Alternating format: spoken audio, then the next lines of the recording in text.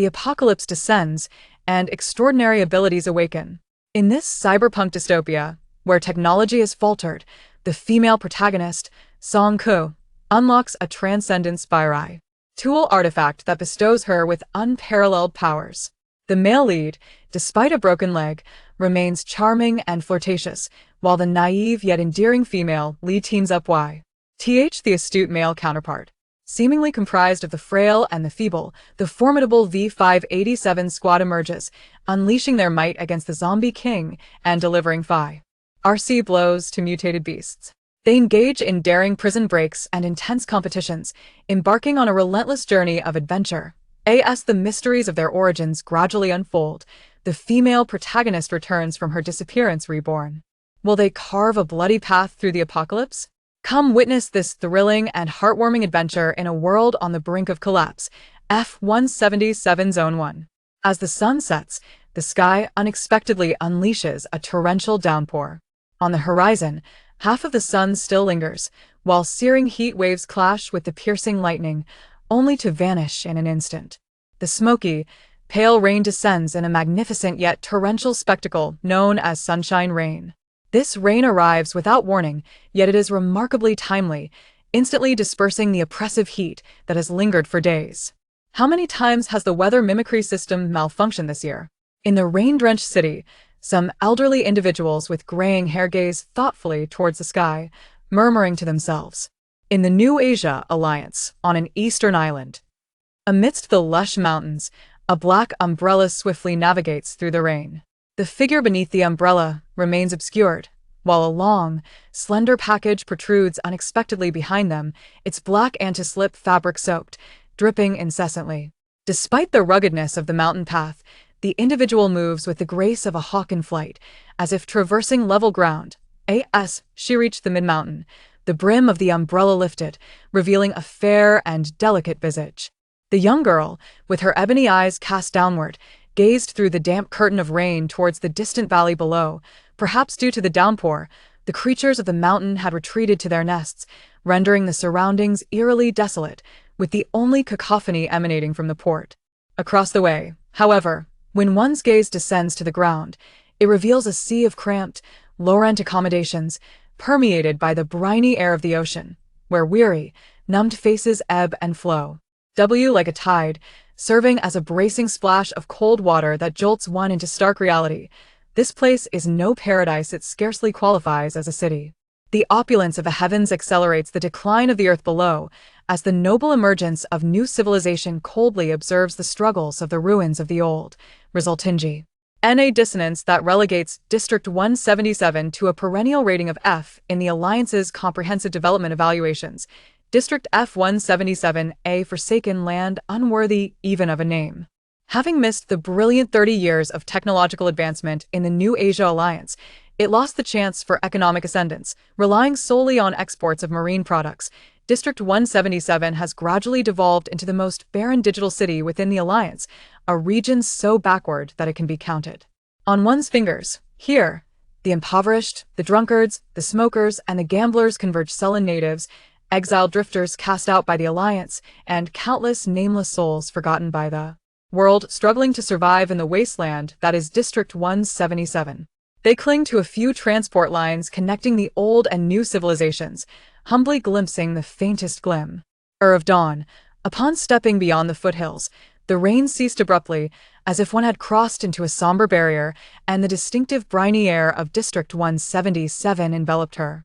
The young girl folded her umbrella, meticulously shaking off the remnants of rainwater, and proceeded after passing through the checkpoint. At the nearby dock, a locally esteemed boatman wore a troubled expression while smoking a cigarette. Beside him, a young woman anxiously tugged at his arm. "Old Chung, my son Abing has been at sea for nearly half a month. Surely nothing has gone awry?" The boatman furrowed his brow, releasing a long plume of smoke. "The Alliance has specifically requested a local guide.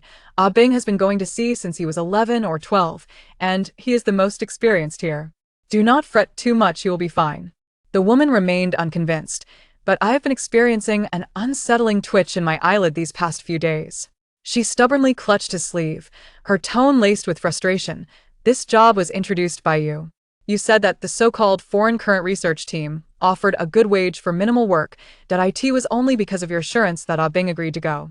You cannot disregard his safety. The boatman, caught off guard by her fervor, mumbled in reply, just wait a little longer. The seas have been tumultuous lately. If we do not receive news in a couple of days, I will arrange for someone to go search. Sophie respectfully called out, Grandpa Chung. Old Chung smiled warmly as he scrutinized her. Why are you drenched in sweat? Have you been working too hard today? Sophie obediently shook her head, a smile gracing her lips. When she smiled, a delicate dimple appeared on her cheek, rendering her exceptionally endearing. The woman beside turned her head and shot Song Ku a fierce glare, her eyes brimming with lingering resentment. Song Ku had always been sensitive to the emotions of others, and upon receiving such a piercing look, her smile vanished in an instant, her dimples disappearing like a fleeting shad. Ow! She nodded at Elder Chung, choosing silence thereafter. The woman was known as Sister A. Quing, who had sought refuge in District 177 years ago, and had always looked down upon the indigenous people. Song Ku found both her and her plump son rather unkind, as they often exchanged barbs with her, perhaps because of her reticence. In contrast, her husband, Abing, was a local man of honest and simple character who had long been a worker in Elder Cheng's transport team and had once given her candies in her sage. Ildhood. Lost in thoughts about Abing's voyage, Song Ku walked silently forward, passing by a fishing boat laden with its catch, where several young men clad in black waders and rolled-ups leaves were busily unloading. Suddenly, one of them exclaimed, Ouch! As he threw down a net. What's wrong, Xiao Lu? Why the fuss? A nearby companion inquired with concern. Bad luck, I got bitten by a fish. Are you joking? A few catfish couldn't possibly bite. You must be trying to shirk work. Really, it's true. Look for yourself. Xiao Lu, the one ridiculed by his peers, blushed deeply, baring his teeth as he tugged off his torn glove to show them. Ah, it really is. Such a fierce little creature, it should fetch a good price. Xiao Lu, come here and identify the culprit. I'll stew it for you to take revenge. The lively scene behind her receded further and further, her figure becoming increasingly faint, enveloped in a profound sense of alienation. After walking a short distance, she absent-mindedly glanced up at the sky. The fishing ban had just ended, and autumn was approaching in a matter of days. Yet, the relentless sun above offered no respite, arrogantly dominating the horizon, brazenly radiating its lingering heat, as if intent on reducing all things in existence to charred remnants. Song Ku, drenched in perspiration, felt dizzy and disoriented, akin to a low-quality cream on the verge of melting away. The searing heat surrounding her compelled her to squint against the glare. This summer had proven excessively sweltering. 20 minutes later, Song Ku, drenched in sweat, navigated through the crowded, cramped corridors of the Laurent housing, halting before a dilapidated small building. This was her home. As she unlocked the door with her key, she hesitated, lingering at the threshold for a protracted moment. Noticing the unusual silence, Song Ku, undeterred, shuffled over to peer into her neighbor's abode. Today, Aiming was remarkably quiet. Aiming was a loquacious Mina, with whom she shared a close bond. Its verbal prowess far surpassed her own, greeting Song Ku every morning and evening. It resembled the small eunuchs guarding the palace gates in ancient historical records, ever vigilant of their master's every move. Whenever Song Ku ventured out under the stars or in the dark, Aiming would sneakily chirp, Hang in there, Song Ku. What had befallen Aiming today? Usually so full of mischief, Song cleverly maneuvered to the wall of her neighbor's house, taking a few steps back before bending her knees to gather strength. With a burst of energy, she effortlessly leaped onto the wall and skillfully parted the sparse fence to peer inside, quietly calling out to her friend, A Ming. A Ming, with his back turned to Song, lay languidly in a bamboo magpie cage. He appeared feeble but took a while to lift his head upon hearing her voice. With great effort, he flapped his wings and shuffled over, gently pecking her palm with his tangerine-colored beak as a greeting. Song glanced at the empty feeding trough. Though A Ming was mostly free-range, the neighbor's grandmother fed him daily, ensuring he would not go hungry. Thus, it seemed he was throwing a tantrum today due to an empty stomach. Impatiently, Song prodded him with a vine, but to her surprise, A Ming suddenly threw his head back and let out a piercing cry, the hoarse resonance echoing with distress. Once inside, Song eagerly unwrapped the bundle on her back, Laying it out on the table, slowly, the long object revealed itself a formidable tang knife, a relic from the ancient civilization, exuding a chilling aura. Song's eyes widened in astonishment as she caressed the hilt of the knife, her expression one of sheer longing. I and the era of the new civilization, most cold weapons had long lost their practical value, gradually devolving into mere collectibles and archaeological artifacts. Song Ko, endowed with extraordinary talent, exhibited remarkable physical strength from a young age, demonstrating immense destructive power. Her grandfather, recognizing this potential, decided that she should pursue martial arts. For several years, she followed her grandfather through tumultuous circumstances until they finally discovered an ancient martial arts training hall with a history spanning several centuries in the E166 district of Yu Mountain. The hall was presided over by Zhang Ting, who later became her adoptive master and was rumored to be a descendant of a long-lost Gran D sect, thus possessing a formidable lineage. Yu Mountain, being an ecological scenic area, was not suitable for habitation. After careful consideration, her grandfather chose to settle in the notoriously dilapidated F-177 DST Richt, where they remained without ever relocating again. After 30 minutes of diligent sketching at her desk, Song Ke stretched and rose from the floor. The room was stark and empty, furnished only with a few large pieces of standard furniture, rendering it almost barren. She entered the kitchen and prepared herself a generous bowl of plain noodles, garnishing it with fresh green scallions, and indulgently frying 2 sunny-side-up eggs.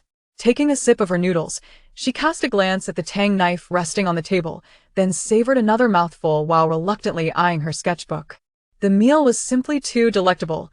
In the years following her grandfather's passing, with whom she had shared a deep bond, she learned to navigate life independently. However, due to her struggles with interpersonal relationships, she gradually found herself in the company of the neighbor's Mina bird. Yet, regarding her lack of conversation with others, Song Ku remained indifferent, as she had never been particularly fond of speaking. This glowing screen was a task assigned to her by her grandfather before his death, which required her to study for at least 1 hour each day. Due to unforeseen circumstances, she had to abandon her secondary education prematurely. However, we now reside in an era of rapid advancement and enlightenment, where the world outside is ever-evolving. Her grandfather, concerned that she might grow into a modern-day illiterate unable to keep pace with the times, had long ago imposed strict rules upon her, mandating daily study to ensure her knowledge does not fall significantly behind that of her peers. After much deliberation, Song Ku unearthed a tome titled Article Physics, Advanced Microbiology from the depths of her fractured screen, and with a heavy heart, she began to read. The ambient light from the overhead sensor lamp cast a warm, golden hue, lulling her into a drowsy stupor. Whenever Song Ku delved into her studies, sleepiness would invariably engulf her, and today was particularly severe. Her eyelids, akin to being glued, began to wage a battle against one another. Perhaps it was the consequence of having overeaten. Her body felt devoid of energy, her limbs languid and numb, as if she were lost in a haze of fatigue. Suddenly, a resounding crash echoed in her ears as a heavy object fell to the ground. Startled by the commotion, Song Ku tumbled forward, and it took her a moment to gather herself, gingerly sitting up while cradling her head. As she pondered the source of the noise, a realization dawned upon her. Her head was not made of iron, so how could it produce such a thunderous sound? With great effort, she propped her eyelids open and gazed upward, only to discover a gaping hole shattered in her window, shards of glass littering the floor. A damp and frigid night breeze swept into the room, causing her to shiver involuntarily, her skin prickling with sudden alertness. It was hailing outside. Casting aside the dormant light screen, Song Ku hastily rose to investigate the situation. A vague, shadowy figure rolled restlessly on the windowsill, its body twitching incessantly. Song Ku heightened her vigilance, cautiously approaching. The black mina trembled rigidly, its once sleek feathers having shed most of their luster, revealing mottled skin beneath. Its black bean-like pupils seemed to be veiled by a murky, grayish haze, darkly fixated on the space ahead. It opened its beak, emitting a hoarse cry that seemed to plead for help, yet it also resonated with a menacing growl. Strangely, within its gaping maw were 2 uneven rows of sharp teeth, smeared with dark, viscous blood. It was Ah Ming. Song Ku's grip on the window handle suddenly tightened. F-177, District 2. Song Ku dreamt a dream. In her slumber, she lay beneath the cool shade of grapevines, where Ah Ming remained his usual haughty and arrogant self, bounding around her with vivacity, occasionally pecking playfully at her head.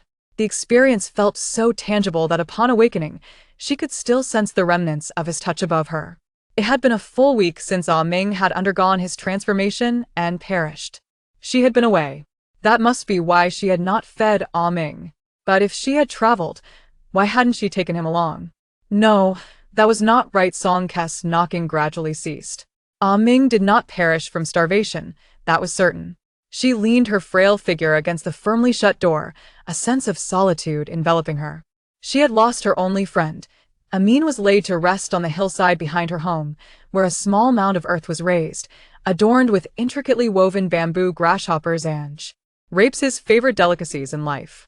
She also inscribed the news of Amin's passing on a piece of paper, which she affixed to the door of a neighbor's house. Song Ko was preoccupied with thoughts of Amin as she stepped out, her heart heavy with sorrow. Regardless of her feelings, she could not afford to neglect her training at the martial arts school. Should her master catch her skipping classes, a severe beating would be inevitable. The dawn had yet to break, and the entire District 177 was shrouded in a delicate mist.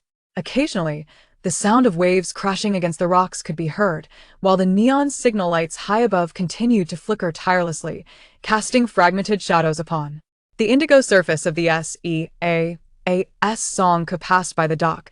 She noted an unusual scarcity of workers today.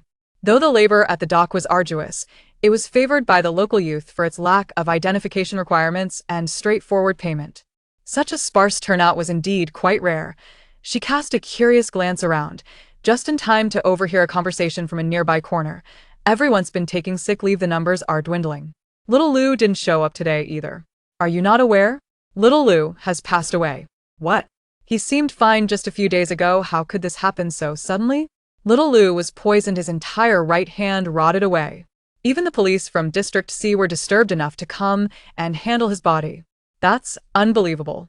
Why would the people from District C bother cleaning up the mess in District F? Little did you know how horrifying his death was. I witnessed it with my own eyes. His eyeballs were a ghostly white, his eye sockets bulging, and his body as cold as ice. The speak lowered his voice, a hint of terror lacing his tone. I heard the police forbid cremation, insisting on a pathological examination by the coroner, and the body must be sent for autopsy. Xiao Liu's parents fainted on the spot, and when they regained consciousness, they were utterly deranged. Song Kes' footsteps abruptly halted. Xiao only just now did she realize the familiarity of the name. It dawned on her that the Xiao Lu they spoke of was the young man who had been bitten by a fish that she distinctly remembered seeing his right hand, drenched in blood. In a flash, Song Kes' heart raced, and she almost immediately thought of Ah Ming. Ah Ming had also suffered in the same manner.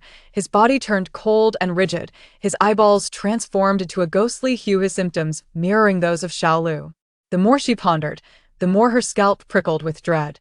She could no longer bear to linger in place and fled towards the martial arts hall. The narrow path leading to Yu Mountain was one she had traversed countless times, capable of navigating it with her eyes closed. Yet today, whether it was a figment of her imagination or not, an eerie silence enveloped her. The usual cacophony of chirping insects and singing birds was conspicuously absent. Eating an unnerving stillness. The blazing sun beat down relentlessly, hot sweat trickling from her forehead, silently soaking into the earth beneath her feet. The oppressive atmosphere seemed to harbor unfathomable peril, prompting Song Ko to quicken her pace, racing breathlessly to the summit. Inside the martial arts hall, the usual bustle persisted, with the occasional laughter of students resonating in the air.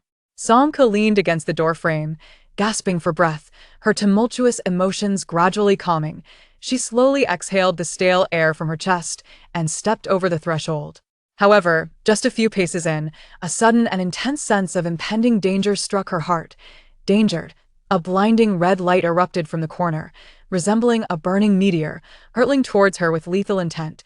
Song Kes' eyes narrowed sharply as she leaned back significantly, her supple waist nearly folding in half. With a graceful arc, she executed a backflip, landing deftly on the ground. The deadly red light narrowly grazed her forehead, arriving just a moment too late. The assailant, having missed his shot, ceased his pursuit, mockingly exclaiming, "Little stutter, quick on your feet, aren't you?" Song-ko lifted her eyelids to glance at him briefly before lowering them again, remaining silent. The adversary's tone turned menacing.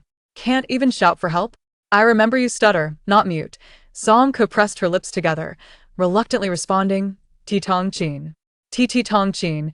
Tong Chin mimicked her speech with a crooked grin, his dark brown face radiating malice. "Indeed, just a piece of trash from Zone F. Who permitted you to call me by name? I am unworthy of being your senior brother." Disregarding his provocation, Song-ko pivoted on her heel, resolutely heading towards the backyard. Tong Chin followed suit, stepping in front of her with an irate expression. "I'm talking to you, where do you think you're going?" "I'm going to find my master." Uncertain of what had provoked Tuan-Chin, Song-ko lowered her head, her fists clenched tightly, producing a sharp sound. Were it not for the strict regulations of the martial arts school prohibiting students from engaging in casual brawls, she would have readily leapt up to deliver a decisive kick to that loathsome face, turning the insufferable Tuan-Chin into a veritable punching bag. As the tension between them reached a stalemate, a melodious female voice rang out from behind. "Tuan-Chin, why do you persist in bullying the junior sister?" The newcomer, Rita, exuded an aura of confidence, adorned in a sleek combat suit that accentuated her striking features. With her high ponytail, she radiated a sense of spirited vigor. "So, taking advantage of Zhang Si's absence, you believe you can flout the rules. What gives you the right to wield a particle gun within the confines of the school?" The Tuan-Chin family held dominion over the C-55 district of Mutant, controlling several arms factories and possessing an array of illicit weaponry. Nonchalantly, he fiddled with the gun stock, a faint crimson light flickering ominously. "These are merely defective items, not yet on the market. I simply asked the little stutterer to test their might. Is that so wrong?" As he spoke, he suddenly aimed the gun at Song-Ke's head once more. "After all, she has managed to evade it, hasn't she?" The dangerous stream of particle energy coalesced ominously before her, yet Song-Ke stood her ground resolutely. Beside her, Rita, incensed, reached out to press the gun down. "Put it away. Be wary of being seen by the master. Do you wish to be expelled from here?" Rita, undaunted, retorted sharply, "Just shut up. You prattle on all day, deliberately seeking trouble. Did I it not because you failed to participate in the Tsongwan assessment this year, a decision you made on your own? What does that have to do with Brother Zhang and junior sister? To think you still contemplate a sneak attack, how shameless." The Tsongwan Elite Forces, officially known as the New Asia Alliance Special Functional Armed Forces Xixia Duties Force, represent the most enigmatic and talked-about military unit in recent years. From the moment of its inception, it captivated all regions, igniting a fervor among the populace to enlist. Its selection criteria are astonishingly simple. Open to all nationalities, backgrounds, and genders. Any citizen aged 20 or above may apply. Yet behind such straightforward conditions lies an unparalleled allure. Those who succeed in the Tsongwan selection gain immediate eligibility for citizenship in great cities. Countless individuals flock to this opportunity, perceiving Tsongwan as a ladder to alter their destinies. The greater the attraction, the fiercer the competition. To this day, the assessment process remains shrouded in secrecy, with an acceptance rate of less than 1 in 10,000. The vast majority find themselves eliminated before they even grasp the requirements. However, as an elite military force, Tsongwan undoubtedly demands rigorous physical standards.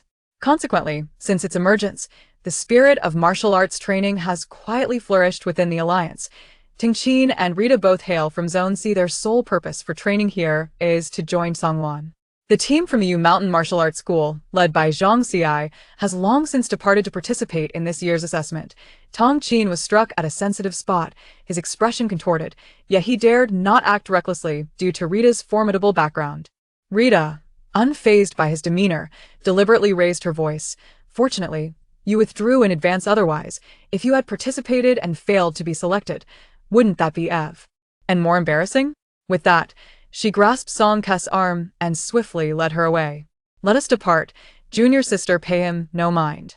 Tong-Chin, with a sullen expression, watched their retreating figures and after a moment of disdainful scoffing, muttered, "Fools. What use is it to gather if one lacks awakening?" As they walked, Rita hesitantly inquired, "Junior sister, you aren't the one associated with Brother Zhang, are you?" She left the question vague, not specifying who she meant. Zhang Xi, their elder brother, had joined the martial arts training with Zhang Ting earlier than most, leading to rumors that he might be Zhang Ting's biological son.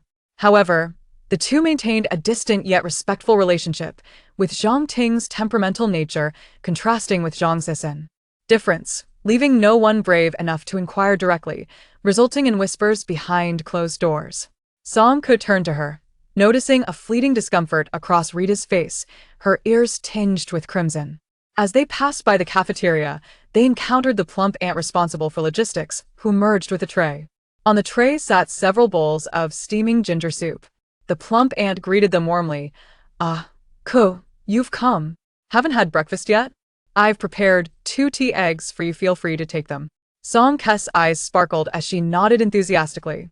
Rita, pinching her nose in distaste, remarked, "Aunt, this smells dreadful. What on earth are you boiling?" Aunt Fat sighed in resignation. It is indeed peculiar that during this sweltering heat, many of the students have succumbed to colds and fevers. I shall brew some medicine to treat them. Could it be mere pretense? Perhaps they wish to shirk their responsibilities. Rita expressed her skepticism. It was indeed strange for a group of physically robust individuals in the martial arts school to fall ill en masse without reason. Aunt Fat scoffed lightly. "I too find it hard to believe. You know what that rascal Song En told me? He claimed that a wild chicken pecked him yesterday, and today he is so sore that he cannot even rise from his bed. The little scamp is merely feigning illness." Ha ha ha. How clever of him to come up with that. Rita, devoid of sympathy, laughed to the point of breathlessness. "And what of the chicken that did the pecking?" Aunt Fat joined in the laughter. "I've already dispatched it. It was of no use, as it did not lay eggs. I thought it prudent to nourish these ailing souls." Meanwhile, taking advantage of their conversation, Song Ke had stealthily retrieved 2 tea eggs from the kitchen, one tucked into each pocket of his clothing, nodding obediently at their exchange. In District F-177-4, Song endured a relentless fever for 3 consecutive days. For the majority of that time, she was tormented by a searing heat that left her on the brink of death, submerged in a profound state of unconsciousness, lying motionless on the ground. Her lips were parched and cracked from dehydration, while her garments clung to her back, drenched in cold sweat. The blood coursing through her limbs oscillated between scalding and frigid, at times feeling as though it were boiling, imparting a sense of utter destruction. At other moments, it froze, rendering even the simplest flow a luxury. As her consciousness wavered, vague thoughts flitted through her mind. She was going to die, just like Amin, perishing in a remote and shadowy corner, silently vanishing from this world, her existence forgotten, with no one to remember her, nor anyone to bury her as she had done for Amin.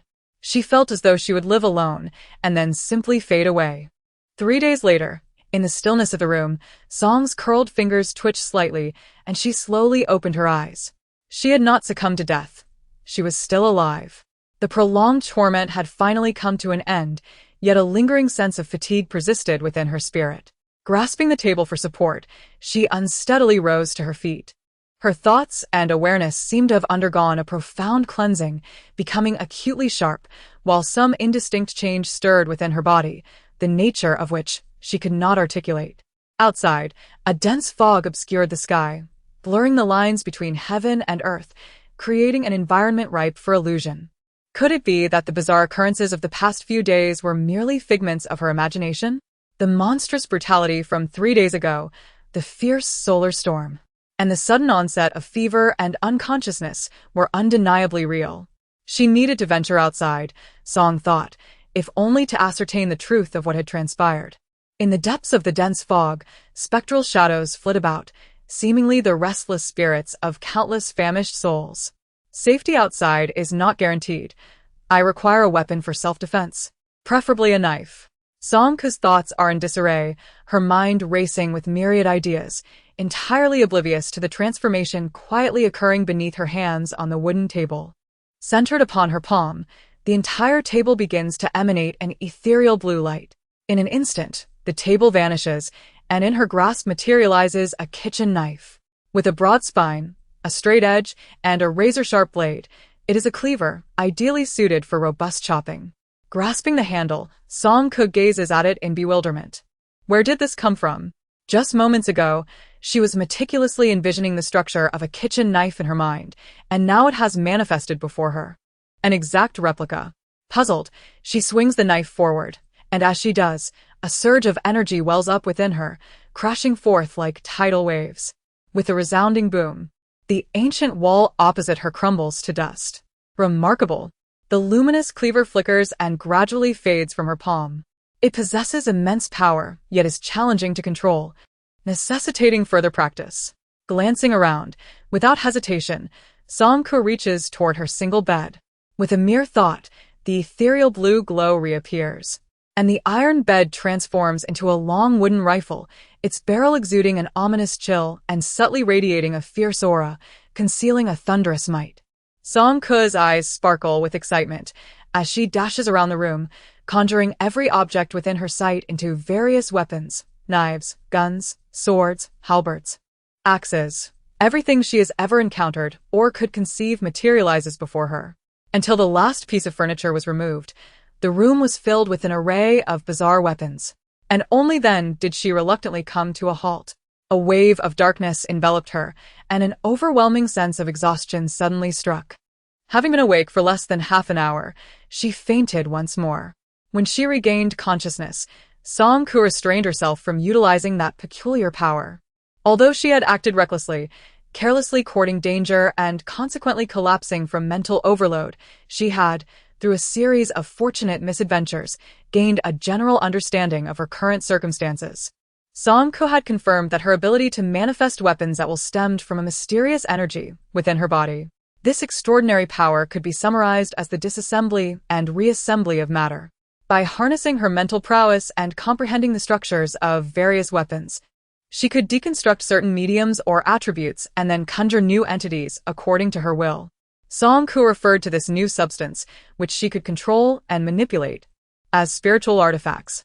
These artifacts shimmered with an eerie blue luminescence and possessed remarkable lethality, as evidenced by the collapsed walls of her home. However, the extent of her disassembly and reassembly abilities was constrained by the nature of the objects themselves, no matter how audacious her imagination. A mere teacup could not be transformed into a massive axe weighing hundreds of kilograms. At most, it could only be reshaped into a slender willow leaf knife. Furthermore, maintaining the operation of these spiritual artifacts depended on her own mental energy. Should she lose consciousness and succumb to a faint, all the artifacts would vanish without a trace. As for the duration for which they could be sustained, she had yet to ascertain that limit. This was the extent of Song-ku's understanding. The deeper principles and specific origins of this ability were, given her current level of knowledge, beyond her grasp. After organizing her thoughts, Song-ku quickly freshened up and resolved to venture outside to assess the situation. Regardless of what had transpired in the world beyond her door, she could not remain in the confines of her home for eternity. Moreover, she harbored deep concern for her master and fellow disciples on Mount Yu, uncertain whether they had also been affected by the solar eruption. Holding her breath, Song-ku cautiously pushed open the door. The pervasive fog rendered her surroundings eerily silent, making visibility exceedingly difficult. She turned her gaze toward her neighbor's house on the opposite hillside. This time, she refrained from knocking, for an unsettling premonition gripped her. No matter how long she knocked, it was unlikely anyone would respond. With a nimble leap, Song-ku scaled the wall into the inner courtyard. As she traversed the fence, she could no longer restrain herself and bent over, retching violently onto the ground. A foul stench permeated the air, with flies swarming, and the overwhelming odor of decaying fish and shrimp, baked under the relentless sun, filled her nostrils. Covering her nose, she cautiously ventured further inside. The nauseating aroma intensified with each step, revealing remnants of half-eaten meals and bowls beneath the shade of the small courtyard's awning. The milky fish head and tofu soup had long since spilled, dried and congealed, leaving behind only the jagged remains of fish bones. Song-ku stared at the dishes for a prolonged moment. The absence of cleaned utensils suggested an abrupt departure, hinting that something catastrophic must have occurred.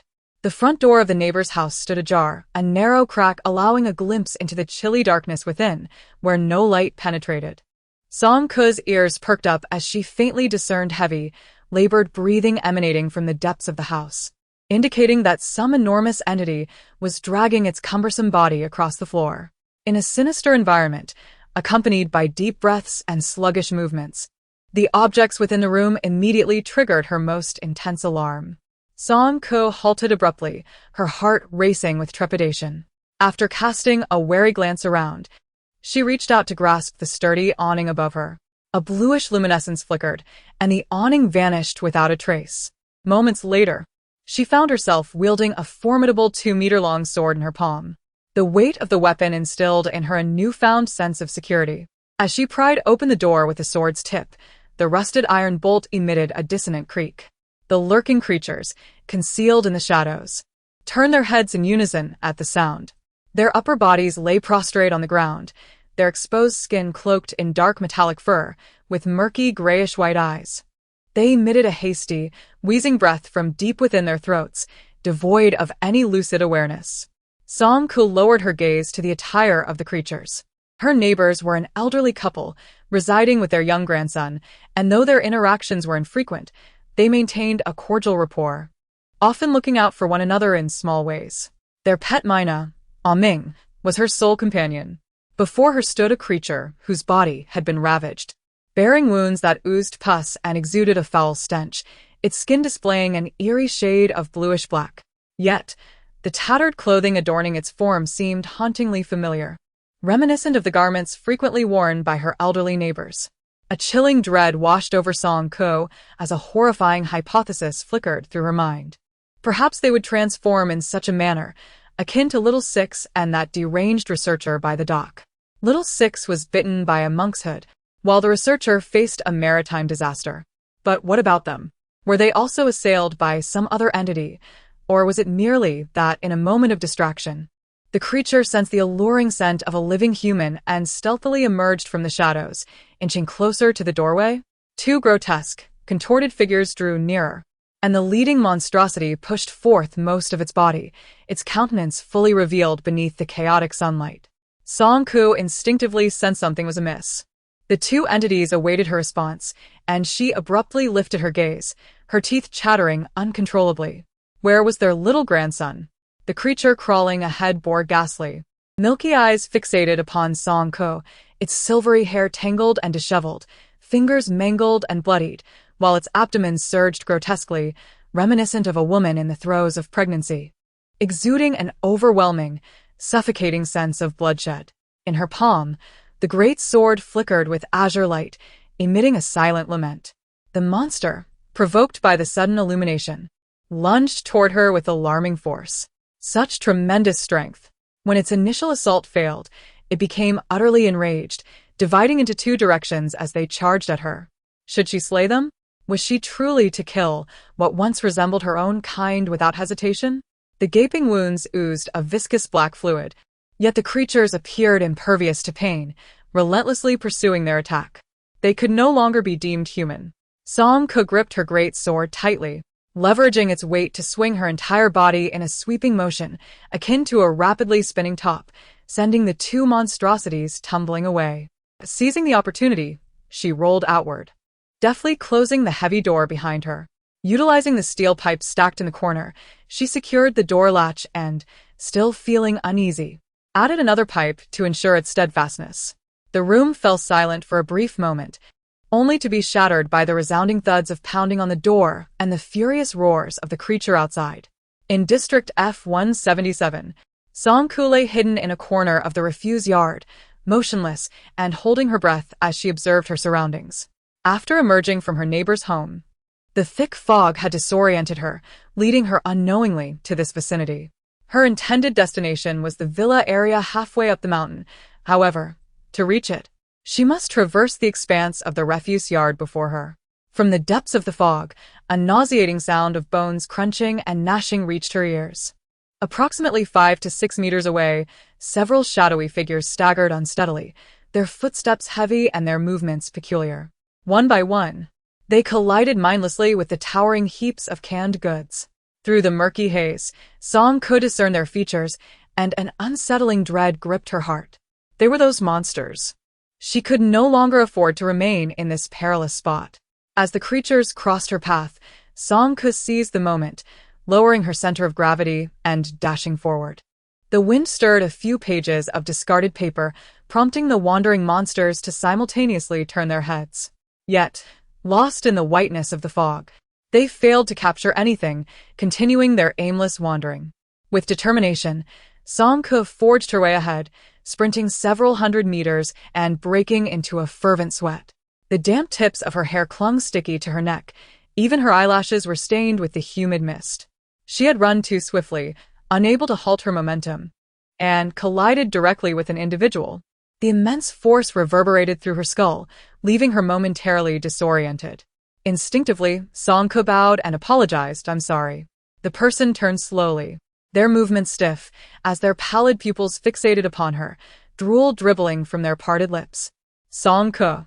Her heart raced, and with a firm grip on her sword, she thrust it forward with all her might, sending the creature hurtling away. Without a second thought, she turned and fled, darting up the nearest column, scaling the eaves of a nearby house with agility.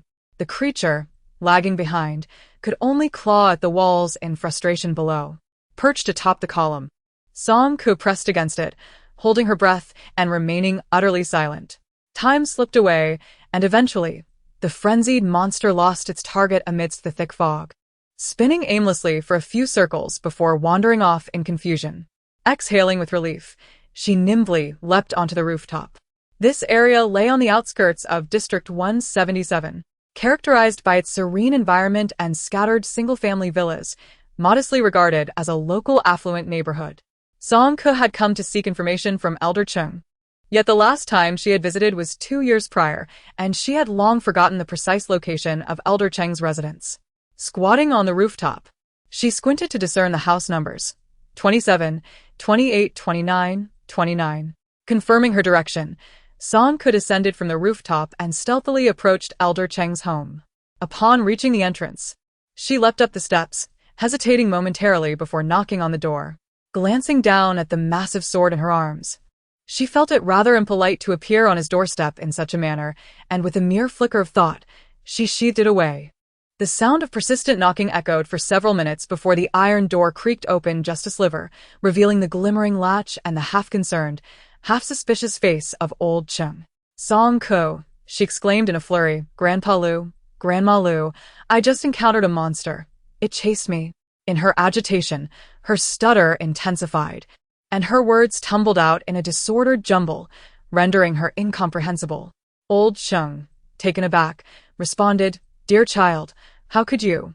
As the latch was finally unfastened, he cautiously surveyed the surroundings and quietly beckoned her inside. "Come in quickly."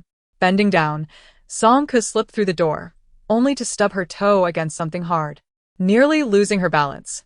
While she was still racking her brain to articulate her thoughts clearly, she found herself momentarily speechless. What does it mean that there are man-eating monsters everywhere? Is it not just the neighbors and the garbage dump? Is the situation even worse than she had imagined? Chung Lao scrutinized her bewildered expression, and after a moment, he slowly shook his head and sighed. "Take your time and tell me what happened just now, and where you have been these past few days." I have been at home, ill," she stammered. That day, Song-Ku began to articulate her inexplicable high fever and the strange transformation she noticed in the neighboring couple upon waking. As she hesitated to mention her peculiar awakened abilities, Chung Lao waved his hand, his expression grave as he interrupted her. "I understand, child. You have been hiding at home, so you are unaware of everything. 2 days ago, the Alliance issued an urgent announcement due to an unprecedented solar storm that has interfered with the Earth's magnetic field, causing certain organisms to undergo mutations." He paused, his tone growing heavy with sorrow. "As for those man-eating monsters, while the announcement did not explicitly state it, everyone is whispering that the apocalypse is upon us. It is no longer safe anywhere outside. District 177 has already fallen, and those with the means have long since fled." Song-Ku's gaze swept over the suitcases on the floor, realizing that Chung Lao, being in District 177, could indeed be considered one of those capable individuals. Old Chung, oblivious to her subtle gestures, was anxiously analyzing our imminent departure on the starship. He urged us to leave promptly while we still could, declaring that District 177 was no longer a safe haven, and the situation in District D was likely just as dire. With such limited departures to District C, If we missed the afternoon schedule, our chances of escaping in the future would be bleak. Song Koen quietly listened to his ramblings, blinking in delayed comprehension. As old Chung continued, he suddenly grasped something, his words faltering, a hint of embarrassment coloring his expression. Young lady, I tried to contact you the other day, but to no avail. Now that you have sought us out, you might as well join us. At that moment, Chung's daughter-in-law emerged from the inner room, cradling a baby, her tone abrupt and assertive. Come with me. The two of them entered the study, the door slamming shut with an unmistakable force. The sounds of their argument filtering through the door. In these times, you still wish to play the Good Samaritan? Where are we to find extra Starship tickets to take her to District C? Rather than purchasing a ticket for District C, we could secure one for District D. She retorted. You speak as if it's easy. Does traveling to District D come without a cost? Moreover, at this hour, where could we possibly procure a ticket? Surely there's a way, she insisted, her voice transitioning from high-pitched defiance to a heart-wrenching sob. Who do you intend to abandon? Your feverish son? Your grandson? Not yet a year old? Or me, your daughter-in-law, who is regarded as lesser than an outsider? Old Cheng's counterarguments dwindled, ultimately dissolving into an uncomfortable silence. Song Ko lowered her eyelashes, scrutinizing the patterns on the floor, silently repeating the term she had just heard. Starship. The Lease Starship, one of the most advanced flight terminals in the Alliance, was an exceptional creation born from 30 years of brilliance. It had long occupied the lofty heights of a solitary island, shining vividly in the neon glow, serving as the sole passenger route to the outside world. In a place as wretched as District F-177, entry was a trivial matter. The ticket price was nearly negligible. Yet, departing was akin to scaling the heavens. Even to reach the most affordable D-class city demanded a substantial sum. Song Ko's wallet was emptier than her countenance, ringing hollow with poverty. Given her financial state, it was inconceivable that she could afford a Starship ticket to escape District 177, not in this lifetime, nor in the next, nor in several lifetimes to come.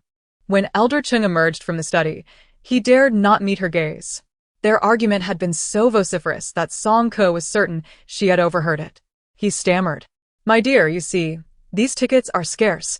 Your grandfather has risked all his possessions, explored every possible avenue, and can only procure 4 Starship tickets. I understand, Song Ko replied soothingly.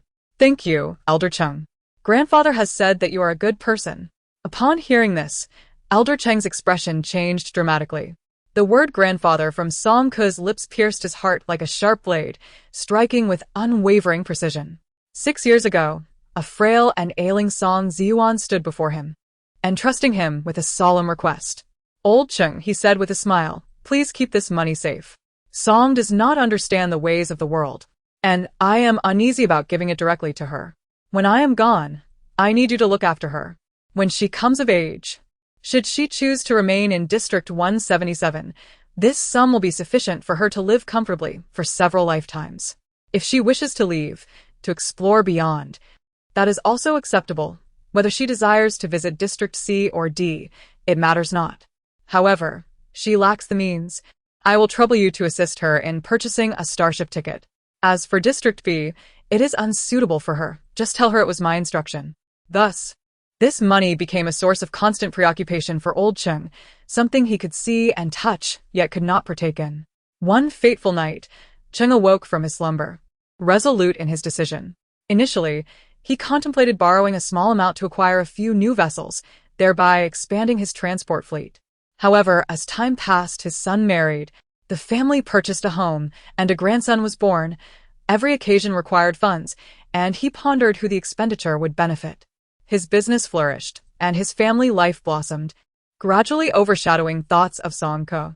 At that time, she was still a child, blissfully unaware of the financial legacy left by Song Ziyuan. Observing her demeanor, he ventured cautiously. My dear, your grandfather left behind some money. Upon meeting Song Ko's clear, perceptive gaze, Old Chung felt a pang of guilt, conceding. He entrusted me to care for you and ensured that every expense for your food, education, and training has been meticulously recorded by your grandfather over the years. The sum of money was never substantial. By now, one would find it impossible to purchase a ticket for a Starship. I genuinely regarded you as my beloved granddaughter. Yet I find myself utterly helpless, unable to assist you. Chung Lao's daughter-in-law stood at the study door, observing coldly, while the infant in her arms wailed piercingly, the shrill cries strikingly grating. Song Ku remained in a daze for quite some time, slowly nodding in acknowledgement. Unbeknownst to her, her grandfather had indeed reserved some funds for her, which rendered her gratitude and affection towards Chung Lao, who had cared for her all these years, sincere. Now that the truth had come to light, she felt a poignant sense of realization. Chung Lao's family had resolved to withdraw from Zone 177 from the outset. Their plans did not encompass her as an outsider, and it was her impulsive visit that had rendered the situation uncomfortable. The complexities of human relationships dictate that every motive is prioritized, and Song Ke had long since acclimated to being relegated to the last position. She was the distant one, the remote one, the most easily forsaken among them. Had there been no apocalypse, Song Ke would not have contemplated leaving Zone 177. Nor would she have pondered the price of a starship ticket.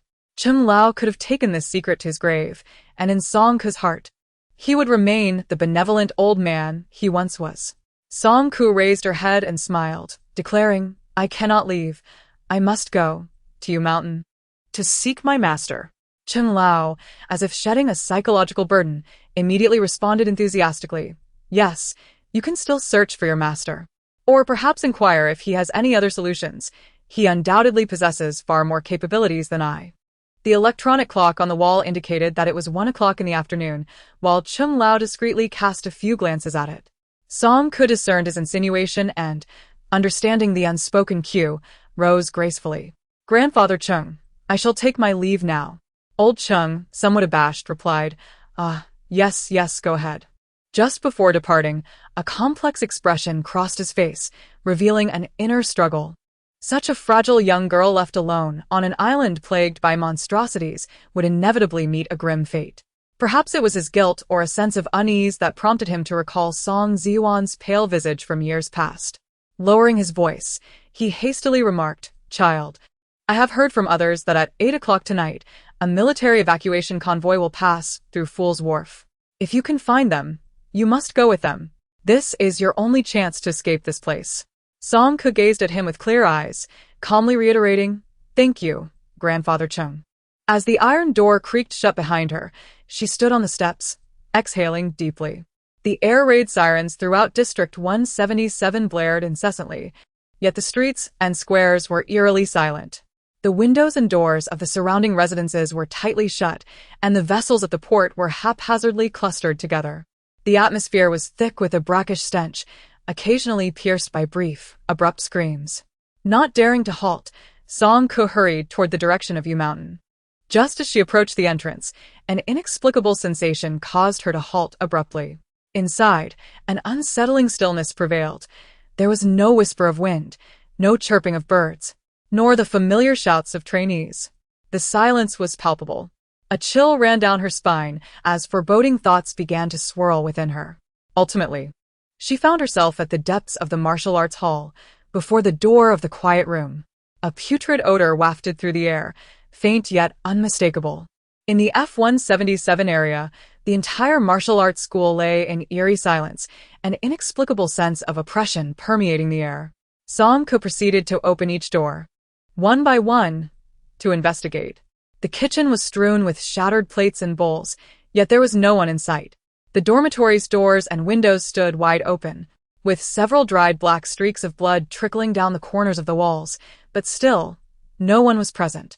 The training ground was desolate, various equipment haphazardly scattered, remnants of battles lingering everywhere, yet devoid of life. With each step, her expression grew increasingly solemn, her heart feeling as though it were submerged in icy water, gradually sinking to the depths of despair. Finally, she arrived at the depths of the backyard, where she heard a faint sound emanating from the quiet room. Could it be here? The door was unlocked. Song Ke grasped the handle and slowly pushed it open. A cursory glance revealed that the room appeared to have been ransacked. Most of the furniture was disturbed, cabinets overturned, low tables shattered into fragments, and even the ashes from the incense burner lay scattered across the floor. Redirecting her gaze deeper into the room, her pupils dilated in shock as she beheld Zhang Ting. kneeling at the far end, a gaping wound the size of a bowl in his chest. Vivid red blood had drained and congealed, forming a large dark stain on the ground. Zhang Ting leaned on his sword, his head bowed, his body motionless. A stark contrast to his usual lively demeanor that often chastised her with raised eyebrows. He now resembled a dilapidated statue, silent and still. Song Ku stumbled forward, helplessly attempting to staunch the flow from his chest. Master, who in the entire Yu Mountain or even the entire Alliance could have slain you? How could you possibly die? In her panic, she reached out to support him but failed, unexpectedly discovering another door concealed behind him. It was the storeroom at the back of the quiet room. Due to the considerable distance from the training grounds, this warehouse had long been rendered obsolete, typically serving merely as a storage space for equipment or miscellaneous items.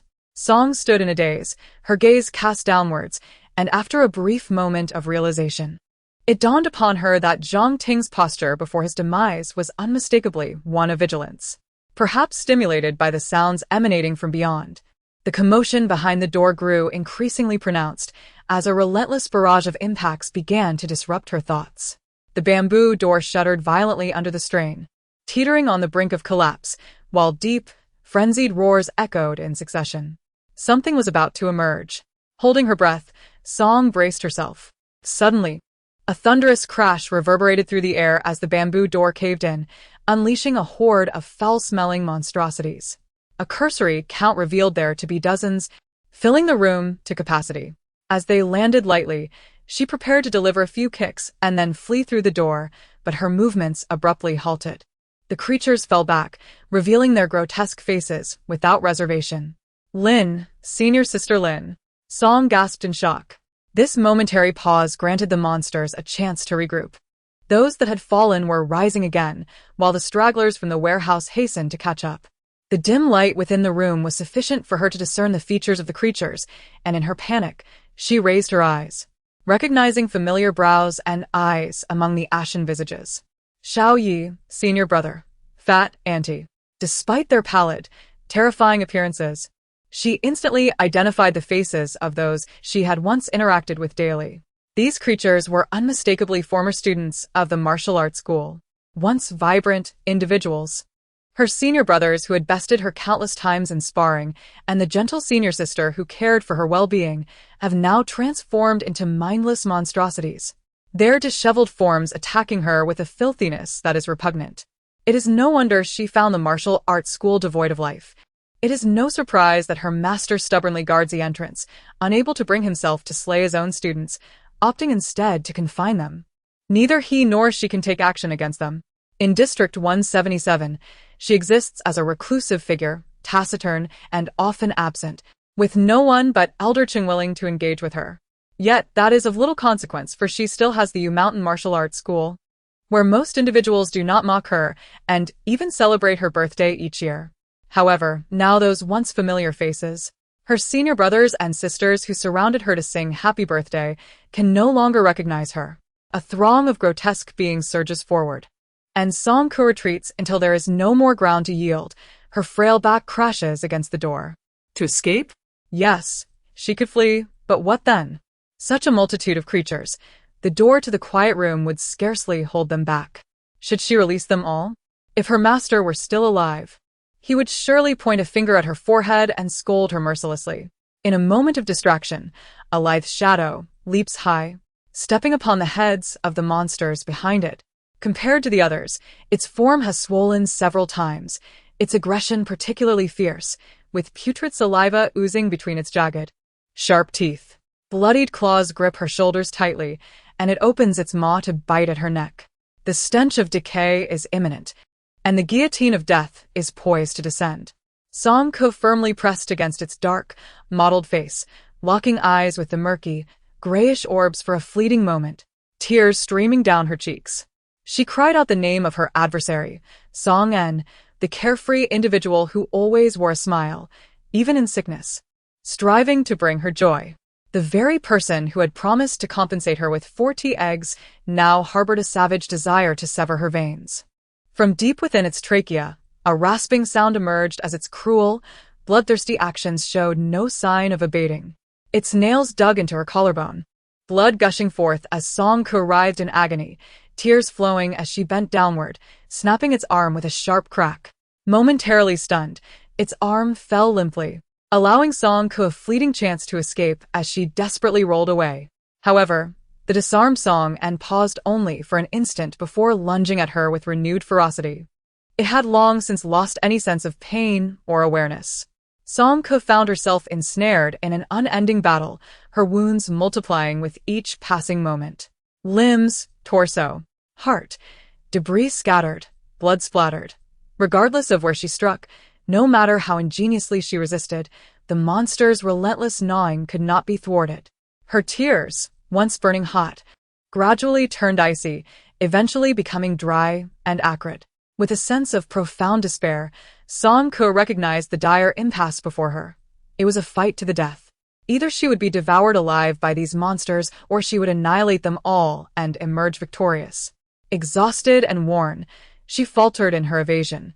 A fresh wound carved into her lower back, crimson blood soaking the floor beneath her. With a fierce punch, she retaliated, sending the nearest creature sprawling several meters away, only to crash heavily onto the ground beside Zhang Ting. Song Ko widened her eyes, instinctively glancing at her master. Zhang Ting's eyes, which had not had the chance to close, coldly regarded her with an emotionless gaze, as if awaiting her decision. "I'm sorry," she murmured weakly, turning her head to avoid his stare. This apology was uncertain. Was it directed towards the deceased Zhang Ting, or the disfigured senior brothers and sisters? "I'm sorry." Yet, she yearned to survive.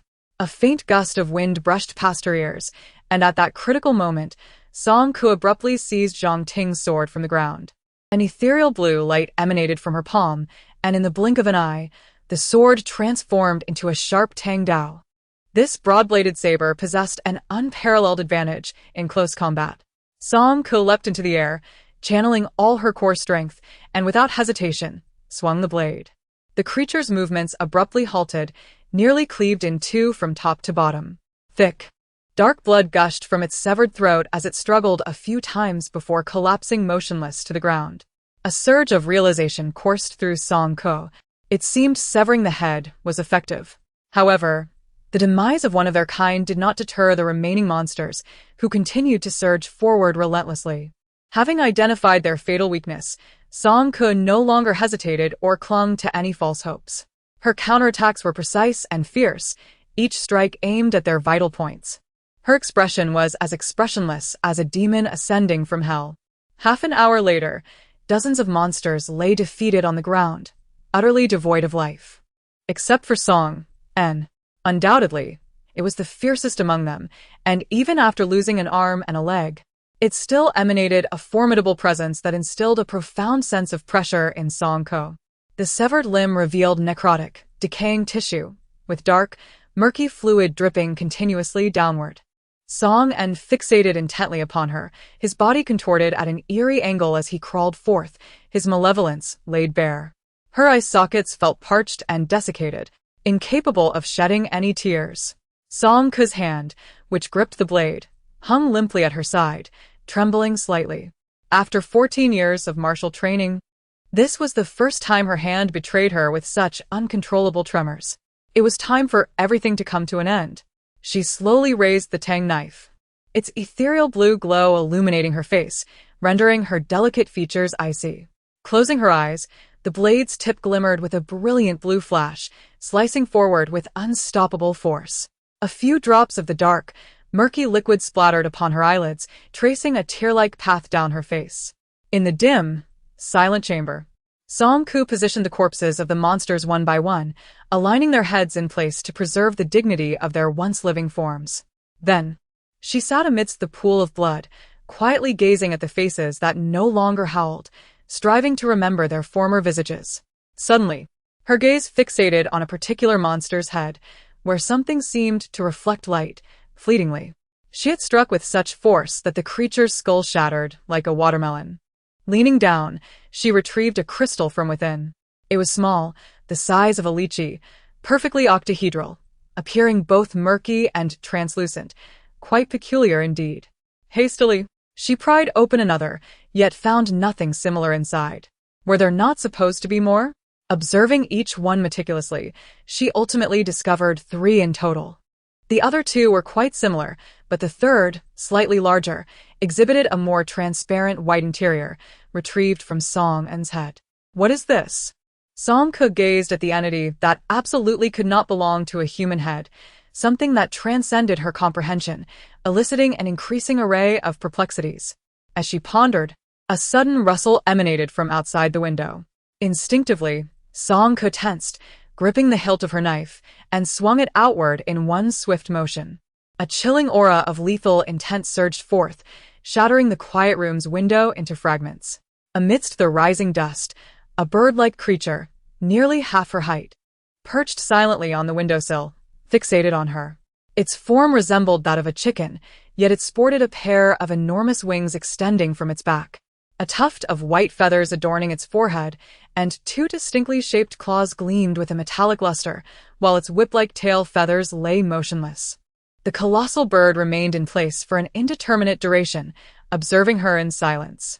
Its cold vertical pupils were locked onto her, as if it were a spectator to her execution, witnessing her despair and helplessness, then her exhaustion as she gasped for breath, and finally her rampage. Song Ke felt a prickling sensation on her scalp and her heart raced, as though she were facing a formidable foe, both she and the bird entrenched in a stalemate. The giant avian creature slightly shifted its foreclaws, scrutinizing her for 2 seconds before losing interest and turning its head away, gracefully taking flight into the distance. Song Ke clutched the pale gray crystal in her palm, staring vacantly at the direction in which the giant bird had vanished. A thought incessantly circled in her mind. This world has truly gone mad. F-177 District 7. Song Ke buried the members of the U Mountain Martial Arts School in the back mountain. She was clumsy and obstinate, fixated solely on digging holes. Her sweat mingling with blood as it splattered into the yellow earth with each rise and fall of the iron spade. Her lips pressed tightly together. Her actions repetitive and mechanical, she resembled a tireless automaton. Once the pits were excavated, she began to inscribe headstones, enduring until her 10 fingers were blistered and raw, yet managing to etch the names of each grave. In total, 23 small mounds concealed the remains of her seniors and her master, as well as all her attachments to this place. During the count, an unexpected revelation emerged. Not all the members of the martial arts school had perished here. Mount U, situated in Area E-166, was not easily accessible. The school provided accommodations for its students. Thus, many dedicated individuals like Song En resided on the mountain, rarely descending unless necessary. However, there were others like Tun Chin and Rita, who, buoyed by their status, only ascended at designated times for group training, seldom lingering at the school.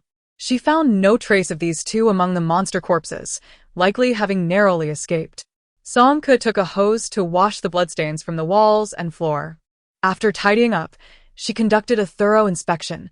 The television displayed static with no signal, yet the water and electricity remained functional. In the student dormitory, she unearthed a blank screen, its owner unknown, devoid of a password, with numerous pages open in the background. As she perused, she discovered that discussions online had already reached a fever pitch, with people expressing their anxieties about the apocalypse and zombies.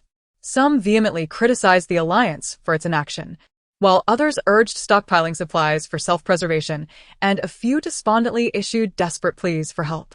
She was not adept at using electronic devices, possessing only a rudimentary understanding.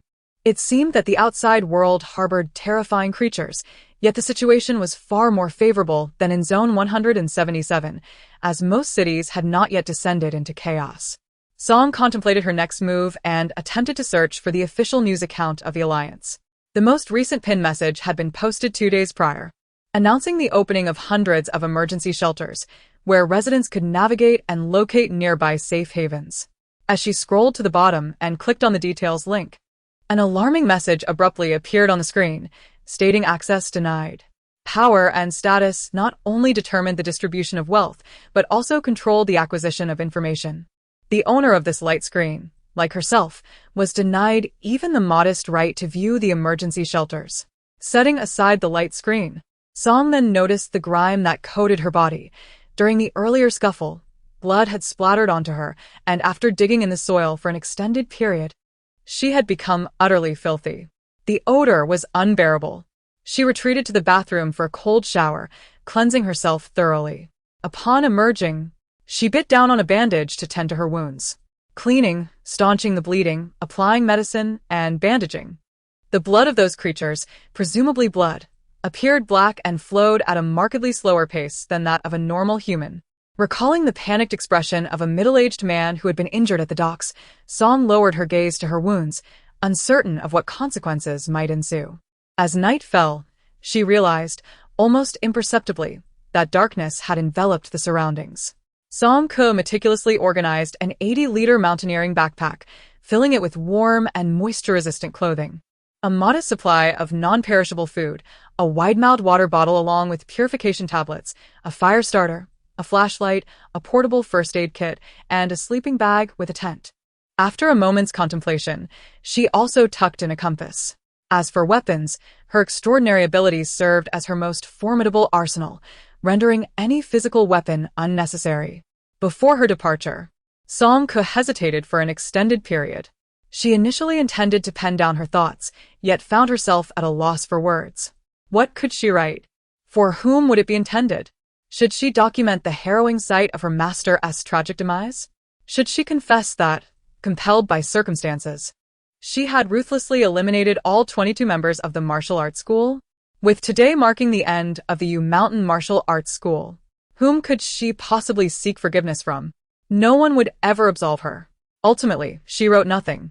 Song Ke locked the school's main door, casting a final, lingering gaze before turning away. At 8 o'clock in the evening, Fool's Wharf was ablaze with lights, the departure passage crowded to the brim. There are no secrets that remain hidden. Clearly, news of the military's crossing tonight had leaked. A handful of green military pickups were stationed at the end of the road, serving as makeshift barricades. Beside the trucks stood several tall, striking figures clad in military uniforms, their camouflage trousers tucked into combat boots. Their expressions were resolute, exuding a sharp, intimidating aura. The Alliance had not issued a rescue mission in Zone 177. Logically, this unit was merely transiting and bore no obligation to facilitate civilian evacuations. Nevertheless, they chose to assist local residents to the best of their ability, albeit under strict conditions. Each individual was subjected to meticulous scrutiny before being granted permission to board the starship waiting behind. Song Ke found herself alone, trailing behind a procession burdened with an array of bags and belongings, her head peering out in curiosity. The line was organized into 2 rows, moving at a pace swifter than she had anticipated. Each individual carried packs and dragged suitcases, advancing in silence and compliance. Along the way, they were subjected to inspections of their pupil colors and checks for wounds or sores on their limbs.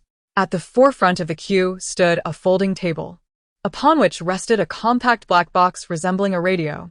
Each person who passed the preliminary inspection was required to approach the table, extending their arms as if undergoing a chest CT scan, while the black box conducted its examination.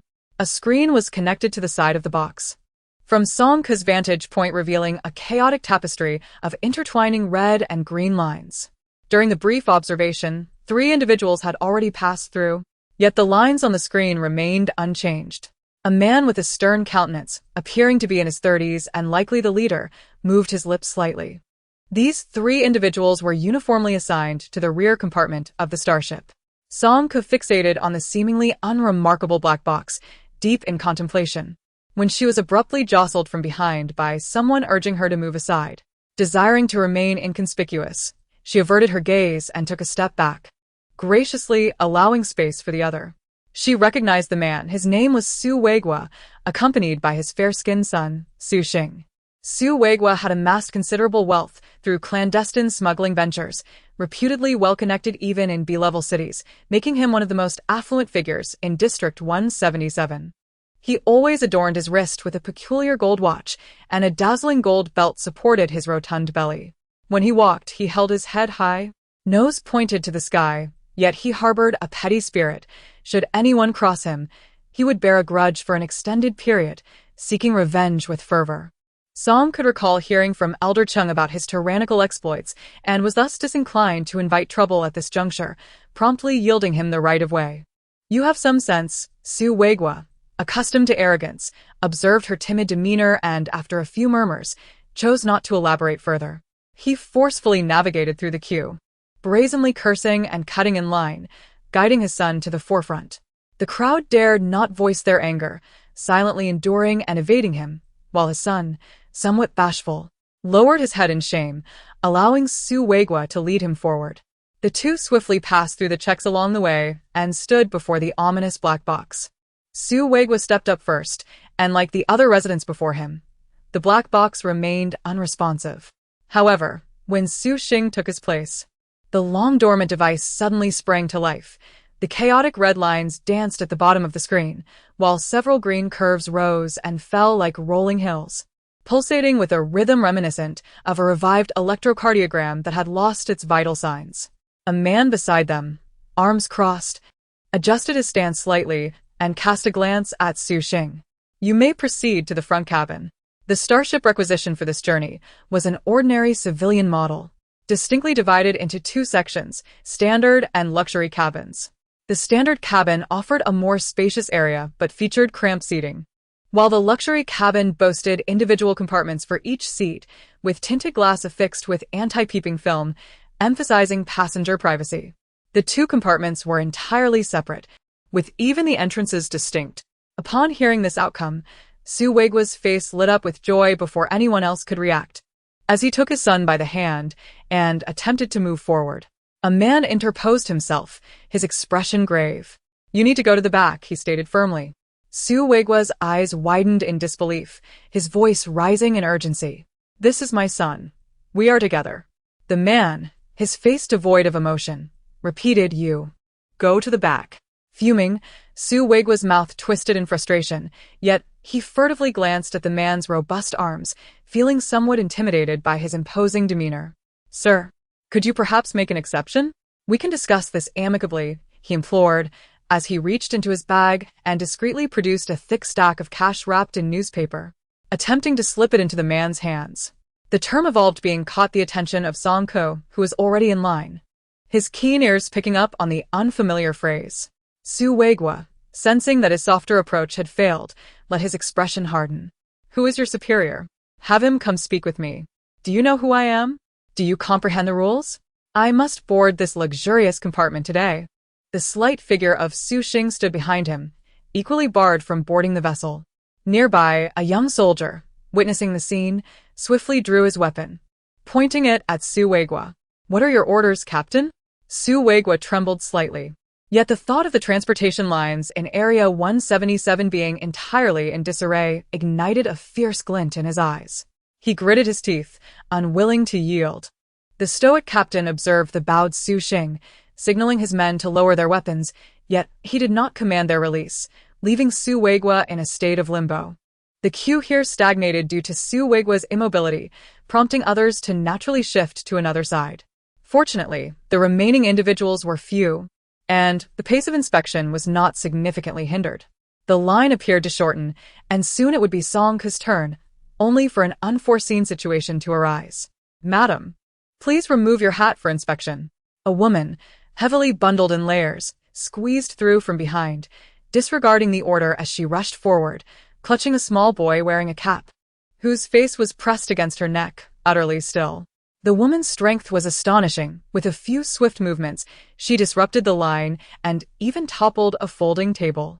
The black box atop the table teetered precariously, suddenly blaring a piercing alarm before rolling to the ground, forcibly severing its connection with the display screen.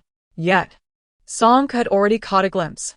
In that fleeting moment, the red line on the black box surged upward, rebounding dramatically. Please submit to inspection. The surrounding soldiers, armed and alert, reacted swiftly, encircling the woman. She found her escape blocked, trembling all over before collapsing to her knees, repeatedly bowing her head. I beg you, I implore you, please save my little treasure. I beg you to take him away. Though she pleaded, half of her body convulsed strangely. One person stepped forward, peeling back the scarf that covered her head, only to gasp in shock. Captain, she has mutated.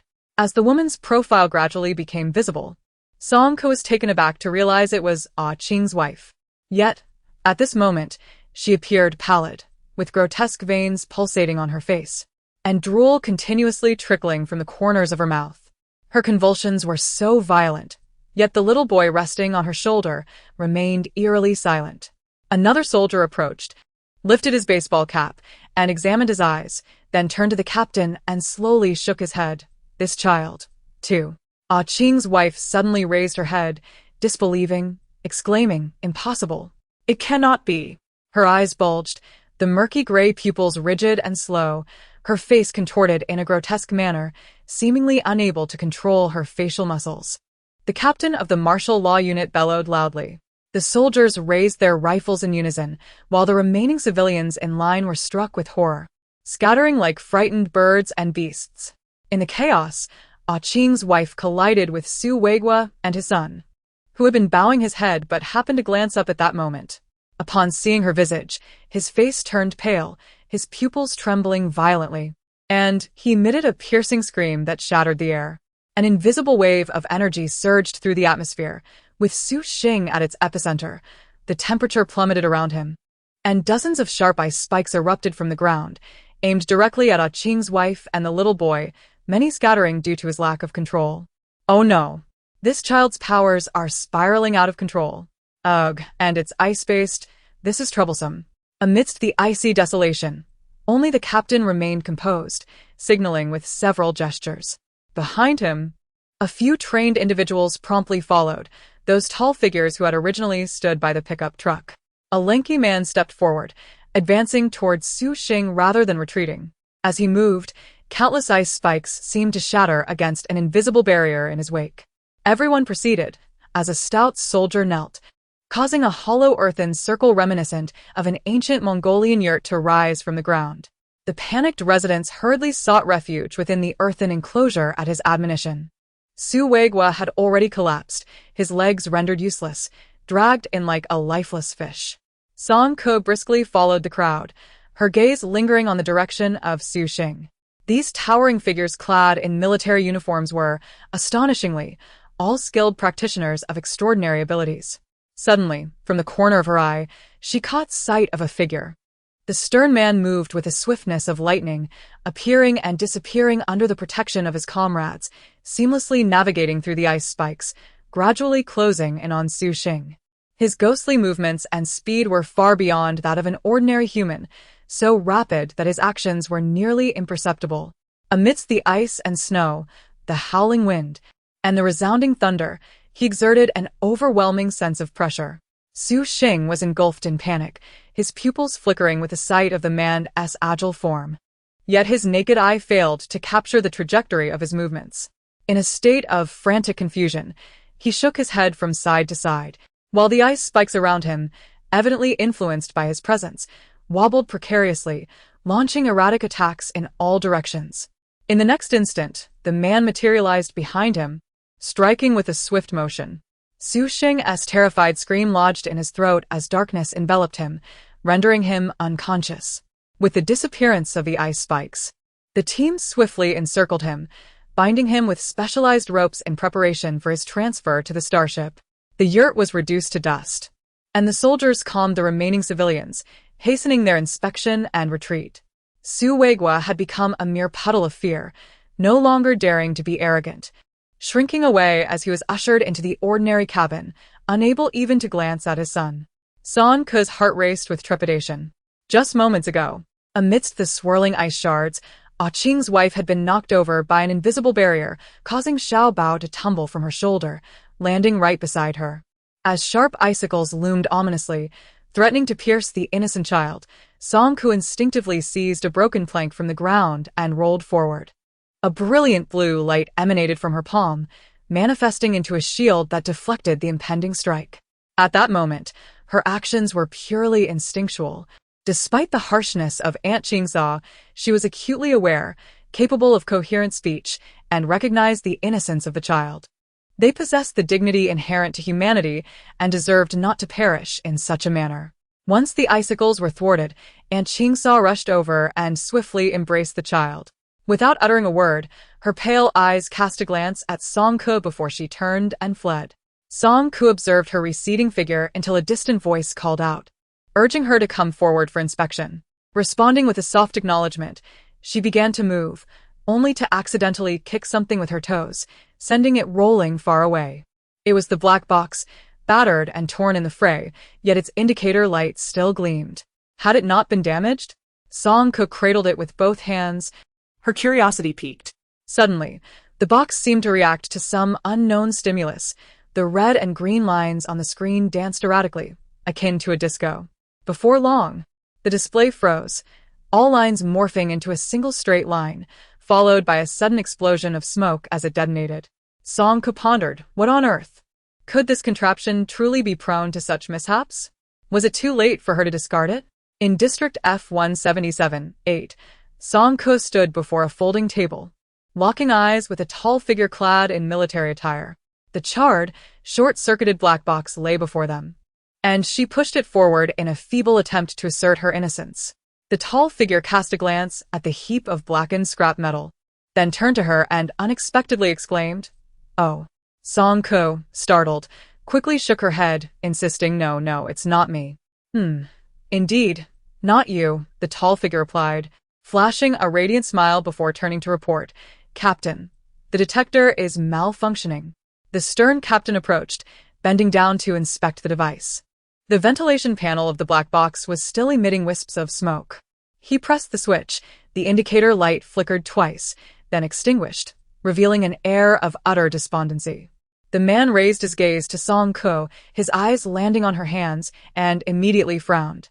"Really not me. It broke on its own," Song Ke pleaded, genuinely attempting to clarify that she had done nothing. What if these two insisted she pay for it? "Extend your hand," the captain commanded coldly, enunciating each word distinctly. Song Ke hesitated for a moment before slowly unwrapping the layers of bandages. Her slender palms bore a few deflated blisters, and her arms had several shallow scratches, appearing somewhat elongated but not deep, already scabbed over. "How did you get hurt?" "I accidentally scraped myself," she replied. The man remained silent, scrutinizing Song Ke with a serious expression. The young girl before him had bright eyes, her pupils dark and glistening, yet her gaze occasionally drifted toward the black box, reflecting her anxiety over potential financial repercussions. The scratches seemed ordinary, appearing typical, without any signs of mutation. However, the captain remained lost in thought, delaying his response, his gaze seemingly piercing through Song Ke. Unable to bear the tension, the tall figure beside him interjected, "Captain, please do not intimidate her. Look how frightened the young lady is. She can barely speak." Song Ke, however, replied, "There's no need for concern. She is naturally a stutterer. Have you awakened your abilities?"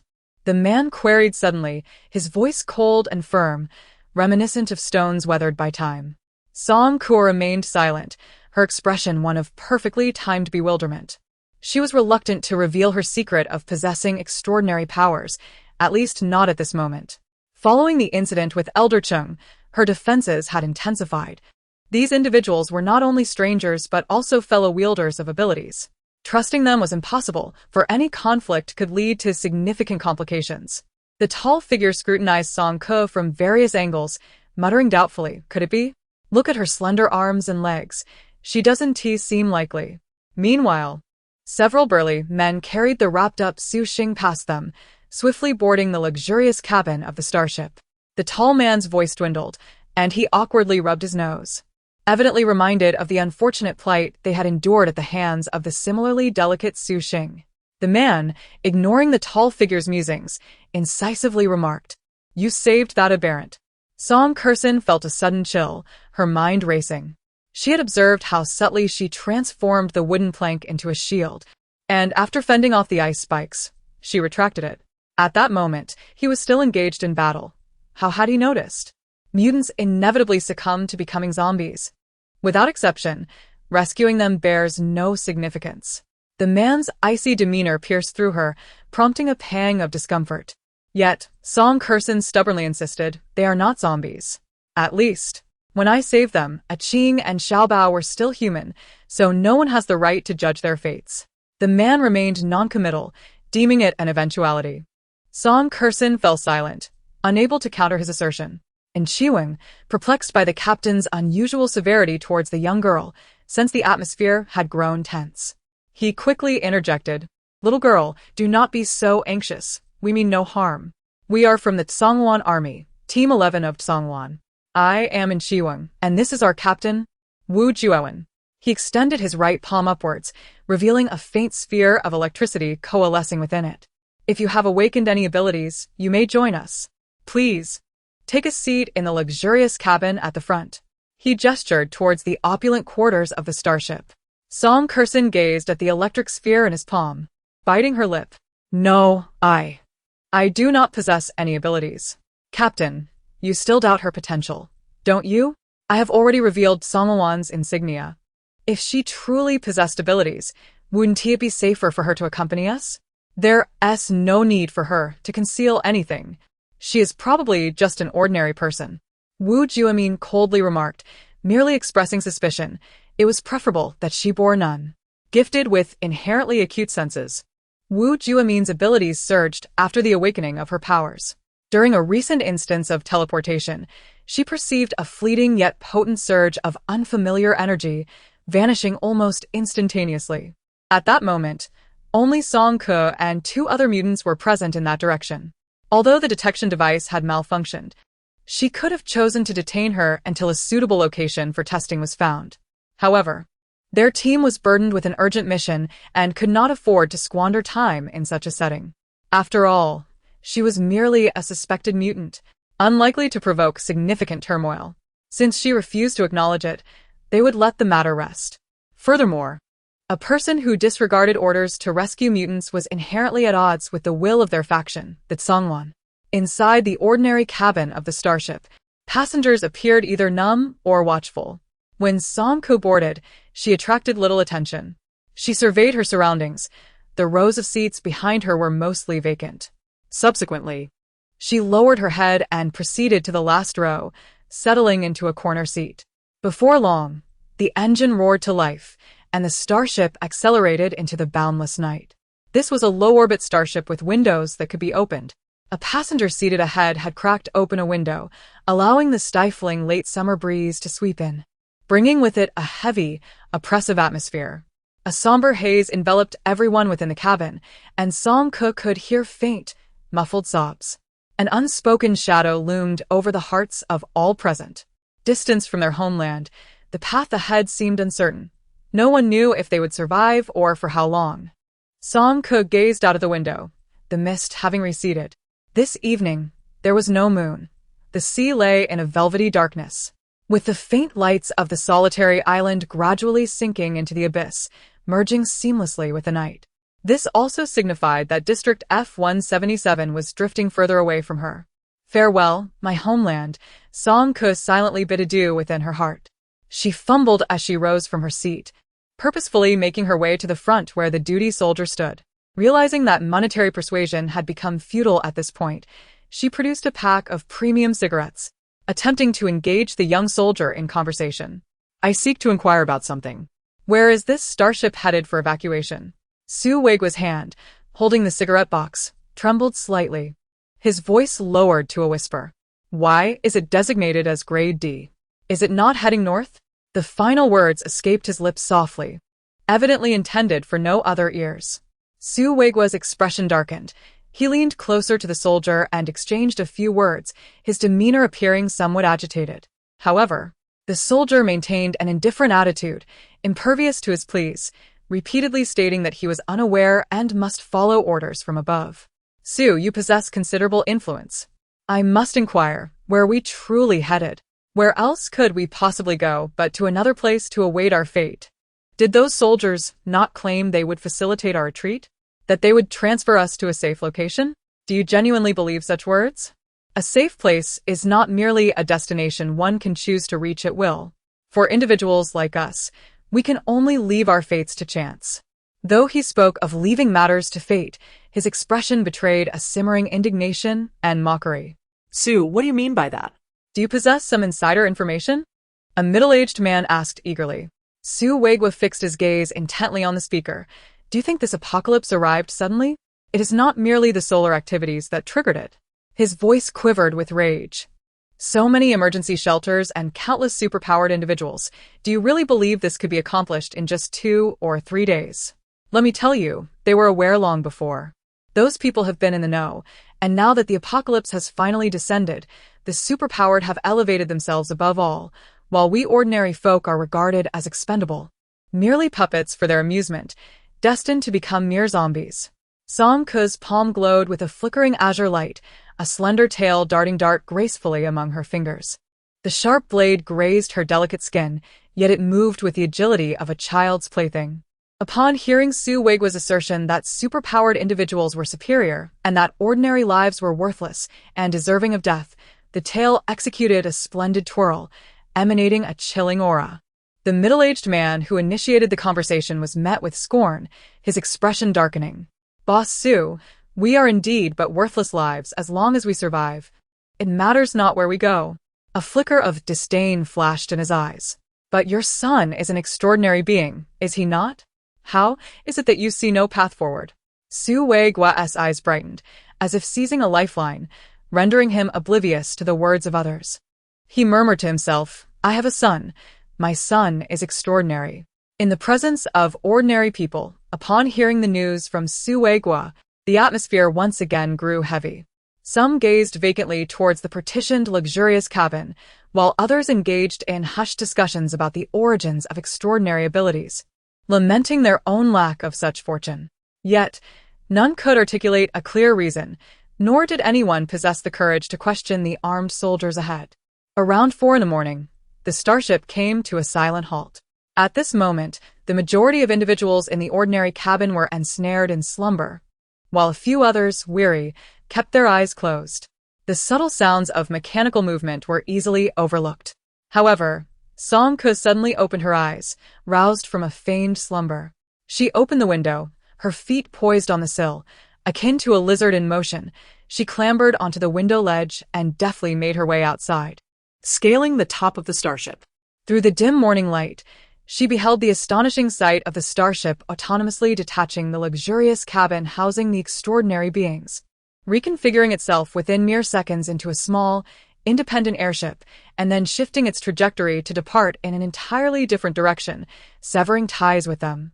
Song did not foolishly shout or make a scene.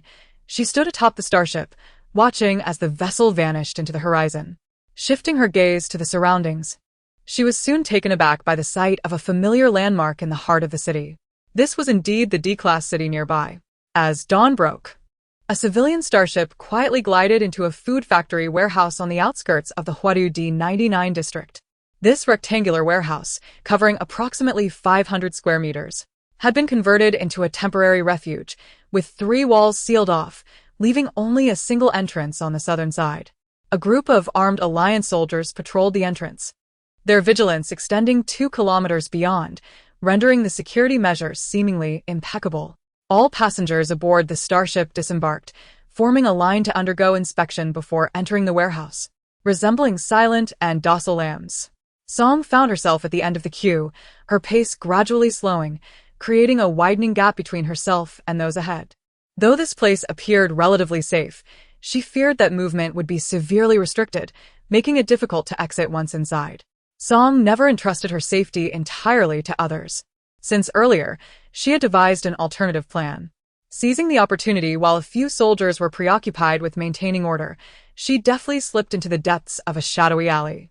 Huadu on a rainy night, the Huadu D99 district, located in the southeastern part of the New Asia Alliance, boasts convenient water and land transportation, alongside abundant natural resources, making it a rare habitable city among the D-class. The most renowned aspect of Huadu is undoubtedly its extraordinarily intricate circular and radial traffic network in the central urban area. With a layout reminiscent of a Bagua formation, Huadu triumphed with a gold medal in the inaugural Alliance Urban Planning Competition. Song Ko was not unfamiliar with Huadu. She had once attended school here, traversed its streets and alleys, and experienced the summer rains and winter snows of the city. Had it not been for the events that later transpired, her connection to this place might have deepened further. However, the current Huadu bore no resemblance to its erstwhile vibrancy. As Song Ko journeyed from beyond the Fifth Ring Road, The throngs of zombies grew increasingly dense. The once thriving commercial center lay desolate, devoid of life. The shops lining the streets were either stripped bare or sealed tight, their entrances secured with chains as thick as a person's arm, obscuring the interior from view. It was as if, overnight, this city, once bustling with crowds and noise, had transformed into a decaying wasteland.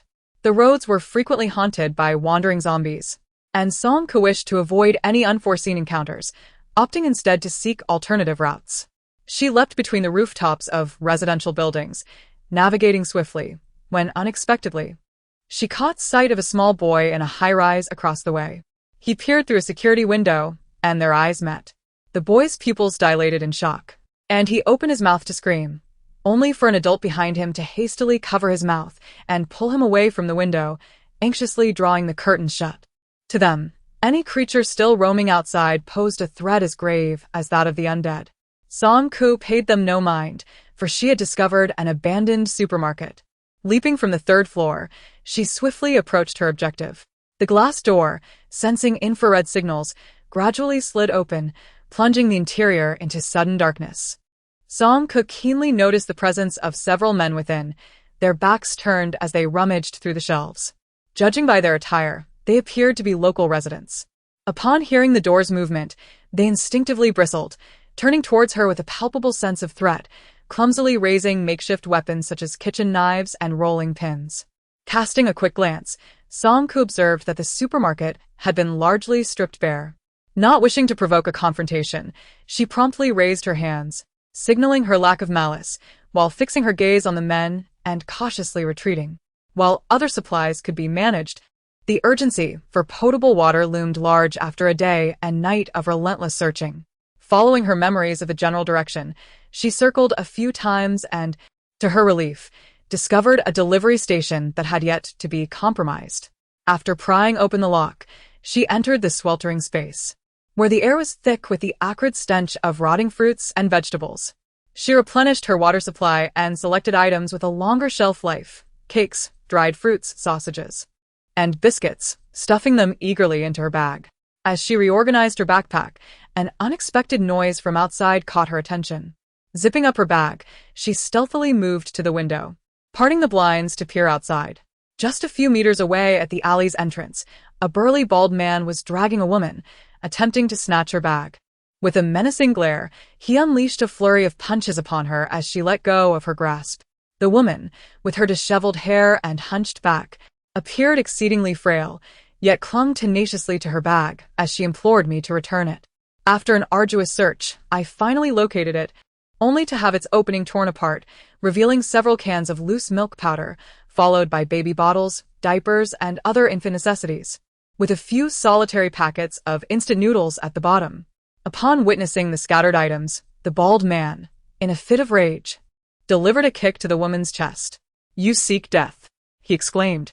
The woman's forehead struck the ground, blood gushing forth. As the bald man snatched the bag and turned to flee, she desperately grasped at his pant leg, her voice hoarse as she screamed, "You beast! May you meet a wretched end." The chaos outside unfolded with alarming rapidity, leaving Song-ku unable to intervene, as the woman's piercing cries shattered the silence. Realizing the impending danger, she cursed under her breath.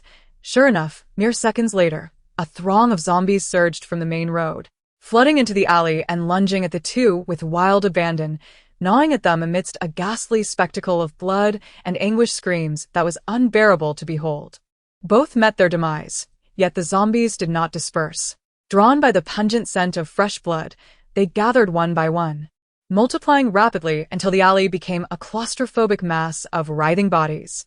The nearest had already wandered to the entrance of the distribution station, brushing past Song-ku through the window. "This cannot continue. The numbers are increasing," she thought, realizing that waiting any longer would seal her fate. Securing her bag, ensuring its contents would not spill out, she pushed open the door of the distribution station. The faint creak promptly attracted the horde's attention, and dozens of pallid faces turned in unison towards her direction. Song-ku confronted the horde of zombies, advancing rather than retreating. With a swift motion, she launched several tail darts that accurately pierced the eye sockets and necks of the roaring undead, causing a momentary delay in their movements.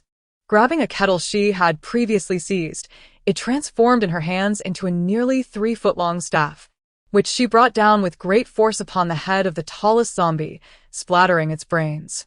The creature's head was severed entirely, and with a deft flick, she hurled it into the mass of zombies. As she sprinted forward, she swung her staff with remarkable speed, sending the surrounding zombies sprawling in every direction. Upon reaching the alleyway, she grasped the end of the staff with both hands and executed a sweeping motion, clearing a path as the remaining zombies, unable to push through, tumbled over one another in disarray. In less than 5 minutes, she had carved out an escape route, leaping over the rooftops ahead and disappearing into the night. That evening, Song-ko found refuge atop an abandoned water tower in the industrial zone, far removed from the city center, where human presence was sparse and the zombies could not ascend. Lying on her back on the concrete surface, she gazed up at the chaotic night sky, a sense of bewilderment enveloping her. Since the day she became aware of the apocalypse, she had felt lost. Her grandfather had advised her to survive, yet after merely 3 days of slumber, she awoke to find the world in disarray, with no understanding of what had transpired. She had been pursued by zombies, abandoned by the Chung family, witnessed the death of her master, lost her martial arts school, and was forced to flee District 177, ultimately becoming a refugee in Huadu. What was she to do in order to survive amidst such desolation? The following day, Song-ko continued her exploration westward. As the first light of dawn broke, she arrived at the college street of Huadu. Once a plethora of shops lined the streets, but unexpectedly, little in the way of supplies remained, likely having been scavenged already. As she approached an intersection, faint rustling sounds reached her ears. Song-ko subtly brushed her right hand against her pocket, where a few throwing darts remained. Turning the corner, she spotted a figure curled up on the ground, which suddenly froze upon hearing her footsteps. After a moment of eerie silence, the figure slowly raised its head, turning toward her, revealing grayish-white eyes and a grotesquely mangled face, with remnants of some unknown flesh clinging to its jagged teeth. Upon spotting fresh prey, its pupils dilated, and it slowly opened its mouth, inching closer to Song-ko with a guttural roar. Just as she prepared to defend herself, a chorus of shouts erupted from behind her. Here, there's a zombie.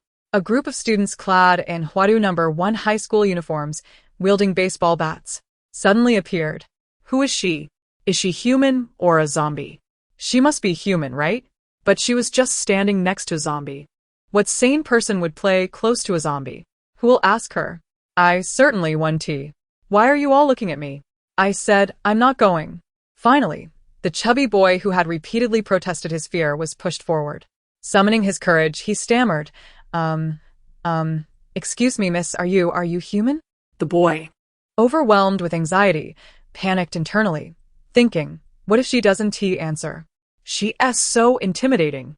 I really said, I'm not going to. Taking a deep breath, Song-ko enunciated clearly, I am human. The chubby boy, with tears glistening in his eyes, exclaimed, why are you out here alone? What are you all doing here? At that moment, 7 or 8 individuals approached from the intersection, merging with the group of students. Among them, a girl with a delicate appearance inadvertently caught sight of Song-ko and gasped, you are Song-ko. Upon hearing her voice, Song-ko slowly raised her gaze. Do you know her? A girl with a round face asked in confusion.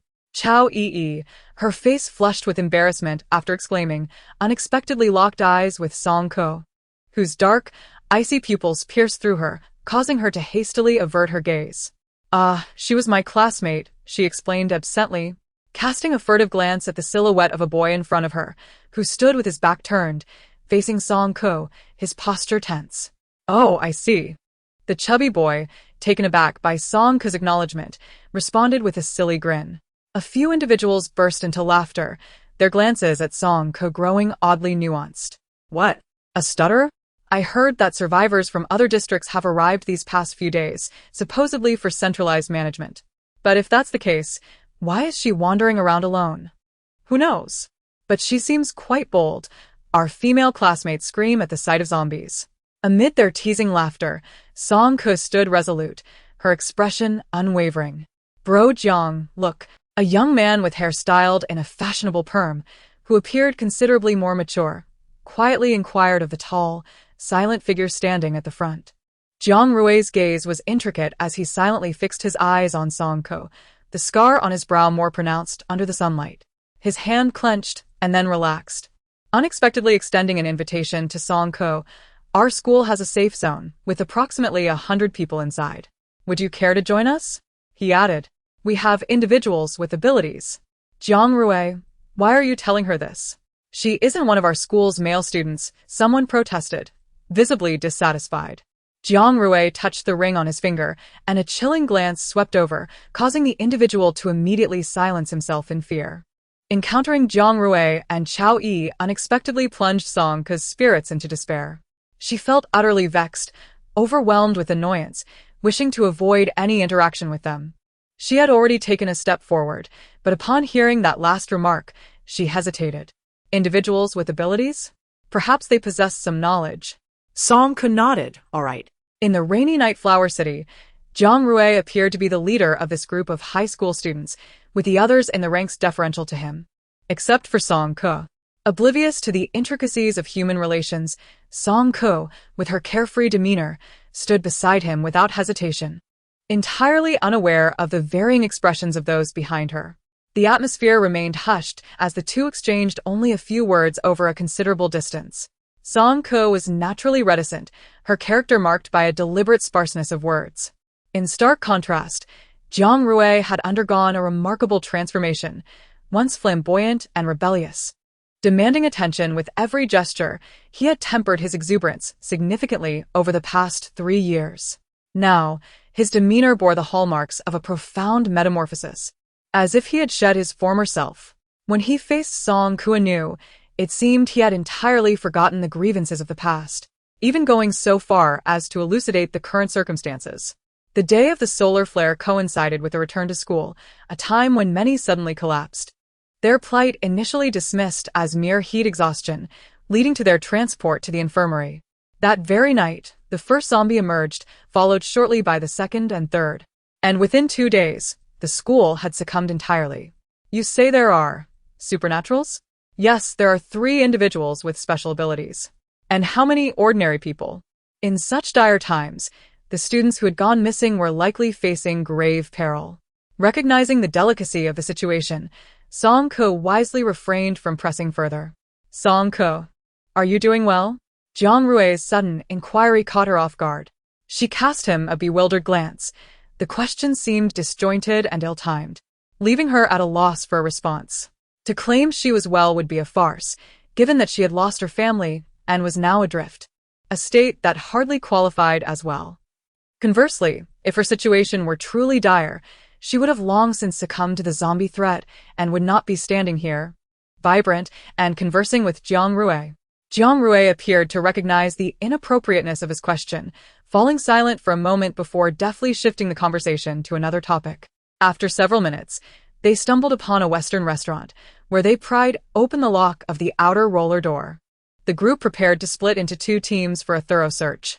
Be quiet. We must not attract the zombies. In the depths of the Western restaurant's kitchen, they traversed the lobby and wandered down the corridor for a while, when someone exclaimed in surprise that there was a cold storage room. Zhang Hao immediately decided to investigate. This marked Zhang Hao's 3rd outing. He pondered more than others. With the addition of a frail girl to their team, a connection of Jiang Rui, he felt quite reluctant. He worried that if this girl were to sob and create trouble, they would be in dire straits. He hoped that Song Ko would simply behave and play her role as a delicate porcelain doll, not seeking assistance or causing chaos. Zhang Hao and another boy gradually emerged from the cold storage, hauling out some beef, lamb, fruits, and vegetables, which they handed over to the round-faced girl in their team. She squatted on the ground, sorting through the provisions and packing the assorted food into several backpacks. Left to her own devices, Song Ko had no intention of assisting, so she sat at a table, watching them busily work. In the cramped kitchen, 2 boys entered one after the other, glancing around in search of supplies. Wow. This restaurant's kitchen is quite small. There probably isn't much here. Perhaps we should head outside instead. Why the rush? If we go out now, we still have to help move things. Several of the potatoes in the basket had sprouted. The tall boy picked up a small one and mimicked a basketball shot, tossing it into the hooded sweatshirt of the chubby boy. With a pained expression, the chubby boy exclaimed, "Come on, stop playing." However, he was ignored, and the tall boy continued to throw. "No worries, outside are Jiang and the others." "Hey, Tian-si, don't hide." Tian-yi, afraid of getting hurt, twisted and turned to evade. The little potato veered off its mark, passing over him and bouncing several times on the countertop, seemingly striking something, producing a dull thud.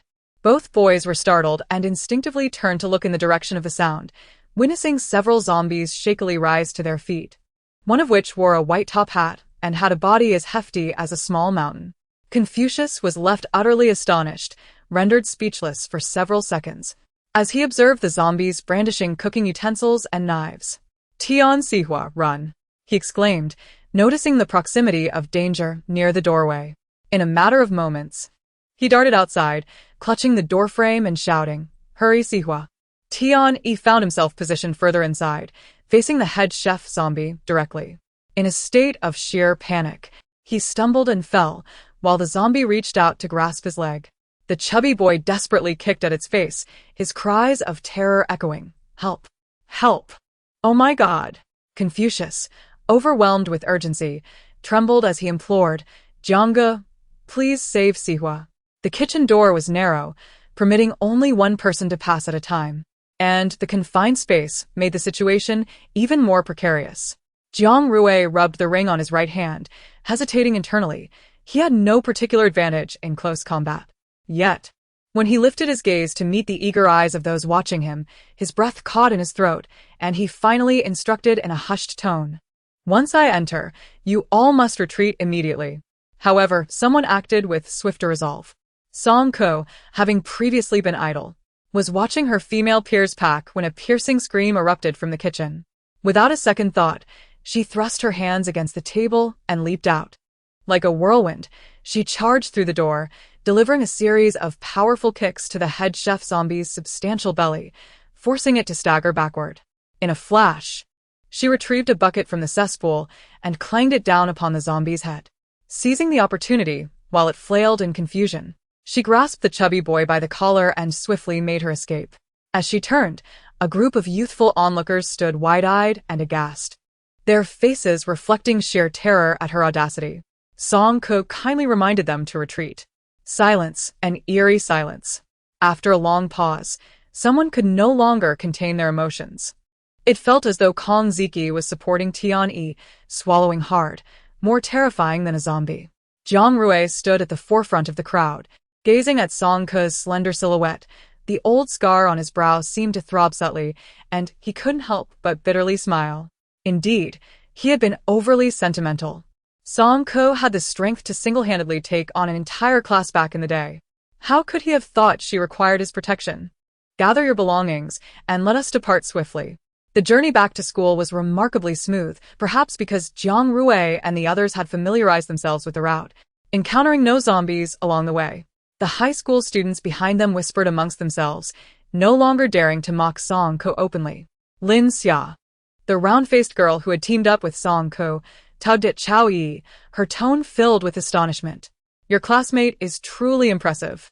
Chao Yi lowered her eyelashes, her voice barely audible, making her expression difficult to discern. She has always enjoyed fighting. As they approached Huadu No. 1 High School, Song Ko posed a question she had contemplated for quite some time. "I have a question." "What question?" "You see, the school is infested with zombies. Why is there still a safe zone?" "You will find out shortly." They did not exit through the school's main entrance, but instead took a detour along the hillside. As they gazed down from the slope, the scene before Song Ko left her momentarily speechless.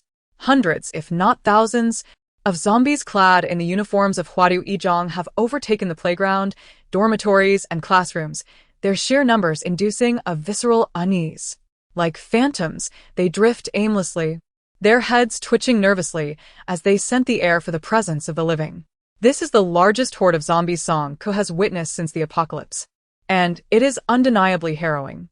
Once vibrant teenagers, brimming with potential and representing the future of the Alliance, they have now been reduced to soulless shells of their former selves. The weight of despair settles heavily upon everyone's expressions. Tianyi's sorrow threatens to spill over, and apart from me and Kong Ziki, the rest of our class has been bitten by zombies while trying to protect us. Even the usually light-hearted Kong Ziki has reddened eyes, turning his head away. Jiang Rui points toward a direction, the safe zone. He refers to a storm shelter near the edge of the school, designed with a completely enclosed structure. Built from the Alliance's latest earthquake-resistant and fireproof materials, with a high-voltage electric fence towering behind it. As Song Ke gazes at the dense throng of zombies outside the storm shelter, she wonders how they might gain entry. This way, Jiang Rui leads the way, the others trailing behind him. As they navigate around the slope, Song Ke notices a hole in the high-voltage fence, seemingly seared through by fire, large enough for an adult to pass. However, a couple of zombies are wandering nearby. Step back, Jiang Rui commands in a low voice. The others take 2 large steps back, and Song Ke, lagging behind, finds herself isolated, instantly becoming the center of attention. She glanced around, taking small, cautious steps, aligning herself with others. Jiang Rui removed his ring and approached the group of zombies. Song Ke, with her keen eyes, noticed a dark red mark at the base of his middle finger. At that moment, Jiang Rui raised his hand, and a 2-meter-long serpent of fire suddenly erupted from his palm, transforming into a fiery whip that struck the zombies, filling the air with the acrid scent of burning flesh. The zombies shrieked in agony and soon collapsed to the ground. It dawned on Song Ke that Jiang Rui was indeed an ability user. Jiang Ge is remarkable, she thought. His area of effect skill made dispatching the zombies utterly exhilarating. After eliminating the minor obstacles, the group passed through a breach in the electric fence and quickly arrived at the wall beneath the back of the stormy playground. Jiang Rui took out his phone, typed a message, and sent it. 2 minutes later, an astounding event occurred. The wall before them began to dissolve rapidly, revealing the abrupt outline of a door. Is this a transformative portal? Song Ke mused. Welcome to the safe zone, Jiang Rui announced, unhesitatingly pushing the door open. The group filed in, and the door closed behind them, lingering for approximately 10 seconds before vanishing entirely. In the rainy night of Huadu, Song Ke gazed at him for an extra moment. Noticing her stare, Jiang Rui leaned closer, whispering in her ear that his name was Lu Zixuan and that his ability was to open doors, allowing him to create a portal on any flat surface for 20 seconds. This is how we enter and exit the safe zone. Song Ke, feeling somewhat uncomfortable with him so near, nodded and stepped back a couple of paces. Using extraordinary abilities to conjure a door from thin air explains why this place can be deemed a sanctuary. The entire stormy playground is enclosed on all sides, with the intelligent control gates on the east and west firmly shut, barricaded by heavy objects, resembling a fortress designed to withstand a zombie onslaught. Coupled with Lu Zixuan's supernatural powers, the initiative of entry and exit remains firmly in their grasp, minimizing direct confrontations with the undead. A group of 13 individuals strides towards the center of the playground, where a young man awaits their arrival. Today has proven fortuitous. We have discovered steaks and lamb legs. And we can finally indulge in meat. One exclaims. Teacher Sue, the number of zombies outside is increasing. When will the Alliance's rescue team arrive? Upon hearing this last remark, the previously buoyant atmosphere among the group begins to wane. Each additional day spent here heightens the peril. Their remaining hope is sustained solely by faith that the Alliance will not easily forsake Huadu. Su Liren, a teacher at Huadu No. 1 High School, is 30 years of age, of average height, and sports a pair of rimless glasses, exuding an air of cultured gentility. At this moment, he tilts his head slightly, patiently listening to a chorus of students chattering animatedly. Once they have finished, Jiang Rui quietly reports the day's events, gesturing towards Song Ke, who stands at the back. After Su Liren absorbs Jiang Rui's account, he gently beckons Song Ke, please come forward. The team parts like the Red Sea at Moses' command, displaying remarkable unity. However, Song Ke, lagging slightly at the rear, finds herself inadvertently revealed. She takes a few hesitant steps forward, her lips sealed, resembling a fish out of water. Su Liren, having once served as her homeroom teacher, was aware of her stuttering and did not mind her reticence. Instead, he gazed at her through his lenses, seemingly lost in contemplation. Teacher Su, Song Ke saved me today, Tiani expressed, eager for Song Ke to remain with them and proactively spoke well of her. Indeed, indeed. When we encountered the zombies, she single-handedly toppled several of them. She is truly formidable, echoed Kong Ziki. Although the other members of the team remained silent. Their eyes reflected earnest interest. Song Ke's remarkable prowess had left a profound impression on them, and the prospect of having such a capable individual among them significantly enhanced their sense of security. Teacher Su, please allow Song Ke to stay, Jiang Rui suggested earnestly. Please. Everyone, do not be anxious, Su Liren said with a reassuring smile, his expression filled with concern as he addressed Song Ke. I heard from Jiang Rui that you have become separated from the retreating group. The situation in Huadu is perilous. As your teacher, I will do my utmost to ensure the safety of every student. If you are willing, would you please stay here for the time being? Su Liren spoke with a soothing eloquence, his words enveloping the listeners like a gentle spring breeze.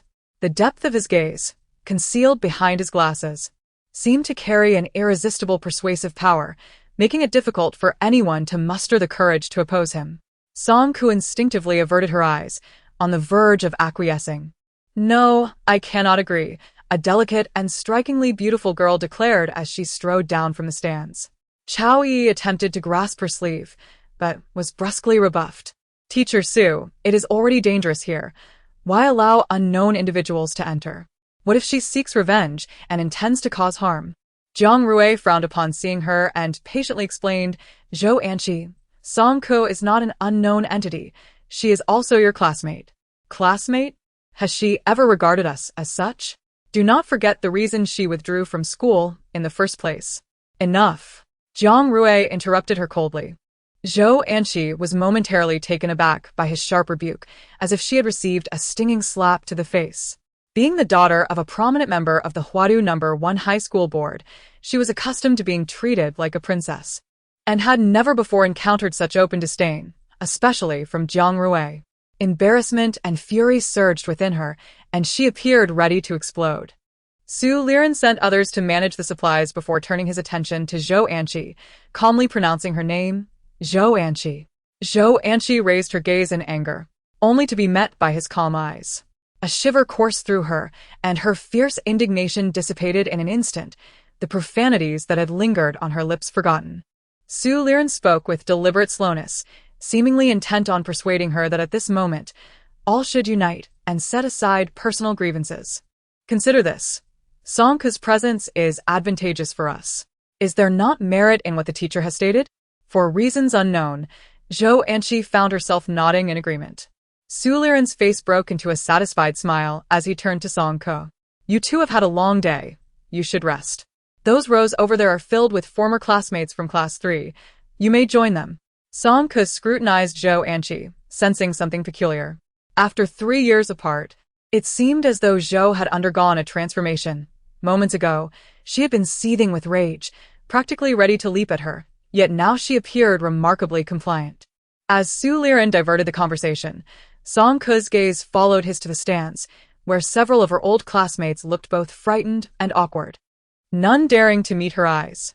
No need, Song Ke thought with a cold smile, finding a secluded corner to lean against the wall and rest alone.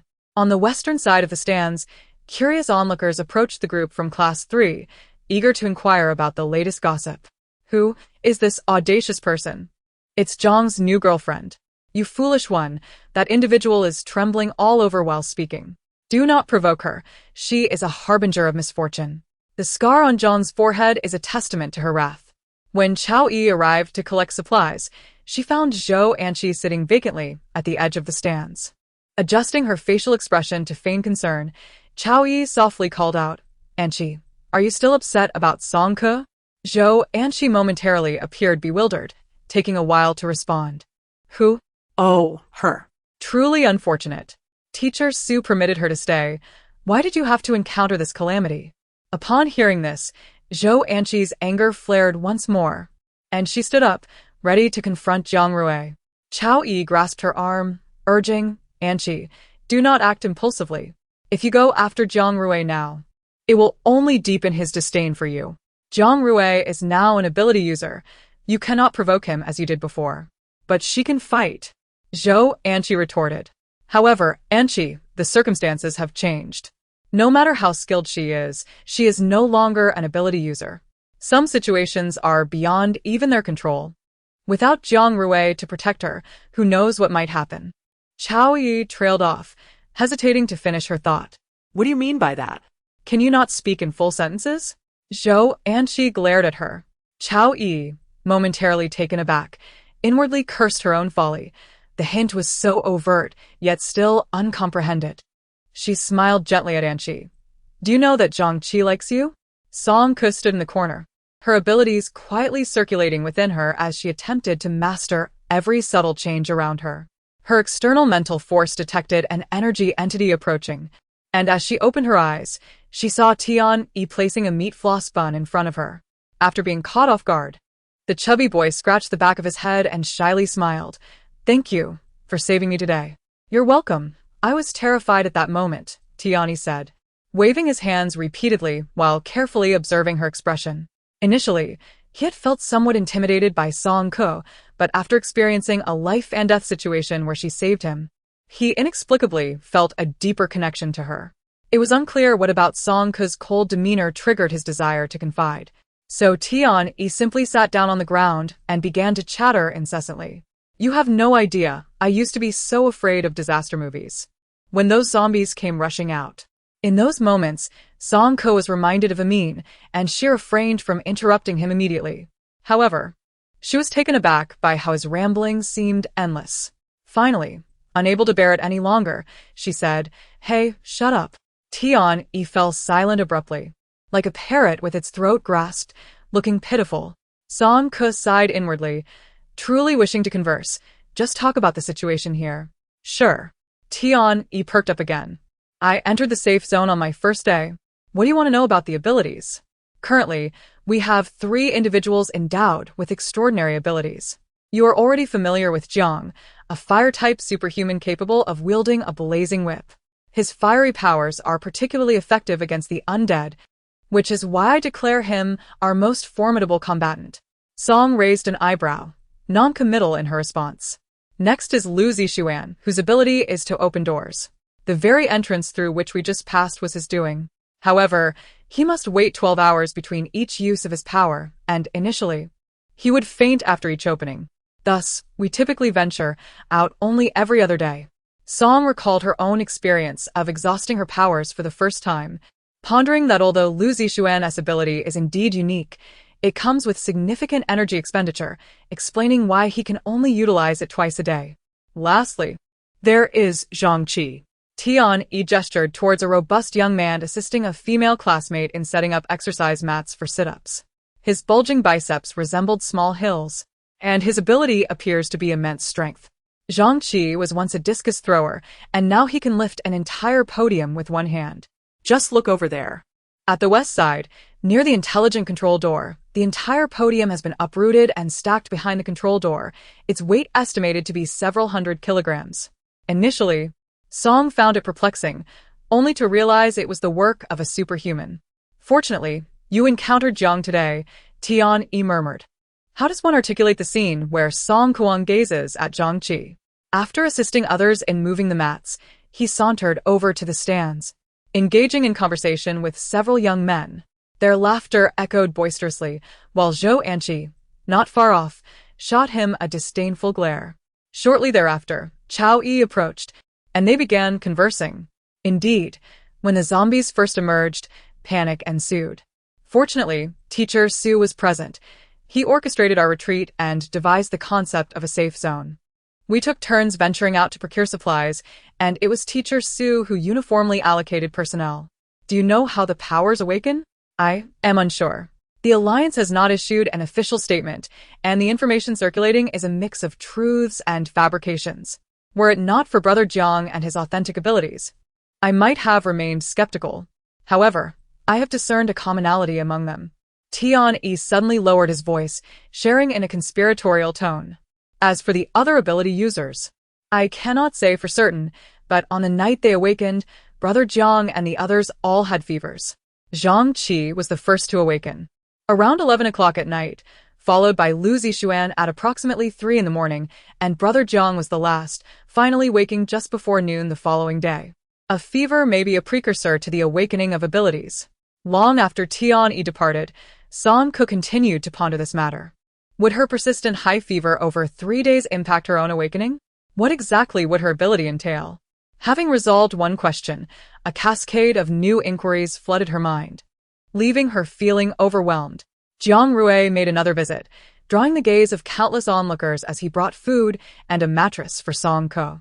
In the past, she had perceived him as an incessant nuisance, and now, 3 years later, he still appeared to be in a disheveled state, evoking her annoyance to the point of disinterest.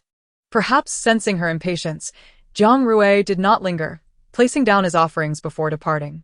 As night fell, the wind-swept playground fell into tranquility, with everyone lying on their mats, lost in their own thoughts, gradually surrendering to sleep. Song Ke picked up her backpack from the ground and stealthily slipped into the equipment room amidst the darkness. Inside the stifling equipment room, she bit down on the hem of her shirt and began to unravel the bandages that bound her wounds. The separation of gauze from flesh elicited a slight tugging sensation.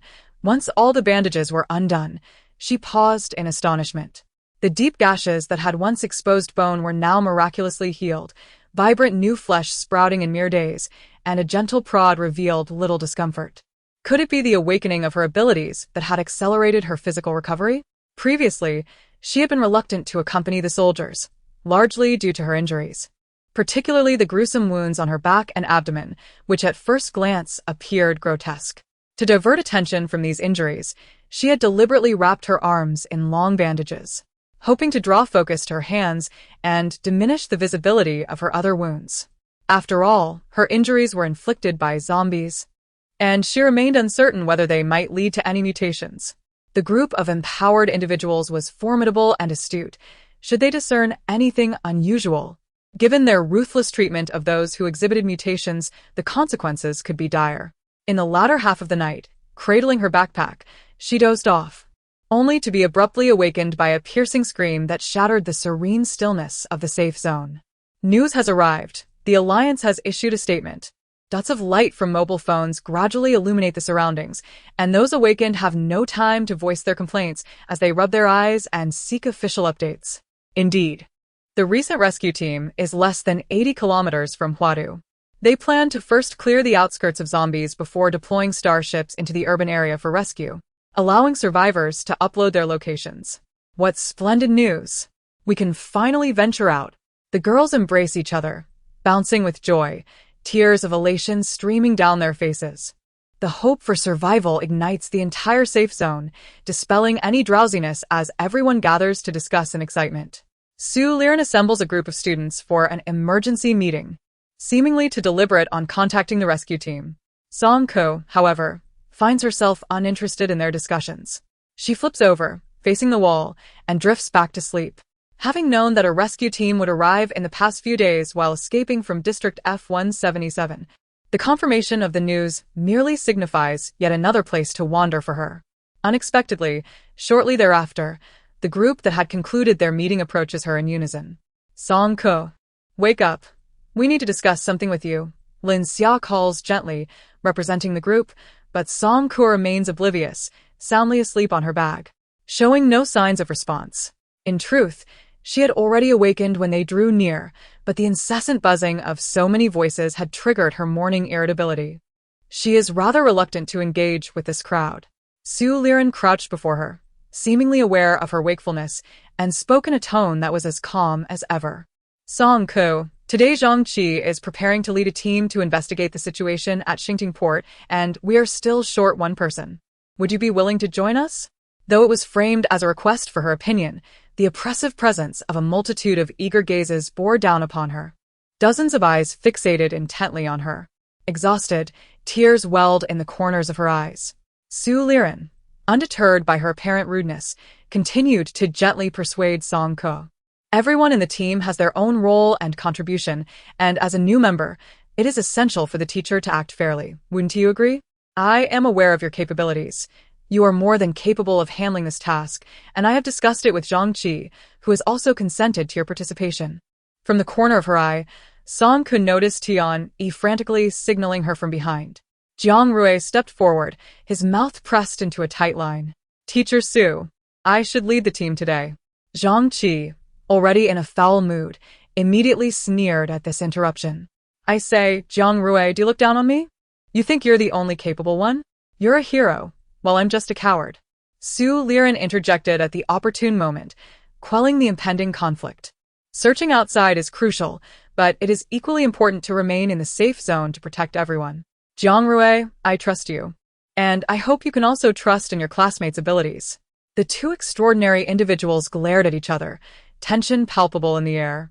The situation was on the verge of escalating into an argument, yet Su Liren remained unhurried, lowering her voice to gently coax Song Ke. Let me speak candidly, Song Ke. Jiang Rui is steady. I have confidence in his leadership. As for Zhang Qi, he may be a bit more assertive, so I would advise you to observe him closely. I know you are formidable. When it was remarked that he was quite impressive, the tone carried a hint of profound meaning. Song Ke's heart skipped a beat, uncertain of the true intent behind his final words.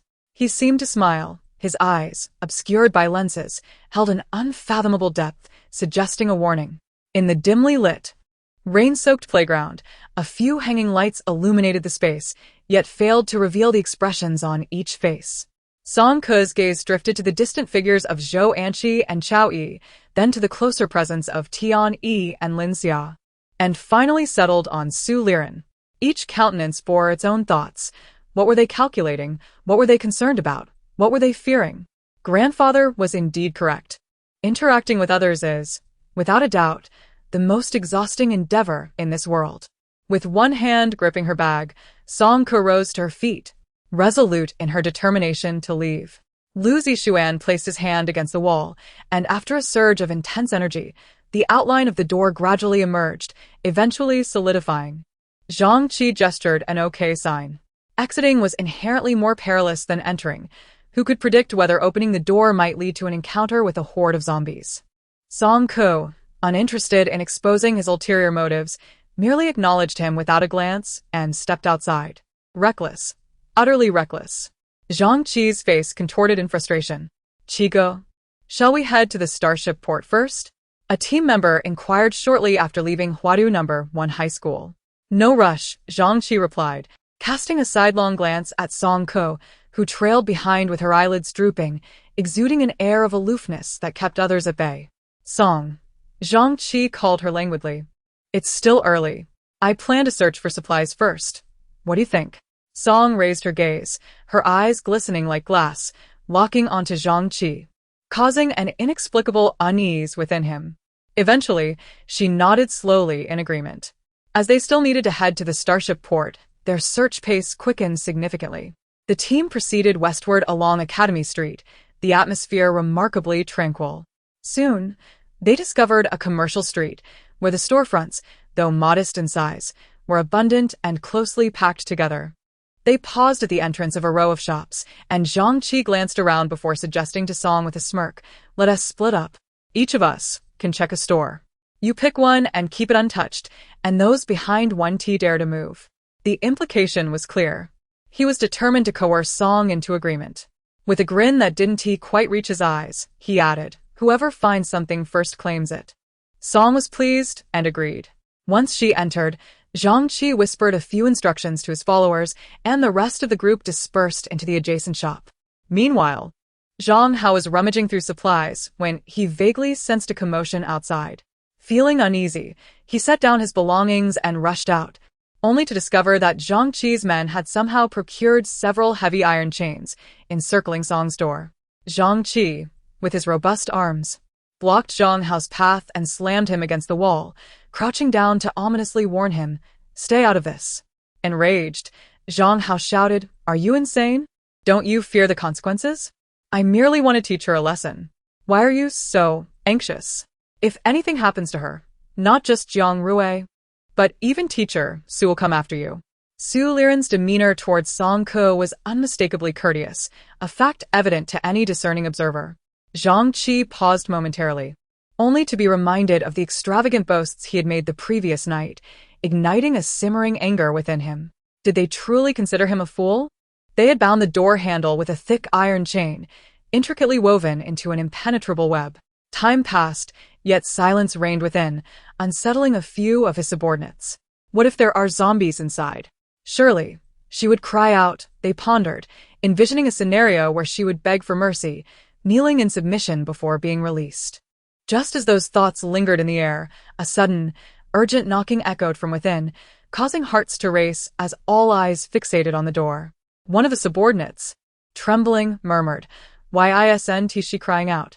The relentless pounding persisted for several seconds, followed by a violent shaking of the door, which sent a sharp metallic clatter through the chains. Gradually, an eerie silence enveloped the space, weighing heavily upon their hearts. Someone could no longer contain their anxiety, exclaiming, "Could something truly be amiss?" Zhang Qi was taken aback by Song Ke's unwavering resolve. She had not uttered a single plea for mercy. He was not as foolish as he appeared, truly wishing to condemn her to her doom. Yet, he found himself in a precarious situation. Clenching his jaw, he endured for another 5 minutes, sweat cascading down his cheeks, until the psychological strain became unbearable and he resolved to open the door. Before they could make a move, an earth-shattering noise erupted from within. With a resounding crack, followed by 2 more, the entire shop door splintered in the gaze of onlookers, debris scattering in all directions. Amidst the swirling dust, Song Ke emerged like a deity of battle, shouldering a colossal azure hammer that was thrice her own size. She fixed her gaze upon Zhang Qi and his entourage, a slight smirk gracing her lips. With a fierce kick, several headless zombies were sent hurtling towards Zhang Qi. As the undead charged forth, Zhang Qi's muscles tensed, his arms propelled forward, sending them flying with a flurry of punches. However, his companions were far less fortunate. They were caught unawares by Song Ke's expertly aimed attacks and faced the gruesome sight of bloody necks, their screams echoing in terror. Oblivious to the fact that the zombies had long since met their demise. "You are an ability user," Zhang Qi declared, kicking aside the troublesome zombies as he focused intently on Song Ke, enunciating each word with certainty. Song Ke remained silent, her slender waist guiding her forearm as she effortlessly swung the massive hammer with one hand, its head crashing down to the ground, sending a powerful shockwave that bore down upon Zhang Qi, as if a tremendous weight had settled upon his shoulder, his feet sinking involuntarily into the earth. Gritting his teeth, he summoned all his strength to withstand the overwhelming force of energy. She was intimidating him. How could she dare? Zhang Qi, also an ability user, was acutely aware of the terrifying pressure Song Ke exuded. He found himself unable to move even a single finger, fully cognizant that her level of power far surpassed his own. It appears that Song Ke is not merely a person with special abilities, rather, she possesses a power akin to his, which enables her to exert complete dominance over him. It is indeed laughable that he once fancied himself capable of confronting her. The team, comprised of high school students, though audacious, found themselves increasingly intimidated by the unfolding events. Zhang Qi, though reckless, was not entirely foolish. Upon being reminded of their precarious situation, he instantly recognized the danger they were in. This was not the time for infighting with Song Ke, especially since he was no match for her. With a grim expression, he commanded a retreat. The group hastily gathered their belongings and swiftly departed from the commercial street. Zhang Hao was merely being polite, yet this individual took it seriously. He found himself at a loss for words. Jiang Rui had initially intended to come alone, but I offered to take his place, only to discover that you are a person with special abilities. Why must you insist on doing things yourself? Indeed, after listening to him, Song Ke was not the least bit moved. Instead, she wore a look of disapproval, coupled with evident disdain. Zhang Hao's foot throbbed with pain. Song Ke's choice to reveal her identity as a special abilities user was certainly deliberate. Firstly, she suspected that Su Liren had already discerned something. If she did not clarify her position, he would likely continue to manipulate her in the future. Secondly, she wished to avoid constant trouble from others. Individuals like Zhang Qi sought validation through confrontation, displaying a tendency to bully the weak while fearing the strong. Had he not remained silent and subdued throughout their journey thus far, as if rendered mute by poison? The group continued onward in silence, intermittently stopping to search for supplies along the way. By afternoon, they arrived near the starship port. where a bespectacled young man could no longer contain himself and tremulously inquired if they felt that something was amiss. Zhang Hao contemplated the unsettling silence. Indeed, it was excessively quiet. Just days prior, during their last outing, the majority of Huadu's infrastructure was operating normally. They had witnessed unmanned shuttle buses, traffic navigation robots, and the vibrant nightscape. On the night when Song Ke spent the evening atop the water tower, they had even looked down upon the fountain performance at the Huadu Theater. However, as they traversed the area today, the sounds of mall announcements, amusement park music, and large advertising displays had all vanished. The bespectacled young man's face turned pale as he frantically rummaged for his phone. "I have no signal," he exclaimed. "What about you?" "Neither do I." "Nor I." It was then they realized the gravity of the situation. Water supply, electricity, and network, all the hallmarks of modernity, had ceased to function. On September 9th, 46 A.L., the 7th day following the solar eruption, the city's systems had collapsed entirely, rendering Huadu a desolate wasteland. The true apocalypse had arrived. Amidst the deathly silence, Zhang Qi spat out, "Let us head to the starship port." "Yes, there's a rescue team, right? They said it was only 80 kilometers away. The Alliance won't abandon us." Clinging to this last thread of hope, Zhang Qi and his companions hurried towards the starship port. The design inspiration for the starship port in Huadu is derived from the lotus flower. The entire edifice exudes a gentle silvery hue, with a blossoming bud at the apex serving as the control center and boarding platform, while the interspersed petals below form the launch pathways. However, at this moment, as one gazes across the expanse, only a few solitary starships are docked upon the petals, enveloped in an eerie silence that blankets the entire port. Zhang Qi and his companions refrained from entering, opting instead for an observation platform outside, where the view was unobstructed and devoid of zombies. "There are people," Song Ke whispered softly from atop the distance measuring instrument. "Southeast and to the north. Both directions have individuals." "No, they are scattered, quite chaotic." A few of the boys were a mix of anxiousness and excitement, unable to contain their hushed murmurs. "There are so few starships here. Have they been redeployed by the Alliance?" "Indeed, the rescue team is likely to arrive shortly. Let us just wait a little longer." As they waited, the sun began its descent in the west until a multitude of dark specks appeared in the distant sky. "Look over there," one boy, with keen eyes, exclaimed, raising his arm in jubilation. The direction Song Ke had just indicated now showed signs of life, and the excited crowd stood to wave their clothing or hats fervently towards the heavens. The cluster of dark spots approached them rapidly, increasing in number, densely packed like a flock of birds driven to migrate. Strangely, some seemed to lag behind, plummeting from the sky one after another. Song Ke thought he might be imagining things and rubbed his eyes in disbelief, until a nearby individual screamed in terror. It seemed to have fallen. The closest black was now discernible, its silvery metallic shell reflecting a peculiar, chilling aura. Indeed, it was a starship, however.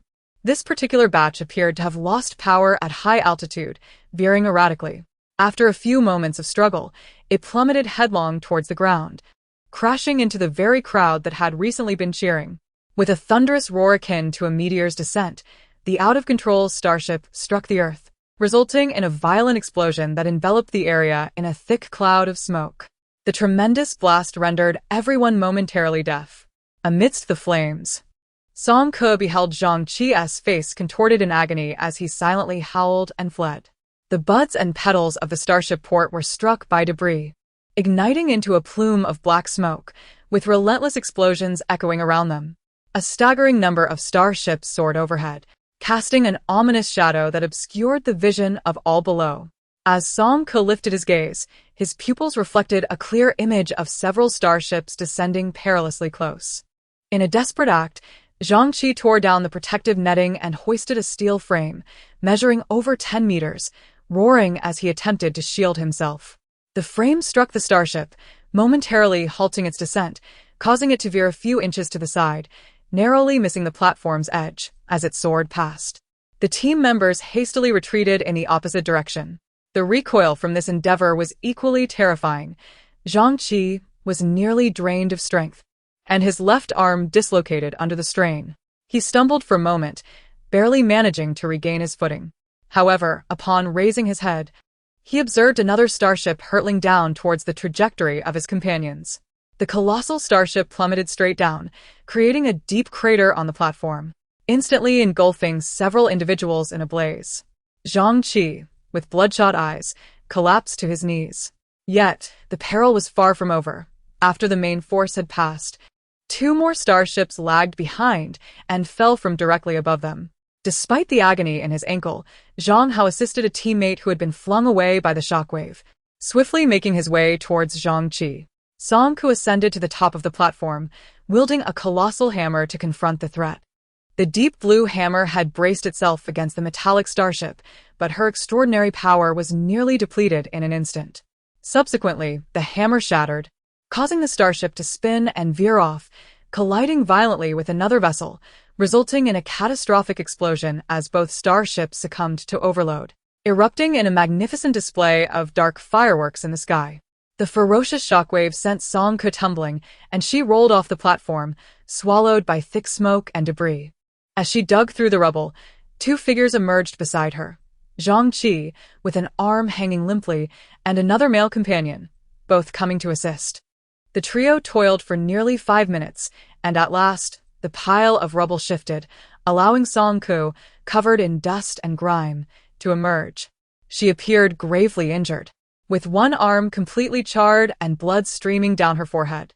Upon recognizing her companions, she coughed and urged them to leave the area immediately. How could this be? How could this happen? That was a Lu Shi starship, exclaimed a survivor, his face smeared with ash, lying on the ground in disbelief. That was a Lu Shi starship, the pride of the Alliance. Yet, at that moment, the Huadu starship port witnessed a catastrophic descent as hundreds of starships fell from the sky, resembling a meteor shower, heralding the collapse of faith. After departing from the starship port, Zhang Qi and his companions found it increasingly difficult to persevere, collapsing onto the ground in utter exhaustion. The boys who narrowly escaped death were sobbing uncontrollably, lamenting the loss of the starship and the absence of the rescue team. What shall we do now? There's no signal to contact Lu Zixuan. How can we get inside? The expression on the boy's face was one of despair. Since his emergence, Zhang Qi had remained silent. His arm was broken, and he occasionally displayed an expression of profound pain. As time inexorably passed in the rainy night, the wall remained eerily still, devoid of any sign of movement. Why hasn't the door opened? Have we arrived too late? Did they already open it? The boy incessantly repeated these two phrases, anxiously pacing in circles, his tone becoming increasingly frenzied. Why won't they open the door? Why aren't they responding? Approximately 20 minutes later, the wall finally softened and began to collapse, gradually revealing the shape of a door. Su Liren approached from behind, his demeanor more serious than ever before. Teacher Su. Upon seeing him, the boy's emotional defenses crumbled completely. He could no longer hold back and fell to the ground in front of Su Liren, weeping uncontrollably. They're all gone. It's all destroyed. The starship, the rescue team. What do you mean, destroyed? What happened to the rescue team? Please tell me. The boy's agitation rendered him incoherent, unable to articulate his thoughts clearly. Su Liren instructed someone to assist him to a quieter place to rest, while he calmed and dispersed the crowd that had gathered, leaving only a few core members to grasp the situation more thoroughly. As the words left his mouth, a hushed astonishment enveloped the room. For these high school students, the notion of the starship's demise sounded more like a tale from the realms of fantasy. Su Liren pondered for a moment, realizing that it was not just the school. The entire infrastructure of Huadu had come to a standstill. After a brief pause, he inquired, "We did not hear any explosions. Which direction did the starship you mentioned head towards, and approximately how many were there?" "It headed southeast. There should be around 20 more," came the reply. "No wonder. The school is located to the west of Huadu." Chao Yi clenched the railing tightly, slowly furrowing her brow as she sensed that something was amiss. Following her gaze, Zhou Anqi quickly spotted another figure lurking in the corner, prompting her to erupt in frustration. "No way. Why is Song Ke still alive and kicking? This is infuriating. He failed to fulfill his promise, and I must confront him about it." "Anqi, just wait a moment. Chao Yi urged, genuinely exasperated with this unpredictable character. She would not be foolish enough to question Zhang Qi in front of everyone, as that would expose their clandestine scheming. Chao Yi reached out to grab her. But Zhou Anqi moved with such determination that not only did she fail to catch her, but also stumbled slightly, leaving her no choice but to helplessly chase after her. Nearby, Jiang Rui, Lin Xia, and others stood momentarily stunned. Zhou Anqi, upon receiving this dreadful news, felt darkness envelop her as the world spun around her. Realizing that the shadows of existence could be this profound, Su Liren adjusted his glasses, his gaze sharp, yet his tone remained gentle. What type of ability does she possess? She has a power akin to mine, a strength-type ability, Zhang Qi interjected suddenly, having been silent until now. Her level is approximately the same. Zhang Hao cast a sidelong glance at him, recalling how he had been immobilized by Song Ku at the entrance of the shop. He felt a tinge of disdain towards Zhang Qi's attempt to save face, but the sight of his intact hand clenched into a fist, cracking ominously, revealed the immense effort he was exerting. Thus, he chose to remain silent, contemplating the opportunity to later explain everything to Su Liren and Jiang Rui. No wonder she had effortlessly lifted Tian Yi with one hand last time, Lin Xia murmured, realizing she must be a power-type ability user. In that instant, a whirlwind of emotions, envy, jealousy, and resentment, festered quietly within. The revelation that Song Ke was an ability user was perhaps the only solace in their dire situation. After the news of the rescue team's disappearance, their circumstances had become perilously precarious. Were they to remain in the safe zone indefinitely? With no knowledge of what calamities might follow, the atmosphere was thick with trepidation, yet Su Liren remained the sole figure of composure. Ascending the podium at the Wind and Rain playground, he surveyed the crowd from his elevated perch, urging them not to panic. Calm yourselves. It is not yet time to surrender. The teachers will devise solutions alongside you. Our immediate task is to convey the situation honestly. Water and electricity had been cut off, the internet severed, and the starship had crashed. Each grim piece of news weighed heavily, obscuring any glimmer of hope. Despite Su Liren's earnest attempts to soothe their fears, many could not withstand the mounting pressure and collapsed to the ground, sobbing uncontrollably. On the other side, Tian Yi cautiously approached Song Ke, inquiring if she was all right. Is there any water? Song Ke, her eyes matted shut with blood, found her discomfort exacerbated by an intense internal pain, a searing sensation that throbbed at her temples. There's a washroom over there, Tian Yi directed her. Fortunately, we stored some water earlier. You can use it. Upon entering the washroom, Song Ke filled a basin with water and splashed it onto her face with increasing urgency. The icy droplets soaked her skin, cleansing away the congealed blood, and the relentless burning sensation seemed to ease slightly.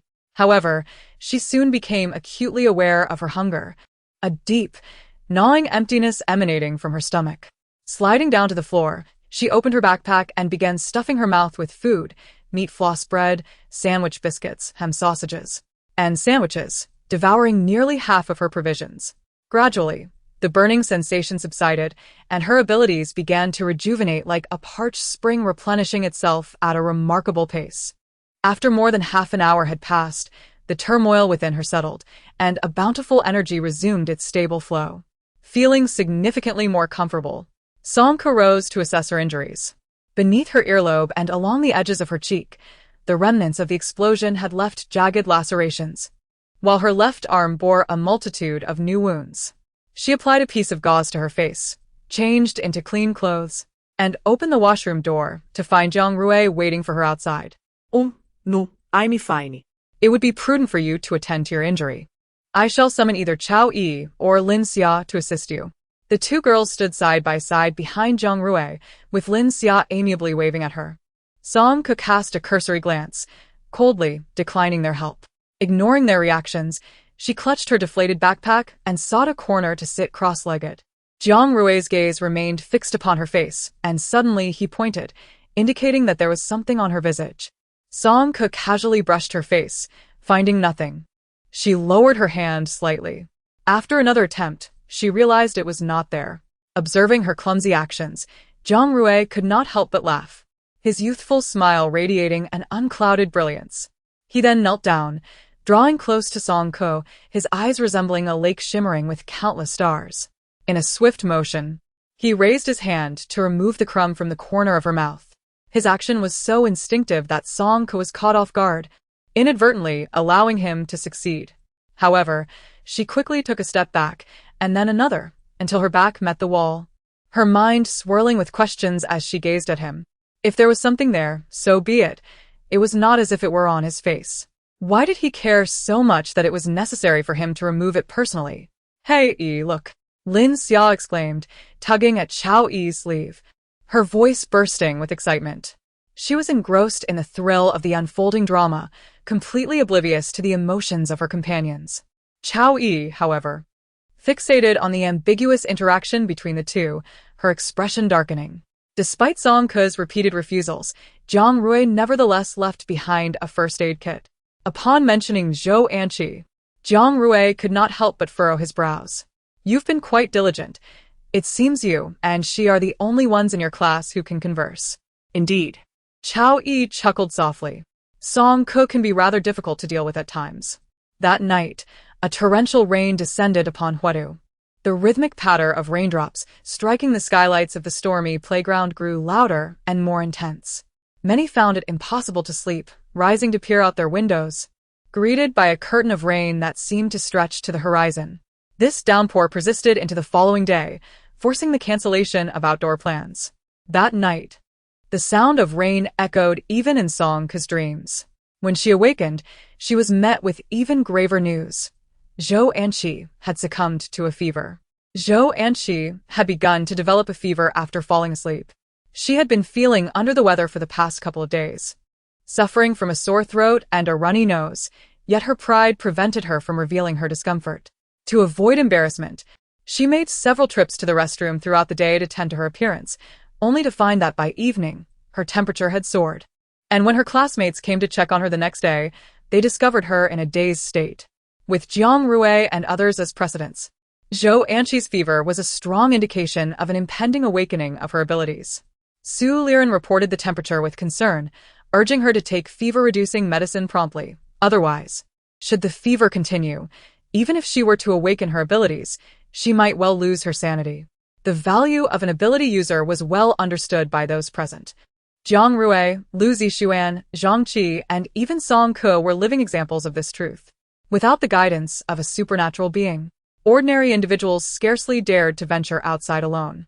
As a person endowed with extraordinary abilities, one enjoyed certain privileges. For instance, Song, who preferred her solitary pursuits, consistently eschewed their meetings and displayed little enthusiasm for collective endeavors. Nonetheless, Su Liren maintained a lenient attitude towards her, regardless of Zhou Anqi's abysmal disposition. As long as there was a glimmer of hope for her awakening abilities, she would not be easily abandoned.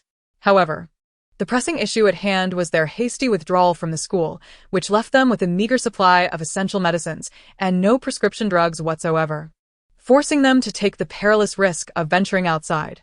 Yet, the rain continued to pour unrelentingly. Indeed, in such dreadful weather, even if they were to evade the zombies, death seemed inevitable. Do not let me go out. Please do not let me go out. Since 2 days prior, the rain in Huadu had intensified, gradually threatening to submerge the entire city. The torrential downpour, combined with the lurking zombies and the isolation of their besieged city, compounded by the loss of communication signals, had multiplied the dangers of stepping outside several-fold. Confronted with an array of doubts and hushed whispers, Su Liren rose slowly, his piercing gaze sweeping across the assembly. From the very first day of establishing the safe zone, I have assured you all that regardless of how dire the circumstances may become, the teacher shall never abandon any one of you. This promise remains unalterable. His voice possessed an enchanting persuasive power, and gradually, the crowd quieted. Su Liren then turned to the tall young man standing beside him. Jiang Rui, I would like to entrust you with a task today. Would you be willing to lead a team to search for medicine? Jiang Rui's fingers curled slightly as he met Su Liren's expectant gaze and, summoning his courage, nodded. Teacher Su, I am willing to go out, but the others in my team are not endowed with abilities. I do not wish to impose upon them. Brother Jiang, I shall accompany you. I will go as well, and I too. The quicker we shall find him. The youth, still brimming with vigor and camaraderie, placed their trust in Jiang Rui and willingly embraced the perilous adventure. Yet, Su Liren's expression remained tense, for the numbers were still insufficient. One extraordinary individual accompanied by merely 5 or 6 ordinary souls posed a considerable risk. Count me in. Suddenly, Zhang Qi, who had been bowing his head in the back row, spoke up. The girl he cherished lay on the mat, her fate uncertain, tormented by a high fever that rendered her complexion pale. Could he truly allow himself to be so cowardly as to seek assistance from others once again? Was he still a man? Thus, Zhang Qi gritted his teeth, overcoming his trepidation, and stepped forward. Just me, he insisted in a hushed tone, unwilling to drag others into his plight. Su Liren nodded solemnly, for the first time conceding to the request for 2 extraordinary individuals to venture forth simultaneously. Very well. You are all commendable. Beside them, Chao Yi's fingers intertwined and then parted, her heart ablaze with a fury that consumed her from within. Why is it that despicable Song Ke is an extraordinary being, and yet even the foolish Zhou Anqi can awaken her abilities? This simpleton, who mindlessly charges forward at the slightest provocation, what qualities does she possess that surpass her own? However, she cannot afford to sever ties, for in the eyes of others, Zhou Anqi has always been her dear sister. Moreover, with Jiang Rui also preparing to venture out, safety ought to be assured as long as he is present. Perhaps she might even find an opportunity for solitude. Chao Yi struggled to maintain her composure, finally managing to adopt a facade of righteous resolve. Teacher Su, I too am willing to go outside. Su Liren gazed into her eyes, which burned with jealousy, narrowing his own slightly, as if he could penetrate the darkness of her thoughts. I understand your concern for your friend, but you should stay behind to care for her. Chao Yi and Su Liren exchanged glances for a brief moment, and in a fit of folly, she nodded. Is there anyone willing to assist Zhou Anqi in searching for medicine? Su Liren raised his voice, scanning the room, only to meet a sea of evasive gazes. Is there anyone willing to go out? He inquired again. The entire safe zone felt as though it had been muted, silence spreading like wild grass in every direction. In the prolonged quiet, a voice emerged, calm and unruffled. Everyone turned in unison, and upon recognizing the speaker, their jaws nearly dropped in astonishment, particularly those from Class 3. Their expressions akin to seeing a ghost in broad daylight, a spectacle to behold. Song Ke leaped down from the 3-meter-high skylight, facing the terrified stares of the crowd, and resolutely reiterated, I want to go out. Jiang Rui felt his blood pressure surge, taking a deep breath as he strode decisively out of the crowd, pulling Song Ke along to a secluded corner. You needn't do this. Everyone saw how Zhou Anqi treated you. Don't take risks for someone like her. Stay safe within the secure area. Song Ke blinked in bewilderment. Could it be that he thought she was stepping out for Zhou Anqi? She attempted to clarify. I am not. But Jiang Rui interrupted. I will speak with Teacher Su and ensure you remain here. With that, he turned to leave. Unable to contain her frustration, Song Ke hurled her backpack at the back of his head. It's not for her. I have no food left. I need to find supplies. Do not. I can manage on my own. She brushed past Jiang Rui and approached Su Liren, meeting his gaze unflinchingly. I am going out today. This is not a request or a plea for assistance. Both understood her intent was merely to inform him. Su Liren regarded her for several seconds before slowly nodding. Very well. With the addition of 3 ability users, the strength of their team had become formidable, capable of addressing any unforeseen incidents that might arise. Seeing others preparing to leave, Lu Zixuan grew restless. Teacher Su, let me go as well. You cannot go. Unexpectedly, the usually gentle Su Liren rejected him without hesitation. He sighed deeply, his expression laden with meaning. Indeed, you too are an ability user. Lu Zixuan's hopes ignited, his eyes shimmering with excitement. So, does that mean you agree? Lu Zixuan, remember this. Only you cannot go. The entire stormy playground, a realm meticulously crafted by Lu Zixuan, serves as both his sanctuary and his prison. Unbeknownst to him, the essence of this truth eludes his understanding, as he remains rooted in despondency, voicing his disappointment. In contrast, those around him swiftly grasp the situation. Exchanging furtive glances, members preparing to depart seize the moment, donning their rain gear and meticulously checking their backpacks. Song-ko circled the perimeter, pushed open the equipment room door, and her gaze swept across the towering piles of shot puts, javelins, and discus. Upon her return, she wielded an enormous umbrella, its canopy astonishingly wide, capable of sheltering half the sky. The ribs of the umbrella drooped slightly, rendering it more akin to a half-steamer than a conventional umbrella. Its peculiar design, adorned in a lustrous, metallic deep blue, instantly captivated the attention of many. As she approached the entrance, murmurs of curiosity arose. Do we even have such an umbrella in our equipment room? Where did she unearth it? As the door swung open, torrents of rain cascaded in, drenching everyone present. This was no gentle drizzle. It was as if someone in the heavens had upended a barrel, unleashing an unrelenting deluge upon the city. The sky was shrouded in darkness, and fierce winds mingled with thunderous storms. The moment they stepped into the downpour, several individuals were instantly soaked, struggling to maintain their footing. Amidst the raging tempest, Jiang Rui and his companions braved the elements, tightly gripping their raincoats as they pressed onward. Stripped of their mobile navigation, every step they took was cautious, necessitating frequent pauses to ascertain their direction.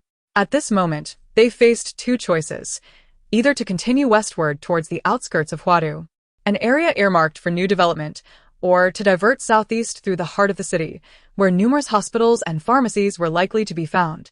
After a brief contemplation, Jiang Rui swiftly concluded that they should head west, recalling a pharmaceutical factory located on the city's periphery. Isn't venturing into the suburbs too perilous? Someone mused. Isn't the urban area even more dangerous, considering it has just been bombarded?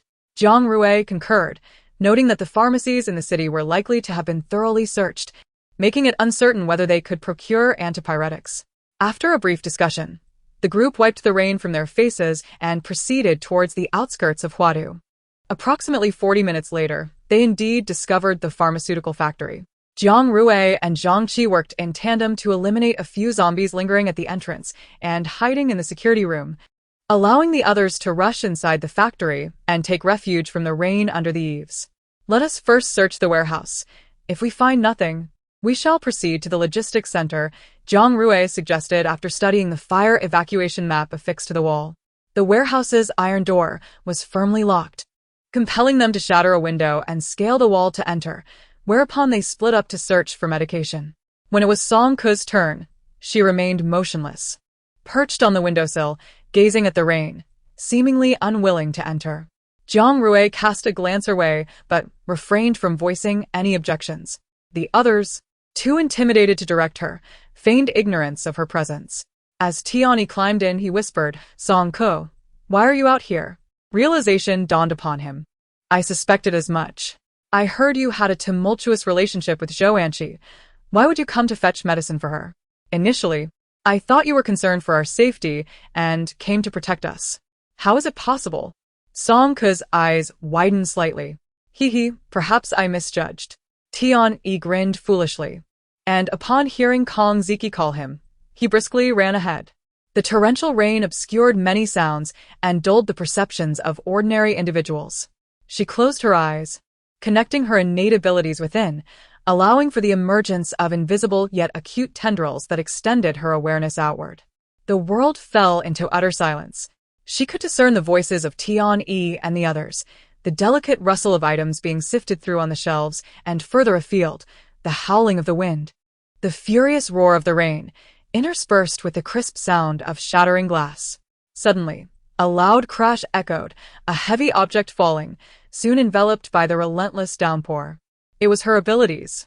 She abruptly opened her eyes, her gaze piercing, fixed on a location 100 meters away.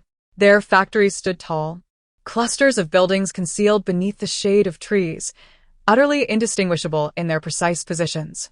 It is too close. The murderous intent of that ability user is palpable even from here. If discovered, these individuals would be in grave danger. Song-ko lowered her eyelashes. Tian-yi. Hey. Song-ko, did you call for me? Tian-yi responded, his eyes gleaming like a puppy as he scampered over. What's over there? Song-ko pointed towards the depths of the rain and mist. I'm not sure, it seems like a jurisdiction area, he replied. I know. Kong Ziki chimed in, leaning in closer and casually resting a hand on Tianyi's shoulder. There's a large research base over there called Chingsong Biotech. My father drove past it last time, and I took a good look. Wow, the guards at the entrance gave me quite a glare. Song Ke listened quietly until he finished, picked up her umbrella, and headed outside. Where are you going? Just to take a look. It is unwise. Your solitary venture is perilous. Upon hearing this, Tianyi grew anxious, rushing forward to envelop the large umbrella with his body. Yet he was relentlessly dragged forward by Song Ke for several meters. Brother Jiang, upon realizing that neither he nor Kong Ziki could sway Song Ke, cleverly turned to report the situation. What is happening? Jiang Rui soon approached. Song Ke intends to go out. Jiang Rui hesitated for merely a second before swiftly donning his rain hat. Where are you headed? I shall accompany you. Song Ke shook off Tianyi, finally liberating the umbrella from his grasp. She lifted her gaze, coldly warning, Do not concern yourself with me, nor follow me. Jiang Rui's movements halted abruptly, as if a chill had washed over him from head to toe. He recognized that look in Song Ke's eyes. He had encountered it 3 years prior. When he rushed into the classroom of Class 3, she had regarded him with the same emotionless, obsidian stare. The following day, she withdrew from Huadu No. 1 high school and never returned. Song Ke unfurled the umbrella and leapt into the rain, her silhouette gradually fading away. Meanwhile, one could not help but express their discontent. Why does she always act alone? She shows no sense of collective awareness, as others began to take note of the commotion surrounding them. Why is she receiving special treatment? Both Jiangge and Chigo are endowed with extraordinary abilities, yet they are not afforded the same privilege. Jiang Rui's brow furrowed in discontent, and before he could utter a word, Zhang Qi interjected, commanding silence with a fierce reprimand. The pain from his previously dislocated shoulder lingered, and although Zhang Qi initially wished to remain uninvolved, he was inexplicably reminded of that day when Song Ke leapt into the air to intercept the starship on their behalf. A surge of indignation coursed through him. What was she trying to intercept? Let her depart swiftly. Her arrogance would ultimately lead to her downfall in the outside world. Instead of lamenting, she should be urgently seeking medication. He vented his frustration, unaware for whom he was advocating. In the center of the lawn stood a modest, yet imposing stone plaque inscribed with Chingsong Biotechnology, its significance enhanced by the relentless downpour. The architecture of the facility exhibited an inverted mountain shape, flanked by experimental factories and various laboratories, with a 5-story comprehensive building at its core. The base had long achieved automation, and there was no sign of zombies along the path. However, within the offices of the factory lay several decaying corpses, clad in uniforms emblazoned with the Chingsong Biotechnology emblem, sprawled haphazardly across the floor. Coagulated blood spread towards the entrance, washed away by the incessant rain. A heavy feeling settled in Song Ke's heart. These individuals had been brutally murdered. She realized that the adversaries she was about to confront were far from benign, prompting her to adopt a more cautious demeanor. Amidst the tempestuous winds and torrential rain, a slender figure darted between the buildings. Song Ke, having surveyed the flanking areas, ultimately fixed her gaze upon the central complex. In an effort to remain discreet, she stowed her umbrella and cautiously approached, only to discover that the main entrance was fortified by the most resilient steel door. She attempted to push it open, yet it remained impervious. Any act of force would inevitably trigger an alarm, thereby alerting any potential adversaries. Reluctantly, Song Ke abandoned this route in search of an alternative entry. Eventually, she stumbled upon a series of arched windows on the side, but the lowest window was still significantly elevated from the ground. She rose to her tiptoes, reaching out, but her fingers fell short. In a moment of ingenuity, Song Ke inverted her umbrella, using its handle to latch onto the security grate, securing it within the crevice. With a determined leap, she effortlessly ascended to the ledge. After wiping away the condensation from the window, she discerned the faint outlines of 2 figures within. Indeed, there were occupants. This was a laboratory spanning approximately 40 square meters.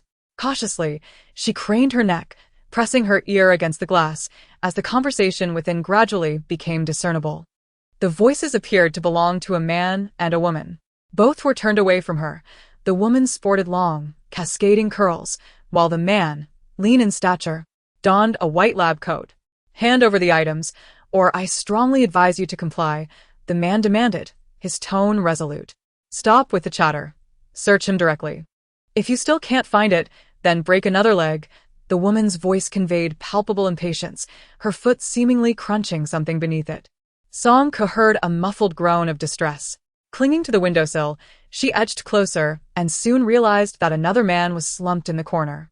The man's irises were strikingly pale, a few strands of hair cascading down his forehead, presenting an image of extraordinary disarray. Yet, amidst the enveloping mist of rain, there existed a breathtaking allure. He sat upright, yet his right leg lay limply bent, immobile, with crimson blood continuously seeping forth. Despite his grievous wounds, a faint smile lingered at the corner of his lips, embodying an essence that was both fragile and paradoxical. Perhaps Song Ke had gazed a moment too long, for the man abruptly lifted his gaze, piercingly directing it towards the window. Their eyes met through the rain-soaked pane, and in that fleeting instant, Song Ke found herself momentarily entranced. Soon, a man and woman outside noticed her, rushing towards the window.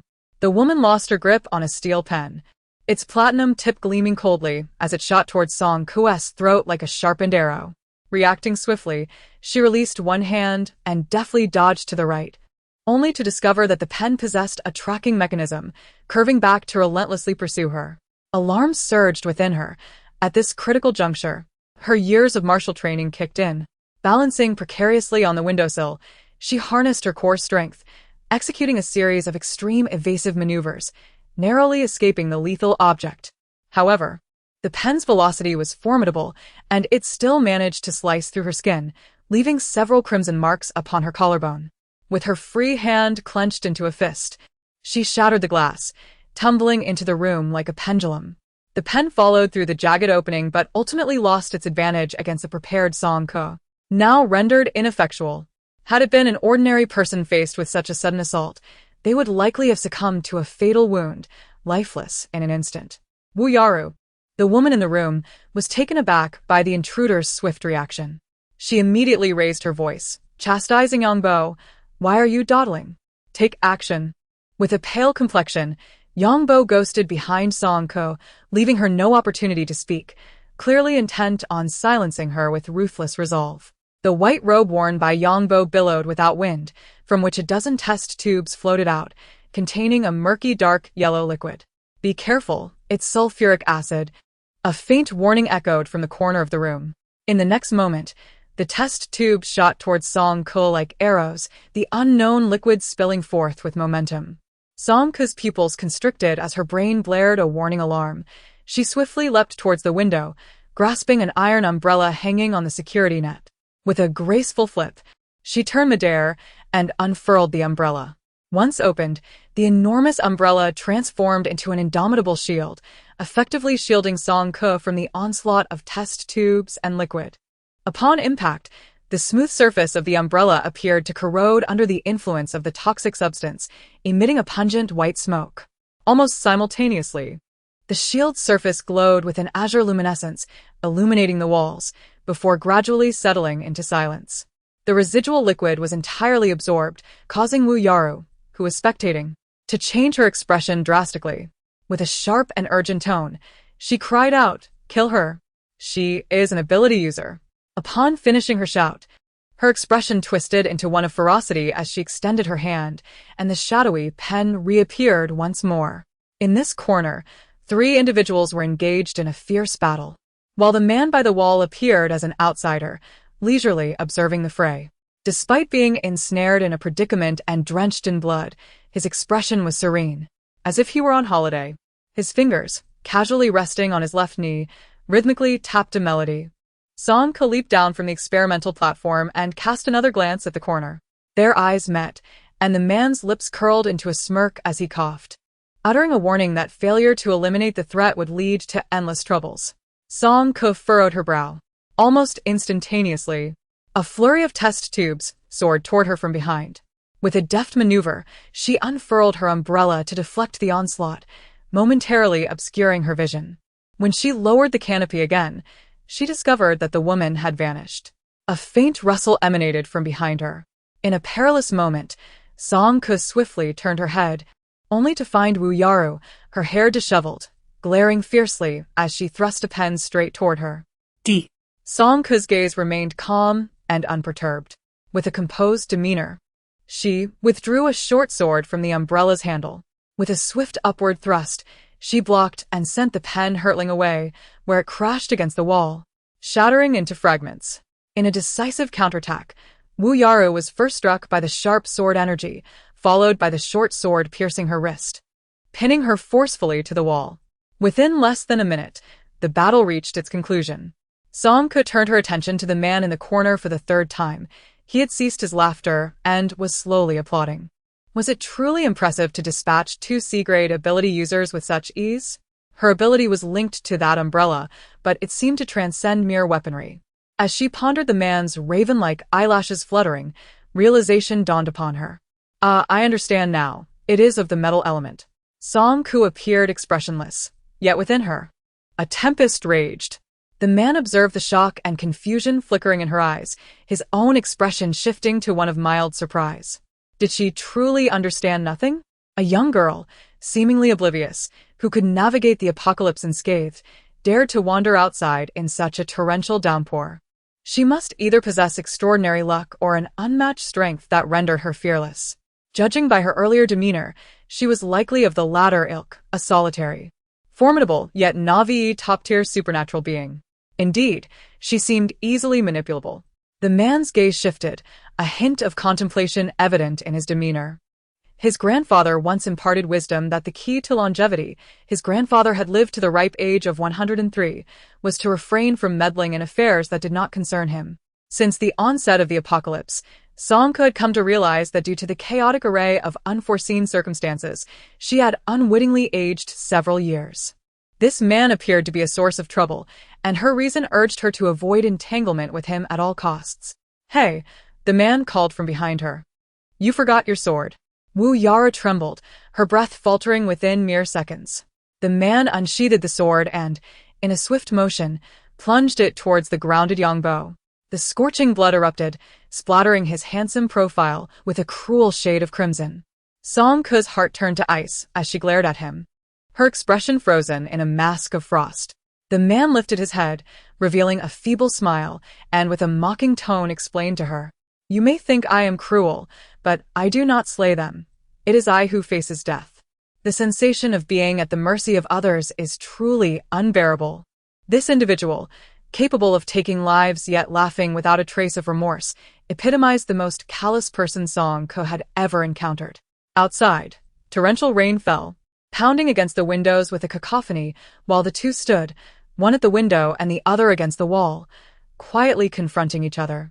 Indeed, they exhibited remarkable composure, unflinching even in the face of calamity, showcasing exceptional psychological fortitude.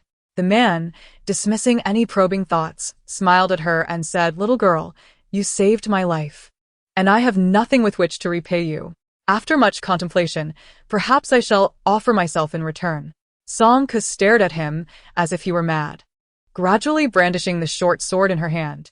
You are insane. Are you seeking death?" Her emotional turmoil became evident, her stammering escalating uncontrollably in this moment.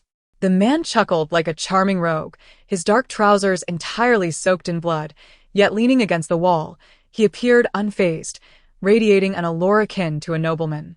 He gazed deeply into Song-Ku's eyes and confidently stated, "You will not kill me." Frustrated, Song-Ku sheathed her sword and turned to flee. One foot already perched on the windowsill. Hey! He called after her. Unwavering, she continued, internally chanting, I shan't listen, a turtle reciting scriptures, as she unfurled her umbrella and resolutely prepared to leap into the downpour. "I am a researcher at the Qinglong Institute." The Qinglong Institute. The name Song-Ku was familiar. She had heard it on the television in the martial arts school. It was said to belong to the most elite and enigmatic research institution within the Alliance, renowned internationally for its illustrious achievements. Are you not curious about the apocalypse, about your extraordinary abilities, or even about the origins of this torrential rain in the capital? Thus far, no one has divulged such matters to you, has they? Song-Ku's silhouette stiffened, and she stubbornly retorted, "No, I'm not curious. If you truly were not, you wouldn't be here today. The excessive blood loss had rendered the man's lips pale, yet he remained oblivious, persistently enticing her. I possess all the truths you seek to uncover. In fact, I know far more than you can imagine. What do you say we strike a deal? If there were indeed someone who held all the secrets of the apocalypse and was willing to share them with her, she would find it impossible to refuse. How do you intend to prove that? Song Ke's resolve was already wavering. The man smiled and produced an identification card from his chest pocket, which bore the name of the Qinglong Research Institute along with his photograph. Song Ke glanced at it, finding it less appealing than the actual person. How do you propose we trade? If I am not mistaken, you have companions, correct? Transfer me to a safe location and assist me in locating a healer. Very well. There is indeed a safe place, the stormy playground of the first high school. As for a healer, although she had never encountered one, they could be sought out gradually. The man's demands were not unreasonable. The transaction was completed, and the man appeared to exhale a sigh of relief, sliding down in exhaustion to sit, tilting his head to inquire whether there were any emergency medical supplies available. Song Ke rummaged through her backpack, retrieving some bandages and ointments, which she pushed towards him. Without a flicker of emotion, the man began to apply rudimentary pressure bandages on himself, swaying slightly as he stood. What a bother, truly a bother, he muttered. What are you doing? From the moment he entered the room, the man had lost his usual grace, his expression no longer composed as he coldly reprimanded her. Ignoring his words, Song Ke grasped the collar of his shirt with one hand and, with a slight tug, lifted him off the ground by a couple of inches. You're too slow, he said, pressing down on her wrist, the veins on his forehead visibly throbbing. Exit through the main door, turn left, and find the second building. There's a production line for medical assistance equipment. You should be able to locate a wheelchair there. The door downstairs is locked, Song Ke reminded him. She could easily climb through a window, but a wheelchair was too large to fit. Entering through the main door would take too long and require more effort. It would be quicker to carry him down instead. The man took a couple of steps forward and retrieved a silver access card from a drawer, handing it to her. Just swipe this. In the laboratory, the man steadied himself into the wheelchair, perspiration forming on his forehead. Can you walk? Are you able to walk now? Song Ke urged him. Wait. Before exiting, he maneuvered the wheelchair to the bodies of Wu Yaru and Yang Bo, leaning forward deliberately without avoiding Song Ke, purposefully searching their bodies. Finally, he removed Yang Bo's expensive watch and a string of pearls from Wu Yaru's neck. Song Ke was utterly astounded, her worldview shattered. What manner of person is this, still contemplating pilfering even at such a moment? In response to her incredulous gaze, the man chuckled helplessly, his chest vibrating subtly. It's not as you imagine. Song Ke offered a perfunctory murmur, diverting her gaze in discomfort, reflecting upon whether her impulsive decision was indeed prudent. Perhaps it would be better to abandon him here and slip away unnoticed. She cast a furtive glance at the man, who, after scavenging through their belongings, had his hands neatly resting on his knees, gazing at her with a cheerful smile. This was bad. Escape was no longer an option. With a resigned sigh, she approached him. At the entrance of Qingsong Biotechnology, the imposing stone sign stood resolutely, a silent witness to the bloodshed and conflict that had transpired there. Song Ke unfurled her umbrella, firmly shielding both of them, while she single-handedly maneuvered the wheelchair into the boundless curtain of rain. The sultry coastal breeze greeted them, instantly soaking the man's knees and her back, as the torrential downpour gradually enveloped their figures, leaving only fragmented whispers of conversation, faint yet discernible. I forgot to ask, what is your name? Song Ke. Song Ke, that's quite charming. No, it's not Song Ke. Alright, got it, it's Song Ke. Hey, could you shift the umbrella a bit? Don't just shelter yourself. And I am Zhuang Qingyan. As Jiang Rui finished tallying the medication, he lifted his gaze toward the rain. The tempestuous weather outside persisted, with thunder and rain wreaking havoc. At the indistinct horizon where the earth met the sky, two silhouettes gradually approached. A slender girl held a massive iron umbrella, steadfast against the storm, while she single-handedly maneuvered a wheelchair that supported a young man. As the crowd squinted to discern the identities of the newcomers, Jiang Rui had already flung open the warehouse door and dashed into the rain. No, that's good. Come in quickly. The rain is too heavy outside. Having been out for only a short while, his hair and clothes were thoroughly drenched, yet Jiang Rui seemed utterly unconcerned. Appearing rather pleased, Song Ku responded affirmatively, retracting the large umbrella and following him into the warehouse. Song Ku found herself in an unusual state of hesitation, primarily due to her lack of eloquence and the intricacies surrounding her encounter with Zhuang Qinyan. Momentarily, she was at a loss for words. Facing the crowd's scrutiny, Zhuang Qinyan cleared his throat twice and, with a fragile demeanor, addressed them. "Hello, fellow classmates. I am a pharmaceutical researcher from the neighboring Qingsong Biotech. I was engaged in a closed experiment at the company prior to the apocalypse and, unexpectedly, I've been trapped in the experimental building for several days. Thankfully, this classmate, Song, happened to pass by and rescued me." He sighed with lingering trepidation, embodying the essence of a survivor. "Truly, I am grateful. Without Song, I fear I might never have escaped." Song Ke felt no need for her to explain. This person had already crafted a narrative, one that was delivered with such heartfelt sincerity, yet it was merely a superficial gloss, devoid of any genuine truth. The tales of pharmaceutical researchers and clandestine experiments were nothing but a fade, masking a reality where disputes were settled with violence, stabbing eyes with pens, splashing faces with acid. Internally, Song Ke grumbled, yet outwardly, she graciously refrained from exposing the pretense.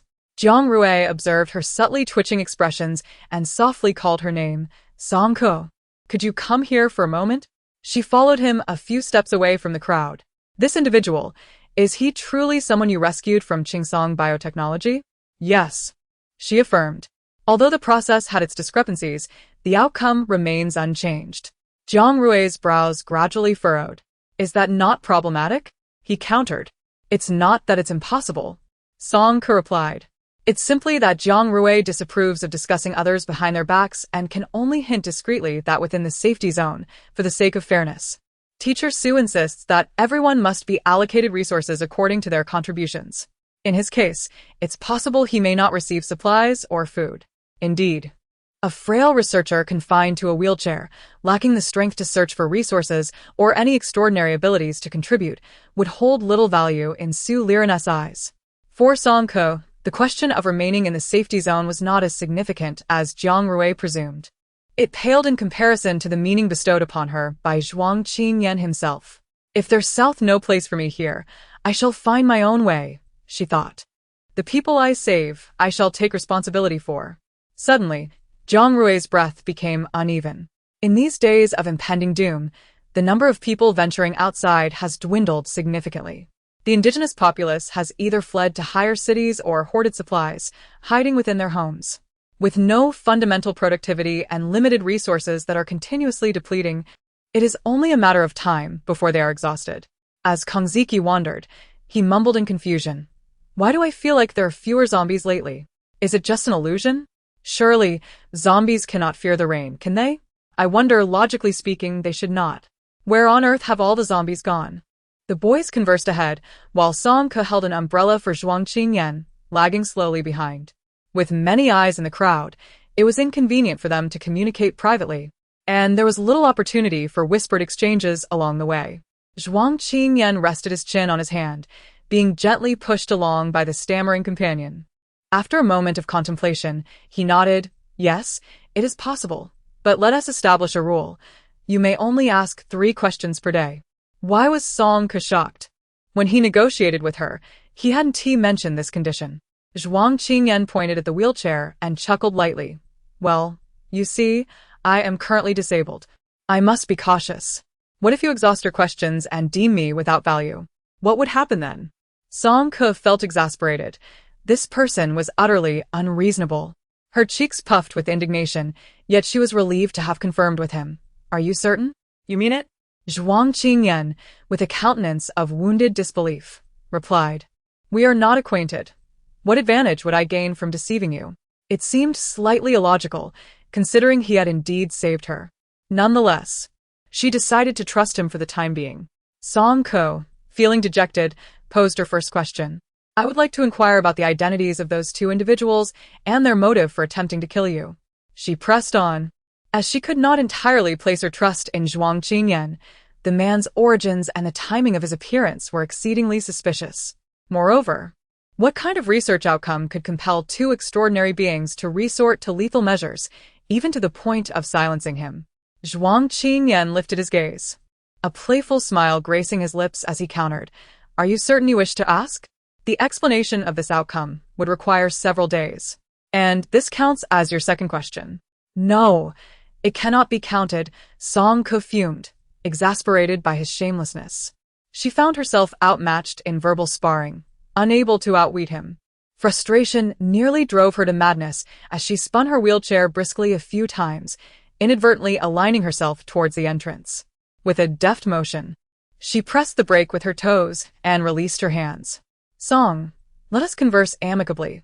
There is no need for hostility," Zhuang Qingyan cautioned, as the footrest of the wheelchair slightly lifted. Should he continue to provoke her, she might very well let him tumble headfirst into the torrential rain.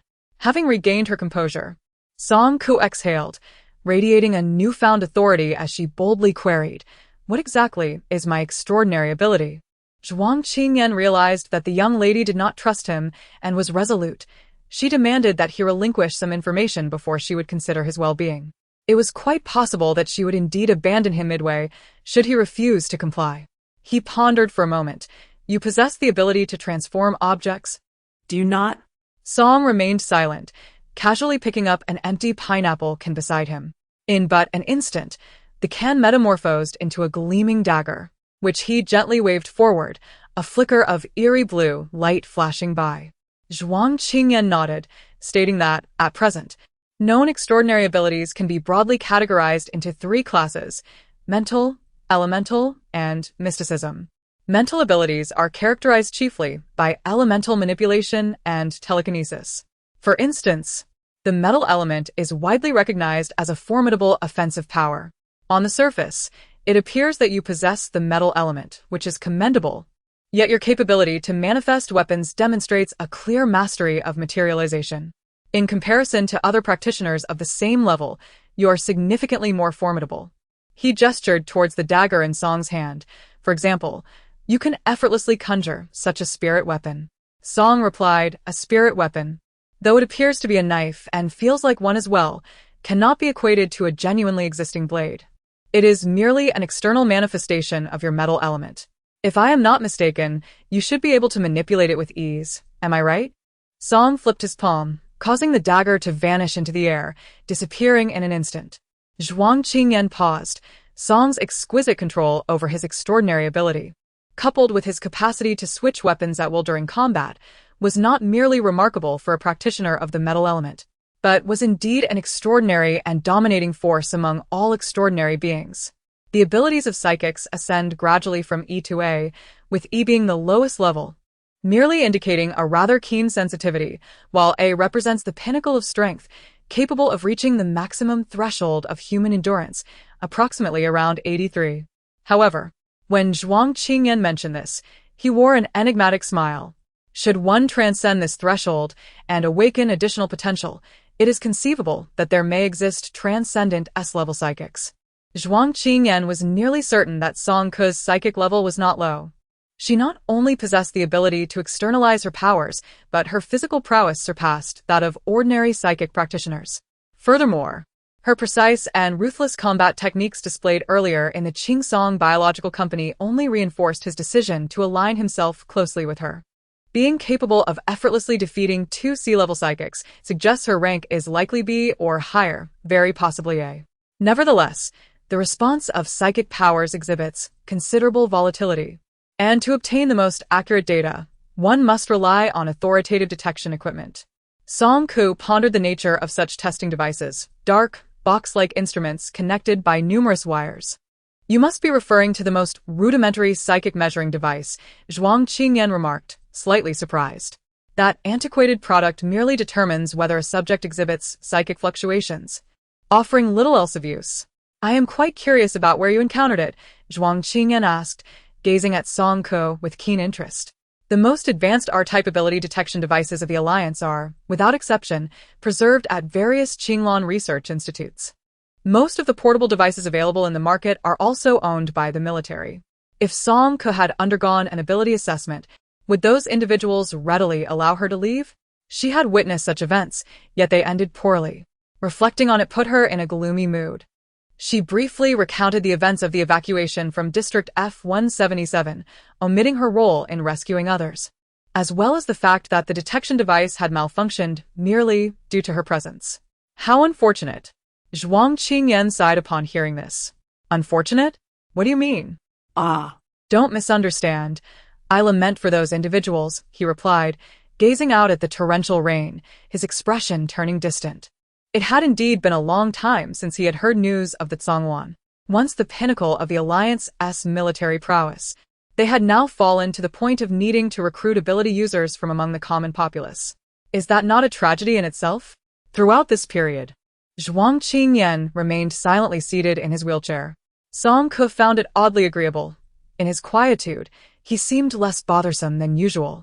As the appointed time arrived, the wall recessed, and the ability gate opened precisely on schedule. The moment Lu Zixuan appeared, he eagerly inquired, "Have you found the medicine?" "Zhou Anqi has awakened, but her fever persists." "We found it," Jiang Rui confirmed with a nod. Lu Zixuan let out a sigh of relief. "That's good. She has awakened her abilities."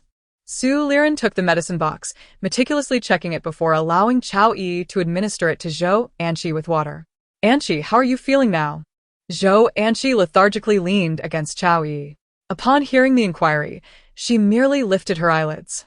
At that moment, she was the center of attention, with everyone gazing at her with concern, eagerly awaiting her words. Only Jiang Rui's gaze wandered, not aligning with the focus of the others. Zhou Anqi's heart filled with displeasure. And disregarding everything, she sulked, complaining of a sore throat, a throbbing head, and aching all over. The crowd exchanged glances, and Su Liren, unwilling to indulge her petulance, incisively asked, "Do you know what ability you have awakened?" Upon hearing this, Su Liren's eyes brightened as he called over a boy who had previously gone out with Zhang Qi. Although the boy had narrowly escaped the starship explosion, he bore bruises on his arm and calf, which had not been properly cleaned and disinfected, leading to signs of decay.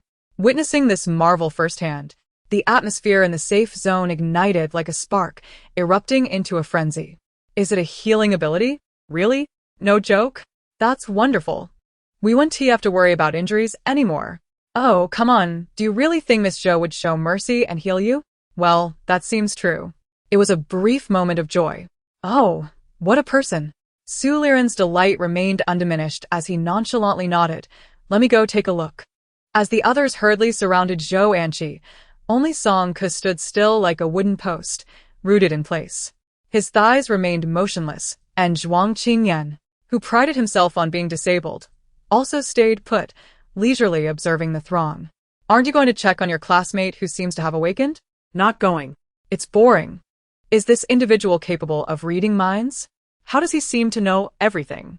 Song Ke found herself at a loss for words, feeling frustrated as she poked the wheel of her chair with her toes, causing it to spin chaotically. Her irritation grew, and her pace in pushing the wheel accelerated significantly. During their playful scuffle, Su Liren and Jiang Rui halted before them. Song Ke's movements ceased abruptly, and the lively expressions that had danced across her face vanished in an instant. In the awkward silence, she suddenly recalled Jiang Rui's mention of a labor distribution system, and she stiffly articulated her stance on resources. "You need not concern yourselves with me. I shall take charge." Su Liren's countenance darkened as he reproached her in a hushed tone. "What do you think this place is?" The young girl before him cast her gaze downward, embodying a defiant resistance to authority. This had been her demeanor in the past, and it remained unchanged. Despite his years of teaching, Su Liren had encountered students more unruly than Song Ke, yet none possessed such an indomitable spirit, forever resisting taming.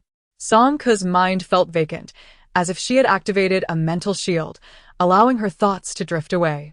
Su Liren's words flowed into her left ear and slipped out of her right, leaving no trace behind. Unfortunately, her act of feigned indifference was entirely transparent to another observer.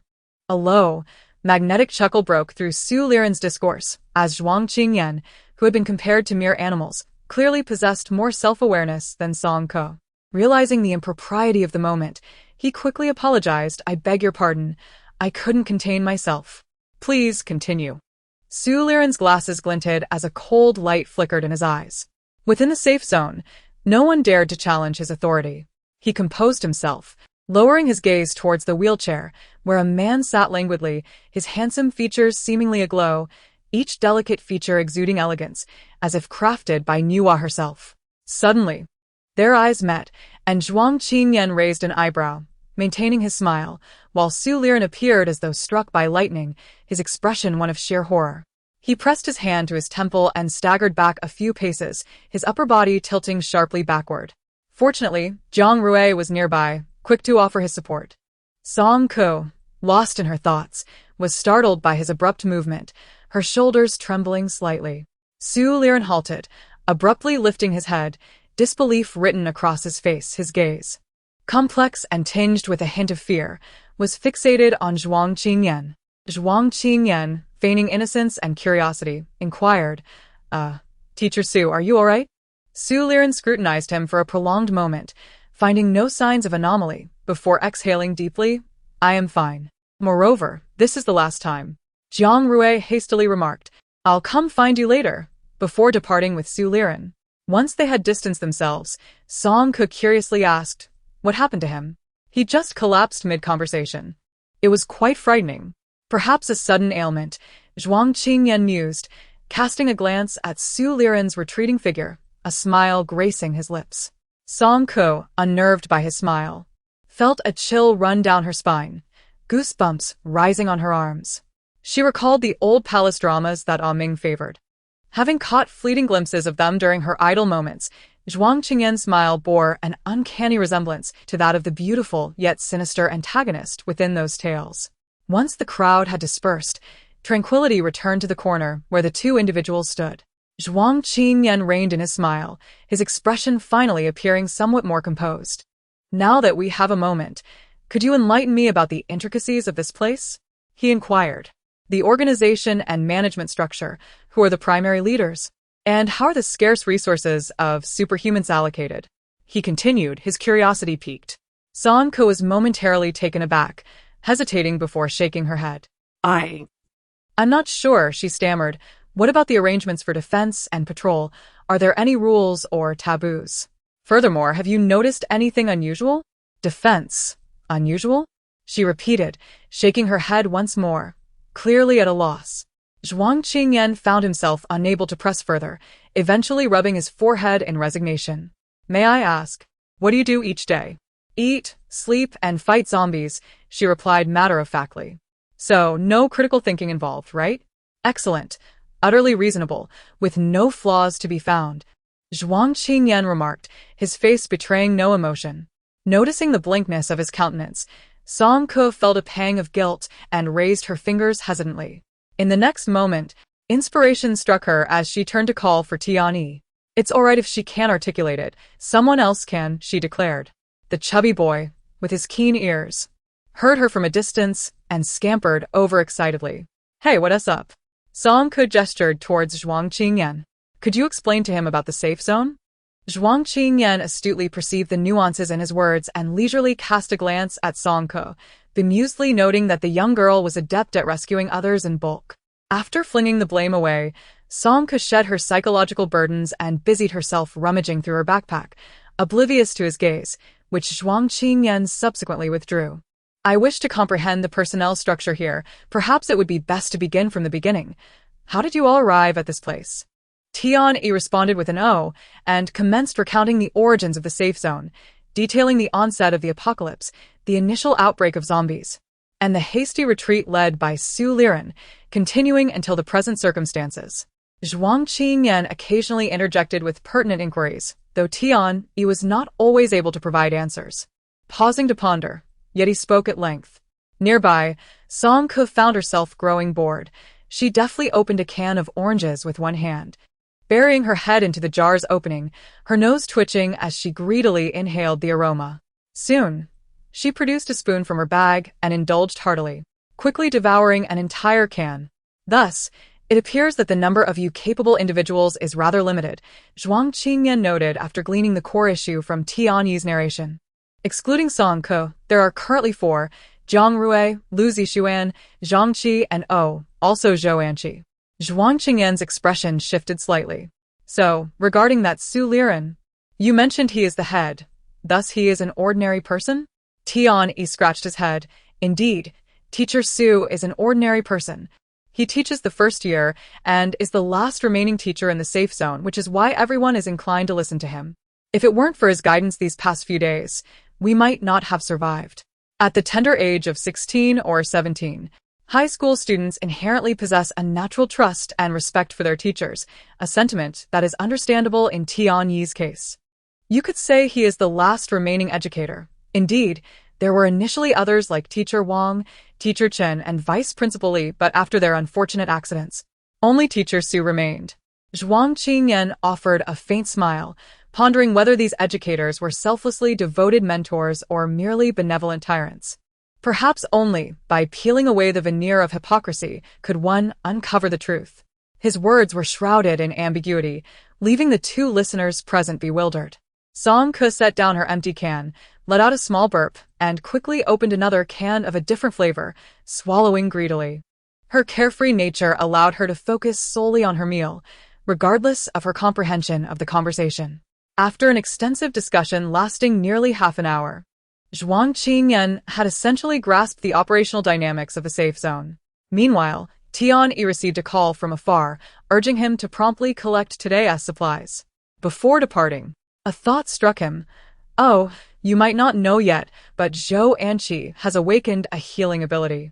Song Ke abruptly froze mid-motion, her peach slice slipping from the spoon and falling with a soft thud to the ground. She had no time to lament the loss. Instinctively turning to glance at Zhuang Qingyan's legs.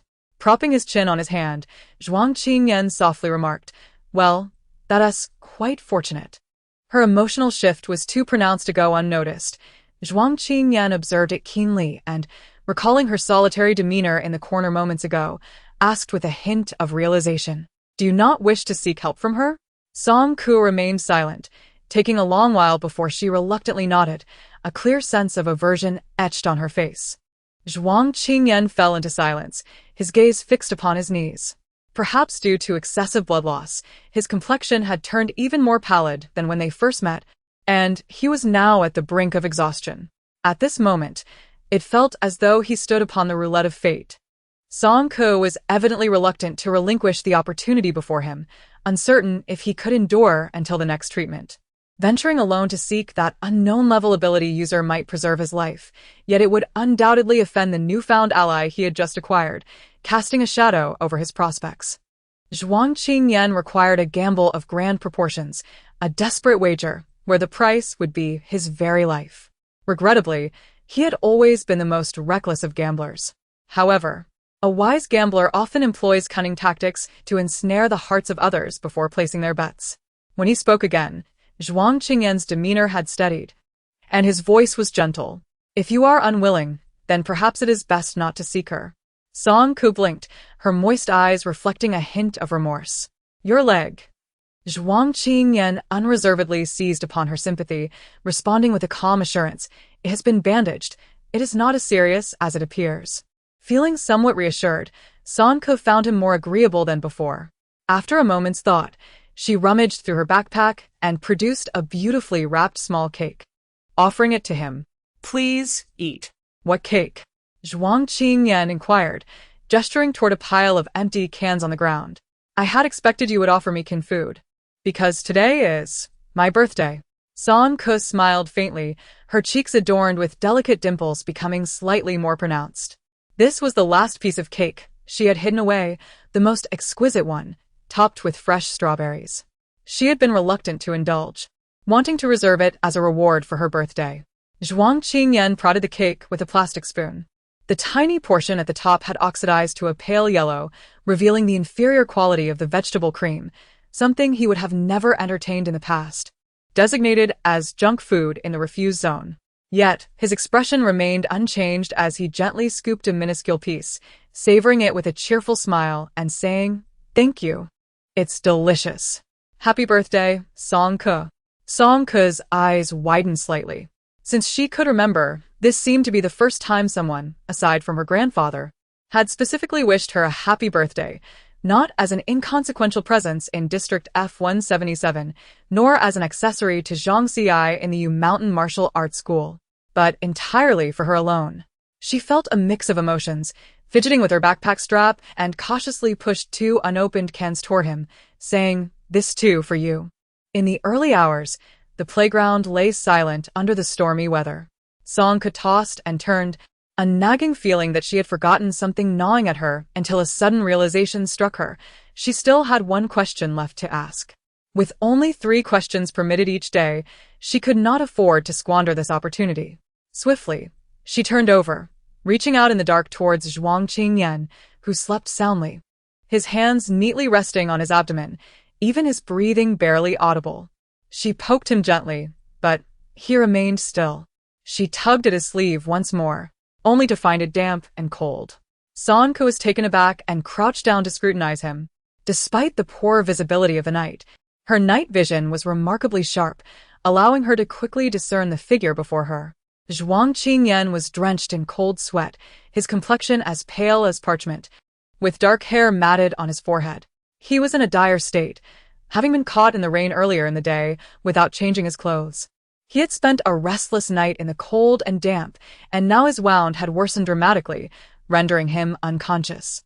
Song Ke rolled up his pant leg, revealing white bandages soaked in glaring crimson, akin to vibrant, blooming resurrection flowers. She gently pressed on his broken leg, only to discover shattered bones within, devoid of any support. It was far graver than he had claimed. The severity of his injuries exceeded her worst fears. Zhuang Qingyan, Zhuang Qingyan. Song Ke called his name anxiously, slapping his face. In her haste, she miscalculated her strength and inadvertently tilted his head. His handsome features were devoid of life, slowly leaning to one side. Shocked, Song Ke quickly adjusted his head, pressing her ear against his chest. Thankfully, she still felt a heartbeat. Anxiety gnawed at her as she nervously bit her nails. What should she do? If she disregarded his condition, he might not survive the night. Yet, the only way to save him was to look up towards the darkness, where a faint glimmer of hope flickered uncertainly. Seeking assistance from that person would be fraught with difficulty, even if they were willing. Extracting help would not be a simple task. What leverage did she possess to barter, and what price would she have to pay? Forget it. Forget it yet, inexplicably. Zhuang Qingyan's voice echoed persistently in her mind, as he had once said to her, "Song Ke, happy birthday." Song Ke closed his eyes, and when he reopened them, he sprang up, lifting Zhuang Qingyan and placing him in a wheelchair. The hurried and chaotic footsteps, coupled with the intense friction of the wheelchair against the ground, roused a multitude of slumbering individuals. Who is causing such a commotion in the middle of the night?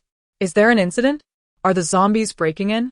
The beam of flashlights flickered intermittently as the central group in the safe zone sat up, alert and wary. Song Ke pushed Zhuang Qingyan directly before Zhou Anqi, imploring for his rescue. Zhou Anqi, still enveloped in drowsiness, was startled awake by the ghastly pallor of the person in the wheelchair. Upon comprehending Song Ke's plea, she incredulously lifted her gaze and exclaimed, "Are you out of your mind? You are a healer, a treatment-type ability user. Please, please, please save him." "Why should I?" she retorted, her tone dripping with disdain. It was truly a case of karma.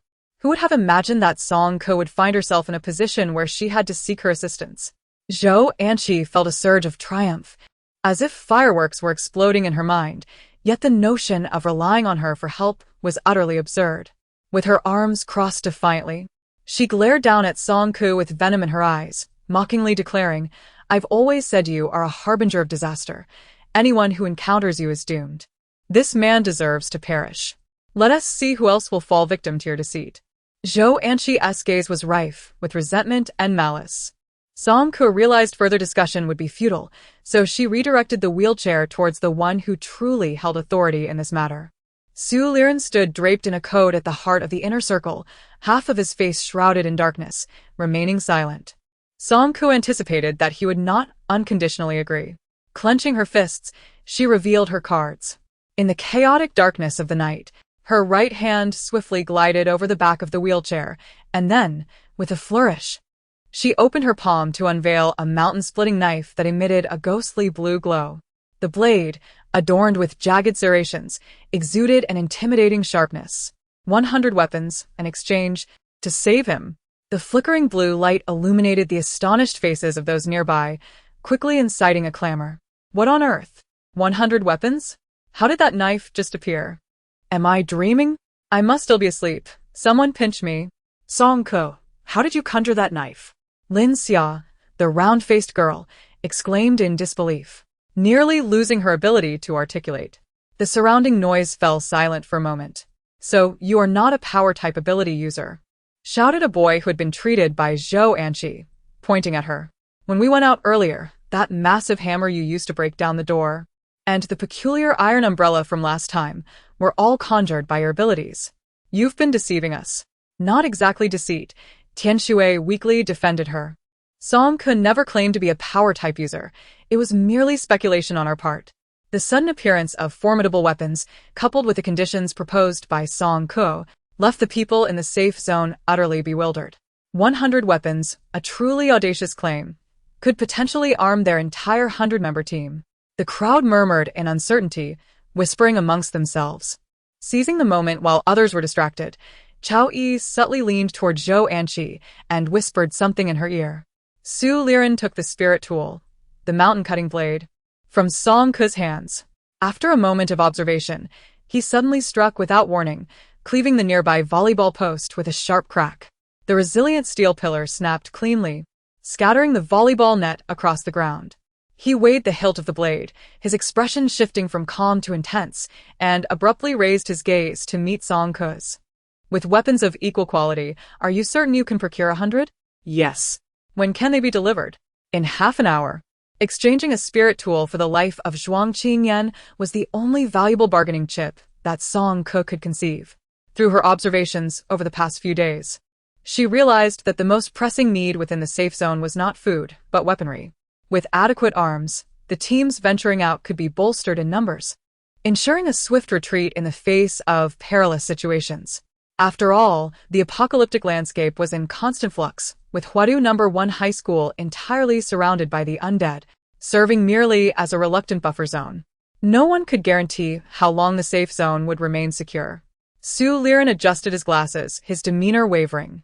However, he neither consented nor declined, as if awaiting something. I disagree. Why should I rescue her? Zhou Anqi, who had been overlooked for some time, interjected with indignation. Su Liren cast a fleeting glance in her direction, his eyes, hidden behind the lenses, icy and devoid of warmth. Why do you object? My abilities are my own. I have the right to decide, Zhou Anqi replied, her voice faltering as a familiar dread enveloped her. Her tone diminished, her teeth chattering, yet she stubbornly persisted. If you want me to save someone, I do have a condition. In the dim light, Su Liren's tone carried a deliberate allure, prompting the question, what are your conditions? All eyes were fixed upon her, and Zhou Anqi's sense of dread began to wane, emboldening her resolve. I despise Song Ke. If she wishes for my assistance to save someone, she must kneel before me, bow her head twice, weep profusely, and then leave this place. Chao Yi closed her eyes, her nails digging deeply into her palms. This fool has been so explicit with her demands. The immediate priority is to expel Song Ke from the safe zone. What more theatrics can I add? Zhou Anqi was abruptly interrupted by Jiang Rui's sharp voice. What is wrong with you? Is this really the time for your madness? What of the ability users? I am a healer after all. She can only conjure some scrap metal. Am I not of greater significance? If you are unwilling, then go save them yourselves and cease seeking my help. Su Liren remained silent, casting a glance at Song Ke before turning his gaze towards the unconscious man in the wheelchair, lost in contemplation. A disobedient pawn. A mysterious cripple. What value do they truly hold for him at this moment? Zhou Anqi's demands seemed unreasonable and overbearing, yet upon further reflection, they might indeed present a viable option. Zhou Anqi, it is time to cease. Such acts of humiliation towards a classmate are unacceptable. Su Liren's advice was neither warm nor cold, and his true intentions were elusive, as he had handed over the reins of power to Zhou Anqi. Once Zhou Anqi grasped the authority, she displayed a complete ignorance of the concept of knowing when to withdraw. With a triumphant gaze directed at Song Ke, her beautiful face bore a kind of naive cruelty. It was either watch him perish or submit to her and leave. In the tense atmosphere, Jiang Rui suddenly spoke with a nonchalant tone, stating, "If Song Ke leaves, I shall leave with him. Brother Jiang, do not act impulsively."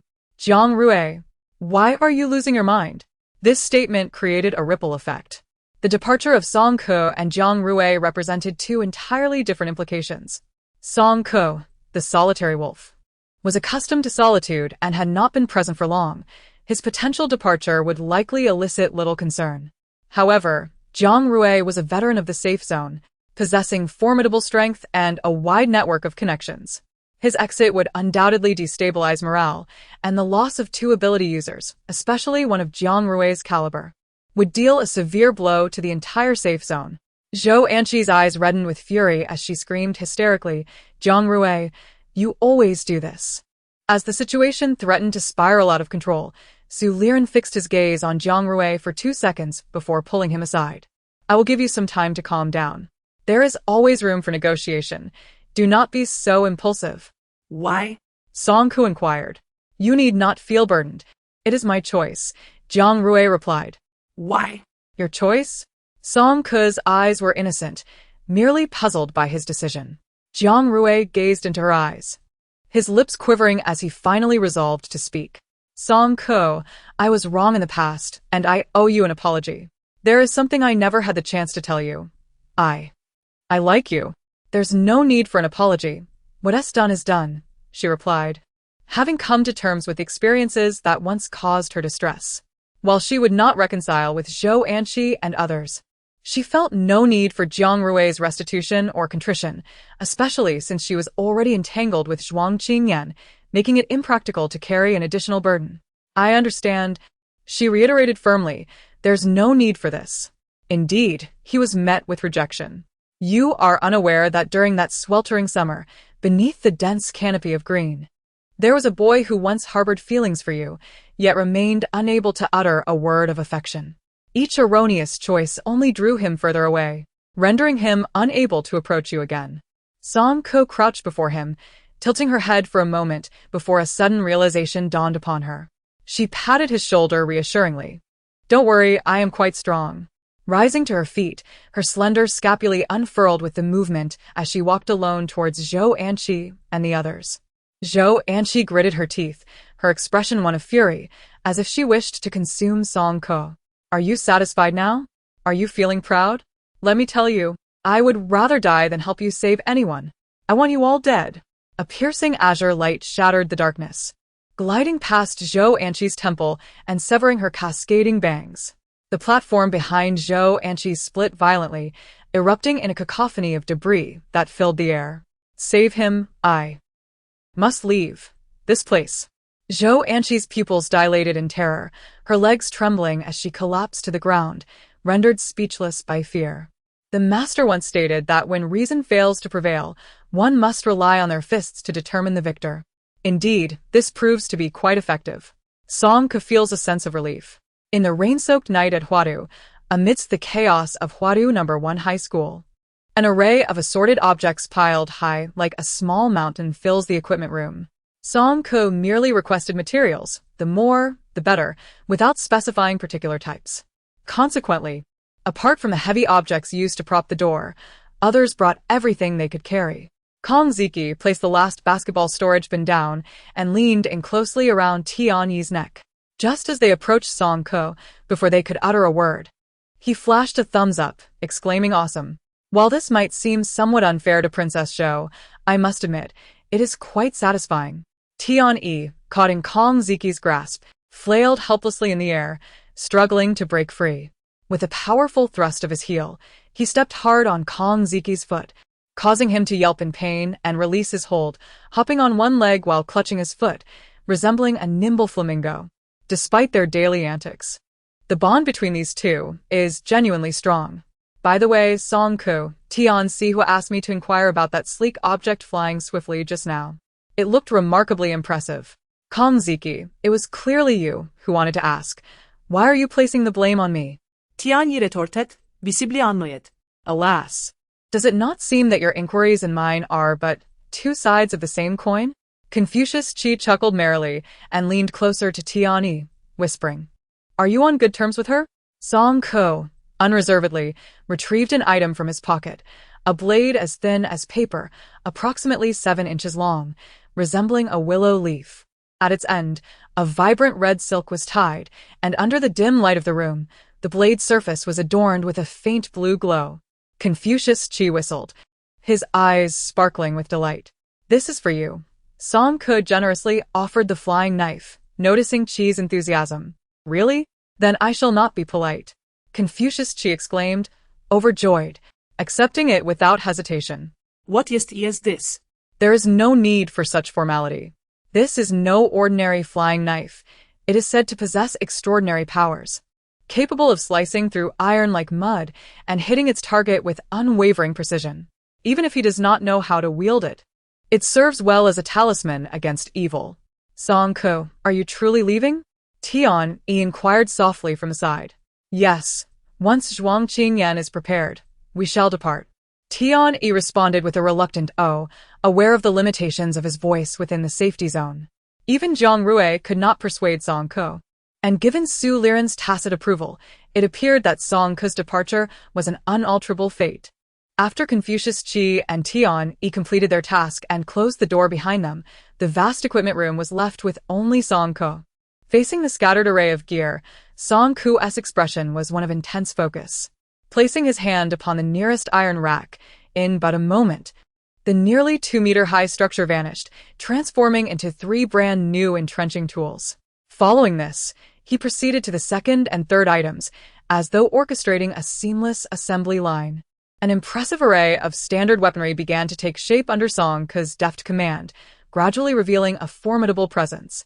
Simultaneously connecting with over 100 magical artifacts accelerated the depletion of Song Ko's internal abilities. The vast energy field began to falter, becoming increasingly unsustainable. With a mere thought, she severed her connection to this segment of power. Almost instantaneously, Song Ko realized that she had lost her sense of awareness with these artifacts. Consequently, they no longer required her diligent maintenance. Although their potency would diminish, they would become easier to circulate. Song Ko remained astute, discreetly marking each artifact's handle. Based on the natural rate of consumption, the energy contained within this batch of artifacts would sustain itself for approximately 23 years, after which they would shatter and vanish. Though 100 weapons were not beyond her limits, the substantial drain of energy in such a short span nonetheless imposed a considerable burden on her. As she gazed at the shimmering artifacts scattered across the ground, she slowly sipped water to rest and restore her weary mental faculties. Considering that the users were a group of high school students without any martial foundation, she conjured only 2 types of weapons, the broadsword and the entrenching tool. These 2 cold weapons were relatively easy to wield and could serve both defensive and offensive purposes, proving particularly effective against zombies. Outside the equipment room, guards were stationed, and as soon as Song Ko emerged, several key members from the safe zone promptly bypassed her to enter and tally the inventory. Song Ko remained still. She had delivered precisely 100 weapons, and their distribution was a matter for their internal deliberation. Once the boy responsible for counting exited, he nodded towards Su Liren, who stood behind, signaling, Su teacher, all accounted for. On the other side, the treatment for Zhuang Qingyan is underway, yet the situation is far from smooth. Zhou Anqi appears to be somewhat queasy at the sight of blood. Zhuang Qingyan's severed leg is grotesque, and merely gazing upon it leaves her pallid, her hands frequently faltering as she covers her mouth, ready to dash aside to vomit. Song Ko has taken a stool and seated herself before Zhou Anqi, observing her intently for a prolonged moment before suddenly grasping her wrist. Zhou Anqi instinctively attempts to shake free, but Song Ko's grip is as unyielding as iron claws. Having recently been intimidated by force, the tremors of fear towards Song Ko still linger within her. Despite her inner reluctance, she dares not confront this harbinger of misfortune and can only feign bravado, asking, "What do you intend to do?" Song Ko's expression is icy, her gaze directed towards the wheelchair-bound Zhuang Qingyan. If one were to overlook his distressing pallor, the man's features remain strikingly handsome even in such dire circumstances. However, from the knees down, the grotesque and twisted remnants of his leg tarnish this allure. Why has this happened? Perhaps the terror reflected in her eyes is too pronounced. Zhou Anqi feels her teeth chattering. I have already staunched his bleeding and done my utmost to promote healing. As for his leg, it can only be this way.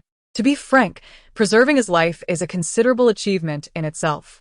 Superficially, it appears that the wound on Zhuang Qingyan's right leg has indeed healed, yet upon tactile examination, it feels soft and powerless, with jagged broken bones growing haphazardly within, forcing the entire calf to remain in a contorted position. Are you doing this on purpose? Zhou Anqi, disregarding her fear, stood up in anger. Song Ko, stop slandering me. This has nothing to do with me. His leg is shattered like ice. And I am not a doctor. How would I know how to mend it? Besides, my ability automatically absorbed upon contact. I cannot control it. Her words had escaped her faster than her thoughts, and upon realizing she had said too much, she bit her lip in regret, unable to control her own powers. Song Ku astutely grasped the crux of the matter. It appeared that Zhou Anqi's abilities were simply insufficient, and she had not intentionally sabotaged the treatment. Remaining here was futile. Song Ku adjusted Zhuang Qingyan's pant leg and prepared to leave, pushing him along. Zhou Anqi timidly queried from behind, I have already saved him. When will you leave? You should check him again tomorrow. On what grounds? Song Ku replied, casting a blank expression in her direction. In the barely perceptible space around them, a domineering force surged like a tidal wave, causing Zhou Anqi's hair to stand on end. Her mouth capitulated first, whispering, I understand. Zhuang Qingyan felt as though he were traversing through a cold fog, surrounded by countless indistinct faces that gazed at him ominously, slowly closing in. Eagerly extending hands to grasp his legs, choke his throat, and cover his mouth, dragging him into an endless quagmire, plunging into despair. Just as he was about to suffocate, he abruptly opened his eyes, his vision gradually focused, revealing Song Ko holding a tissue less than 2 inches from his nose. Zhuang Qingyan's gaze was frigid, and instinctively, he wanted to wave his hand dismissively. However, he soon realized that such an action contradicted the persona he had cultivated. He paused, allowing his expression to soften, crafting a fragile, yet strikingly handsome smile. Song Ko, oblivious to the subtle shift in his demeanor, noticed he had awakened and tossed a tissue to him, saying, Zhou Anqi has treated you. How do you feel now?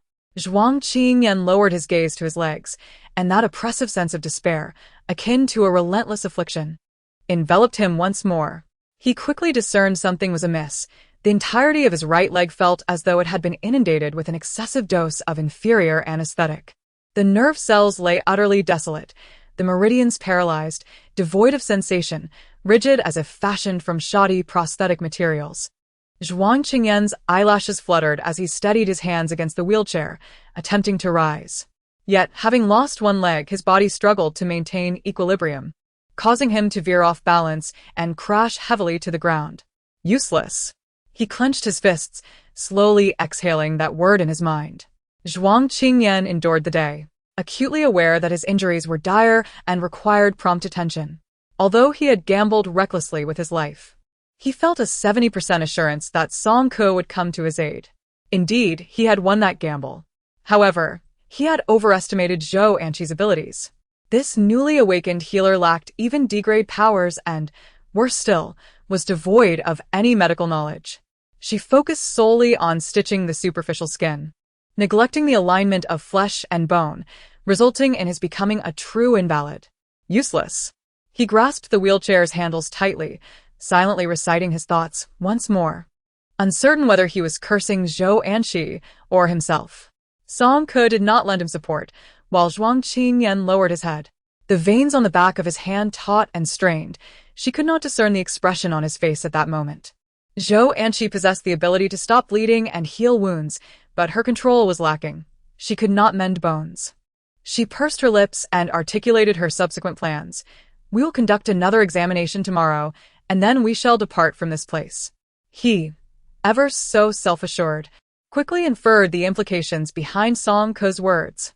Indeed, Song Ko briefly recounted the circumstances surrounding her exchange of spiritual artifacts, revealing how she had coerced Zhou Anqi in front of Su Liren, essentially burning her bridges and irreparably severing ties with the safe zone. Remaining here posed unknown risks. Even if Zhou Anqi did not issue demands, she herself intended to leave. Moreover, her initial purpose for coming here was merely to gather intelligence on those with abilities, and after encountering Zhuang Qingyan, these matters seemed to resolve themselves. Let us eliminate them before we depart, Zhuang Qingyan remarked lightly after listening. A smile danced on his lips, reminiscent of the casual menace he had displayed during their first encounter when he had so nonchalantly suggested the deaths of 2 individuals. If they were gone, there would be no further complications. You could go wherever you wished, unfettered by anyone's command. Song Ke fixed her gaze upon him, remaining silent. Their eyes locked in a silent confrontation, neither willing to avert their gaze first. As time ticked away, Zhuang Qingyan gradually withdrew his smile. The individual's emotional transition was swift, leaving Song uncertain whether there had truly been a murderous intent in that fleeting moment. Standing still for several seconds without detecting any abnormalities, she retrieved a brand new blanket from her bag and draped it over his legs.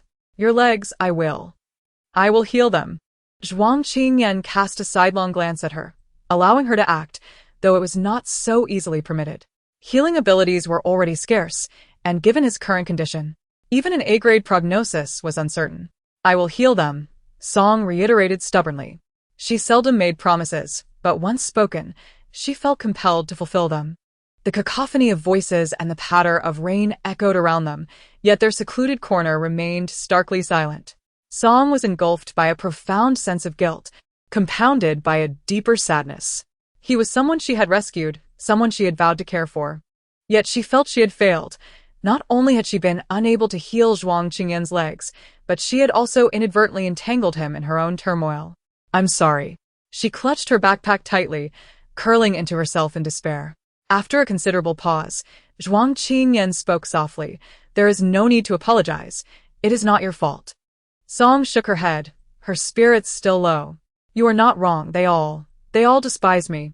At her words, Zhuang Qingyan's gaze fell toward the corner where Song squatted, resembling a frostbitten cabbage, her head bowed beneath the relentless rain, wilted and pitiful, devoid of vitality. What have you done to offend so many people in one breath? He shifted to a more comfortable position, intrigue rising in his gaze. I recall that the D district still implemented collective education. Did you blow up the school or set fire to the dormitory? Given your temperament, it can't be that you simply gave everyone a beating, can it? Song Ke widened her eyes, wondering why she had been accurately guessed again. She weakly countered, No, not everyone, just a few dozen. Zhuang Qingyan elongated his words, leisurely emphasizing a few dozen. You're quite capable, aren't you? Well, it's not bad. In the prolonged silence, Zhuang Qingyan's light laughter pierced through the awkward atmosphere as he turned his wheelchair, gazing at Song Ke with a composed demeanor. So, why did you choose to confront those few dozen people? Song Ke tightened her grip on her backpack strap, her voice dwindling because as she spoke, her words trailed off. Suddenly, she lifted her head, revealing 2 glistening eyes peering at him from behind the backpack. Zhuang Qingyan remained silent, his eyes radiating trust, causing the tension within Song Ke to inexplicably ease. Upon reflection, she realized there was nothing too terrible to disclose, and she began to speak slowly. I used to attend school in Huadu. 3 years ago, when the Alliance enacted a new compulsory education law, merging junior and senior high school into a 5-year program and redistributing educational resources across regions. At that time, Song Ziyuan was already gravely ill, yet he persevered and, with the help of Chung Lao's connections, managed to secure an enrollment opportunity for me, allowing me, who had been confined at home, to finally attend school. From a young age, Song Ke had been distanced from society, and attending school was an entirely novel experience for her. Thus, she joyfully arrived in Huadu. The D99 district of Huadu is a city of notable prestige, and the first high school is the one with the largest enrollment in the district under the new educational system. Coming from the rural F177 district, Song Ke felt like a tiny droplet merging into the vast ocean, unnoticed by anyone. In her class, she was practically invisible, consistently ranking within the bottom 5 in exams. Due to her natural stutter, her speech was slow and her expressions poor, resulting in minimal interaction with her classmates. Nonetheless, Song-ko was content with her life. During the weekdays, she attended school in Hwadu, and on weekends, she took the cheapest public transport to practice martial arts in the Ueshan E166 district. Unlike F district, the transportation between D district and E district was relatively normal and affordable.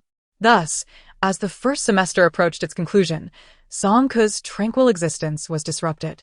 At the end of June, on a summer afternoon, after her meal, Song-ko wandered past the outdoor basketball court, drawn in by the deafening cheers and shouts emanating from within. Unable to resist, she turned to take a look.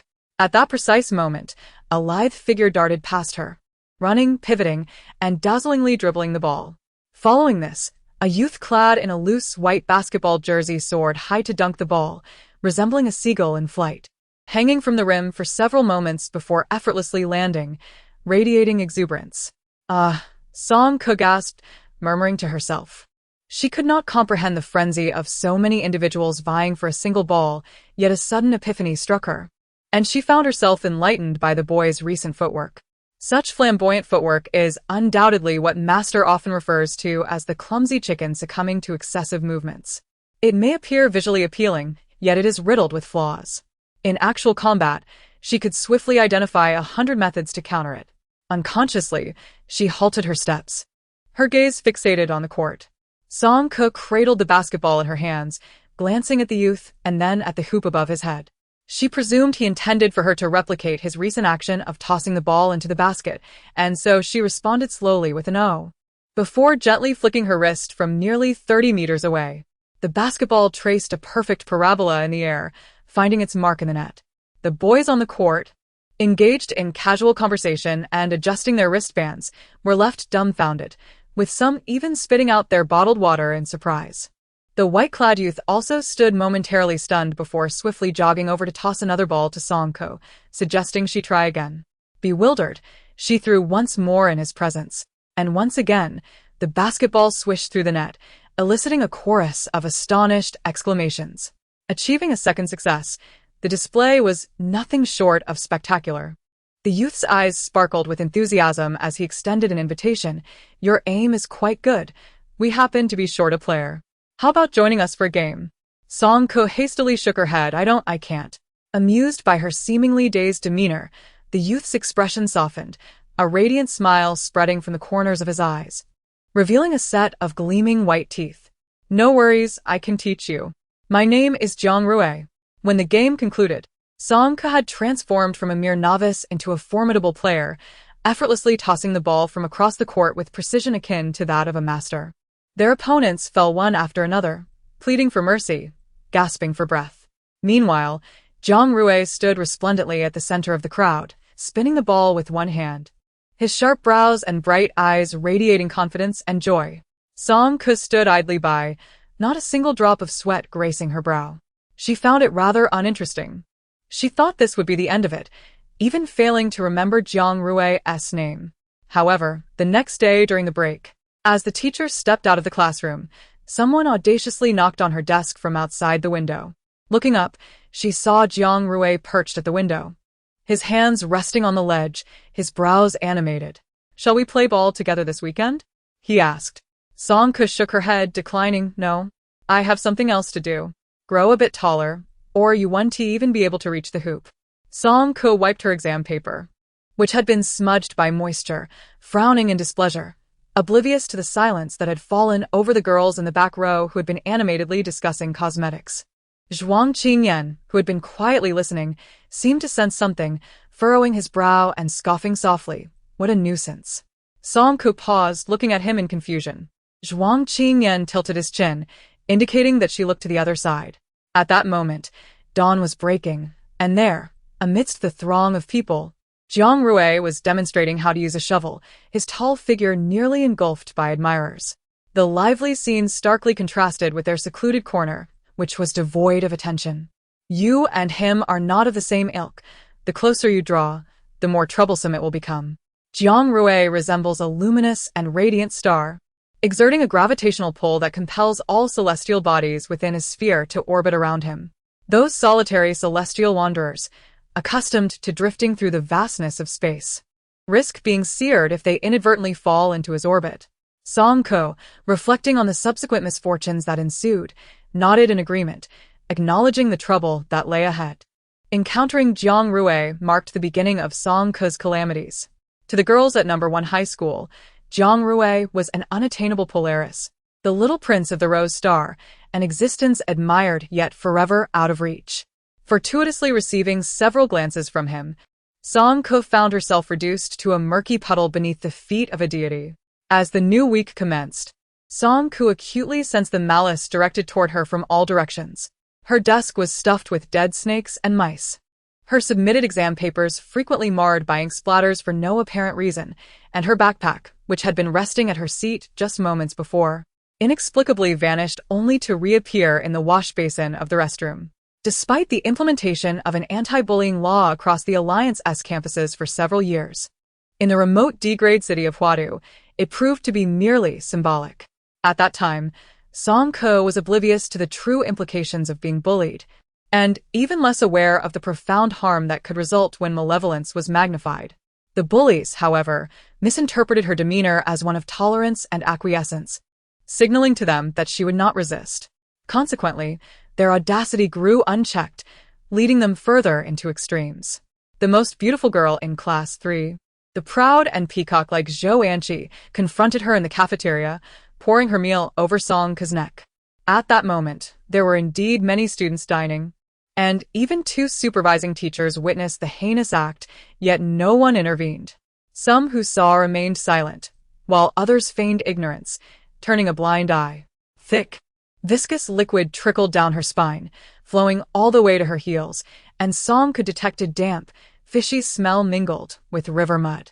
She slowly wiped the liquid from her face, belatedly realizing that it was not soup. It was not merely an accident, but rather yet another prank that occurred day after day. Hey, stutterer, unable to articulate properly, yet you've learned to seduce men. Zhou Anqi sneered, tossing aside her tray with a disdainful expression, pinching her nose in mockery. I heard you came from Area F. No wonder you reek of fish. You can smell it from afar. Hey, come and see if she stinks. She is foul, so foul. Ha ha ha, I'm going to be sick. At the long table behind her, the gentle and graceful Chao Yi thoughtfully offered a tissue, but alas, it was intended for Zhou Anqi. Anqi, be careful not to splash it on yourself. Time and again. It was the domineering Zhou Anqi who led the bullying against Song Ko, with the untarnished Chao Yi always standing behind her. Their temperaments and personalities were strikingly different, yet the smiles at their lips and the malice in their eyes matched perfectly from any angle. At that time, the homeroom teacher of Class 3 was Su Liren. Song Ko stood amidst the bustling office, stammering through her recounting of misfortunes. Su Liren, preoccupied with grading papers, swiftly marked with a red pen, circling and annotating. After she finally finished her tale, it took him a moment to detach himself from his busy state. Adjusting his glasses, he remarked, "Our class is about to evaluate students for excellence. The teacher believes that it is better to avoid unnecessary complications. Small conflicts among classmates can be resolved through open dialogue. I trust that reconciliation is within your reach. Moreover, have you considered why others seem unaffected while you bear the brunt of these troubles? At times, we must not merely blame fate, but also reflect upon our own conduct." Song Ko found it impossible to comprehend. No one could learn the art of reconciliation when confronted with scornful gazes and relentless pranks. She felt an overwhelming sense of oppression. School had ceased to be a source of joy for her. Though her classmates spoke to her now, their words were laced with insults and curses. Jiang Rui occasionally sought her out, bringing snacks and inviting her to join in activities. However, he remained oblivious to her plight, still embodying the carefree, radiant school idol.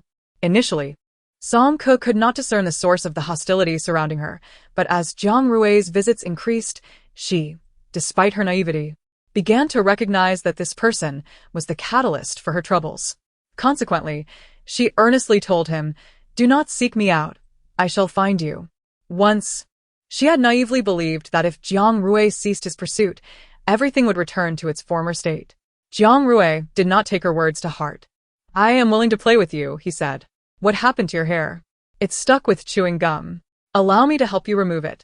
The fresh-faced youth leaned closer beneath the shade of the tree, his fingers awkwardly attempting to untangle the matted strands. Song-ku tilted her head to evade his touch and hastily walked away, ignoring Jiang Rui's disgruntled shouts behind her. In the classroom across the way, Chao Yi set down her phone, which displayed a recently taken photograph.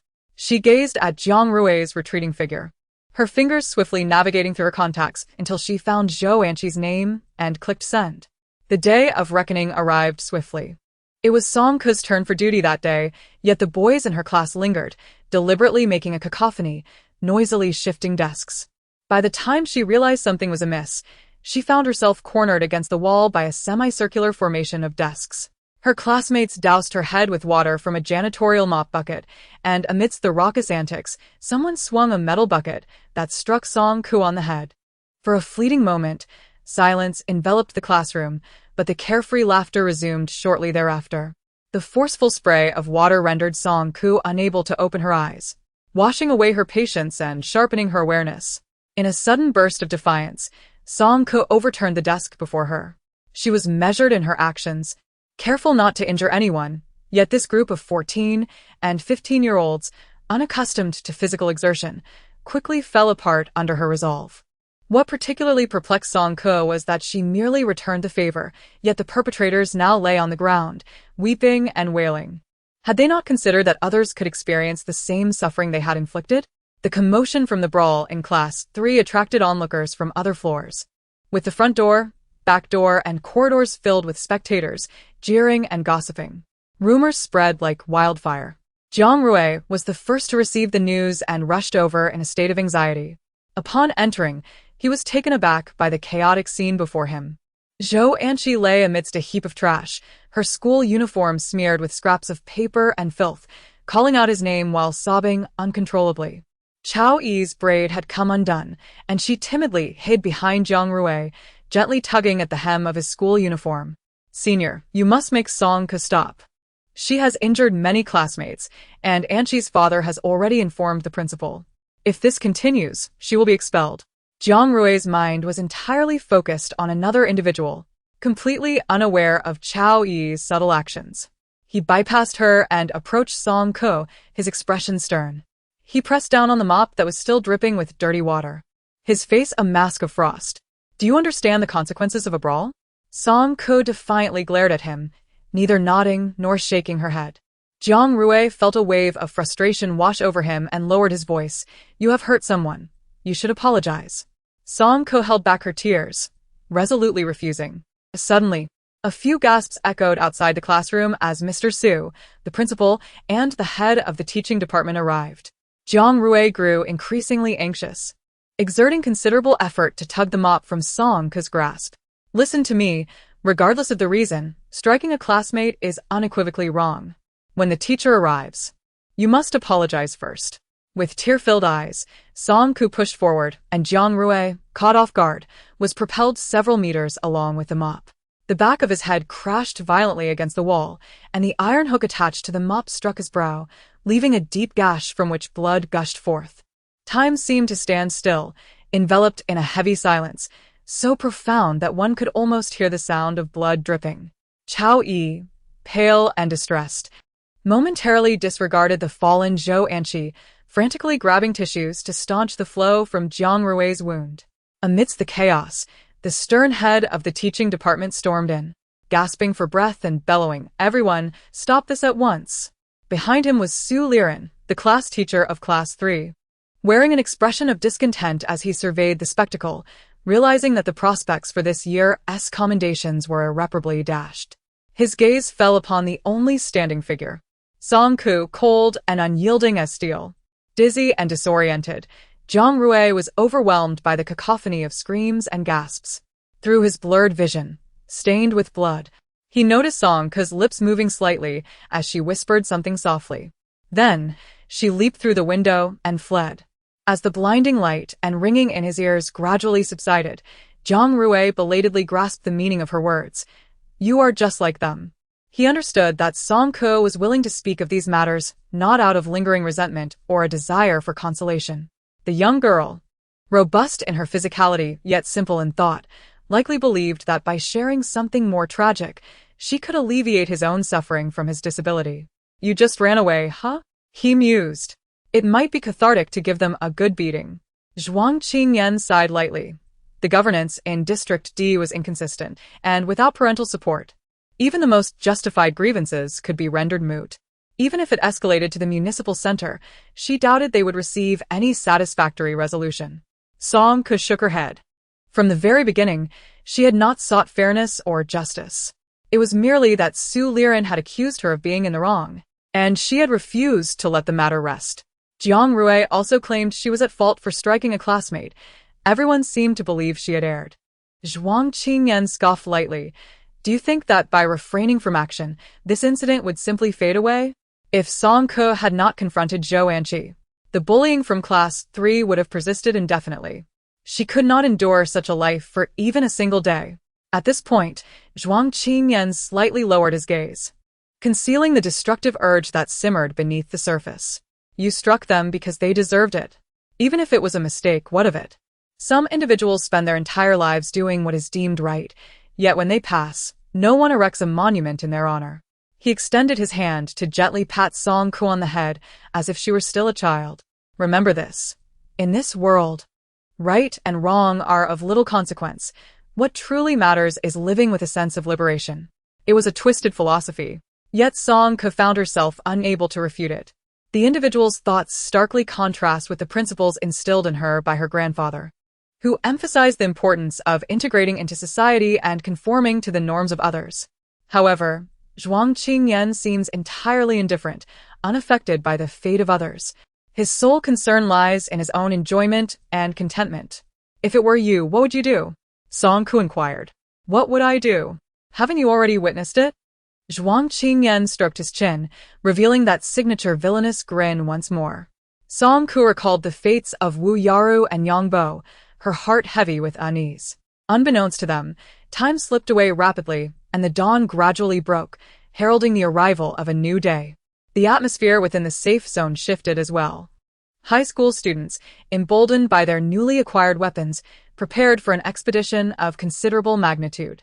Song Ke rose to her feet. I'm going out to search for supplies. You should rest well.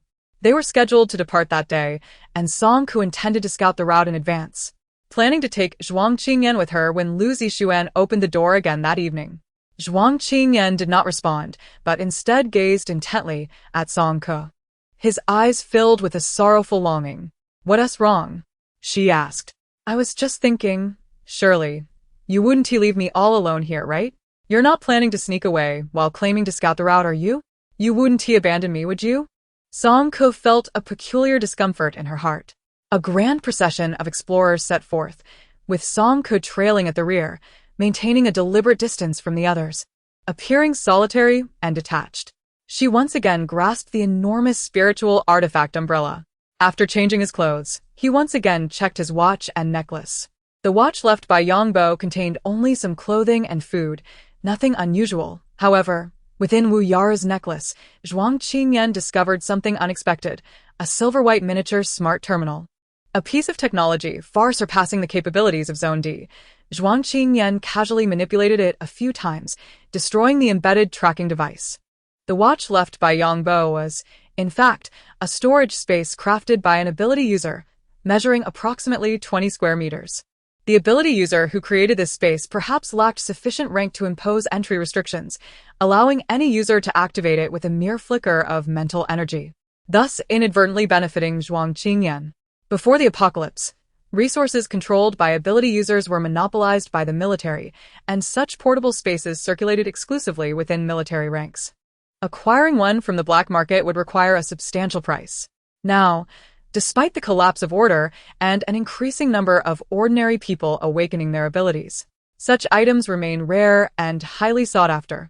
Zhuang Qingyan, slightly taller than Yang Bo, but not by much, selected a brand new set of black casual wear from the storage space and retrieved a large bucket of purified water, thoroughly cleansing himself from head to toe. After donning clean clothes, he appeared fresh and sprightly, resembling a young university student on the cusp of his journey. With Song Ko absent and the familiar plump figure of Tian Yi having accompanied the larger group, Zhuang Qingyan found himself among strangers. Yet, he exhibited no signs of discomfort or unease, maneuvering his wheelchair with ease and leisurely surveying the entire safe zone as if on a holiday. From his perspective, this place was indeed not suitable for prolonged stay. Although there was still some water left in the washroom, given the current rate of consumption, it would soon reach a critical point within 3 days. However, this was not the gravest concern. The entire safe zone harbored a fatal flaw. There were too many useless individuals. These so-called useless individuals referred to those lacking the courage to venture out and explore, and who would not even bother to devise a means of escape, spending their days cowering in corners and weeping, all while consuming a substantial amount of resources. Of course, he included himself among them. A self-deprecating thought crossed Zhuang Qingyan's mind. He did not believe that Teacher Su would be so benevolent. At least, he had not discerned any radiant halo of altruism above the other's head. Su Liren's willingness to retain these useless individuals surely harbored ulterior motives. The metallic wheelchair glided steadily across the ground, swiftly entering the inner circle of the safe zone.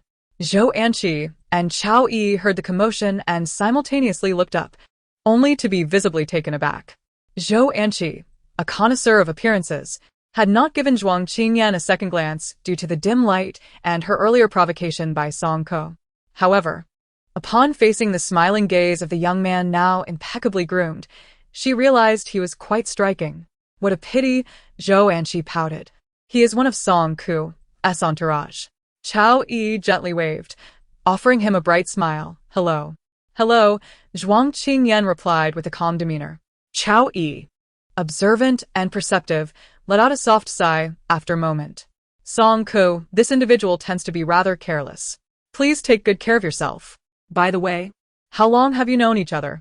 I see, Chao Yi said thoughtfully as she adjusted her hair. There's something I'm uncertain about expressing. Please do share. You may not be aware, but Song Ko seriously offended Teacher Su yesterday, which is why she was expelled. Had she not caused so much trouble and dragged you into it, perhaps you could have remained here to recuperate. Chao Yi, realizing her indiscretion, bit her lip in frustration. I did not intend to speak ill of Song Ko. I simply believe you deserve to know the truth. She may have her own burdens to bear, so please, do not quarrel with her. Had I known, I wouldn't have said anything. It just feels rather inappropriate. Zhuang Qingyan quietly observed the person before him, appreciating her clumsy performance. Although his dear companion's song was somewhat naive, his instincts were astute. This Chao Yi, with her overwhelming charm, was indeed not to be trusted. Chao Yi shook her head. There's no need to thank me. I only shared this because I consider you a friend. With a smile, Zhuang Qingyan propped his chin on his hand. In that case, why not devise a plan to help me stay? Chao Yi, Song Ko is too fierce for me to handle. I find you to be rather lovely, gentle, and kind. Please assist me in staying here to recover, and I shall repay your kindness. Zhuang Qingyan winked at her, exuding a profound affection that spoke volumes without uttering a word. Chao Yi nearly choked on her own saliva, perplexed by the audacity of the man before her. How could he possess such shamelessness, appearing so pretentious, only to turn out to be a mere gigolo? So comfortably reliant on others? Did he not feel the slightest embarrassment? With a hint of awkwardness, Chao Yi stammered, Please don't jest. Zhuang Qingyan, taken aback, retorted, I am not joking. Your concern for me is palpable. You constantly think of my well-being. I assumed you had feelings for me. His expression bore a weight of accusation. His enchanting peach blossom eyes cast downward, sorrowfully clutching his chest. It would have been one thing had you kept this from me, but now that I know the truth, how could you bear to watch me march towards my doom? How can you profess to care for me while evading responsibility? I find you utterly terrifying. Chao Yi pondered the meaning of lifting a stone only to drop it on one's own foot and attempting to steal a chicken only to lose rice. She had merely intended to sow discord between this man and Song Ko, hoping to make Song Ko's departure uncomfortable. Yet, this peculiar individual somehow twisted her intentions, rendering her the villain in this scenario. If anyone is to be blamed, it should be Song Ko. Why am I being implicated? It was rare for Chao Yi to be left speechless. She quickly tugged at the sleeve of the person beside her, attempting to steer the conversation elsewhere. And Chi, don't you still need to assist him with the examination? Perhaps we should proceed now. During the tea ceremony competition, Zhou Anqi had remained silent, propping her head up, her face displaying signs of discomfort. Upon hearing Chao Yi call for her, she weakly replied, I understand. Let's hurry, I'm not feeling well. With a sense of impatience, he rose abruptly, extending his hand towards Zhuang Qingyan's leg. His evasive movement was rather abrupt, and the expression of disdain upon his face was unmistakable. However, Chao Yi seemed oblivious to any irregularity, for Zhou Anqi stumbled forward a few steps before her complexion turned ashen, and she fainted, standing rigidly. Anqi, a precious healer among the ability users, immediately drew the attention of those nearby, who shouted for Su Liren. Zhuang Qingyan was pushed out of the outer circle, lazily leaning against the back of his wheelchair, gazing at Zhou Anqi, who was surrounded by the crowd, with a quirked eyebrow. He recalled that Song Ke had once frightened Zhou Anqi with her mental prowess, yet at that time, she had shown no signs of distress. Now, After a considerable span of time, she had succumbed, which seemed less like a sudden shock and more akin to a culmination of prolonged mental pressure reaching a breaking point. This was intriguing, Zhuang Qingyan scoffed quietly. In this safe zone, aside from Song Ke, who else could impose such enduring mental strain upon her? After a considerable duration of commotion, Zhou Anqi gradually regained consciousness, though her spirit seemed somewhat diminished, her voice lacking vigor. The others, unable to discern the underlying cause, could only attribute this incident to the aftereffects of her ability awakening. At precisely 7 o'clock in the evening, Lu Zixuan stood up on cue, announcing, "It is time. I must prepare to open the door." Lu Zixuan pressed his palms against the wall, beginning to unleash his extraordinary powers. Gradually, the outline of a door became vividly defined. He wiped the sweat from his forehead, exhaling a sigh of relief, his expression easing somewhat as he smiled and pulled the handle. Instantly, the torrential rain and wind surged into the room, striking with such ferocity that it rendered one unable to open their eyes. Before anyone could fully grasp the unfolding situation, an abrupt surge of crimson flames erupted skyward, sweeping horizontally and forcing those inside to retreat in haste. In the next moment, an odd scent of charred protein invaded their nostrils, accompanied by a chilling sound of abrasive scraping. Amidst the howling storm, Zhang Rui's commanding voice pierced through, urging everyone to enter quickly. Yet, all retreated further. A deafening clap of thunder illuminated a vast expanse outside the door, and Lu Zixuan, standing closest, appeared dazed. His retina filled with a boundless, ominous tide of darkness and countless unsettling, pale gray pupils. Song Ke wedged the umbrella's handle against the wall, executed a swift roll, and slipped inside, slamming the door shut with force. Zhang Qi's arms bulged with tension as he pressed firmly against the door, yet the onslaught from outside grew increasingly relentless, each impact louder than the last. As others regained their composure, they rushed to assist him in bracing the door and wall. For a fleeting 10 seconds, the extraordinary door began to fade as it surpassed its time limit, momentarily halting the intruder's advance. "What on earth is this?" someone shrieked, pointing at the floor amidst the eerily silent atmosphere. Their journey was rather extensive due to the large number of participants as they ventured eastward, approaching the outer ring of the city. Outside, resources became increasingly scarce, and the conditions for survival grew ever more dire. Remaining stagnant would yield no rewards. Fortunately, from yesterday to today, they had not encountered hordes of zombies. It seemed that the torrential rain had rendered them silent and hidden, significantly enhancing the safety of their outing. The members of the team donned raincoats, some seated while others stood against the walls, engaging in light conversation as they awaited Lu Zixuan to open the door.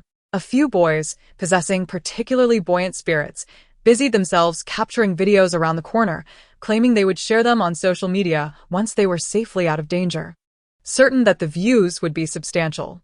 A heavy spiritual artifact umbrella obscured most of Song Ke's figure as she clenched a pen between her teeth, staring helplessly at the unfolded city map. Her grasp of geography had always been poor, apart from discerning the cardinal directions and a few circular transport routes. She found herself utterly confounded. Jiang Rui leaned in closer, whispering, Before the network went down, I saved the locations of nearby shelters. I can send them to you. No need, Song Ke declined, unwilling to take Zhuang Qingyan to a crowded place, and besides, she had no phone. Thank you. Jiang Rui fell silent, his hair and face drenched, resembling a pitifully soaked dog, both endearing and stubborn. Song Ke cast a sidelong glance at him and adjusted the umbrella to shield his head. Moments later, she paused and suddenly lifted her head. Do you hear that? Listen, do you hear any sounds? What sounds? Jiang Rui replied, perplexed. Song Ke furrowed her brow, struggling to articulate the sound that enveloped her. It resembled the buzzing of wings in rapid motion, yet it also echoed the friction of numerous feet traversing the ground, pulsating with an intensity that caused her eardrums to throb. She lifted her gaze to the distant mountains where they met the horizon, discernible only by a stark black line that divided the landscape. Shifting her focus, she scanned the surroundings, yet found nothing amiss. The boundary line was undeniably in motion. The rustling sounds near her grew increasingly pronounced, swiftly closing in. Song Ke held her breath, her serious demeanor instigating a hushed alertness among those around her, who ceased their chatter and adopted wary expressions. The grass ahead swayed gently before a colossal insect suddenly leapt forth, its dark wings vibrating rapidly, flapping rhythmically as it lunged toward them.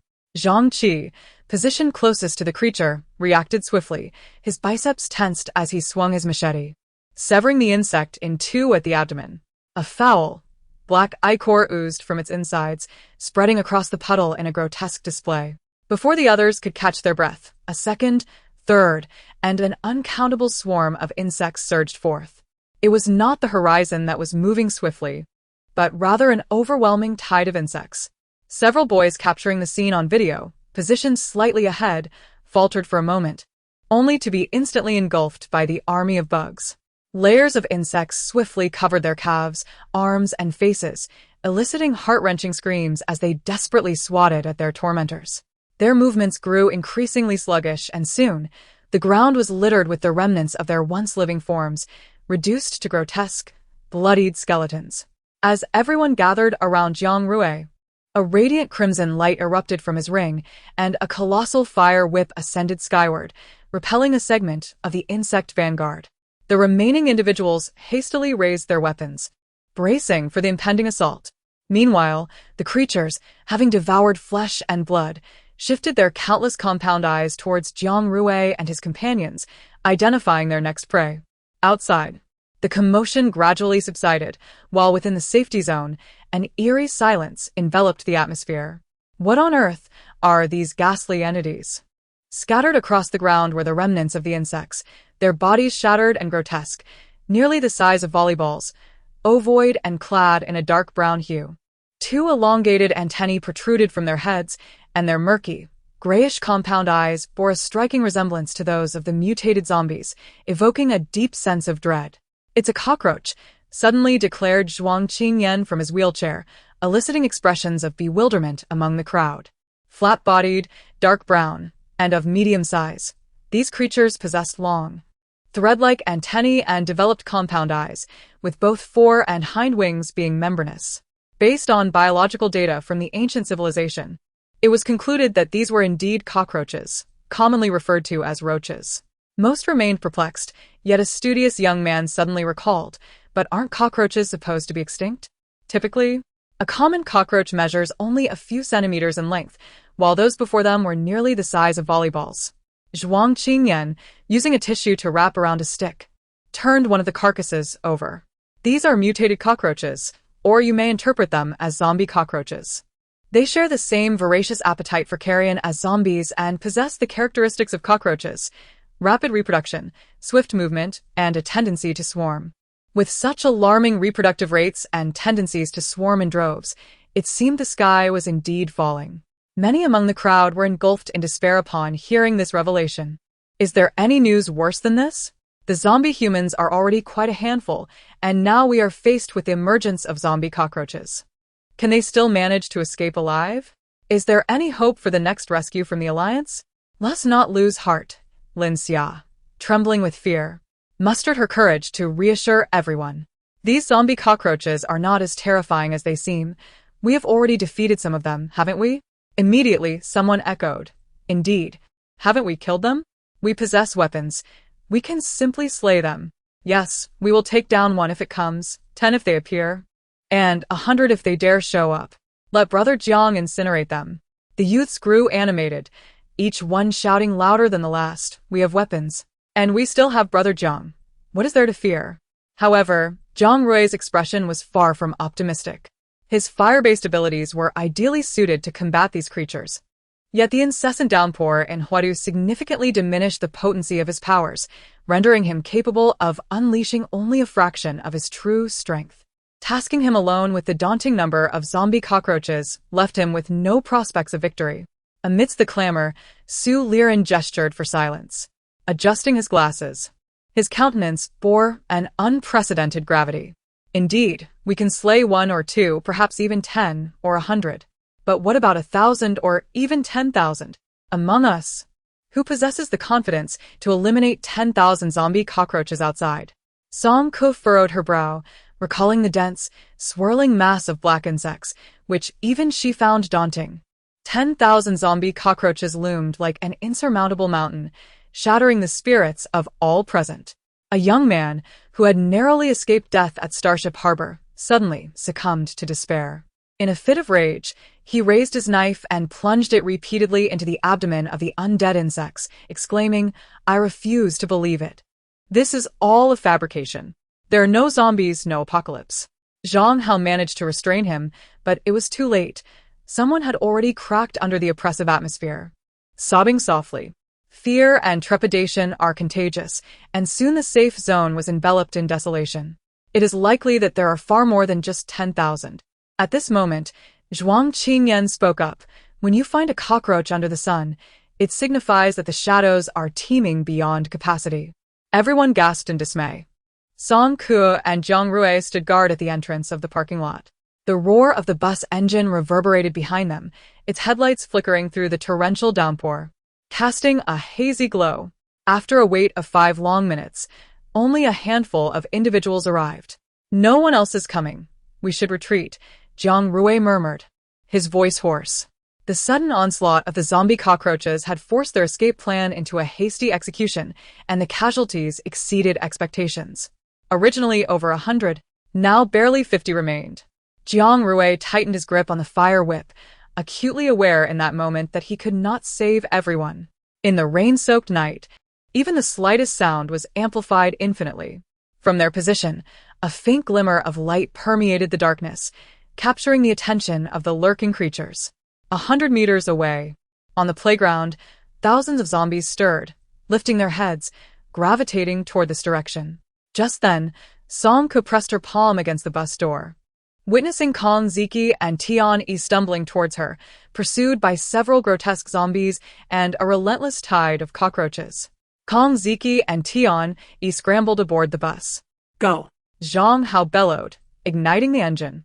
The bus careened through the rain-soaked night, rapidly accelerating, crashing into the zombies and cockroaches that obstructed its path, swiftly breaching the gap in the iron fence and hurtling onto the road. After a mere 10 minutes, they finally evaded the relentless swarm of pursuers. It was nearing 5 in the morning, yet the highway was bustling with traffic. Numerous private vehicles shared their direction, all rushing toward the city center. Suddenly, a series of frantic knocks shattered the silence, sending the passengers into a frenzy, their eyes darting toward the commotion outside. A young woman pressed against their bus, heedlessly weaving through the traffic. Her shoes had been lost, and her toes were bloodied. As she ran, she frantically pounded on the bus door, her lips forming the words, "Help me." This perilous act stirred a sense of compassion within Lin Xia. Should we save her? She pondered. Zhou Anqi abruptly stood, her voice sharp and piercing. We cannot open the door. The others were startled by her sudden eruption. Silence fell, and no one dared to move.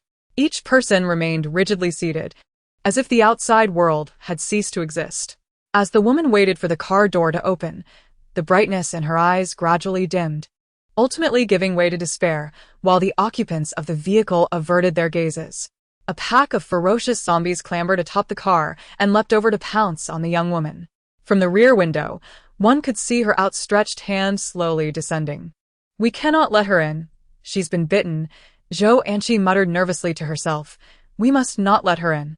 At the back of the bus, Song Ku was observing the external environment when she turned her head upon hearing the commotion. Zhuang Qingyan leaned closer, speaking in a hushed tone. "Don't you find her excessively loud?" Song Ku paused, contemplating, and realized it was indeed true. Ever since Zhou Anqi had awakened her abilities, her emotions had become increasingly unmanageable, often resulting in her shouting or speaking incoherently, leaving others bewildered. Someone was manipulating her through mental power. Zhou Anqi possessed E-grade abilities, capable of subtly influencing her demeanor and behavior. Her assailant must be at least a C-grade psychic. Take a guess at who the hidden puppet master might be? Zhuang Qingyan's breath was tantalizingly close, the warm air tickling the tips of Song Ku's ears. When had this person drawn so near? Song Ku extended 2 fingers, pushing him away with an expression of distaste, and after a brief contemplation, provided her answer. Su Liren. She recalled the peculiar sensation that had washed over her when she locked eyes with Su Liren on her first day in the safe zone. Su Liren had seemingly attempted to exert his mental influence over her, yet his efforts proved futile, leading him to harbor doubts regarding her abilities. This resulted in numerous trials and manipulations, and upon realizing that Song Ku was difficult to control, he hastily sought to expel her from the safe zone. Zhuang Qingyan snapped his fingers.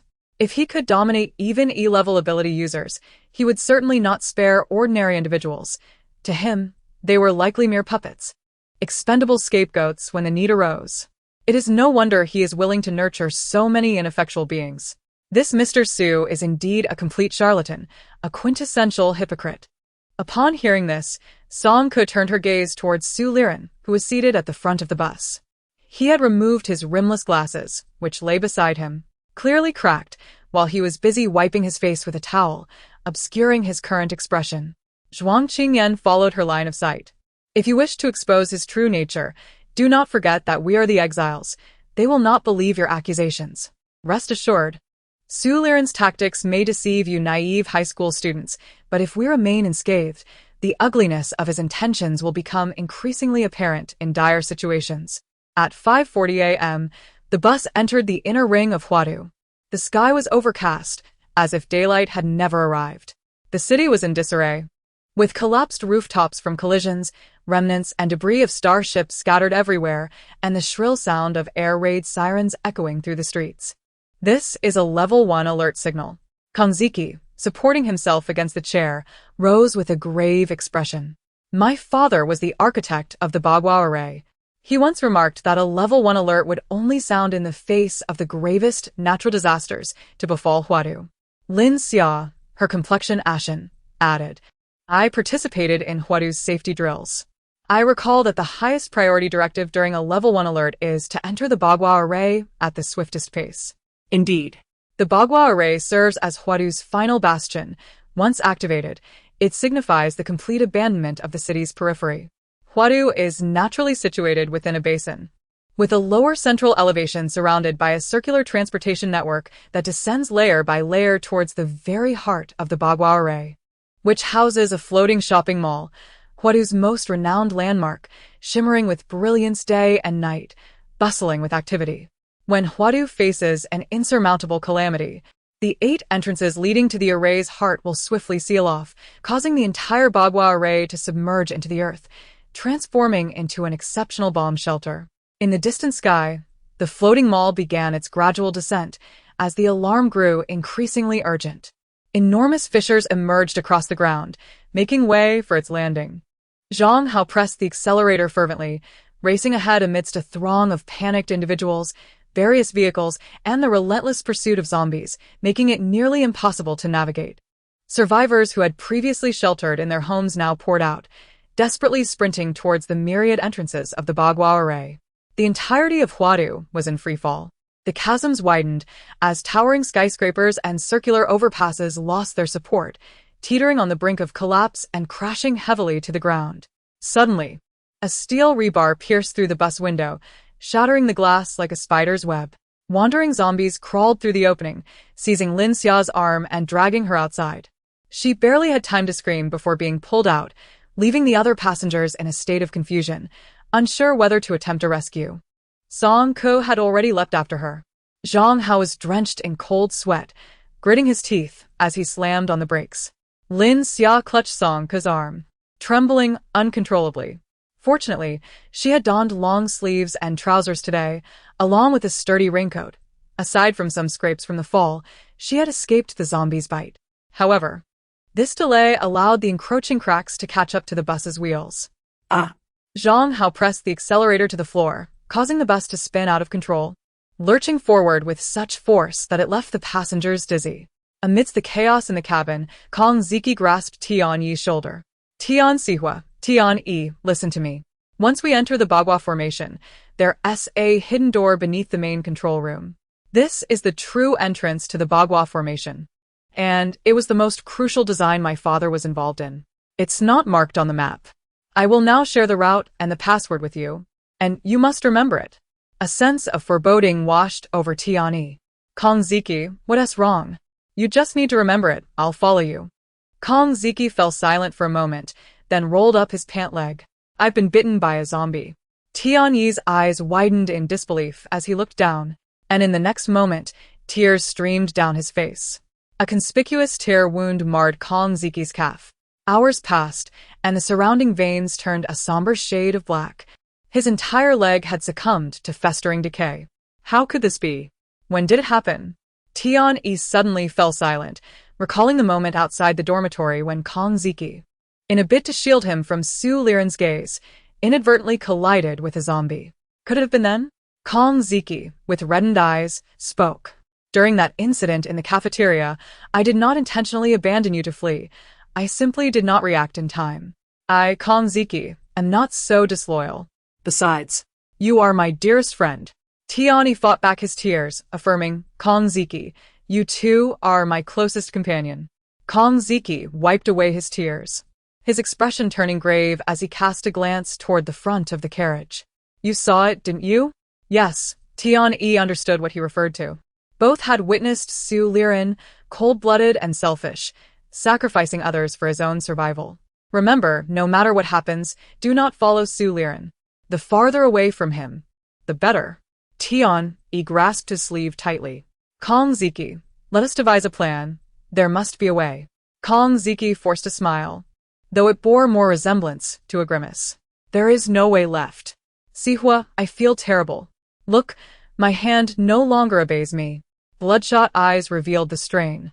With grayish hues creeping beneath his nails, his fingers twitching in spasms. I too wish to survive. I want to be human. I do not wish to become a zombie. Kong Ziki's smile was more painful than sorrow itself. Tian Sihua, you must survive. In the rain-soaked night, the city of Huadu bore witness to a true hero.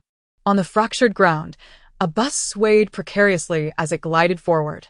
At the epicenter, a suspended shopping mall boasted 8 glass sky bridges, each connecting to one of the 8 entrances: Qian, Kun, Kan Li, Zhan, Sun, Zhen, and Dui. Suddenly, a towering office building crumbled, collapsing directly in the path of the bus. Zhang Hao slammed on the brakes, but the bus was already beyond control, executing a reckless 180-degree drift. Spinning wildly as the passengers were tossed about, their insides feeling as if they might shift. With a thunderous crash, several tons of steel and concrete descended upon the bus, cleaving it in two. The few individuals seated in the middle were instantly reduced to mere pulp. Zhou Anqi and Chao Yi occupied the row behind those unfortunate souls. Zhang Qi, quick-witted and swift, covered Zhou Anqi's eyes, but Chao Yi was not so fortunate. She faced the grim reality of death head-on, witnessing the horrifying transformation of a living being into a grotesque mass of flesh and blood. A suffocating terror surged through her, rendering her mind blank. At the Kun entrance, Zhang Hao's forehead collided with the steering wheel, blood soaking his eyes. Amidst the relentless buzzing in his ears, he faintly heard a distant voice urgently calling, Hao Ge. Wake up, please wake up. Tian Yi's foot appeared to be trapped by the door, as he lay on the ground desperately tugging at Zhang Hao's pant leg in a futile attempt to rouse him. Kong Ziki, beside him, exerted all his strength to push against the door, yet ultimately, his solitary effort proved insufficient. Zhang Hao, cradling his head, stood up in a daze, urging, "Stay still. I shall assist you." Tian-yi, his voice hoarse, cried out through tears, "Don't worry about me. How go? You must flee." Zhang Hao crouched down, exerting effort alongside Kong Ziki, and together they finally managed to lift the car door.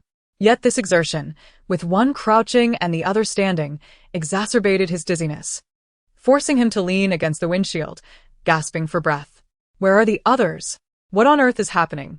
A small faction of the indigenous people fled toward the entrance, while the majority comprised survivors from their bus, former companions, now moving forward with vacant eyes and dazed expressions, constructing an escape ladder with their bodies.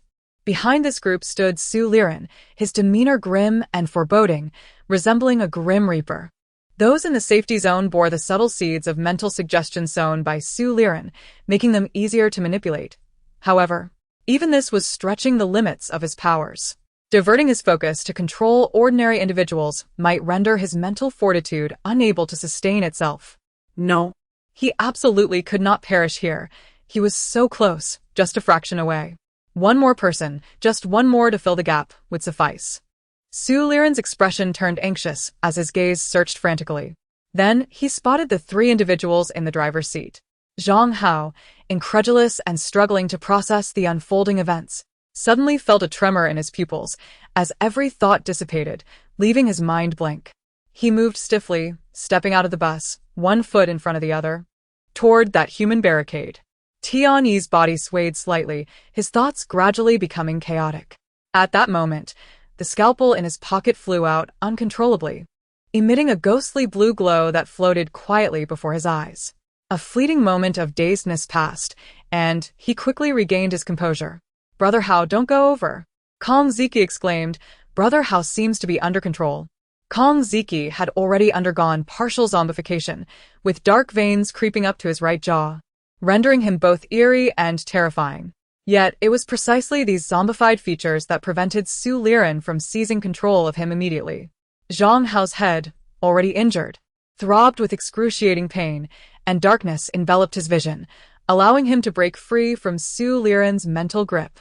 Kong Ziki pushed him towards Tian-yi and, looking at Tian-yi, uttered his final words. "Run." Su Liren, at his wit's end, focused intently on the progress of the human wall.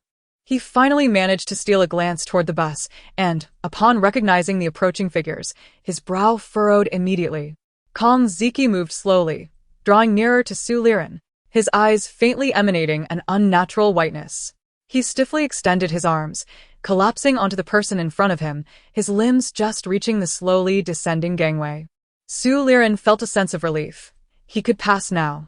He stepped onto the backs of those below, traversing the gruesome human ladder he had constructed with his own hands, eager to advance closer to the entrance of the gunman. Soon he would arrive. Su Liren's eyes widened, stumbling as he climbed onto the platform, forcefully pushing Kong Ziki aside. Kong Ziki's arms slipped from the gangway, and with the entire human ladder, he plummeted downward. Su Liren trembled as he lifted his collar, revealing a clear bite mark oozing blood on his shoulder. The situation at Zhenmen was even more dire. This area, once the bustling main artery of the commercial street, had been alive with activity until the eve of the apocalypse. Now, it had become a gathering point for the largest number of zombies. The boardwalk had been torn away significantly, leaving behind a fragmented landscape that resembled a steep cliff, rendering ordinary methods of passage utterly futile. "It's too late," Zhou Anqi murmured, her face ashen. Zhang Qi turned to her profile, gritting his teeth. "We still have time." Like a whirlwind sweeping away fallen leaves, he searched the vicinity and miraculously found a toe chain as thick as a thigh. He seized it and dashed towards the cliff's edge. As he passed, Song Ke lent him a helping hand, her palm glowing with a blue light, reinforcing the steel claw at the chain's end with her powers. With a mighty shout, Zhang Qi hurled it across, successfully snagging the entrance of the boardwalk.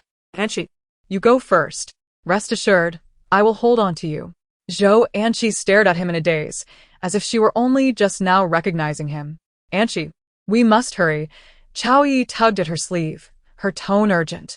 Those who had managed to survive until now, even the women, possessed extraordinary physical strength and willpower. Otherwise, They would have perished long ago during the escape from the first high school.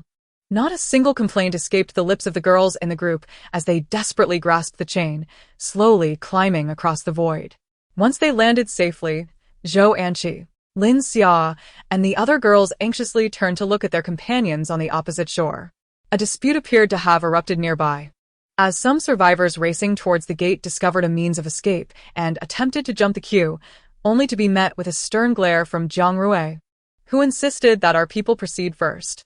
Undeterred, a few audacious individuals shoved Jiang Rui aside and leapt towards the iron chains suspended in the air. However, they overestimated their own capabilities. Perhaps it was a fear of heights or the sheer terror induced by the cacophony of screams surrounding them. They barely managed to ascend before their grip faltered, and in a state of sheer panic, they plummeted into the abyss below, where countless zombies awaited to devour them.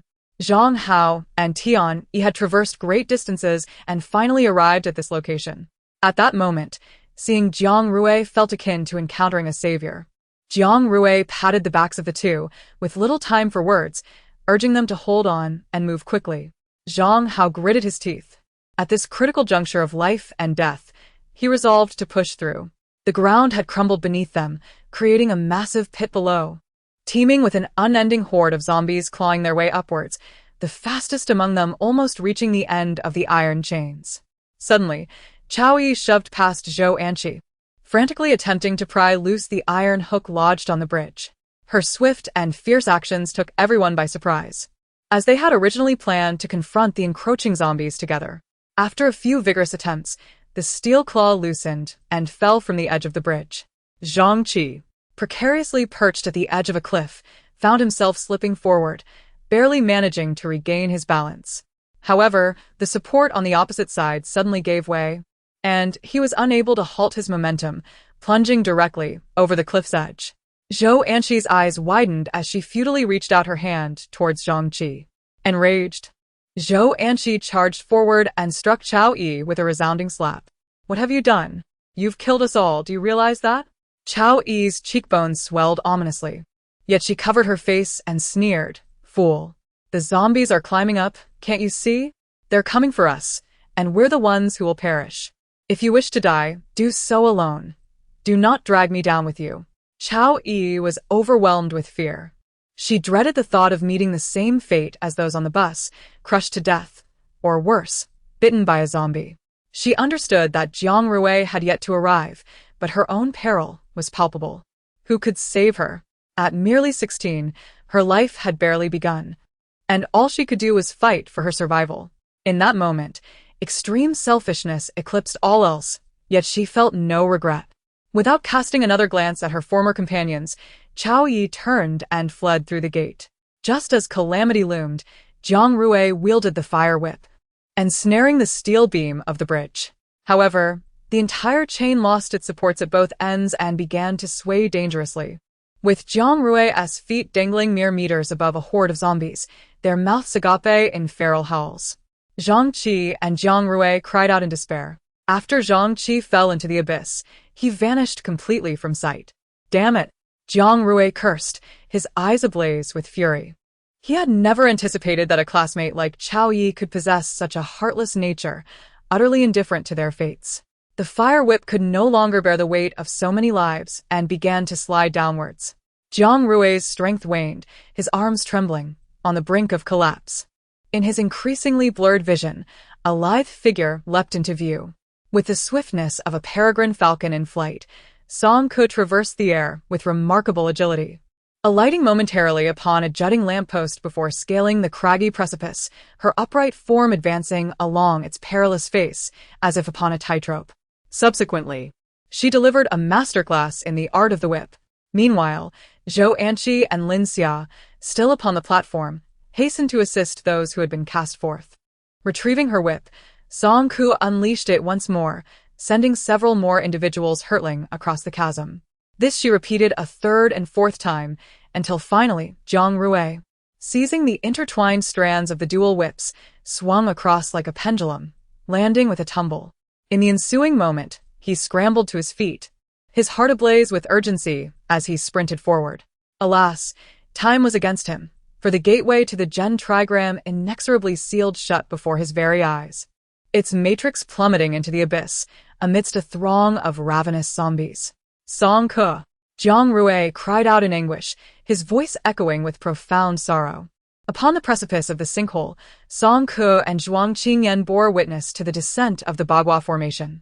With measured cadence, Zhuang Qingyan commenced to applaud, albeit with a glint of sardonic amusement in his gaze. Ah, the valiant hero, selfless and laudable. Disinclined to indulge his sardonic remarks, Song Ke turned to meet his gaze squarely. Just now, why did you not depart? When Zhang Qi had unfurled his iron chains, Song Ke had proposed carrying him across. Yet Zhuang Qingyan had declined. He offered a smile. Now that the rain has ceased, the denouement is at hand. Song Ke's brow furrowed in consternation. She could not fathom Zhuang Qingyan's motives, yet she did not believe that he would willingly relinquish his life and passively await his demise. Why must you always speak in riddles? Why can you not articulate your thoughts with clarity? Troublesome, Song Ke muttered, her displeasure evident.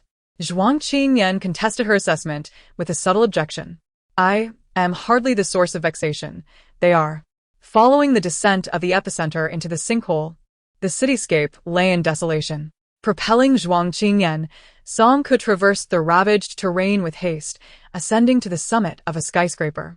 The sole edifice in the vicinity to have remained partially intact and currently the highest point in the area. This elevated vantage point afforded them a transient respite. Surveying the panorama from this urban apex, the relentless swarms of insects formed an ebony ocean stretching towards the cardinal points. The sheer magnitude of the spectacle was profoundly suffocating, prompting Song Ke to harbor profound reservations regarding the assertions made by the aforementioned honor student. Had it not been proclaimed that cockroaches had been formally eradicated? What, then, were these creatures, and whence did they originate? The heavens persisted in their precipitation, albeit transitioning from a tempestuous downpour to a delicate drizzle, showing no indication of cessation. The damp moisture trickled down her tresses, dispersing into diminutive droplets at her feet. Adorned in a windbreaker, Song Ke maintained an erect posture, her spine akin to a rifle. She fastened the zipper to its uppermost extent, adhering closely to her mandible. This, perhaps, constituted the most dire scenario she had encountered since the cataclysm. Song Ke contemplated with solemnity. However, remaining in this sanctuary would inevitably lead to their engulfment by the inexorable tide of zombified cockroaches, poised to seize dominion over the entirety of the metropolis. She harbored no intention of passively awaiting her demise. Given the futility of concealment, she resolved to engage in combat. Song Ke raised her hands, initiating the formation of an Een incantation. Een, symbolic of severance, serves to vanquish specters, subdue predatory beasts, and eradicate vermin. Subsequently, with her index and middle fingers flexed and her thumb securing them, the tip of her thumb pinched the high pattern, while her little finger remained extended. She executed a sequence of intricate and rapid hand seals.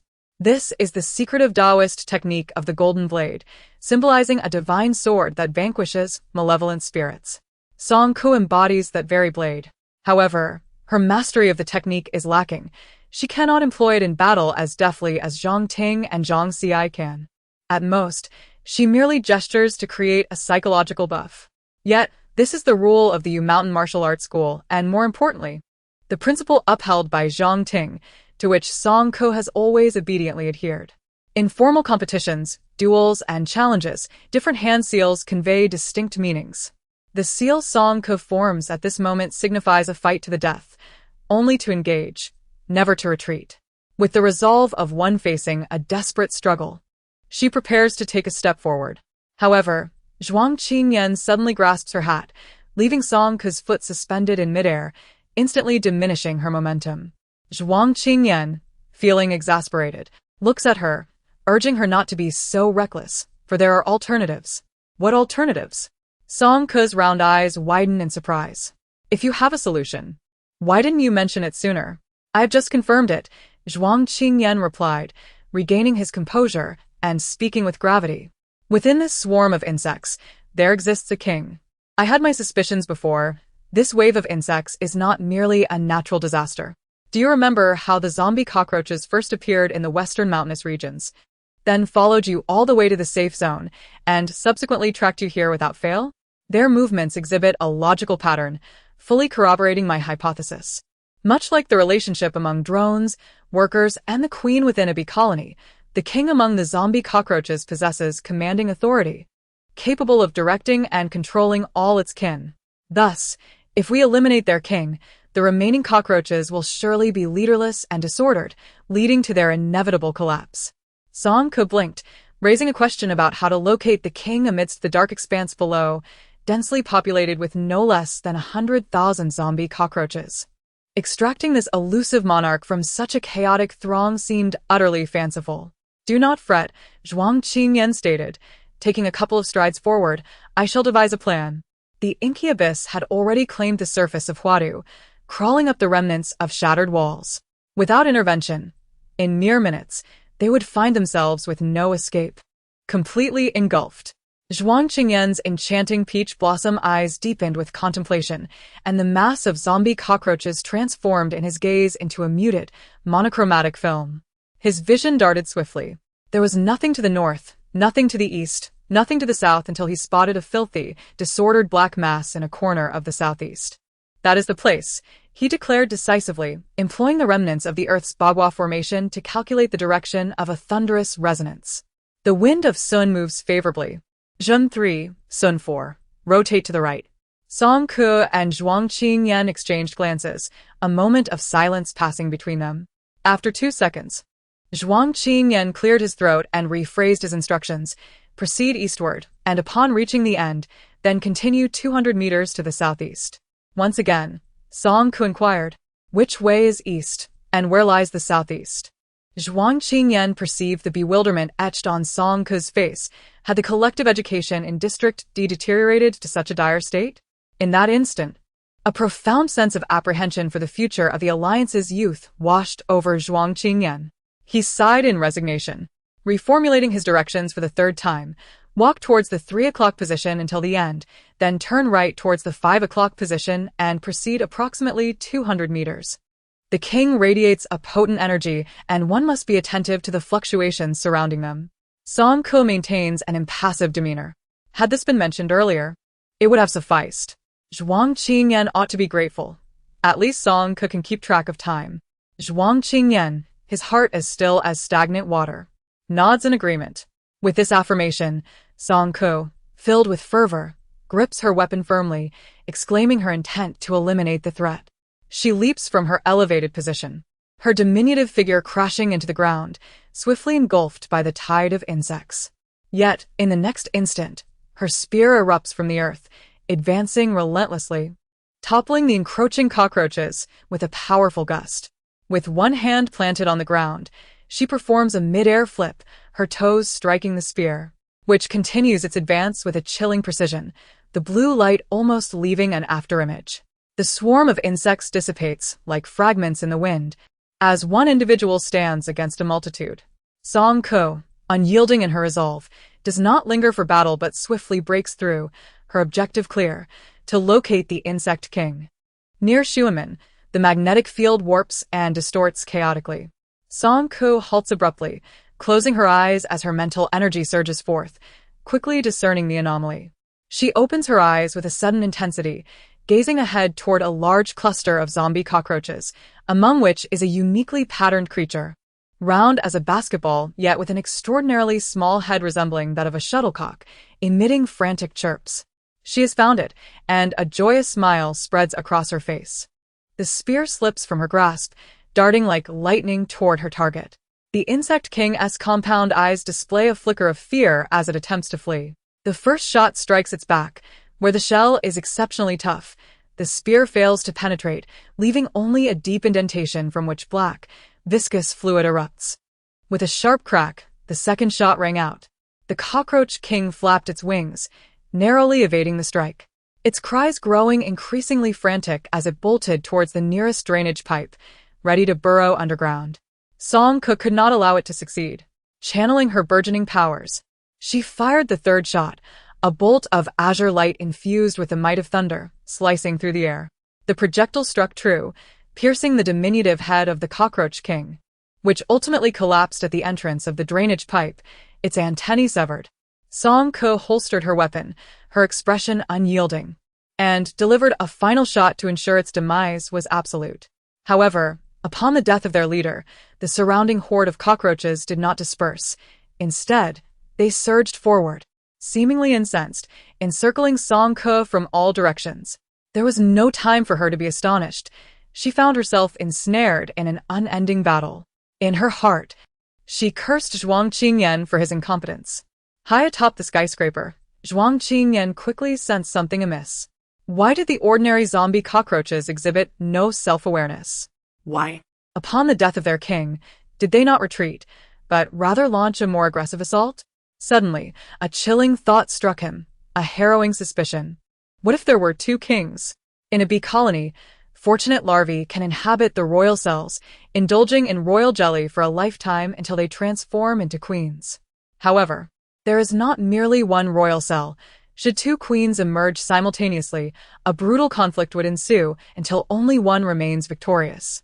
If these two insect kings were locked in a fierce battle, Zhuang Qingyan found himself lost in contemplation. Were he one of those insect kings? He would not foolishly expose himself. Instead, he would lurk in the shadows, cunningly using the hands of these foreign species, humans, to eliminate his competition, only to then strike down the humans without hesitation. To employ the knife to slay the insect? It seemed that the king that Song Ko could dispatch was merely a bait it had released. The true commander of this swarm was still alive.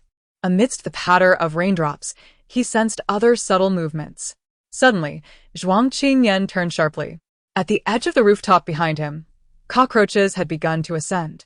Remarkably swift, they had occupied the rooftop 7 or 8 minutes earlier than anticipated. However, it was not all the zombie cockroaches that had arrived, only a few thousand resembling an assault force. When had he revealed his position? These zombie cockroaches were evidently more ferocious, their grayish-white, murky compound eyes fixated on him, as if contemplating from which angle to attack. At this distance, Song Ko was unlikely to save himself. Zhuang Qingyan unleashed his mental energy, swiftly surveying the advancing army of cockroaches. None among this batch possessed the energy of an insect king.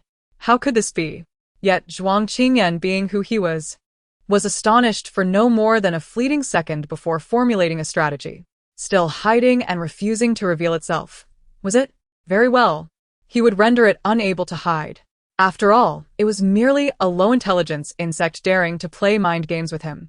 Zhuang Qingyan raised his crossbow, pivoted his wheelchair halfway, and feigned a lack of proficiency as he shot towards the left, deliberately exposing a vulnerability in his defenses. While the zombie cockroaches continued their mindless charge forward. Feigning defeat, he feigned a clumsy right turn, desperately pushing his wheelchair as if to escape. His retreating figure a picture of disarray. Abruptly, the swarm of cockroaches behind him erupted in a frenzy, their collective movement shifting to converge upon his back. Amidst the chaotic surge of cockroaches, one, noticeably smaller than the rest, remained stationary. Its wings fluttered rhythmically, its antennae stood erect, and its mandibles vibrated at an astonishing rate. Disseminating instructions. Found you, little thing. A chilling smile played on Zhuang Qingyan's lips. A sharp intent to kill coalesced into a fine thread, aimed directly at the queen. With the demise of the true insect queen, the remaining cockroaches were visibly disoriented, devolving into a disorganized rabble. These lesser undead creatures, devoid of intelligence, were impervious to mental attacks. Zhuang Qingyan then raised the rapid-firing crossbow mounted on his wheelchair, took aim, and unleashed a volley of potent crossbow bolts, swiftly clearing the field. Concluding the battle, Zhuang Qingyan directed his wheelchair southeast, his gaze lowered to the ground.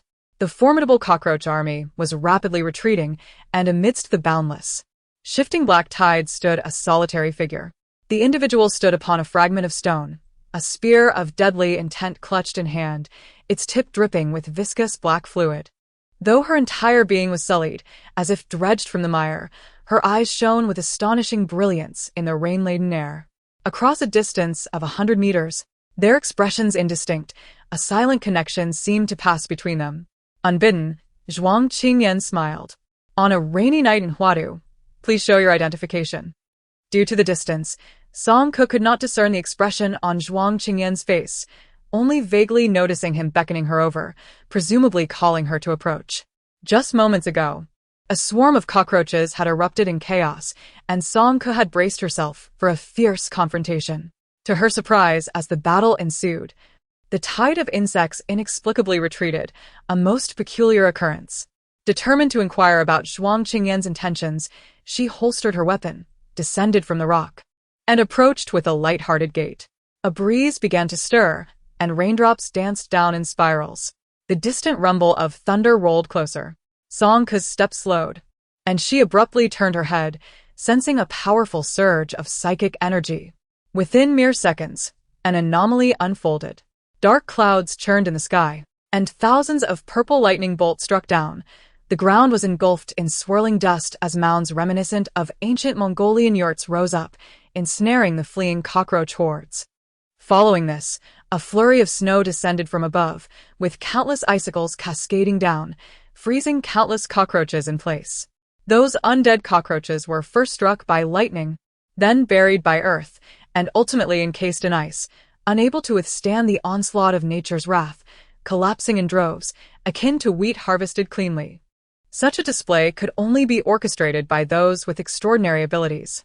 After the unidentified practitioners eliminated the cockroaches, they did not pause. Several tall figures, bearing immense equipment, swiftly ascended a nearby hill, erecting a mobile artillery platform of a design Song Ke had never witnessed before, brimming with technological sophistication beside the sinkhole. The deep crimson superparticle shells were launched in a thunderous barrage, striking the zombies within the pit. The cannon fire was relentless, enveloping the area in a cloud of dust that lingered for a considerable duration until the wails ceased entirely. Song Ke stood, mouth agape, his eyes wide in disbelief. After much effort, Zhuang Qingyan descended from the rooftop to find her stalwart companion, only to be greeted by her rural demeanor, which was unfamiliar to him. He chuckled softly. "It seems we have reinforcements. How is the road clearance progressing?" inquired a gaunt man with a buzz cut, approaching a team member engrossed in their tasks. Ouyang Pei, the Earth Element ability user of the group, replied, "The main thoroughfare is nearly reduced to rubble. We've managed to carve out a few narrow paths, but there are numerous zombies and quite a few insects as well. Is this an insect plague? I've been afraid of these since childhood. They give me the creeps." As he spoke, he absent-mindedly rubbed his goosebumps. Perhaps I should join Xiangzi and the others in exterminating the zombies. The buzz-cut man, Qian Tianjiu, murmured, "They're merely mutated, lowly insects. Quickly dispose of them. Don't let the captain witness your cowardice."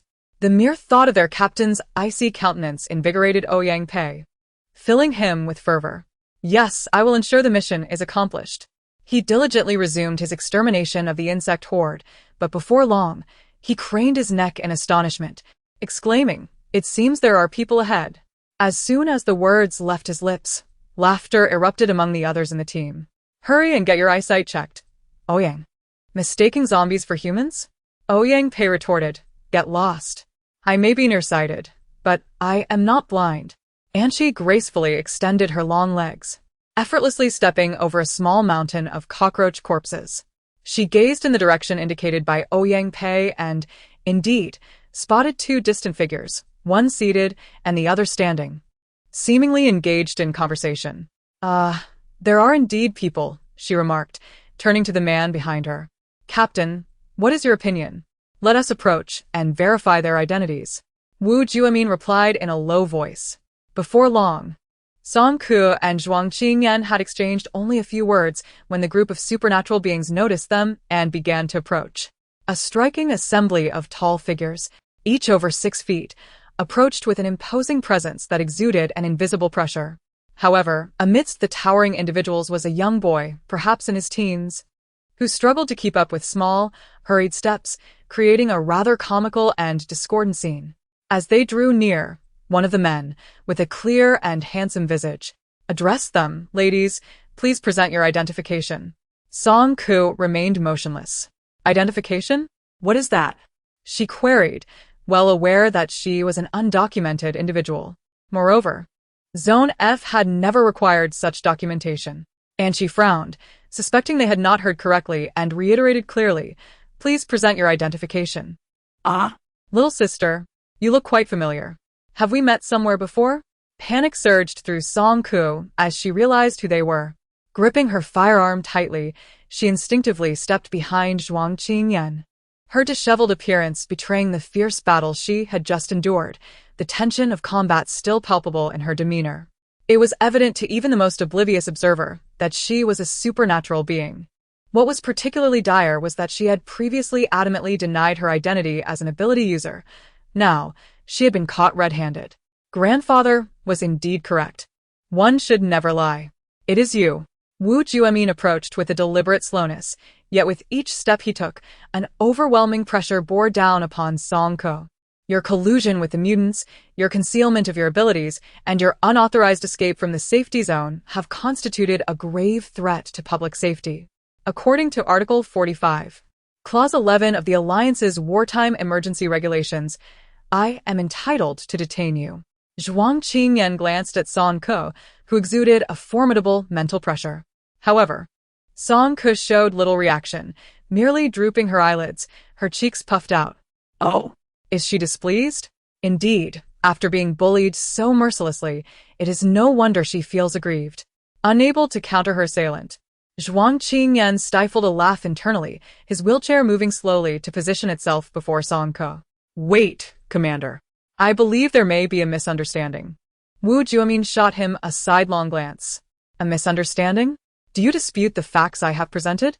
Zhuang Qingyan remained unfazed, fabricating a lie effortlessly. Commander, my friend here awakened as a mutant only last night and had no time to report. How could that be considered concealment? Song Ko. Although she was well aware of Zhuang Qingyan's talent for brazen deceit, each first-hand encounter with his audacity left her in awe. Wu Juemin's gaze was sharp as a blade, his frigid demeanor seemingly inscribed with, "Do you think I believe you?" As for the unauthorized escape from the safety zone, alas, that is an even greater injustice.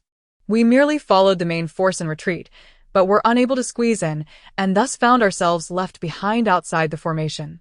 Moreover, the unlawful collusion with the mutants. Zhuang Qingyan lifted her eyelids, her tone light and measured. Which law has she violated? The Alliance has never enacted any legislation concerning mutants. Or are you imposing the internal regulations of Songluan upon a civilian? Wu Juemin suddenly fixed his gaze on Zhuang Qingyan. Who are you? Zhuang Qingyan smiled benignly. I am a researcher from the Qinglan Research Institute. Here is my identification. His demeanor exuded earnestness, as if he were inscribing I am an honest citizen upon his forehead. Wu Juemin silently accepted his work permit, glanced down, and then instructed the team behind him. Verify this. Yes, Captain. Zhuang Qingyan tactfully reminded, Chief, I have presented my credentials. There is no justification for detaining us, is there? Song Ku's expression grew increasingly agitated. Zhuang Qingyan raised an eyebrow. My friend hails from Zone F, Wu Juemin responded. And so? It is not surprising that high-ranking officials in the military, aloof from the sentiments of the populace, are unaware of the circumstances. The lack of identification for individuals from Zone F is hardly unusual. Moreover, strictly speaking, matters of household registration do not fall under military jurisdiction, do they? His words were laced with veiled barbs, consistently targeting Wu Juemin, while the team members behind him displayed visible indignation, barely suppressing their tempers. Wu Juemin, however, remained unfazed, calmly halting his subordinates. Indeed, it does not fall under military jurisdiction, but I must ascertain whether she poses a threat. Chief, you are overstepping your bounds. My friend and I are merely law-abiding citizens. The compliant Song Ku nodded in agreement. After listening to his subordinate's report, Wu Juemin calmly glanced at the identification in his hand. The young man in the photograph appeared emaciated, with pale skin accentuated by two prominent dark circles under his eyes. Despite his handsome features, there lingered an inescapable aura of melancholy. Wu Juemin then cast a sidelong glance at Zhuang Qingyan, who sat in a wheelchair, his eloquence betraying the demeanor of a researcher.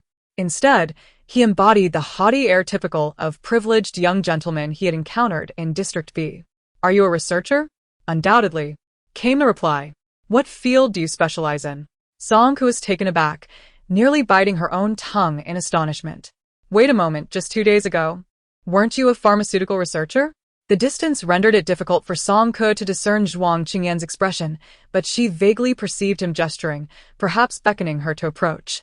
Moments prior, a swarm of cockroaches had erupted in chaos, and Song Ke had braced herself for a fierce confrontation. To her astonishment, the tide of insects inexplicably receded as the skirmish progressed, presenting an enigma she was determined to unravel by confronting Zhuang Qingyan about his intentions. She holstered her weapon, leapt down from the rock, and advanced with a buoyant stride. A breeze began to stir, and raindrops danced down in spirals. The distant rumble of thunder grew ever closer. As Song Ke's pace gradually slowed, she suddenly turned, sensing a powerful fluctuation of psychic energy. In a mere few seconds, an extraordinary phenomenon unfolded. Dark clouds rolled across the horizon, accompanied by countless bolts of purple lightning striking down. The ground was engulfed in swirling dust, with mounds resembling ancient Mongolian yurts rising abruptly, ensnaring the scurrying cockroaches. Soon after, snowflakes began to fall, followed by a deluge of icicles, freezing countless cockroaches in their tracks. These zombified insects, first struck by lightning, then buried by earth, and ultimately encased in ice, fell in vast numbers, akin to wheat harvested cleanly. Such a tumult could only be orchestrated by those endowed with extraordinary powers. Upon exterminating the cockroaches, the enigmatic practitioners of these abilities did not pause. A few tall figures, burdened with enormous equipment, nimbly ascended a nearby hill, erecting a mobile artillery platform of futuristic design beside the sinkhole, the likes of which Song Ke had never witnessed. The deep crimson superparticle shells were launched in unison, bombarding the zombies within the pit. The barrage continued unabated, a cloud of smoke enveloping the area, relentless for over 10 minutes, until silence reigned in the sinkhole. Song Ke stood there, mouth agape, forgetting even to blink. Zhuang Qingyan, having finally descended from the rooftop, found her golden support, only to be greeted by her naive, rustic demeanor, a sight she had never before encountered. He chuckled softly. "It seems reinforcements have arrived. How is the road clearance proceeding?" inquired a slender man with a buzz cut, approaching one of the busy team members. Ouyang Pei, the Earth-based ability user in the team, replied, "The main thoroughfare is nearly reduced to rubble. We have barely managed to carve out a few narrow paths. However, there are numerous zombies and quite a few insects here. Is there an insect plague? I have harbored a fear of these since childhood. They certainly have an unsettling presence." Ouyang Pei, feeling the goosebumps on his arms, suggested, "Perhaps I should join Qiangzi and the others to eliminate the zombies." The crew-cut man, Qian Tianjiu, murmured, "They are merely mutated lowly insects. Hurry up and dispatch them. Don't let the captain witness your cowardice." The mere thought of their captain's cold visage invigorated Ouyang Pei, filling him with a fervor akin to the effect of a stimulant. "Indeed, I shall ensure the mission is accomplished." He diligently continued to eradicate the swarming insects, but after a short while, he craned his neck and exclaimed in astonishment, "It seems there are people ahead." As soon as the words left his lips, the others in the group erupted into laughter. "You ought to get your eyesight checked, Ouyang. Mistaking zombies for humans?" Ouyang Pei retorted, "Get lost. I may be nearsighted, but I am not blind." And Shiwing extended his long legs, effortlessly stepping over a mound of cockroach carcasses, and peered in the direction Ouyang Pei indicated. Indeed, he spotted two small dark figures, one seated and the other standing, seemingly engaged in conversation. "Look, there are people." He turned to beckon the man behind him. "Captain, what do you think? Let us approach and verify their identities," Wu Jiamin replied solemnly. Song Ke and Zhuang Qingyan had exchanged only a few words when the group of supernatural beings noticed them and began making their way over. A towering assembly of individuals, all over 6 feet tall, approached in unison, exuding an impressive presence that instilled an intangible sense of oppression. However, amidst this cadre of elongated figures, a small boy of perhaps a dozen years was seen, taking tiny, hurried steps, struggling to keep pace, a rather comical and jarring sight amidst the imposing crowd. As they approached, one of the men, with striking features, spoke up. "Ladies, please present your identification." Song Ke remained motionless. "Identification? What is that?" she thought, aware that she was an undocumented individual, and besides, Zone F had never required such documents.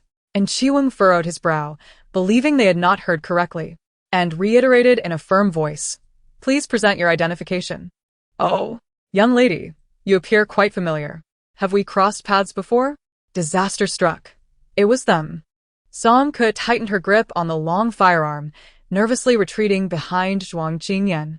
Her disheveled appearance was evident of a recent fierce battle, the aura of violence still clinging to her, making her identity as an ability user glaringly obvious. The predicament was dire. As she had vehemently denied her status as an ability user last time, now she had been caught red-handed. Her grandfather was indeed correct. One should never lie. "It is you." Wu Juowen advanced slowly, yet with each step, an overwhelming pressure bore down upon Song Ke. Engaging in illegal collusion with mutations, concealing your identity as an ability user, and unlawfully fleeing the safety zone, your actions constitute a severe threat to public safety.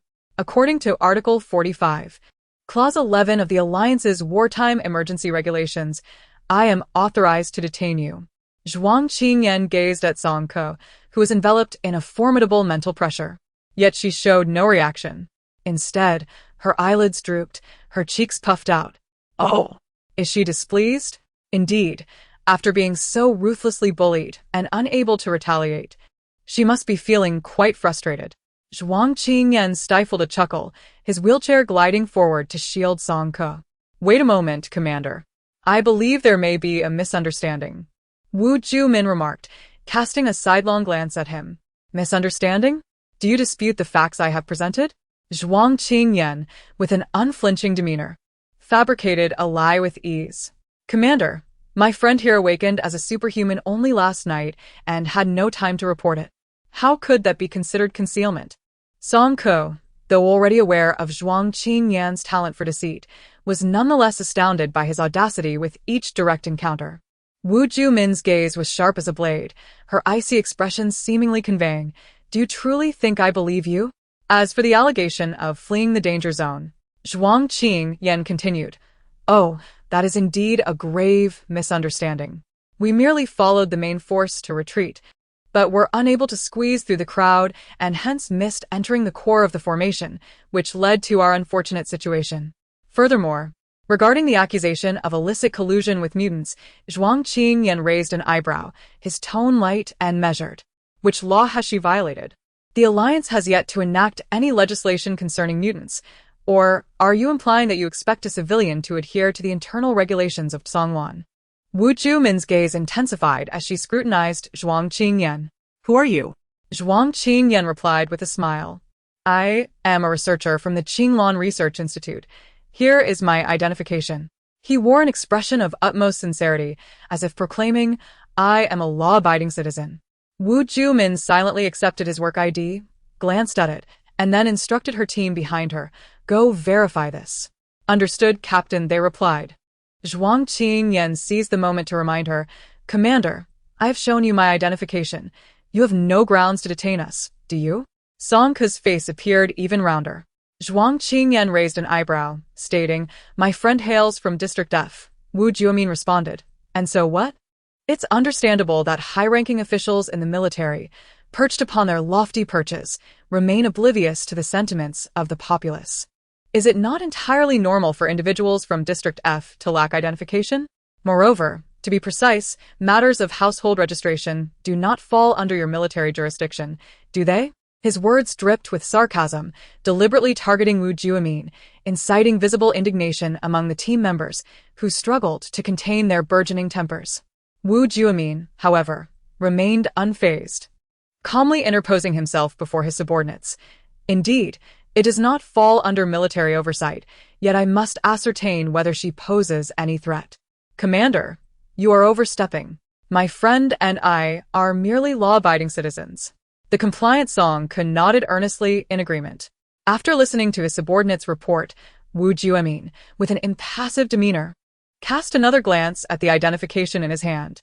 The young man in the photograph appeared emaciated, with pallid skin accentuated by two prominent dark circles under his eyes. Though handsome, he exuded an inescapable aura of melancholy. Wu Juomin glanced at Zhuang Qingyan, who sat in a wheelchair, his silver tongue and suave demeanor suggesting he was not a mere researcher, but rather embodied the entitled arrogance often found in the privileged young scions he had encountered in District B. Are you a researcher? Without a doubt. What field do you specialize in? Song-ku was taken aback, nearly biting her tongue in astonishment. Wait a moment. Just 2 days ago, were you not a pharmaceutical researcher? I deceived them. I am a senior technician for the weather mimetic system. Upon hearing this, several members of the Tsongwan team displayed expressions of skepticism and wariness. The deputy leader, Maeda Q, reacted most directly, emitting a cold snort from his nose and muttering something in an incomprehensible dialect. What a coincidence! Ankoin crossed his arms and pondered in an oddly contemplative manner. Is it truly such a serendipitous occurrence? When one wishes to doze off, does someone conveniently provide a pillow? Their captain was grappling with the unyielding mimetic system, and this individual just happened to appear, confidently asserting that he could repair it? This is no mere coincidence, Zhuang Qingyan insisted with righteous conviction. The T014 mimetic system was due for its annual inspection, and our headquarters dispatched us for this assignment. Upon our arrival in the Flower City, however, torrential rain began to fall. I surmised that something had gone awry with the T014, yet the city was overrun with zombies, and I inadvertently became separated from my colleagues, rendering me unable to contact anyone else, which is why I have been delayed until now. Separated? Did you not eliminate all your colleagues? Song-ku silently scoffed, recalling vividly how each had met their end by her hand. Wu Ju's keen gaze scrutinized Zhuang Qingyan, yet he could not discern if the man was lying based solely on his expression. The work permit had been verified, it was indeed legitimate, and the photograph was undeniably of him. Furthermore, he should remain unaware that should he dare to fabricate a story regarding this matter, he would be promptly exposed. Wu Ju's greater concern was whether, being alone, he could indeed effect the repairs. Certainly. Very well, I shall grant you the time. You will be responsible for restoring the T014 to its original state. Just a moment, Commander, Zhuang Qingyan said with a smile that held a hint of irony. What authority do you command me with? Wu Juamin suddenly lifted his head.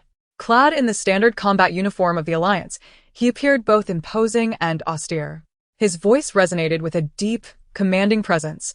I am Wu Juamin, the leader of the 11th Squad of the Tsongwan Unit, a special armed force of the New Asia Alliance. I request your cooperation in restoring the functionality of the T014 weather simulation system, under the pretext of executing a significant military operation. However, Zhuang Qingyan couldn't help but mock internally. That was a matter from over a decade ago. The relationship between them had since changed. Nevertheless, he maintained a courteous demeanor. So you are with Tsongwan. I shall certainly comply. Captain Wu, could you kindly escort us to the control center of T014? I believe that terminal is still located at the nearest substation of Qinglan. As for the exact location. No need, Wu Juamin interrupted him. Zhuang Qingyan paused in surprise. The control center has already been transported here. Wu Juamin raised his wrist and tapped a few times, summoning a holographic projection of the communicator. In an instant, the surrounding air shimmered, revealing a live feed of the Tsongwan logistics team, where a massive terminal was being escorted by 4 or 5 personnel, slowly advancing forward. Song-ko, resting her chin in her hand, listened to their conversation with a half-hearted interest. As her mind began to relax, drowsiness washed over her. She had nearly fallen asleep when the sight of something intriguing snapped her back to attention, her eyes widening in astonishment. What is that? It looks incredibly impressive. Zhuang Qingyan observed the colossal machine through the projection, and a subtle fissure finally appeared in his previously impeccable demeanor. So, this is what he referred to as having been transported here. Is this the current modus operandi of the Tsongwan? Is it because they are unable to connect to the back-end terminal that they resorted to forcibly dismantling the core of T014? Such brazen brigands. It is no wonder that the torrential rains in Huadu have merely lessened rather than ceased entirely. Zhuang Qingyan inhaled deeply, struggling to suppress the scathing retort that threatened to escape his lips. If we cannot connect to the internal system, I must meticulously troubleshoot the issues, which may take several days. Very well. We shall remain here for a few days. Wu Jueshi nodded, then pointed a finger at Song-ko, however. She must stay with you until T-014 is repaired. The captain of Songwon, inherently cautious, did not fully relinquish her suspicions about Song Ko. Keeping her close was, in fact, a form of surveillance. Thus, Song Ko and Zhuang Qingyan followed Wu Juexin and her team to the temporary encampment of Songwon. Although termed a base, it was rather rudimentary. Essentially a solitary residential building hastily cleared by their supernatural abilities. The logistics team would require additional time to transport the core, so Song Ko found an unoccupied room. Under Zhuang Qingyan's vehement insistence and disdainful glances, she took the opportunity to cleanse herself thoroughly, washing away the grime acquired from her battle with a swarm of cockroaches. Once she was finished, Song Ko sprawled on the bed like a boneless cat, finally able to rest.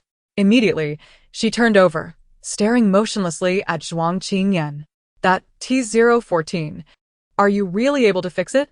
Song Ko expressed her profound skepticism.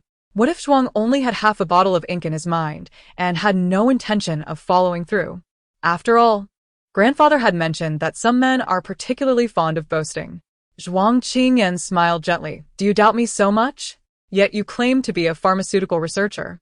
Song Ko countered with reason and evidence. Well, Zhuang Qingyan's expression remained calm. Indeed, I am a pharmaceutical researcher, but it's a part-time endeavor. Humph. Song Ko retorted with a hint of pride. In fact, a senior technician is also a part-time role. Zhuang Qingyan laughed and then dropped a heavy bombshell. You guessed it correctly. I don't actually repair any weather simulation systems. Song Ko gasped. Zhuang Qingyan, observing her startled expression, continued to stoke the flames. So, I was just deceiving them earlier. Song Ko gasped again, her fingers inching toward the edge of the bed, gripping her backpack strap, appearing ready to make a swift escape at any moment. Zhuang Qingyan noticed her subtle movements and laughed brightly, his enchanting peach blossom eyes sparkling. Don't worry. The T-014 doesn't need any repairs. Just turning it off will suffice. It will just take a bit of effort to breach the firewall, after all. this is not my specialty. He winked mysteriously. This time, I speak the truth. The weather mimetic system, an innovative technological creation independently developed by the Qinglan Research Institute, made its official debut in the year 20 of the new calendar. It stands alongside the Luminary Starship as one of the remarkable achievements of the glorious 30 years. Its primary function is to monitor and ameliorate climatic conditions. When extreme weather metrics reach critical thresholds or approach the limits of human endurance, the artificial intelligence engages in calculations. Currently, the Alliance has deployed over 100 weather mimetic systems distributed across cities of grades B to D, covering nearly 90 of the regions. The system located near Huadu, designated as T014, is the root cause of the torrential rains plaguing the area due to its malfunction. Upon hearing Zhuang Qingyan's explanation, Song Ke suddenly recalled the incident of the fall that occurred at Xingting Port on the day of the downpour. Could these two events be interconnected? She quickly conveyed her suspicions to Zhuang Qingyan. Do you think the collision of the starship caused T014 to malfunction?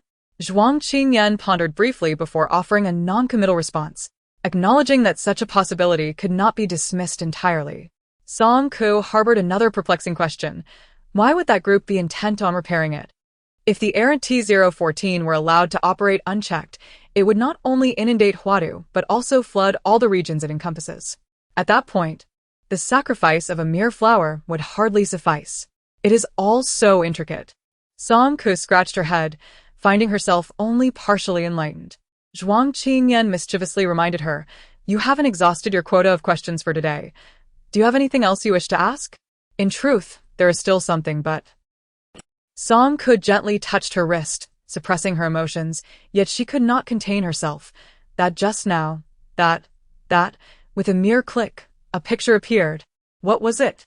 Her little legs swung rapidly as she excitedly spread her arms in gestures. The child, Zhuang Qingyan, chuckled softly. Only children would be so captivated by novel toys. That was a communication terminal specially designated for Zone B. Oh. Upon hearing it was from Zone B, Song Ke immediately wilted. Zone B, separated by Zone C, D, E, and F, felt so distant. Her grandfather forbade her from going there. Do you want it? Song Ke blinked her eyes, neither affirming nor denying. Zhuang Qingyan moved his right hand, producing a feminine communication terminal from seemingly nowhere.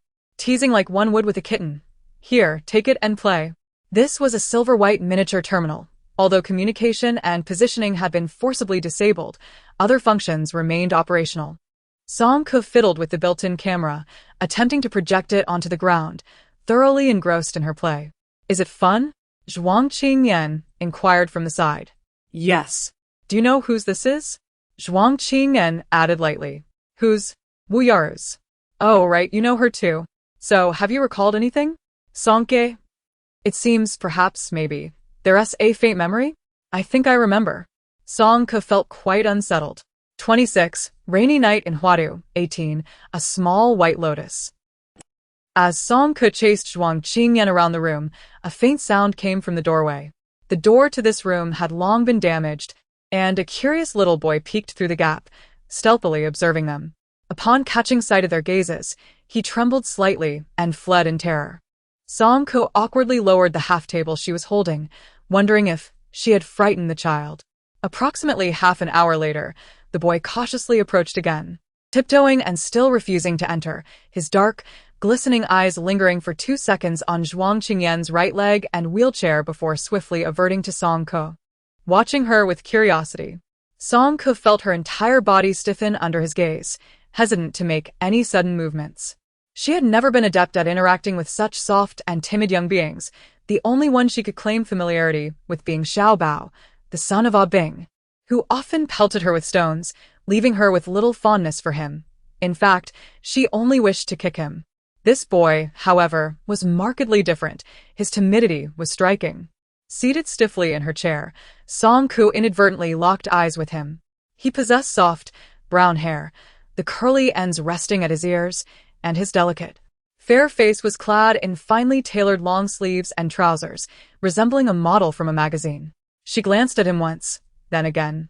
Wait a moment, he seemed oddly familiar. Suddenly, it dawned on her, was this not Su Weigua's son, named Su Xing? On the day she departed from the Fool's Wharf in Zone F-177, Su Xing had been frightened by a Qing's wife and Xiao Bao, leading to his powers spiraling out of control, before being knocked unconscious and taken away by Wu Juemin and the others. She never anticipated encountering him here once more. It seemed, in a sense, they were somewhat of fellow townsfolk. Song-Ke nervously twisted the corner of her clothing, having spent considerable time building up her courage to greet Su Xing. However, upon finally raising her gaze, she found that he had already departed. As the 2nd, 3rd, and 4th days passed, Su Xing would appear before Song-Ke's door each day, circling around to see if she was present. Occasionally, he would catch a glimpse of her experimenting with new spiritual tools and would linger at the entrance, albeit shyly. His demeanor was gentle, with his eyes curving into a warm smile directed at Song-Ke, yet he never dared to enter without her invitation. During this time, Zhuang Qingyan was often absent from the room, as the control center of T-014 was successfully transported to the base. Each day, he would be escorted under Qian Tianjiu's stern gaze to inspect and repair faults. According to Zhuang Qingyan, he was actually engaged in breaching firewalls. But Song-Ke believed he was merely slacking off, spending mere minutes tapping away at the screen while attributing the rest of the work to the terminal's automated functions. Qian Tianjiu and his colleagues were skeptical but powerless to act, as their technical knowledge was lacking. Had it not been for the countless confirmations of Zhuang Qingyan's legitimate work credentials, he would have surely faced dire consequences. Meanwhile, Wu Juemin led his team in clearing out zombies and removing obstacles, with clearly defined roles and alternating rest periods, all of them exceedingly busy. Among the towering figures of the Tsangwan, none were particularly easy to approach. If one were to consider who was the most affable, and Qiwen would barely qualify. After several days of observation, coupled with Zhuang Qingyan's occasional probing, Song-Ke gradually unraveled the intricate dynamics of this supernatural team. The legendary Tsangwan Brigade indeed comprises an entire army of individuals endowed with extraordinary abilities. Led by Wu Juemin, the 11th Squad, although referred to as a squad, actually consists of a formidable 40 members. The highest ranking among them is the captain, Wu Juemin, an A-class speed-type ability user. According to Qiwen, the teleportation that Song-Ke witnessed is merely a fraction of Wu Juemin's true capabilities, which remain unfathomably profound. And Chiwen himself possesses B-class lightning abilities. Specializing in widespread area damage, he serves as the primary force in combating swarms of insects. Once, Song Ke stealthily ascended to a rooftop to observe and Chiwen unleash his powers. As he did, the skies within a 2-kilometer radius darkened, resembling the depths of night, intermittently illuminated by flashes of lightning and accompanied by the resounding roar of thunder. The pure, vibrant purple light appeared capable of cleaving through the heavens, its power undeniably astonishing. If a B-class ability user is so formidable, one can only imagine the strength of an A-class. Song Ke's combative spirit surged with anticipation. She yearned for an opportunity to engage in a spirited contest with Wu Ju-min. While she harbored confidence in her abilities, the thought of potentially inciting Wu Ju-min's wrath should she lose the confrontation dissuaded her, leading her to conclude it might be best to refrain from such endeavors. Aside from Wu Ju-min and In Chiwen, the remaining squad members are primarily C-class and D-class ability users, such as Ouyang Pei with his C-class earth abilities, Qian Tianjiu with his C-class defensive barriers, and Wang Chan with his D-class wind abilities. In addition to the official members, there are temporary personnel integrated into the logistics team, such as Su Xing. Initially, they were civilians from various regions, but after Wu Ju-min employed an ability detection device, he discovered numerous nascent ability awakeners. In the aftermath of the apocalypse, these individuals found themselves devoid of sanctuary, prompting Wu Ju-min to temporarily enlist them to assist with transportation and maintenance tasks. After dismissing the logistical personnel, Song counted and realized that only 12 members of Songwan remained. From In Chiwen, he learned another piece of unfavorable news. The Eye of the Bagua Formation could not be activated from the outside. In summary, the chances of reuniting with those from Yizhong seemed bleak, and Song could only hope that Jiang Rui and Tian Yi would manage to survive within. A week passed in mundane routine until a turning point arrived. Su Xing entered. Hearing the knock on the door, Song looked up to see the small figure of Su Xing, his head barely visible above a large bag of supplies. The burden was too heavy, causing him to sway precariously as he entered, a shy smile gracing his face. His courage had slightly improved after days of glancing at each other through the door. Uncle Un and the others asked me to bring some things. Thank you. Song expressed his gratitude, accepting the supplies with one hand. Both were not adept at socializing. After Su Xing set down the items, Song awkwardly invited him to sit, and soon silence enveloped them. Seeking assistance, Song glanced towards the only articulate person in the room, Zhuang Qingyan. To Song's dismay, Zhuang Qingyan flashed a charming smile and announced, "I'll go check on T014. And just like that, he departed, resembling an indifferent parent who found a flimsy excuse to escape from entertaining a child. Song watched his nonchalant figure retreat, the darts in his hand flickering with an air of sharpened intent. Su Xing's short legs swung rhythmically on the bench, clapping enthusiastically as he watched her skillfully handle the darts. So impressive. Song paused for a moment, becoming even more engrossed in her playful display of the throwing stars. I have encountered you before. In the tranquil atmosphere, Su Xing suddenly spoke up, mentioning that uncle and the others said you and my father shared a cabin. His large, watery eyes gazed at Song Ke, his expression earnest. Sister, may I ask you something? Song Ke found it impossible to refuse. Why, yes. Do you know where my father is? What? My father, his name is Su Weigua, and his contact number is 042XXXX. The child's memory was remarkably sharp, immediately reciting his parents' information. Song Ke pondered for a moment. That civilian starship had last docked at a food factory in the northeastern suburbs of Huadu. If Su Weigua had not encountered any misfortune, he should still be there. However, that was contingent upon the absence of any unforeseen events. In these apocalyptic times, certainty was a rare commodity. Sister, I want to find my father. Woo-woo, Daddy. Songke, please don't cry. Why must you start weeping all of a sudden? Later that night, while sharing a room with Song Ke, the carefree girl fell into a deep slumber without a care in the world. However, Zhuang Qingyan was not so fortunate. Having been guarded since childhood, he could never permit anyone to be nearby while he rested. Otherwise, with his consciousness fully alert, sleep would elude him. If he were to share this with Song Ke, the child would likely widen her eyes in disbelief and stammeringly scold him. So troublesome. Zhuang Qingyan wearily pinched the bridge of his nose. Inclined the back of his wheelchair at a 45-degree angle, adjusting it into a reclining position. He relaxed upon it, his hands resting on his abdomen. His mental energy subtly enveloping the surroundings, and he closed his eyes. The gentle patter of raindrops outside creates a soothing backdrop, as he gradually finds tranquility amidst the monotonous, white noise. Suddenly, a bright, youthful voice breaks through the stillness. Uncle An, may I continue to watch those two tomorrow? Little star, are you so eager? Yes. If I help you all a bit more, the uncles can rest longer. What a good child. And Chiwing affectionately ruffled Su Xing's hair. Uncle N, when will we leave this place? That is a question for the captain. Oh, the captain is so fierce. I dare not approach. Uncle N, are you hungry? I have some cookies to share. Uncle N. Zhuang Qingyan opened his eyes, extending his mental energy outward, quickly locating the source of the voice. The two conversing were quite far from him, and Su Xing and Chiwing remained oblivious to his presence. Su Xing bounced along like a little bird, cheerfully following Chiwing, radiating sunshine and sweetness, incessantly calling him Uncle An, which brought a smile to Chiwing's face. This demeanor was in stark contrast to the shy and timid persona he had displayed in their presence over the past few days.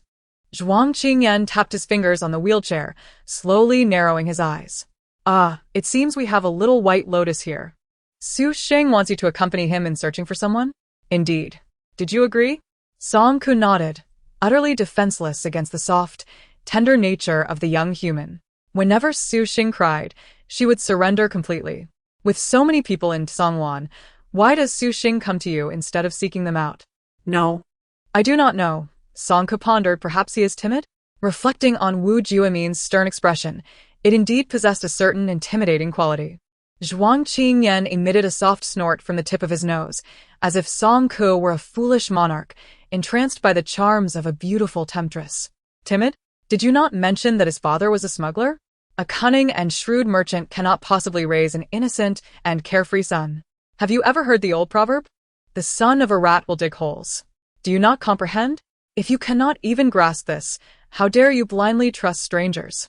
Song Ku's pure eyes gazed at him, and she murmured softly, I trust you too. When we first met, were we not strangers? You even deceived me into believing you were a pharmaceutical researcher. Zhuang Qingyan paused, evidently realizing that this example was quite a failure. Are you not afraid he might deceive you? That child is an ice elemental ability user of indeterminate rank. I am not afraid. What could he possibly deceive me about? I have no money and am not knowledgeable like you, Zhuang Qingyan. Aside from being exceptionally skilled in combat, oh no, rather, extraordinarily adept, anyone attempting to deceive me must think twice. Song Ku twirled the long spear in her hand, creating a dazzling display. Whoever deceives me will get a beating. Such a simple and blunt mindset. Zhuang Qingyan was momentarily speechless.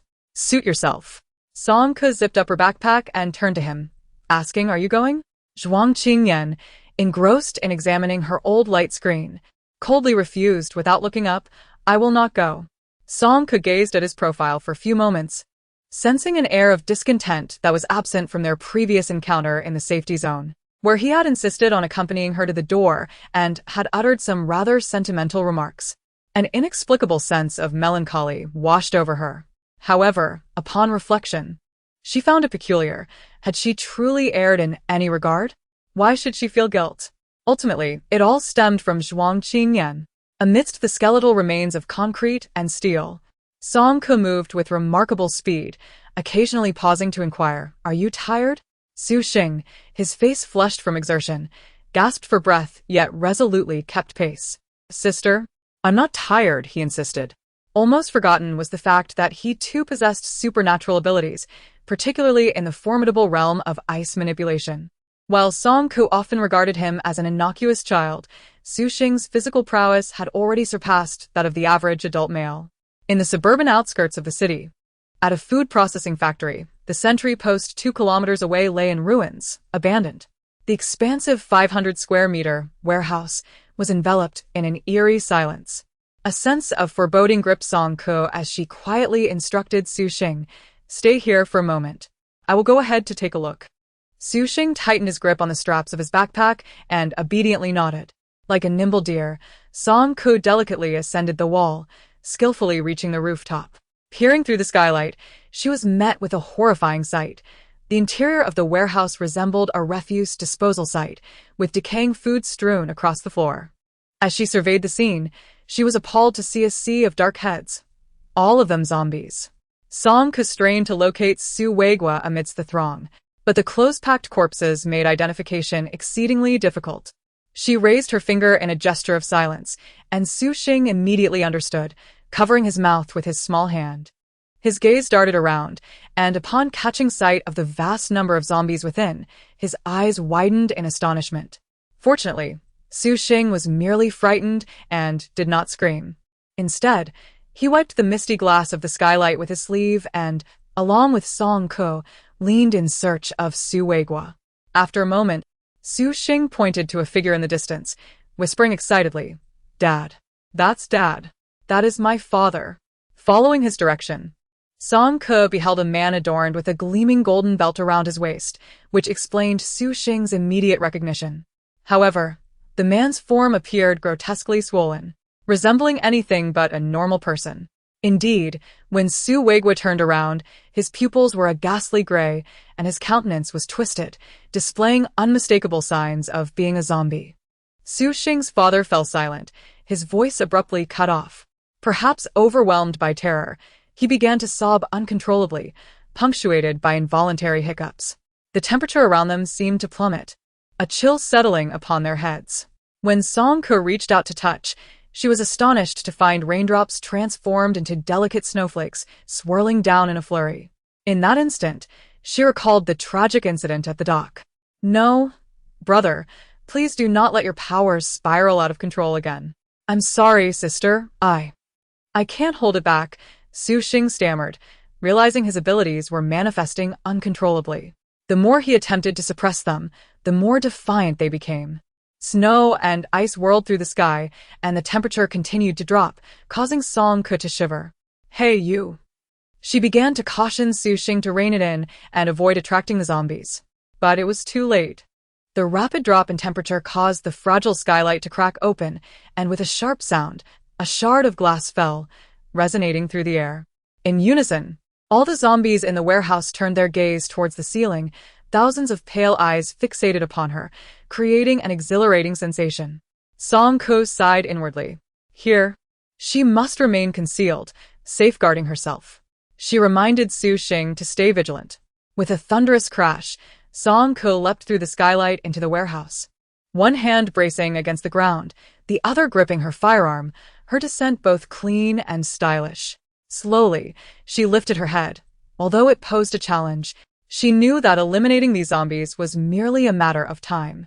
The icy tip of her gun aimed at the enemy as the zombies surged towards her in a frenzy, the atmosphere charged with tension. In this confined space, where her area of effect abilities thrived, the zombies found themselves with no avenue of escape, easily ensnared. Before long, they were pierced by numerous ice shards, meeting their demise completely, leaving only a few bewildered figures wandering aimlessly. Song Ku maintained her stance, momentarily stunned. On the way back, Su Xing appeared unusually despondent. Su Weigua had ultimately remained at the food factory. After Song Ku dealt with the remaining zombies, she inquired about their next steps. With reddened eyes, Su Xing pleaded, "Sister, please don't kill my father. Let him stay here." Su Xing looked deeply sorrowful, yet Song Ku, having lost both her parents, was emotionally blunt in this regard, unable to fully grasp his feelings. Perhaps if Zhuang Qingyan were present, she could elucidate the matter for her. Ultimately, she consented to Su Xing's request and secured the food factory with a chain. "Is everything all right with your ability?" Song Ku inquired. Su Xing, disheartened, lowered his gaze. "Whenever I become emotionally agitated, I struggle to control my powers. Uncle said it's due to my scattered attention, but I promise to improve in the future. I want to be a burden to you all." Song Ku responded stiffly, "Okay, that sounds good." In a certain light, Su Xing's indiscriminate use of his abilities could indeed be troublesome. For instance, she had just been so taken aback that she inadvertently sat down abruptly. and her tailbone still throbbed with discomfort. Once Su Xing exited the room, he ceased his tears. Hands nestled in the pockets of his sweatshirt as he skipped around the corner. At the end of the corridor stood a silver wheelchair, upon which leaned a tall man, exuding a languid demeanor. His striking profile appeared particularly charming amidst the gentle drizzle. Su Xing smirked inwardly, his face breaking into a shy, bashful smile. "Uncle Zhuang, what brings you here?" "I'm waiting for you." "Waiting for me? Is there something you wish to discuss?" Su Xing tilted his head adorably. Zhuang Qingyan adjusted his wheelchair to face Su Xing directly. The child's face wore an expression of feigned innocence, yet his peripheral gaze flitted about, indicating his thoughts were elsewhere. "You already knew, didn't you?" "Knew what?" "Your father has passed away." This statement bore the weight of harshness, yet Zhuang Qingyan merely recounted the truth with calmness. "Didn't you hear me clearly? Once more, I shall reiterate, your father has passed away." Su Xing was momentarily taken aback, his youthful visage instantly sagging. His reddened eyes fixated on Zhuang Qingyan. Zhuang Qingyan chuckled lightly, stating, "In a city rife with chaos, Wu Jiumin cannot possibly be unaware. He must have dispatched someone to the food factory long ago and informed you that there is no need to seek out your father any further." What is it? "Are you so unwilling to accept the truth that you insist on finding a scapegoat to confirm this?" Su Xing's hands emerged from his pockets, hanging limply at his sides. He murmured softly, as if merely expressing a child's discontent, "Uncle Zhuang, you truly delight in meddling in others' affairs." A sharp icicle materialized, imbued with a biting chill, soaring through the gap in the wheelchair directly towards Zhuang Qingyan's right leg. Zhuang Qingyan smirked. Ah, the youth lacks composure. Just as the ice shard was about to pierce Zhuang Qingyan, Su Xing was suddenly lifted by an unseen force.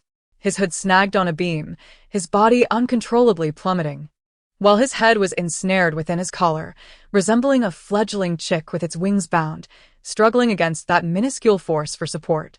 "Let me go." Put me down. "You scoundrel." Su Xing finally succumbed to panic, flailing his limbs desperately, resembling an enraged little lion. The innocence that once adorned his face had vanished, replaced by a fierce and seething fury. This individual, confined to a wheelchair, was, in fact, an extraordinary being. Infuriating. Utterly vexatious. Zhuang Qingyan reveled in his disarray, imparting wise counsel with a heartfelt tone. "Little one, you must learn to be self-reliant and refrain from always seeking to lean on others, especially the thighs of others." "Su Xing wants you to accompany him to find someone?" "Oh, did you agree?" Song nodded. She was utterly defenseless against the soft, vulnerable human infant. The moment Su Xing cried, she surrendered unconditionally. With so many people in Songwan, why did Su Xing not seek their help but instead come to you? "I don't know." Song pondered. Perhaps he is timid? Considering Wu Jiumin's stern expression, it was indeed rather intimidating. Zhuang Qingyan let out a soft huff, as if viewing Song Ke as a foolish ruler bewitched by a beautiful temptress. "Timid? Did you not mention that his father is a smuggler? A cunning and shrewd merchant could father a naive and innocent son? Have you heard the old civilization's proverb? The son of a mouse digs holes. Not comprehending? If you cannot even grasp this, how dare you trust strangers so casually?" Song Ke's pure eyes gazed at him as she murmured softly, "I trust you too. When we first met, were we not also strangers? You even deceived me into believing you were a pharmaceutical researcher." Zhuang Qingyan's movement halted, clearly recognizing that this example was rather ineffective. "Are you not afraid of being deceived? That child is an ice elemental ability user of indeterminate rank." "Not afraid. What could he possibly deceive me about? I have no money and do not possess the knowledge that you do, aside from being exceptionally skilled in combat. Oh no. I mean particularly formidable in fighting. Anyone attempting to deceive me should think twice." Song Ke twirled the long spear in her hand, creating a beautiful display. "Whoever deceives me shall receive a beating." Indeed, such a simplistic and blunt way of thinking. Zhuang Qingyan was momentarily speechless. "Do as you wish." Song Ke pulled the zipper of her backpack and turned to ask him, "Are you going or not?" Zhuang Qingyan was engrossed in perusing her old light screen, coldly declining without lifting his head. "I won't go." Song Ke gazed at his profile for a few seconds, Sensing that he seemed somewhat displeased, unlike that time in the safe zone when he insisted on escorting her to the door and uttered some rather sentimental words. A sense of inexplicable melancholy washed over her. After all, she pondered, she had done nothing wrong. Why should she feel guilty? Ultimately, it was all Zhuang Qingyan's fault. Within the ruins of steel and concrete, Song Ke moved swiftly, occasionally pausing to inquire, "Are you tired?" Su Xing chased after her, his cheeks flushed and panting heavily. Yet he resolutely declared, "Sister, I am not tired." She nearly forgot that he was also an ability user, specifically a powerful ice-type attacker. Song Ke often regarded him as an innocuous child, yet in reality, Su Xing's physical prowess had already surpassed that of the average adult male. In the suburbs of Huadu, at a food factory, the guard post 2 kilometers away had collapsed and fallen into disrepair, and the entire warehouse, spanning 500 square meters, lay in eerie silence. A sense of foreboding gripped Song Ke's heart as she quietly instructed Su Xing, "You stay here and wait. I will go ahead to take a look." Su Xing tightened his grip on his backpack strap and obediently nodded. Like a nimble little deer, Song Ke lightly treaded along the wall and successfully scaled the rooftop. Peering through the skylight, she was met with a scene reminiscent of a garbage disposal site. Rotting food littered the ground, and a sea of dark heads surged within. The place was teeming with zombies. Song Ke diligently sought the figure of Su Weigua amidst the throng of zombies. Their heads pressed together and shoulders touching, making it exceedingly arduous to distinguish one from another. She raised a finger to signal silence, and Su Xing immediately understood, covering his mouth with his small hand. His gaze darted about, and as he discerned the vast number of zombies within, his eyes widened in astonishment.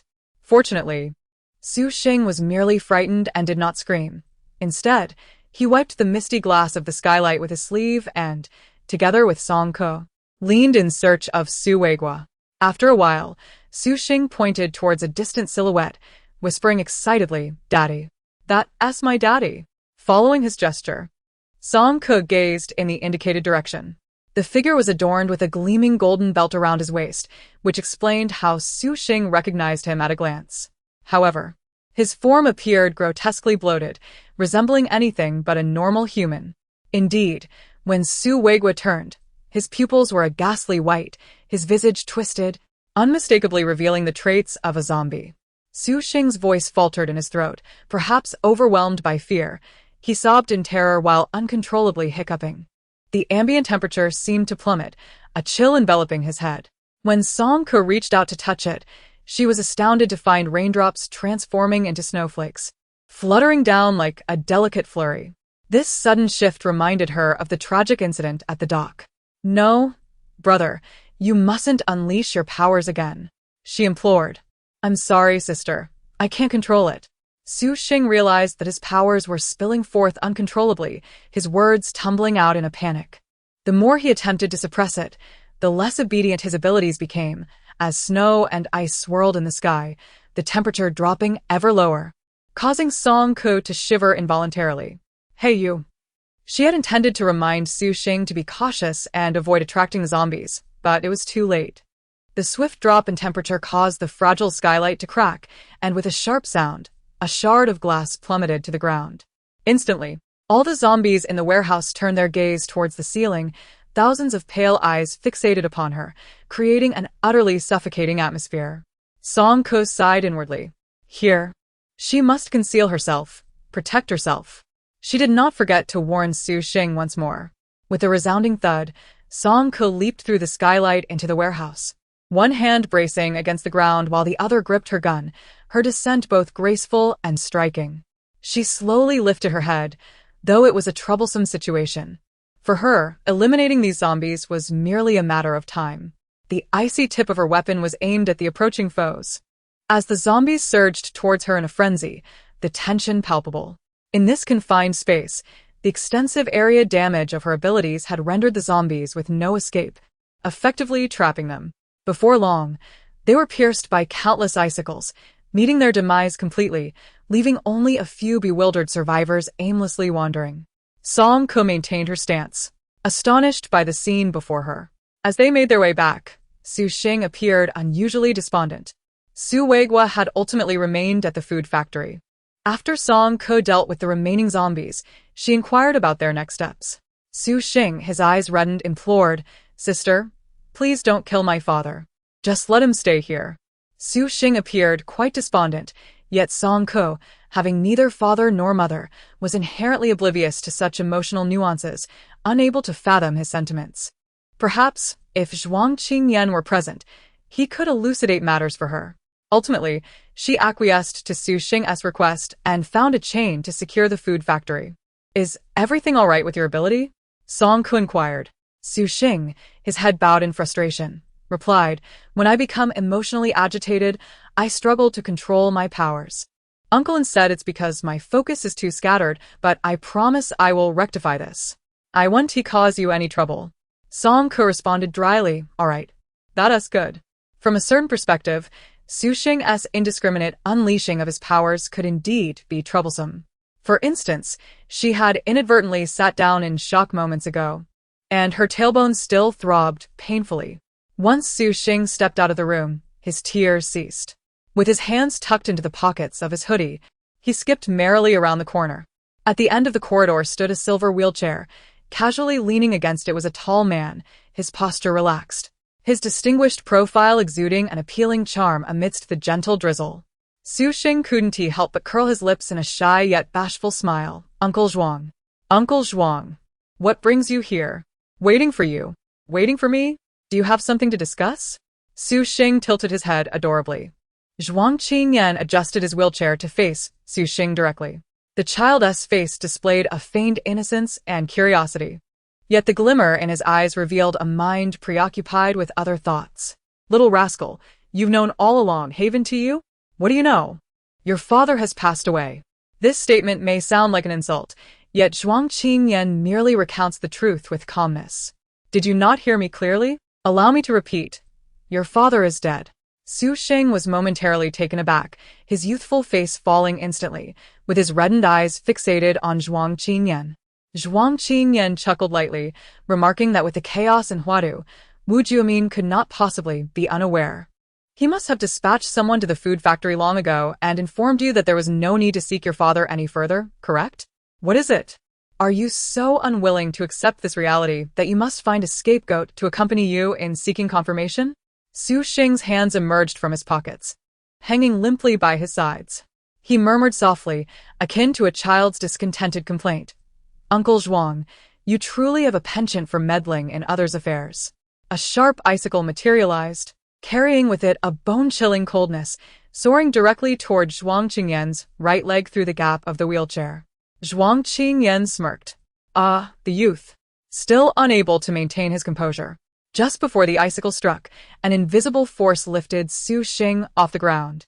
His hood became ensnared on the beam above, his body plummeting uncontrollably, with his head caught in his collar, resembling a fledgling with its wings bound, relying solely on a sliver of strength for support. "Let me go." Put me down. "You villain!" Su Xing finally succumbed to panic, flailing his limbs desperately, clawing and thrashing like an enraged little lion. The innocence and simplicity that once adorned his face vanished, replaced by a seething fury. This person, who was evidently confined to a wheelchair, turned out to be an extraordinary individual. Infuriating. Absolutely infuriating. How exasperating he found it. Zhuang Qingyan observed his awkward demeanor and earnestly advised, "Children must learn to be self-reliant and not always depend on others, particularly not on the support of others." The following day, Zhuang Qingyan successfully bypassed the final security measures of T014 and accessed the control port. After a painstaking effort lasting 14 days, he ultimately managed to shut down the out-of-control weather simulation system. Before the watchful eyes of the crowd, the mist enveloping Huadu gradually thinned and vanished, revealing the brilliant sunlight that broke through the darkness, flooding the surroundings and dispelling the persistent gloom. The tall figures regarded Zhuang Qingyan with newfound admiration, exclaiming, "You've got some skills. Did you really fix it? At last, we can see the sun again. It has been nothing but zombies and pests lately. It was driving me mad. Come on, Ouyang, let us go bask in the sunshine together." Amidst the lively atmosphere, a team member hurriedly entered, leaning close to Wu Juemin and Qian Tianjiu to whisper, "Witness." Zone 72. Unable to confirm. Suspected key has appeared. Wu Juemin's expression tightened, and he immediately issued a command. Everyone, accelerate your efforts. By tomorrow at the latest, clear the routes out of the city. Song Ke leaned against the back of Zhuang Qingyan's wheelchair, holding a small, slender pear, claiming it was to supervise his coding, even though she could not comprehend a single word. However, she soon noticed his pace slowing down, prompting her to glance down. Zhuang Qingyan's gaze was fixed on the group of speakers, his expression revealing an indescribable peculiarity. What troubles you? Song Ke bit into a pear. Ugh, it's so sour. What is this? No, this isn't T014. The true T014 is still above us. This is merely its control center. Is there a distinction? This control center has been housed at the Qingshan Research Institute near Huadu. Isn't that something everyone already knew? But you previously mentioned that Wu Juemin and the others came from District F177. Now that adds an intriguing twist. Why would the people of Songwan take such a lengthy detour to reach the Qingshan Research Institute? What could be their compelling reason? Song Ke was perplexed. How was she to know? Zhuang Qingyan was speaking in a manner that left others baffled. Noticing her bewildered expression, Zhuang Qingyan gently patted her head. Just enjoy your pear. That evening, Wu Juemin formally announced that upon the opening of the road the next morning, their group would depart from Huadu. Due to the subsequent tasks being unsuitable for logistical personnel, the 12 members of Songwan would part ways with them upon reaching their next destination. Dinner was essentially a farewell meal, as everyone set up a makeshift stove in the courtyard, with those skilled in cooking preparing something to eat. And Chiweng, with an unlit cigarette in his mouth, brushed sauce onto an eggplant while inquiring of Song Ke, "Little sister, now that T014 is repaired, what are your plans for the future?" Song Ke fixed her gaze on the sizzling eggplants, her eyes unblinking, and absent-mindedly shook her head. She had no particular destination in mind and turned to inquire about Zhuang Qingyan. Out of the corner of her eye, she caught sight of a familiar figure. Su Xing, clad in a soft yellow sweater, was tilting his cherubic face up to listen to Ouying Pei, looking especially well-behaved. Song Ke waved to him, hoping to beckon him over for a bite. However, upon noticing her, the little one first brightened, only to then wear an expression of sheer terror, scampering away in fright. A familiar, languid voice drifted from behind. So you are all here? Commander Wu, do you have any candid suggestions regarding our destination? Zhuang Qingyan inquired, deliberately ignoring the retreating figure with a smile. Wu Juemin cast a glance at Song Ke, his tone icy as he replied. The Alliance has a regulated management system for ability users. Since you have awakened, you should promptly complete your registration. Only registered ability users can gain official recognition from the Alliance. Otherwise, you will forever remain an unidentified entity. With 18 years of experience as an unregistered individual, Song Ke felt as though she had been stabbed in the back. Yet, the prospect of obtaining a formal identity through registration piqued her interest. Where can one register? She asked. Anywhere in Zone C, and Chiwen interjected, flipping the eggplants with a casual air. There used to be a base for ability users in Zone C, though it was never publicly disclosed. However, given the current situation with the Starship operations halted, any journey will be fraught with difficulties. As we are about to venture into District C-72, you might beseech the captain to take you along. District C-72? Flera, the capital of music and art? Zhuang Qingyan suddenly interjected. Indeed, you are aware of it? And Chiweng expressed some astonishment, as merely hearing the designation allowed one to accurately identify the city. This could imply either an exceptional memory or an intimate familiarity with the Alliance's regional information, or perhaps the individual had visited or heard of it. Hence the sense of recognition. I have not actually been there, merely heard of it in passing, Zhuang Qingyan modestly nodded. In the first year of the new era, the Alliance officially delineated its territories, partitioning the entire region into 180 districts, rated from A to F based on their comprehensive development levels. Among these, District E was uniquely developed for various functional zones, E166, E175, due to its distinctive ecological environment, while District F, being exceedingly underdeveloped, was designated solely by numbers without any city names, F176, F180. The remaining districts, A through D, exhibited a pyramidal distribution, excluding the elusive and mysterious District A, A1, A5. The opulent District B, B6, B25, teeming with the elite, and the most populous yet unremarkable District D, D76, D165, District C, characterized by its advanced technology and exemplary public safety management. C26, C75, emerged as the ideal realm aspired to by the majority. District C encompasses 50 cities, each possessing its own unique and irreplaceable charm, such as the renowned Flora in District C72. Florara boasts nearly 1,000 grand and intimate vintage opera houses, and its mastery of holographic projection technology has reached an exquisite pinnacle. In this land, where musical notes dance and whimsical ideas abound, artists from around the globe, singers, poets, painters, and playwrights gather in hopes of one day gracing a stage adorned with dazzling starlight, realizing their lifelong aspirations. Furthermore, Florara is home to the most liberated governor within the entire alliance. Do you wish to go to Florara? Zhuang Qingyan inquired of Song Ke. Nodding in response, Song Ke became a registered official metahuman, acquiring a formal identity. This opportunity was irresistible. She could finally shed the shadows of her past and proudly declare, "Behold, this is my identification."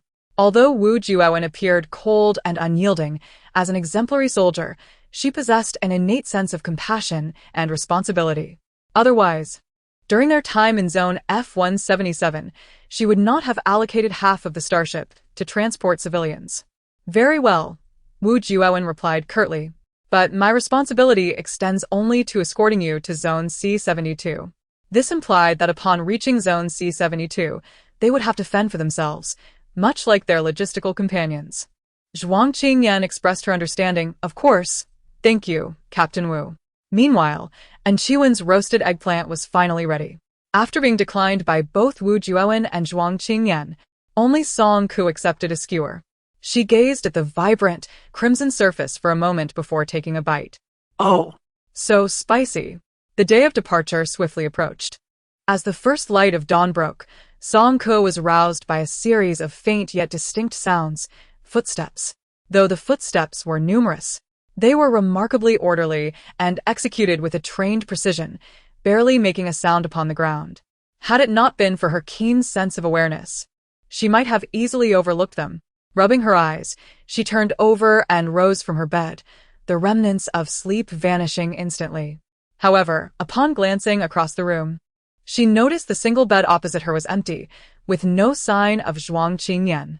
A second look revealed him sitting by the window, lifting the curtain to peer outside. A flicker of surprise coursed through Song Ke. She hadn't anticipated Zhuang Qingyan's vigilance. He was awake even earlier than she. who could it be? The people from Chengwan. A wave of tension washed over Song Ke. Were they planning to escape stealthily? Hadn't he been agreed to escort them to Zone C-72?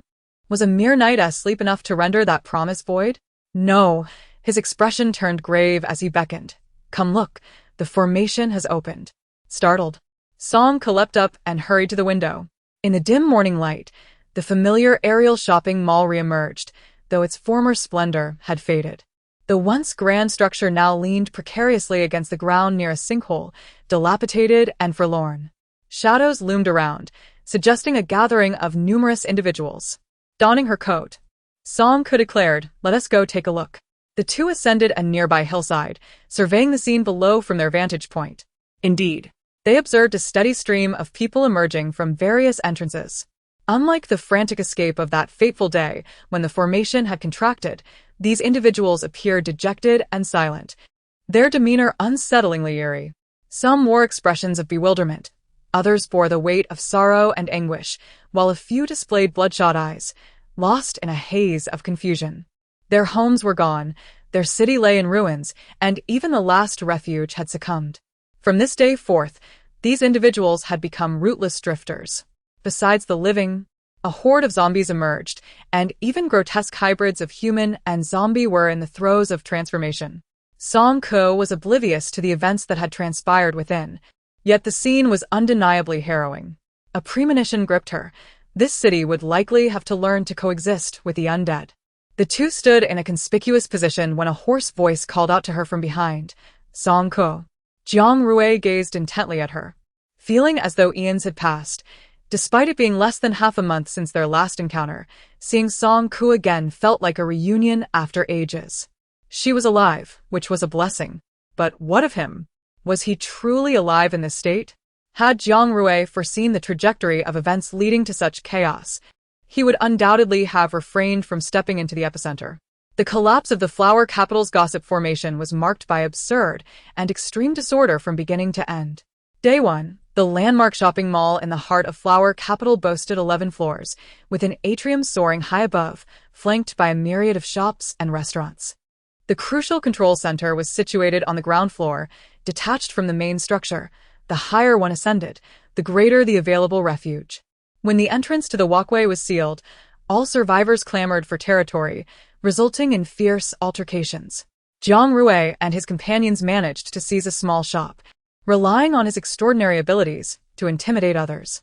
Were it not for Jiang Rui's presence, they might have failed to secure even this modest space. How foolish I am. How utterly foolish. The death of Zhang Qi dealt a tremendous blow to Zhou Anqi, leaving her devoid of her former spirit, her days spent weeping incessantly. Jiang Rui, whether you believe it or not, 3 years ago, I did not actively seek to bully Song Ke. With reddened eyes, Zhou Anqi unveiled the truth behind that infamous brawl. It was Chao Yi who incessantly spoke to me, claiming that she was merely putting on an act, deliberately maintaining an ambiguous relationship with you. In my moment of folly, I merely sought to vent my frustrations by striking her once, tossing a dead mouse into her backpack, discarding her uniform and exam papers, and even splashing her with soup. These were all ideas planted by Chao Yi. The intimate photographs you possess were sent to me by her. I had always regarded her as a friend. Regret washed over Zhou Anqi as she clutched her face in anguish. Though she was domineering and spoiled, she had never intended to harm her classmate, nor could she have anticipated the cold-blooded nature of Chao Yi. She compelled you to act as she wished, a weapon wielded with precision, striking wherever directed. The living could scarcely bear to listen, offering scornful derision. Whom do you regret for now? Who can ascertain if your remorse is genuine? Even the typically mild-natured Tian Yi could not refrain from expressing indignation on behalf of Song Ke. You are merely shirking responsibility.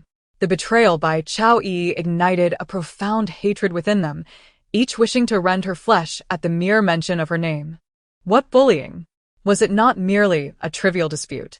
Jiang Rui abruptly halted, suddenly recalling that the notion of a mere dispute was also instilled in him by Chao Yi.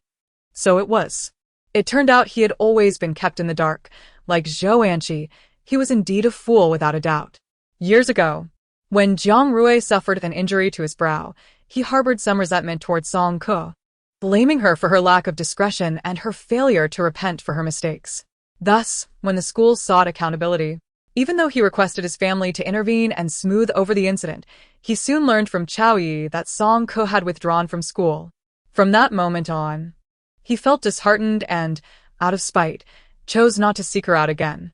He had long been troubled by a single question posed by Song Ke. In your eyes, am I the same as everyone else? This thought lingered painfully in his mind. Jiang Rui closed his eyes and silently smiled wryly, recalling how Song Ke had stayed outside to save them.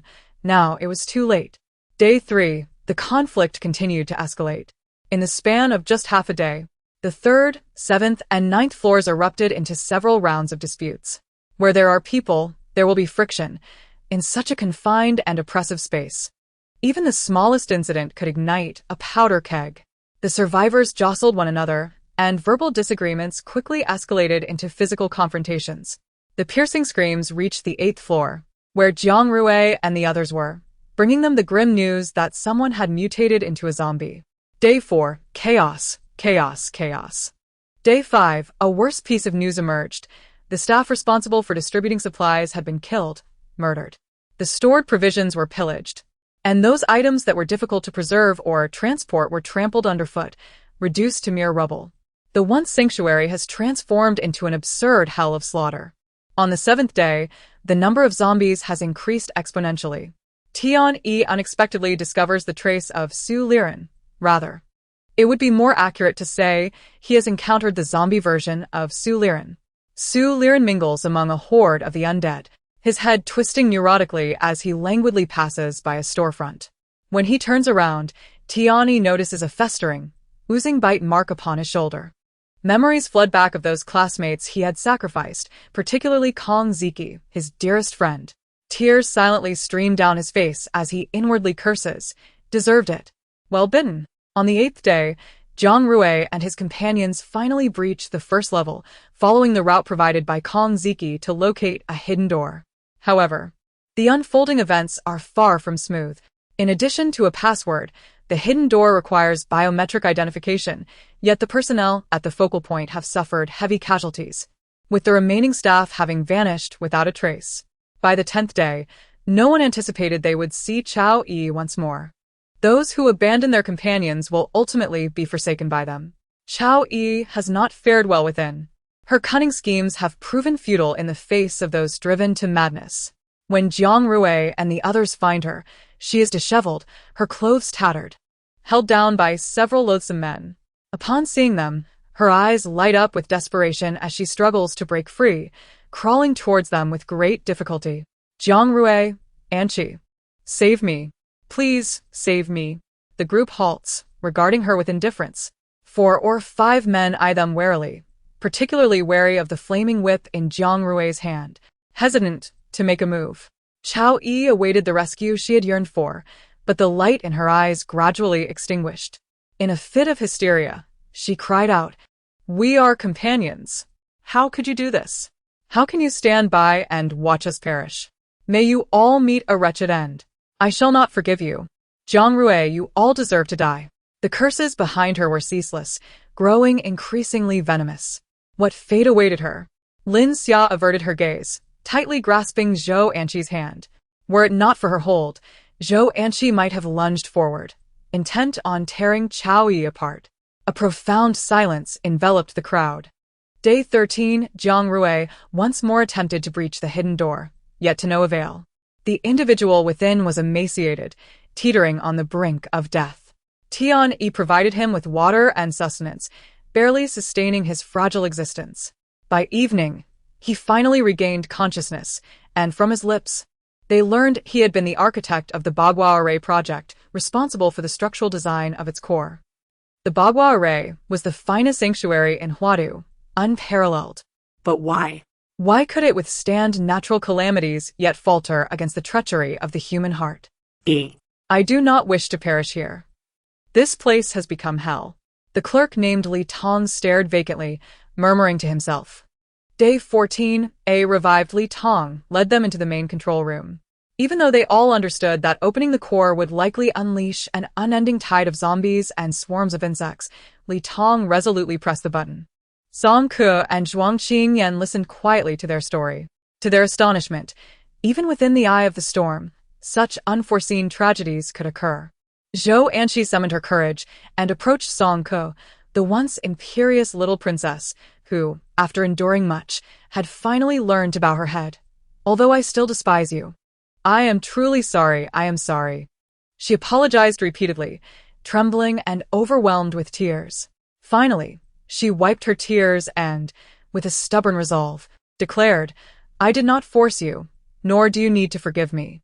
Song Ke sighed inwardly and responded softly. Zhuang Qingyan inquired, what are your plans moving forward? Zhang Rui replied, we plan to head north with Brotherly. They may pause at some refuge or continue wandering until they find a place that will accept them. And you? Zhang Rui turned his gaze towards Song Ke. Song Ke lowered her head, and Zhuang Qingyan happened to be looking at her as well. We are going to Area C-72. In the distance, and Chiwen's boisterous voice echoed, Little sister, it's time to prepare to leave. The surrounding zombies were startled and surged toward him like a compass. With a shout, and Chiwen brandished his weapon, the purple light flickering as he began to clear the way. The moment of parting had arrived. Tian and Lin Xia gazed at her with teary eyes. Song Ke nodded to them. Goodbye, I hope we can see each other again. She then turned to Zhang Rui. Goodbye. Goodbye, Song Ke, Zhang Rui replied, his voice hoarse, yet imbued with a newfound resolve in his eyes. Take care. Song Ke turned to leave. Zhuang Qingyan muttered something that provoked her to jump in frustration, chasing after him and kicking at his wheelchair. Their figures merged with another group of tall individuals, quickly disappearing into the night. Song Ke was carefree and open-minded, like the elusive wind that slips through one's fingers. In contrast, Jiang Rui, once naive and self-assured, now recognized the truth. At this moment, he finally comprehended that they were never destined to walk the same path, akin to a steadfast lighthouse and a drifting vessel, though they may briefly cross paths. A permanent separation was inevitable. It was better to bid farewell properly. Ilya knew everything. Were you saddened? What? Zhuang Qingyan observed Song Ke's expression and inquired once more. Are you saddened? Song Ke shook her head. She had always been mentally prepared for the eventual separation from Jiang Rui and Tian Yi. Zhuang Qingyan clicked his tongue knowingly. I think he is quite heartbroken. This he needed no further clarification. It naturally referred to Jiang Rui. Song Ke furrowed her brows slightly, wearing a perplexed expression. He is different, an ability user, capable of self-protection, and has no reason to feel sorrow. Zhuang Qingyan found it amusing. Well, as long as you're not saddened. It's just a pity that the falling blossoms have intentions, while the flowing water remains indifferent. Song Ke kicked at the wheelchair. Do not be so cryptic. Zhuang Qingyan gasped. Song Ke, I formally warn you. We only have this one wheelchair. Song Ke retorted. Do not call me Song Ke. Song Ke possessed nothing but a single backpack, embarking on her journey with minimal baggage. As she departed, she observed the logistics personnel busily transporting numerous pieces of luggage. Notably, the members of Tsongwan, much like her, were unencumbered, moving with a certain elegance. Suddenly, a memory surfaced of the formidable mobile artillery she had witnessed near the center of the battlefield, designed for bombarding zombies. She hurriedly approached Zhuang Qingyan to inquire about it. The military's possession of spatial containers was hardly a secret, and Song Ke would inevitably discover it in due course. Astonished by this newfound knowledge, she bombarded him with questions, her words tumbling out in a breathless rush, nearly leaving her gasping for air.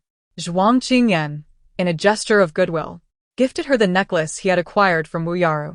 After pondering for a moment, she learned to activate it with her mental energy, becoming utterly captivated, her pace slowing to a crawl as she played with it, toggling it on and off until she boarded the vehicle.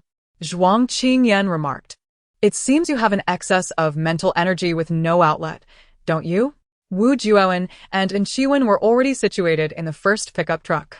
Due to her distraction with the necklace, Song Ke arrived a bit late, finding it filled with people. She and Zhuang Qingyan subsequently made their way to the second truck.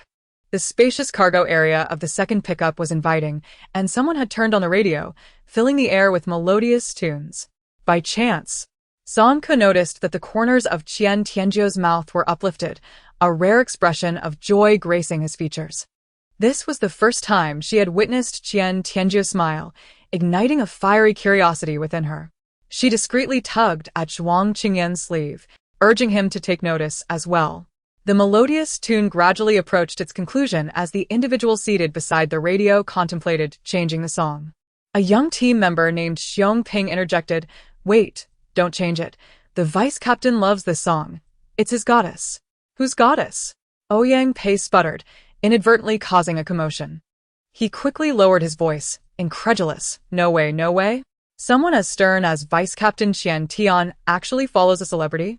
Qian Tian's unique ability was an air barrier, and his demeanor was typically serious and unyielding, rarely displaying a smile. His authority within the team was only second to Wu Jiumin. Ouyang Pei could hardly fathom that someone as rigid as Qian Tian, who often berated him for his cowardice, could be an admirer of a star, let alone have a goddess of his own. His expression was a mix of excitement and disbelief. Do you all know Lin Yuyu? The first sweet diva of Flera? A superstar adored in Area C. I've heard of her. Wang Chong chimed in, joining the conversation. The three of them huddled together, whispering animatedly. Doesn't she have a song called Thank You for Loving Me? That song is incredibly popular, with over 1 billion clicks on Starnet. I thank you for your sweet words, your honeyed phrases, and I also thank you for your flattering tongue. Stop, that's not how it goes.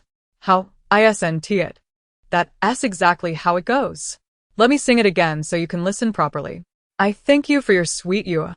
With a thud, Qian Tian slammed his fist against the wall of the compartment, his expression darkening. He rapidly muttered something in his native dialect, sounding as if he were cursing.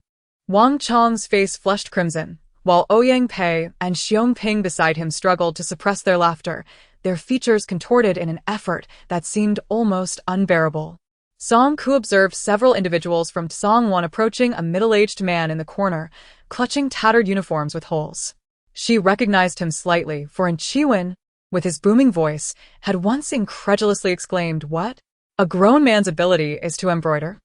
It was said that he was an E-rank ability user named Wu Xianghai, possessing an exceedingly rare power akin to stitching, capable of mending two disparate items together.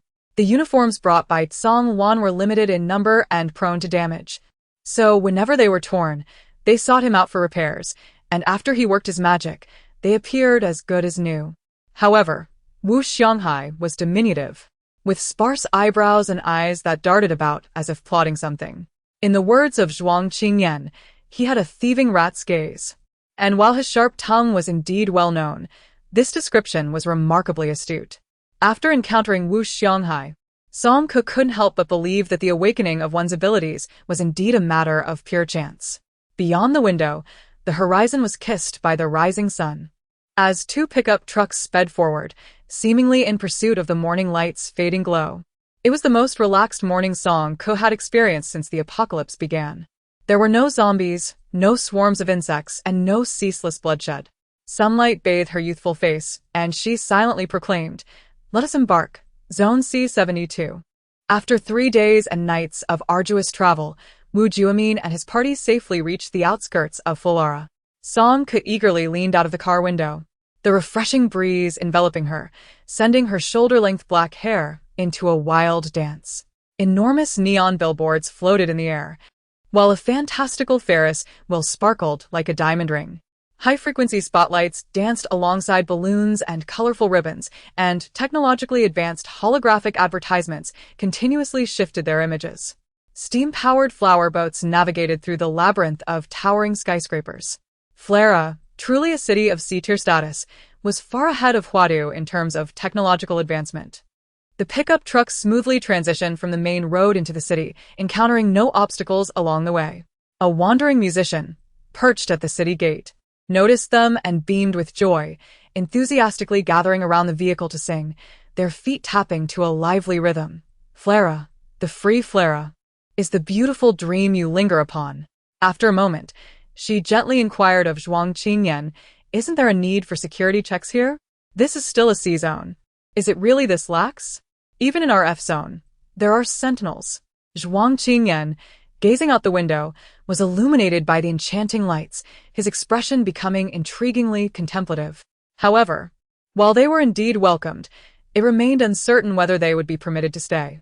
The public safety in Flera was remarkably good. The streets were bustling with life, vibrant and lively, yet not a single zombie could be seen, as if the apocalypse that Song Ku and the others had encountered in Huadu was merely an illusion. The two pickup trucks ultimately halted at the outskirts of the square, as the streets further inside were too narrow and teeming with pedestrians to navigate. When Song Ku alighted from the vehicle, dozens of flashy motorbikes zipped past her, roaring with energy, their intense music still reverberating in her ears as the convoy sped away into the distance. Song raised her head, and the streets around her were adorned with an array of colorful neon signs, shimmering incessantly in a dazzling display. After gazing at them for a few moments, she felt a sense of vertigo. Looking upwards, towering skyscrapers pierced the clouds, their steel and concrete facades imposing an intangible sense of oppression as the city appeared to be shrouded in a soft, ethereal lavender mist. Wu Juemin stepped out of the vehicle, and after a few strides, the clock atop the grand structure of Fulara struck 8. The resounding chimes echoed thrice. And in that moment, every pedestrian and occupant within the towering edifices ceased their actions, their gazes lifted skyward. Amidst a multitude of floral boats, a colossal spotlight cast a holographic projection between two soaring towers, gradually revealing a tall silhouette that became increasingly distinct. He possessed a radiant mane of golden hair and a flawless visage, clad in a crisp, pure white suit. At first glance, He exuded an enchanting yet ethereal beauty, making it difficult to discern his gender. With one hand placed gracefully upon his chest, he executed an exquisitely refined gentlemanly bow. "I am delighted to welcome new travelers to Falara today." His glassy eyes surveyed the crowd, a subtle smile gracing his lips. "Let us extend our warmest welcome to them as they arrive in this true paradise. Ah, let us sing a song titled Paradise." The air was filled with enthusiastic cheers, whistling, and thunderous applause, creating an atmosphere of unparalleled fervor in the square. The man extended his right hand and waved it nonchalantly, causing the surrounding scenery to blur enchantingly. In a moment of surreal clarity, Song Ke beheld countless blossoms unfurling, accompanied by the beguiling melodies reminiscent of sirens. The immersive sound enveloped each listener, and the entire city became enraptured in the waves of music. The crowd descended into a frenzy, their eyes filled with obsession, venerating the man as their supreme idol, fervently chanting his name. Ilya, Ilya, Ilya. As the revelry drew to a close, Ilya playfully winked and revealed a small secret. The throne race was currently open for registration, with enticing prizes prepared. Everyone was encouraged to participate, eliciting another wave of exuberant cheers. As the spotlight dimmed and the holographic projection faded, Ilya's figure vanished, yet the impact he left lingered in the air. The citizens of Flara gazed longingly towards the tower, lamenting the fleeting passage of time. Song Ke was entranced, pondering whether this individual was a super celebrity. Captain Wu. Who is he? Someone in the logistics team could not help but inquire. Captain Wu stared at the direction in which the man had disappeared for a few moments before solemnly responding, "Ilya, the governor of District C-72 and the Lord of Flara. Is he truly remarkable? Why else would so many people be enamored with him?" "It is not he, but it," Zhuang Qingyan interjected, correcting the pronoun with the universal language of the Alliance. "Ilya is an artificial intelligence." Song Ke gasped in astonishment.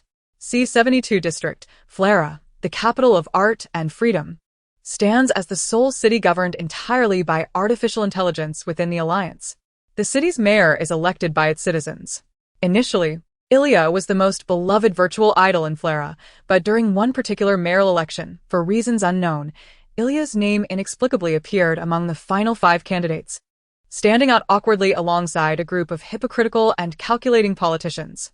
Merely a collection of data, some speculated on the absurdity of a virtual entity aspiring to supplant humanity. The candidates scoffed at this notion, deeming it the greatest joke of the year, yet they hastily ordered the rectification of this anomaly. However, the final voting results astonished everyone, as Ilya was elected mayor with an astounding 90 approval rating. The defeated politicians were initially incredulous, only to erupt in curses. "Damn it. Have the artists of Flara gone mad? This is utterly ridiculous.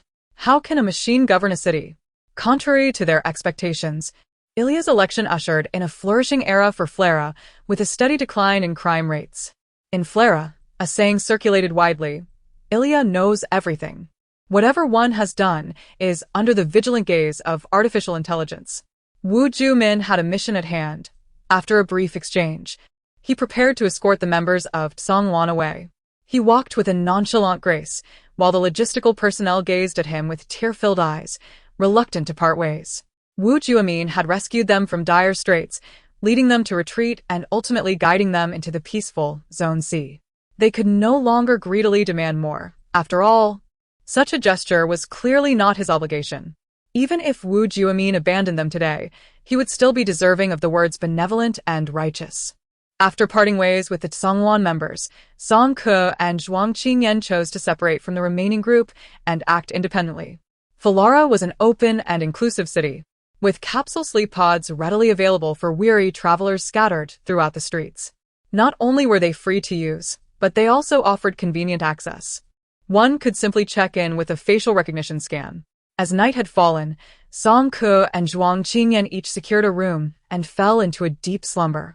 The following morning, the two quickly tidied themselves and made their way to the Special Talents Registration Center, the base for ability users.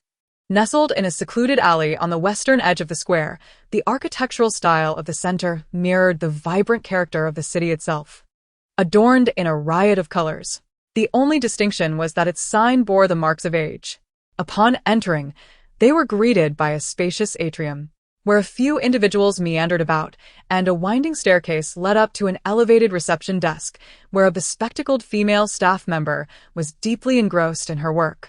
As Song-ku approached, he faintly heard a melodious tune, and upon looking down, he was momentarily left speechless. A small transparent screen was propped up on the desk, displaying a holographic projection that seemed strikingly familiar. It was indeed Ilya, as seen previously. However, this rendition showcased Ilya adorned in resplendent attire, clearly an early performance video. The girl watched intently, her face adorned with a silly grin of infatuation. "Hello," Song-ku stammered. "I wish to register as an extraordinary individual."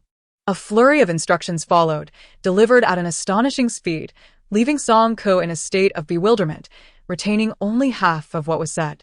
Thankfully, she was accompanied by Zhuang Qingyan, whose memory was notably sharp. Otherwise, chaos would have ensued. Following the staff's guidance, Song-ku dutifully filled out the forms, then hurried off to take her photograph. Anxiety gripped her as she posed, her posture unnaturally rigid, her lips pressed into a thin line, exuding an air of pitifulness. Fortunately, the room lacked a photographer. Instead, a mechanical arm controlled the camera, and a monotonous electronic voice repeatedly issued corrections. "Please tilt your head slightly to the right." Detection indicates the subject's expression is excessively stiff. "Kindly relax and tilt your head to the right." As Song-ku tilted her head repeatedly, she inadvertently overextended, tumbling off her chair. Zhuang Qingyan erupted in laughter beside her. "Song-ku, how can you manage to bully a machine while trying to take a picture?" Song-ku shot him a fierce glare, shook her hands, took a deep breath, and finally managed to force a semblance of a smile. Yet, the resulting photograph still appeared rather peculiar, prompting Zhuang Qingyan to chuckle for a full 2 minutes. After taking the photograph, I proceeded to the second room for blood extraction and genetic testing. Flera possessed a specialized ability assessment device, far superior to the inferior model Wu Jiumin had in her possession. Not only could it evaluate the level of abilities, but it was also rumored to utilize artificial intelligence to compute the potential upper limits that could be unleashed in the future. The testing room was entirely mechanized, beginning with a blood draw, followed by lying down in a mysterious box that scanned one from head to toe. Next, I entered the ability verification room on the second floor, primarily designated for on-site verification and the establishment of local records for future reference. At long last, I encountered the personnel. Inside the room sat 3 auditors, 2 men and 1 woman, arranged in a row. After the individual before me exited, it wasn't long before I heard the call for the next person. I pushed the door open, finding myself in a completely enclosed isolation chamber, with a single transparent glass wall in front. The green light on the wall-mounted speaker illuminated, and the voice of the auditor resonated. "Please demonstrate your abilities. Rest assured, we have the most advanced security measures in place, so feel free to unleash your powers to the fullest extent for our assessment." I placed my hand on the edge of the table, and after a mere 2 seconds, the table vanished, leaving me holding a long rifle, standing obediently in place. The auditors were momentarily taken aback. "Is that all?" I nodded.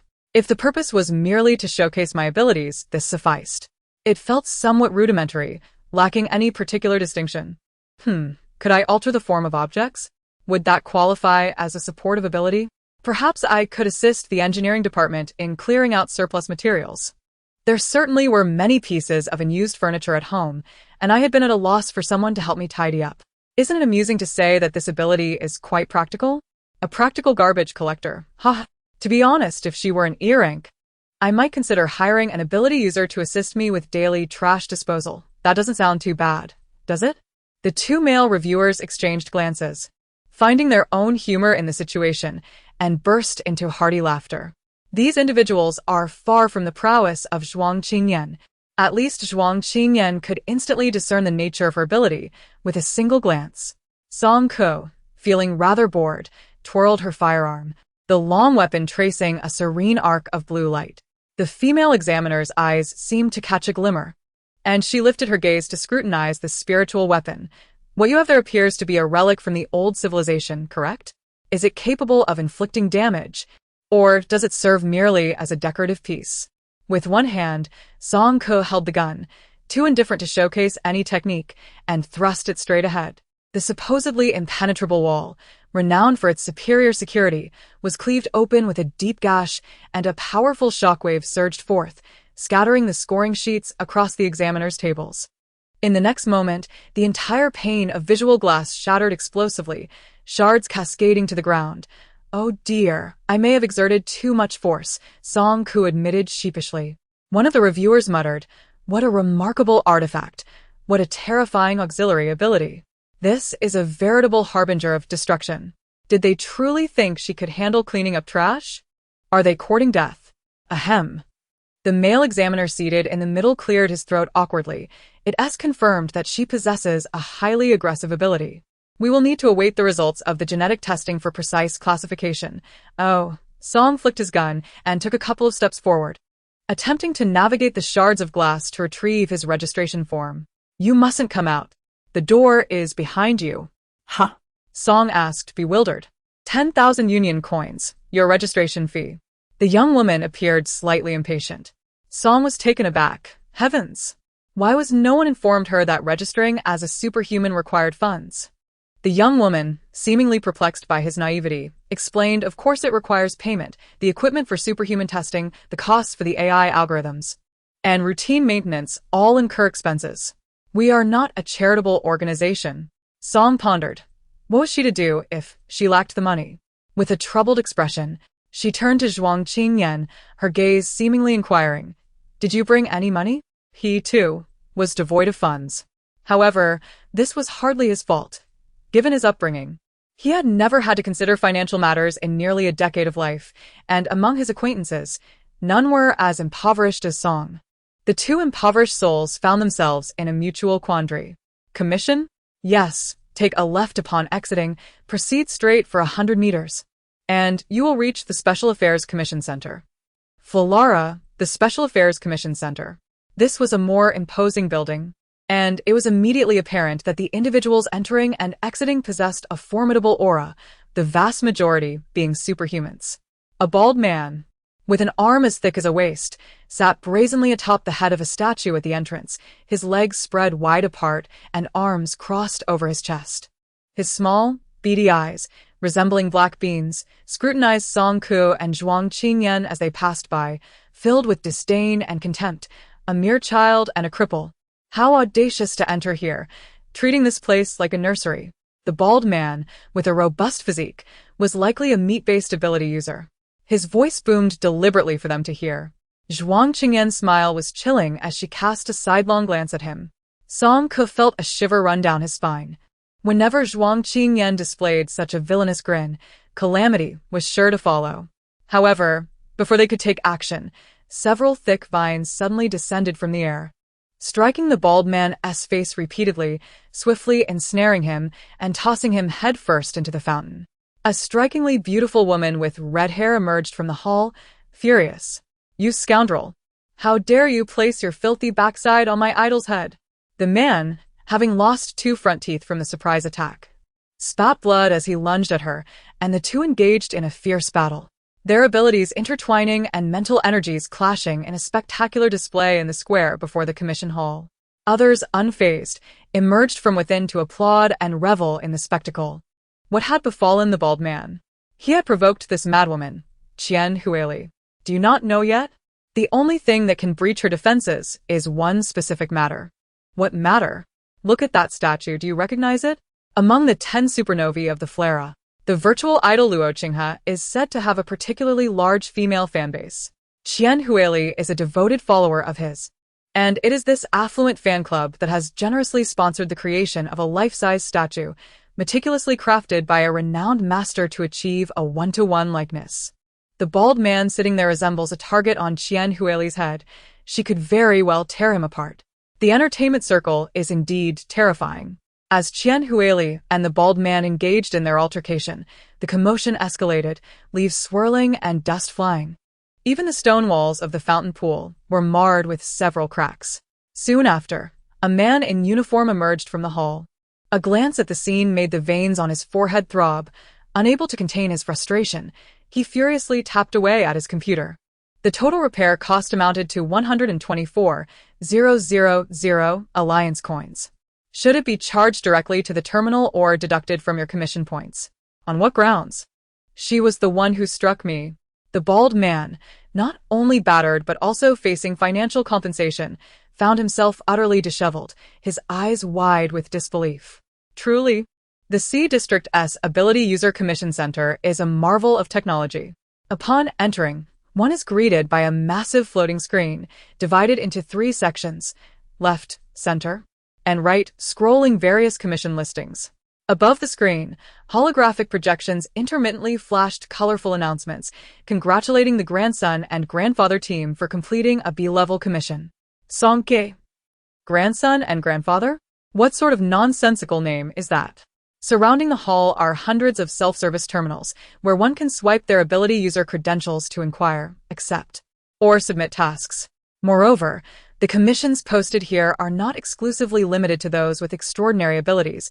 Ordinary individuals, if sufficiently skilled and audacious, may also team up with those endowed with powers for collaborative endeavors. Song Ke gazed upward for a moment, observing the myriad of tasks displayed on the screen, ranging from the most rudimentary E-level task of running errands, such as purchasing groceries for a resident in the nearby D district, to the paltry reward of merely 300 union coins.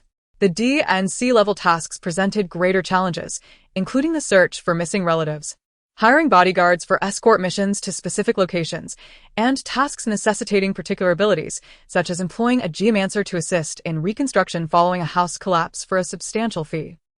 And so forth. Further up the list, a task involving the elimination of zombies at the Municipal Hall of Lioli Port, District D150, caught her attention. This seemed particularly suited to her skills and was classified as a B-level task, offering a generous reward of 2,000 union coins. Completing 5 such tasks would easily cover her registration fee.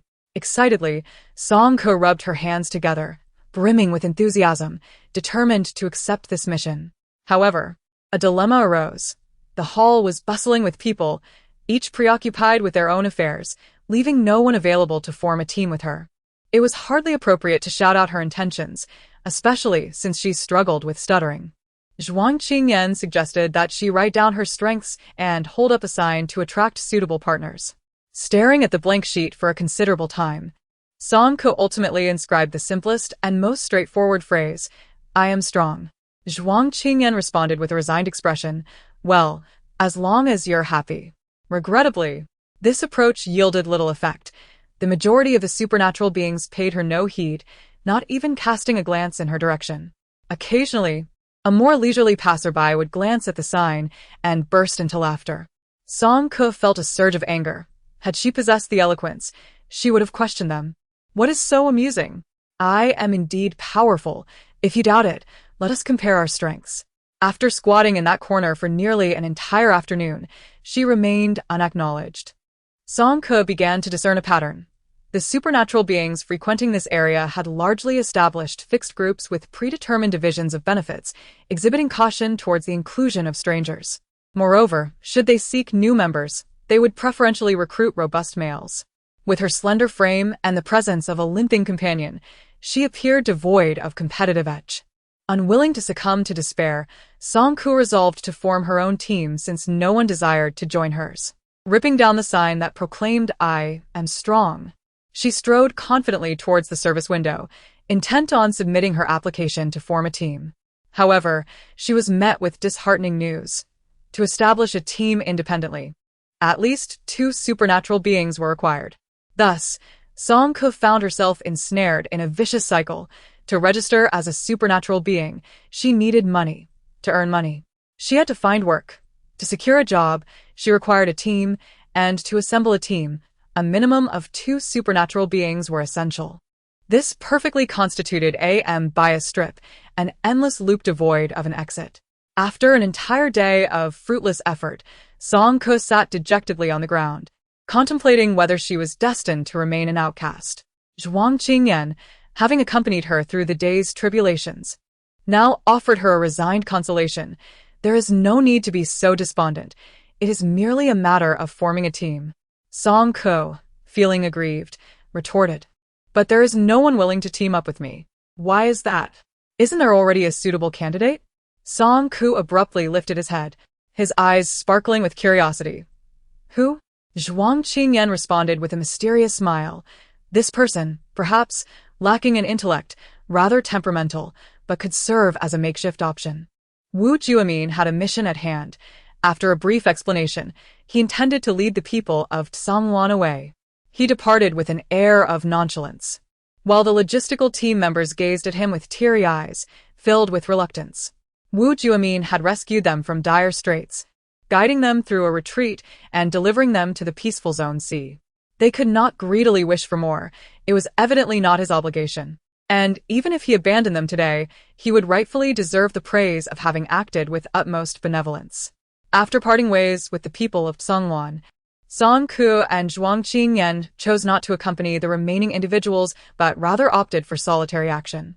Florara was an open and inclusive city, with capsule sleeping pods readily available for weary travelers scattered throughout the streets. Not only were they free to use, but they also offered convenient access, allowing guests to check in using facial recognition. As the hour was getting late, Song Ku and Zhuang Qingyan each secured a room and fell into a deep slumber. The following morning, they quickly tidied themselves and headed straight for the Ability User Base. The Special Talent Registration Center in Florara, the Ability User Base, was nestled in a discreet alleyway to the west of the square. Its architectural style mirroring that of the city, garish and colorful, yet with a sign that bore the marks of age. Upon entering, one is immediately greeted by a vast atrium, where a few scattered individuals meander about. The serpentine staircase gracefully ascends to the lofty reception desk, where a bespectacled female staff member is engrossed in her tasks. As Song Ku approaches, she faintly hears a melodious tune. Glancing down, she is momentarily speechless. A small transparent screen is propped up on the desk, showcasing a familiar holographic projection, none other than Elia, albeit in splendid attire, evidently from an earlier performance video. The girl watches with rapt attention, her face lit up with an adoring grin. Hello, Song Ku stammers, I wish to register as an ability user. A flurry of rapid-fire instructions follows, leaving Song Ku in a state of confusion, remembering only half of what was said. Fortunately, she has Zhuang Qingyan, whose exceptional memory aids her. Otherwise, the situation would surely descend into chaos. Following the staff member's guidance, Song Ku dutifully fills out the forms before hurriedly dashing off to have her photo taken. She becomes anxious as she poses, her posture rigid and her lips pressed into a thin line, exuding a sense of pitiful vulnerability. Luckily, there is no photographer in the room, only a mechanical arm controlling the camera, with an impassive synthetic voice continuously issuing corrections. Please tilt your head to the right.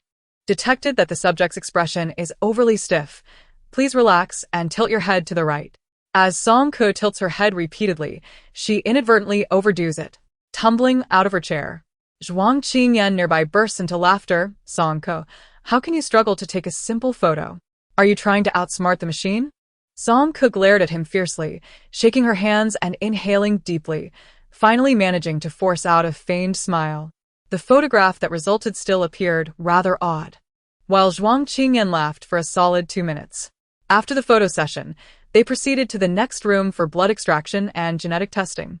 Falala possessed a specialized ability assessment device, far superior to the inferior contraption in Wu Juemin's hands. Not only could it gauge the level of abilities, but it was also said to utilize artificial intelligence to calculate the potential limits that could be awakened in the future. The testing room was entirely mechanized. After drawing blood, she was instructed to lie inside a box of indeterminate purpose, which scanned her thoroughly. Next came the ability verification room on the second floor, primarily serving the purpose of on-site validation and the establishment of a local dossier for future reference. At last, Song Ku encountered the personnel there, an auditing officer, consisting of 2 men and 1 woman, all seated in a row. After the individual before her exited, they soon called for the next participant. Song Ku pushed the door open. Her designated area was a fully enclosed isolation chamber, with only a transparent glass panel at the front. The green light on the wall-mounted speaker flickered to life, transmitting the voice of the auditing officer. Please demonstrate your abilities. Rest assured, we possess the utmost security measures. So feel free to unleash your powers to the fullest extent, enabling us to make a thorough assessment. As Song Ke's hand brushed against the edge of the table. Within 2 seconds, the table vanished, and she found herself gripping a long gun, standing obediently in place. The auditing officers were momentarily taken aback. Is that all? Song Ke nodded. If the demonstration of abilities was the only requirement, this sufficed. It felt rather rudimentary, lacking any particular distinction. Could she alter the form of objects? This should be classified as a support ability? Perhaps it could be utilized to assist the engineering department in clearing away excess materials? I do have an abundance of unused furniture at home, and I'm quite distressed about finding someone to dispose of it. If we consider it this way, this supernatural ability is rather practical, isn't it? A functional waste collector, haha. To be honest, if she were an E-class, I might contemplate hiring a supernatural being to help me with daily garbage disposal. That doesn't sound too shabby, does it? The two male reviewers exchanged glances, both finding the situation amusing, erupting into laughter. These individuals are not nearly as formidable as Zhuang Qingyan, at the very least. Zhuang Qingyan could instantly discern the nature of her supernatural ability. Song Ke, feeling bored, twirled her spear, its long shaft casting a blue light. The female examiner's eyes seemed to catch a glimmer as she lifted her gaze to scrutinize the spiritual weapon. The item in your hand appears to be an ancient cold weapon. Does it possess any lethality, or is it merely a decorative piece? Song Ke, holding the spear with one hand, couldn't be bothered to perform any techniques, simply thrusting it forward. It is said that the wall, renowned for its top-tier security, was deeply sliced open, a powerful shockwave surging over the barrier, scattering the score sheets of the examiners across the table. In the next instant, the entire transparent glass wall shattered with a resounding crash, shards cascading to the ground. Oh, dear, I may have exerted too much force. Song Ke felt a twinge of guilt. One examiner remarked, a divine artifact, a so-called support ability. This is a living calamity. How could they even entertain the thought of having her collect garbage? Are they seeking an early demise? Ahem. The male examiner seated in the middle coughed awkwardly a couple of times, confirming that it was indeed a highly aggressive supernatural ability, with a specific level awaiting the results of genetic testing. Oh. Song Ke flicked her gun and took a couple of steps forward, intending to cross the shards of glass to retrieve her registration form. You mustn't come out. The door is behind you. Huh. Song Ke asked blankly, 10,000 what? 10,000 alliance coins, your registration fee, the girl replied, slightly impatient. Song Ke was taken aback. What on earth? Why didn't anyone tell her that registering as a supernatural being required money? The girl, seemingly perplexed by her naivety, explained, of course it requires payment. The cost of the ability testing machinery, the fees for the AI algorithms and regular maintenance all incur expenses. We are not a charity. Song Ke. What should she do if she had no money? She turned to Zhuang Qingyan with a troubled expression, her eyes seemingly asking, do you have any money? He too was without funds. Yet, this was not entirely his fault. First, given his upbringing, he had never needed to concern himself with financial matters in nearly a decade. Second, among his acquaintances, none were as impoverished as Song Ke. Two destitute souls, equally matched, found themselves lost in contemplation. Commission? Yes. Turn left upon exiting. At the second intersection, proceed straight for 100 meters and you will reach the Special Affairs Commission Center. Fulara, the Special Affairs Commission Center. This was an imposing edifice, and one could distinctly sense the powerful aura of those entering and leaving, the vast majority of whom were supernatural beings. A bald man, with arms as robust as a waist, sat nonchalantly atop the sculpture's head at the entrance, his legs spread wide and arms crossed over his chest. His small, bead-like eyes scrutinized Song Ke and Zhuang Qingyan as they passed, filled with disdain and contempt. A mere child and a cripple, how audacious to enter here. As if this were a daycare. The bald man, with his muscular build, was likely a physical type ability user. He spoke in a loud voice, deliberately directed at them. Zhuang Qingyan's smile was frigid as she cast a sidelong glance at him. A chill ran down Song Ke's spine. Every time Zhuang Qingyan displayed such a villainous grin, misfortune was sure to follow. However, before they could react, several thick vines suddenly swooped down from the air. delivering a series of slaps to the bald man's face and swiftly binding him, tossing him headfirst into the fountain. A striking woman with red hair burst forth from the hall, seething with anger. "You scoundrel! How dare you place your filthy backside on my idol's head?" The burly man, having lost 2 teeth from the surprise assault, lunged at her, blood spilling from his mouth, and a fierce battle ensued as their abilities clashed. Their psychic powers erupting in a fierce confrontation in the square before the commission hall. Others, unfazed, watched curiously, some emerging from within to applaud the spectacle. What had befallen the bald man? He had provoked Chihiri, this madwoman. Do you not know Chihiri can be triggered by but one thing? What thing? Well, Do you see that statue? Does it look familiar? One of the top 10 superstars of the Flera, the virtual idol Luo Qinghe, is said to have a particularly large female fan base. Chihiro Rika is known to be his most devoted fan, supported by a wealthy fan club that has commissioned a renowned master to create a life-size statue that perfectly replicates him. The bald man dares to sit there. Much like a puppet on Chihiro Rika's head, she would undoubtedly tear him apart. The entertainment industry is truly terrifying. As Chihiro Rika and the bald man engaged in their scuffle, the commotion grew increasingly intense, leaves swirling and dust flying, even causing several cracks in the stone walls of the fountain pool. Shortly thereafter, a man in uniform emerged from the hall, his forehead pulsating with veins. Unable to contain his frustration as he furiously punched keys on his computer. The total repair cost amounted to 124,000 alliance coins. Should I deduct it directly from your commission points? On what grounds? She was the one who hit me. The bald man not only endured the beating but also faced financial repercussions, utterly bewildered, his eyes wide as saucers. Truly, the C District's Ability User Commission Center is impressive, brimming with advanced technology. A massive floating display screen dominates the view, divided into left, middle, and right sections, continuously showcasing various commissions. Above the screen, holographic projections flash colorful announcements, occasionally celebrating the completion of B-level commissions by teams with whimsical names such as a grandson and a grandfather. Sonke.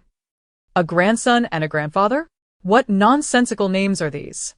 Surrounding the hall are hundreds of self-service terminals, where users can swipe their ability user credentials to inquire about, accept, or submit tasks. Moreover, the assignments posted here are not solely restricted to those endowed with extraordinary abilities. Even ordinary individuals, provided they possess sufficient strength and courage, may form teams with the gifted to embark on missions together. Song Ko gazed upward for a moment, observing the myriad of tasks displayed upon the luminous screen. Among the most elementary, an E-grade assignment involved merely running errands to procure groceries for a resident in the nearby D district, entailing a meager reward of 300 alliance coins. The D and C grade tasks presented slightly greater challenges, such as locating missing relatives or hiring bodyguards for safe passage to a designated location. There were also assignments requiring specific abilities, for instance, a plea for assistance from a geomancer to reconstruct a house that had collapsed, offering substantial remuneration. Further along, she noticed a task involving the elimination of zombies at the Municipal Hall of Lioli Harbor, D150 district, which seemed particularly suited to her. It was classified as a B-grade task, promising a generous reward of 2,000 alliance coins. Completing 5 such tasks would suffice to cover her registration fee. Eager and spirited, Song Ku resolved to undertake this mission. Yet, a dilemma arose. The bustling crowd in the hall was preoccupied with their own affairs, leaving her at a loss as to how to assemble a team. Surely, she could not simply shout out her intentions, especially considering her stutter, which rendered her incapable of vocalizing her desires. Zhuang Qingyan proposed a solution. She should articulate her strengths on a sign to attract potential teammates. Staring at the blank sheet for an extended moment, Song Ku wrote in the simplest, most straightforward language, "I am strong." Zhuang Qingyan responded with a resigned acceptance. Well, as long as it makes you happy. Regrettably, this tactic bore little fruit. Most of the psychic individuals regarded it with indifference, casting not even a fleeting glance her way. Occasionally, a more leisurely passerby would glance at the sign and emit a soft chuckle. Song Ke felt a surge of frustration. Had she been more articulate, she might have questioned them. What is it that you find so amusing? I am indeed formidable. If you doubt it, let us engage in a contest. After squatting in that corner for nearly an entire afternoon, she found herself still unacknowledged. Gradually, Song-ko began to discern a pattern. The psychics frequenting this area appeared to be part of established groups, with clearly defined distributions of benefits, exhibiting great caution towards the inclusion of outsiders. Furthermore, when searching for companions, they were inclined to favor robust males. Her own appearance, slender and accompanied by a limping companion, seemingly offered little in terms of competitiveness. Unyielding in her determination, Song-ko resolved that if no one would accept her, she would simply form her own team. With a resolute tearing of the I am strong sign, she strode confidently towards the administrative window, intent on submitting her application to form a team. However, she was met with disheartening news. To establish a team, a minimum of 2 psychics was required. This revelation plunged Song-ko into a vicious cycle. To register as a psychic, she needed funds. To acquire funds, she needed to work. To work, she needed a team. And to form a team, she required at least 2 psychics. This perfectly constructed AM bias strip, an endless loop with no escape. After a fruitless day of wandering, Song-ko sat despondently on the ground, pondering whether she was destined to remain an undocumented individual. Zhuang Qingyan, who had accompanied her throughout the day, now offered her a helpless consolation. There's no need to be so disheartened. It's merely a matter of forming a team. Song corresponded with a sense of grievance. There's no one willing to join me to form a team. Why is there no one? Isn't there a readily available candidate? Song-ko's head snapped up, her eyes gleaming. Who? Zhuang Qingyan offered an enigmatic smile. This person may be somewhat lacking in intellect and rather impetuous in temperament, but they would suffice to fill the ranks. 32. Crimson Fralar 3. Prime sustenance. The individual Zhuang Qingyan referred to as someone to merely fill the ranks was Su Xing prior to their separation. Su Xing surreptitiously slipped Song-ko a small note with his temporary address, inviting her to visit him at her leisure. Song-ko and Zhuang Qingyan sought out Su Xing at the given address, only to discover that it was, in fact, a 7-star hotel. Behold, the opulent white cupola, the perennial garden, and the breathtaking aerial views, a testament to extravagance. Alas, the security was stringent, and outside visitors were denied entry. The duo was compelled to notify the robotic concierge and endure a 10-minute wait in the biting wind before Su Xing finally descended. Adorned in a kaleidoscopic jacket, he fluttered over like a flamboyant butterfly. Sister. Su Xing nestled into Song-ko's embrace, his eyes sparkling and his smile saccharine. As he was about to speak, he inadvertently caught sight of Zhuang Qingyan. Su Xing, ovo. The ingratiating words caught in his throat, his smile faltered, and his volatile nature surged to the fore. Why is he here? Song-ko. Upon crossing the threshold, Song-ko was astounded. While they had been enduring the elements, reduced to sleeping in complimentary roadside capsules, Su Xing, the clandestine magnate, was living in the lap of luxury, relishing the finest things in life. Song-ko sat on the sofa, feeling as though she had sunk into a soft cloud. Su Xing, like a treasure-bearer, presented her with a large assortment of snacks and beverages. How come you live here? Song-ko asked, her curiosity piqued. My father has deposited a substantial amount of money in Yabin Bank, Su Xing replied innocently, blinking his eyes. Yabin Bank is a renowned commercial bank within the alliance, with branches spread across various cities and regions. Following Su Weigua's passing, Su Xing became the rightful heir to the inheritance. While this was a well-understood fact, it was quite astonishing for a 10-year-old child to possess such remarkable wealth, which inevitably stirs envy. Previously, when Su Xing was in the logistics team, he had not revealed anything to others, behaving like a timid little rabbit, happily munching on a sesame cake that was devoid of any filling. Everyone believed he was just another impoverished child from the backward F district, much like Song-ko, who had never seen the world. How did you know about this hotel? Song-ko still couldn't believe it. Despite both being from F district, Su Xing had arrived in Flera and was staying in a grand hotel, thriving effortlessly. While she struggled to distinguish directions and faced the humiliation of being unable to afford registration as an ability user. Thus, the only true impoverished one was herself. As she savored the delicious snacks, her mood grew darker.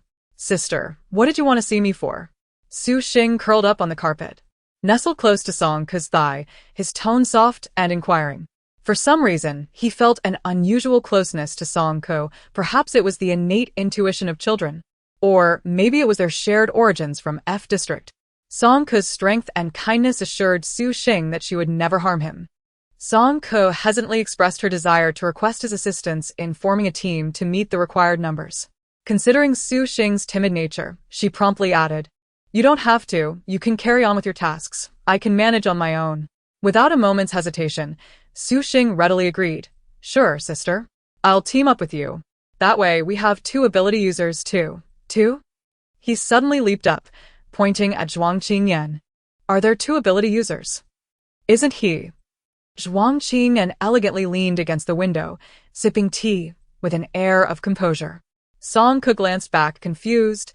What about him? Su Xing looked between Zhuang Qingyan and Song Ke, his words trailing off, his eyes darting around wildly. Suddenly, he exclaimed with a knowing expression, "Sister, are you hungry? I'm starving. Could you help me order some food?" Right at the service machine in the living room, Song Ke found herself inexplicably tasked with ordering. With only the 2 of them left in the room, Su Xing, hands behind his back, strutted about like a miniature adult. As if he had uncovered a significant secret about Zhuang Qingyan. "You didn't tell sister that you are an ability user?" Su Xing, of course, did not believe him and stuck out his tongue in disdain, his small face scrunched up. "Are you trying to fool a child? You're clearly an ability user yourself, pretending to be all pitiful while sitting in a wheelchair. Are you afraid that if you reveal it, sister won't want you anymore? That she'll make me fend for myself? How shameless!" In his incessant and shameless insistence, Zhuang Qingyan maintained a placid demeanor as he gently placed his teacup upon the table, producing a crisp sound. "To say you lack intellect is truly no injustice," he remarked. With his fingers interlaced across his abdomen, he flashed a smile that held a hint of menace towards Su Xing. "I dare wager that even if I were to disclose to Song Ke that I am an ability user, given our deep bond forged through life and death, she would still choose to include me. And you who pretended to be so innocent and pure, now that she discovers the depths of your cunning at such a tender age, oh dear, I suspect she would flee before she could even process it." Su Xing was momentarily rendered speechless. You. After a prolonged bout of exclamatory frustration, he finally erupted in exasperation. "You are such a villain." With that, Su Xing turned, his expression shifting with remarkable swiftness as he donned a smile that could charm the stars. "Sister, would you please stay here? After all, there are plenty of empty rooms, and I am frightened to be alone." The luxurious hotel surely offered more comfort than a capsule hotel, and Song Ke, without hesitation, sincerely thanked Su Xing. Elated, Su Xing leapt with joy, eagerly beckoning Song Ke to tour the rooms. However, upon turning around, he found Zhuang Qingyan trailing closely behind. Instinctively, he spread his arms wide, resembling a protective chick guarding its territory. "What are you still doing here? You should find a place outside. You are not welcome here." Song Ke found herself in a quandary. Having promised to take responsibility for Zhuang Qingyan's leg, she felt reluctant to abandon him for the comfort of a private room. If Su Xing truly refused to accommodate Zhuang Qingyan, then she would have to share the capsule hotel with him. She was just about to speak when Zhuang Qingyan leisurely brushed off the blanket on his lap. "Xiao Bailian." "Wah." Su Xing exclaimed irritably, completely at his mercy. Ultimately, the 2 managed to stay behind. Do you wish to read the latest chapters of The Last Path of the Spirit Master written by Qin Yao? Please remember the domain to check the latest updates. However, Song Ke always felt something was amiss. It had only been a few days since they last met, yet Su Xing's demeanor seemed somewhat altered. Furthermore, when did he become so familiar with Zhuang Qingyan? On the first day, the trio set out once more towards the commission center. Su Xing, like a carefree child, skipped and walked backwards. "Sister, once we form our team, let us go enjoy some delicious food. Dad once took me to a place." Suddenly, someone rushed past, colliding with Su Xing, causing him to stumble. Song Ke quickly reached out to steady him. The individual mumbled an apology as they hurried away in a particular direction. What had happened? Curious heads peeked out from the roadside shops. "There are zombies ahead," shouted an excited voice. Song Ke paused, doubting whether he had heard correctly. Did they truly say there were zombies, Or was it that there was something delicious ahead? Were the citizens of Fralara so bold as to be thrilled by the presence of zombies? Shall we go and take a look? Song Ku inquired of his companions. Zhuang Qingyan and Su Xing nodded in agreement. The three followed the crowd, quickly arriving at the scene. In the heart of the crowd stood a towering zombie, bound by several ropes, its expression grotesque, struggling and roaring like a trapped beast. Its body bore distinct scars from blades, engravings, and bruises left by the binding ropes, which were held by various individuals whose faces displayed an exhilaration for slaughter, a bloodthirsty cruelty, and an indefinable eagerness. A robust man stepped forward, placing his foot upon the zombie's head and spitting contemptuously upon its face, then raised his arm in triumph, prompting the others to respond with fervent cheers. As if he were a legendary hero, Song could not help but frown. Su Xing, grasping her hand, quieted his chattering, fearfully retreating behind her. Shortly thereafter, a mechanized forklift emblazoned with a unique insignia roared into view, and a massive iron cage descended from above, capturing the zombie alive before swiftly departing. "Why not kill it?" Song murmured. A nearby onlooker, overhearing her, cast a sidelong glance. "Are you new here? Kill it? How crude, far too crude, devoid of any artistic flair." This is the throne racing event, an exquisite source of nourishment. The throne racing event? On the day they entered the city, Elia had mentioned this term. But at that moment, everyone had been too astonished by its artificial intelligence to pay much attention. The citizens of Frela exhibited a starkly different attitude towards zombies compared to those Song encountered in districts F and D, revealing a palpable fervor for the hunt. Zhuang Qingyan leaned forward from his wheelchair, his elongated fingers delicately lifting a poster marred by countless footprints. He gazed intently at the text, slowly reciting, "A smooth path breeds mediocrity. Only through fire and thorns can one forge the true crown of a king." Ah. The throne racing tournament is now open for registration. Details are on the reverse side. Su Xing also leaned in with curiosity. "If you have questions, you may take a look," Zhuang Qingyan suggested. Indeed, Song Ku nodded, indicating that once she registered as an ability user and resolved her identity issues, she would attend the throne racing tournament. However, the immediate priority was to form a team at the Commission Hall. The group returned to the Flera Special Affairs Commission Center. Remarkably, within the short span of a day, the damaged fountain at the entrance had been restored to pristine condition, a testament to astonishing efficiency. It seemed the compensation paid by the bald man and Qianhui was indeed justified. As Song Ke stepped into the hall, she noticed a throng gathered before the display screen, their exclamations of astonishment resonating around her. Once again, 3 grandsons and 1 grandfather. Is this their umpteenth B-level commission? They're advancing at such a pace. Their points must be nearing 1,000. Song Ke paused for a moment. The peculiar team name sounded oddly familiar. Her gaze instinctively drifted towards the floating screen, where, as if reliving a scene from the previous day, a holographic announcement flickered to life, congratulating the Team 3 grandsons and 1 grandfather for completing B-level commission XXXX. On the leaderboard, this team was far ahead, boasting an impressive score of 966, securing the top position.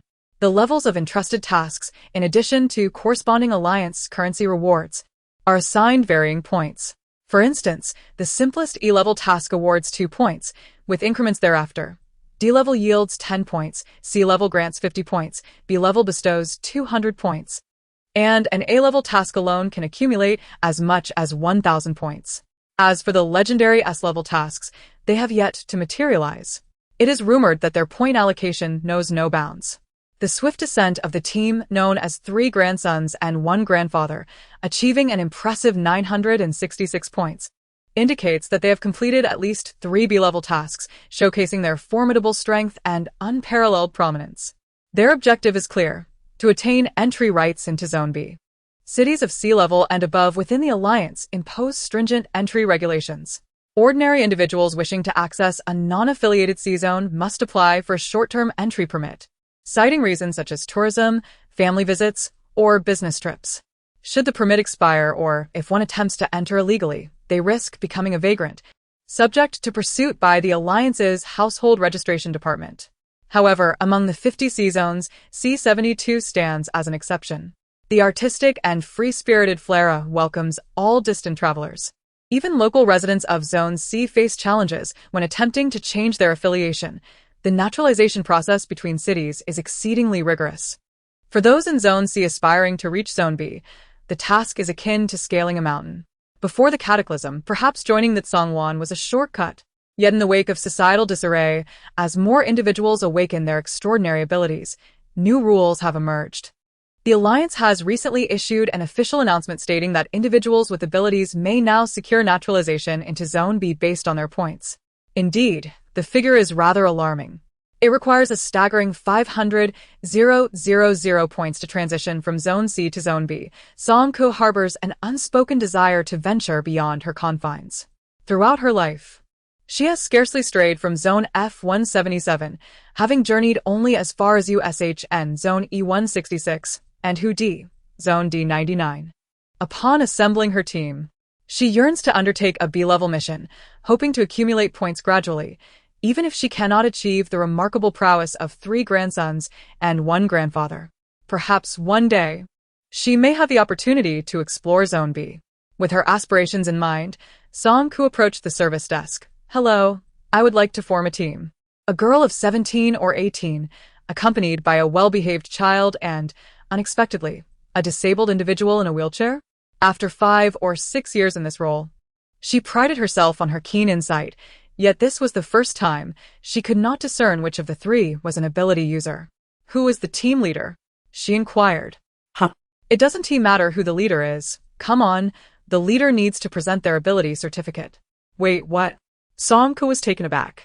Was it not stated that ordinary individuals could form teams to accept missions?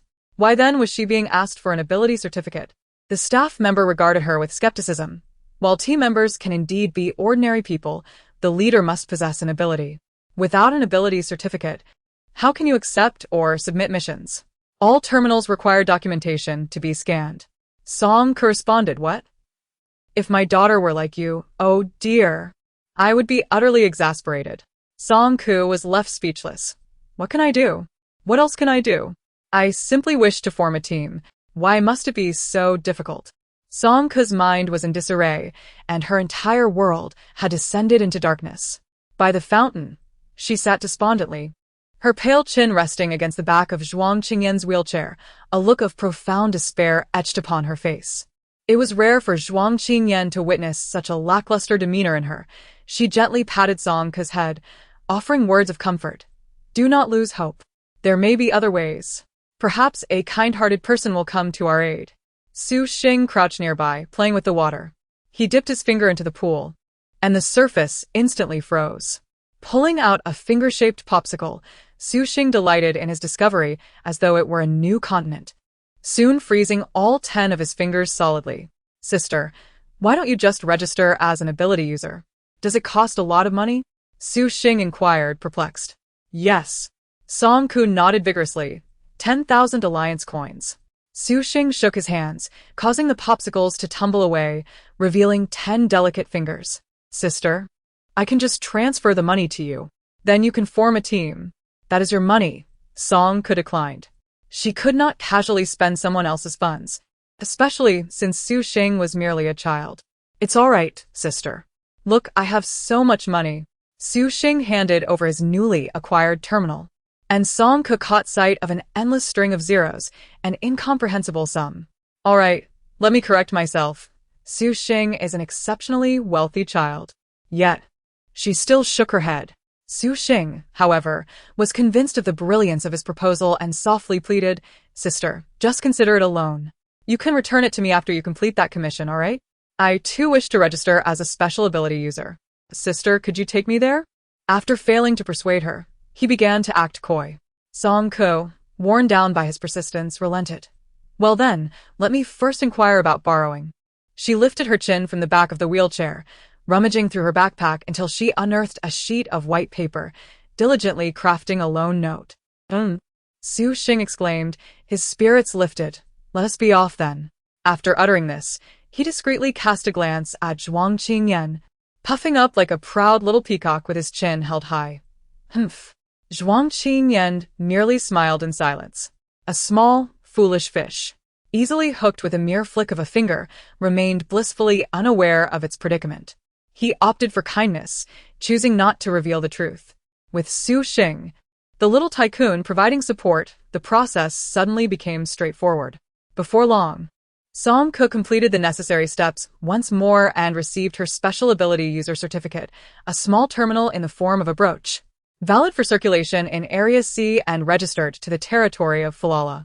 Compared to Wu Yaru's silver-white terminal from Area B, it lagged considerably in both design and functionality, akin to the disparity between a basic civilian model and a luxurious limited edition. Yet, Song Ke cherished it dearly. It symbolized her official identity.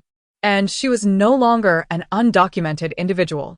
That idling girl even informed her that the results of the ability assessment would be updated on the terminal automatically, sparing her the need for another visit. Taking advantage of this opportunity, Su Xing also registered as a special ability user. According to his own account, during the ability assessment, he inadvertently lost control of an ice shard, nearly piercing the assessors and startling them quite thoroughly. He requested that I conjure a cup of water for him, which I was unable to do. Su Xing blinked her eyes, her expression particularly innocent. "You are the captain. It's up to you," said Zhuang Qingyan, adopting a demeanor that suggested complete submission to her authority. "Sister, I can't think of anything." Su Xing scratched her head. "I can't think of anything either." Song Ke chimed in. Suddenly, they began to comprehend the challenges of naming a team, reminiscent of the saying 3 grandsons and 1 grandfather.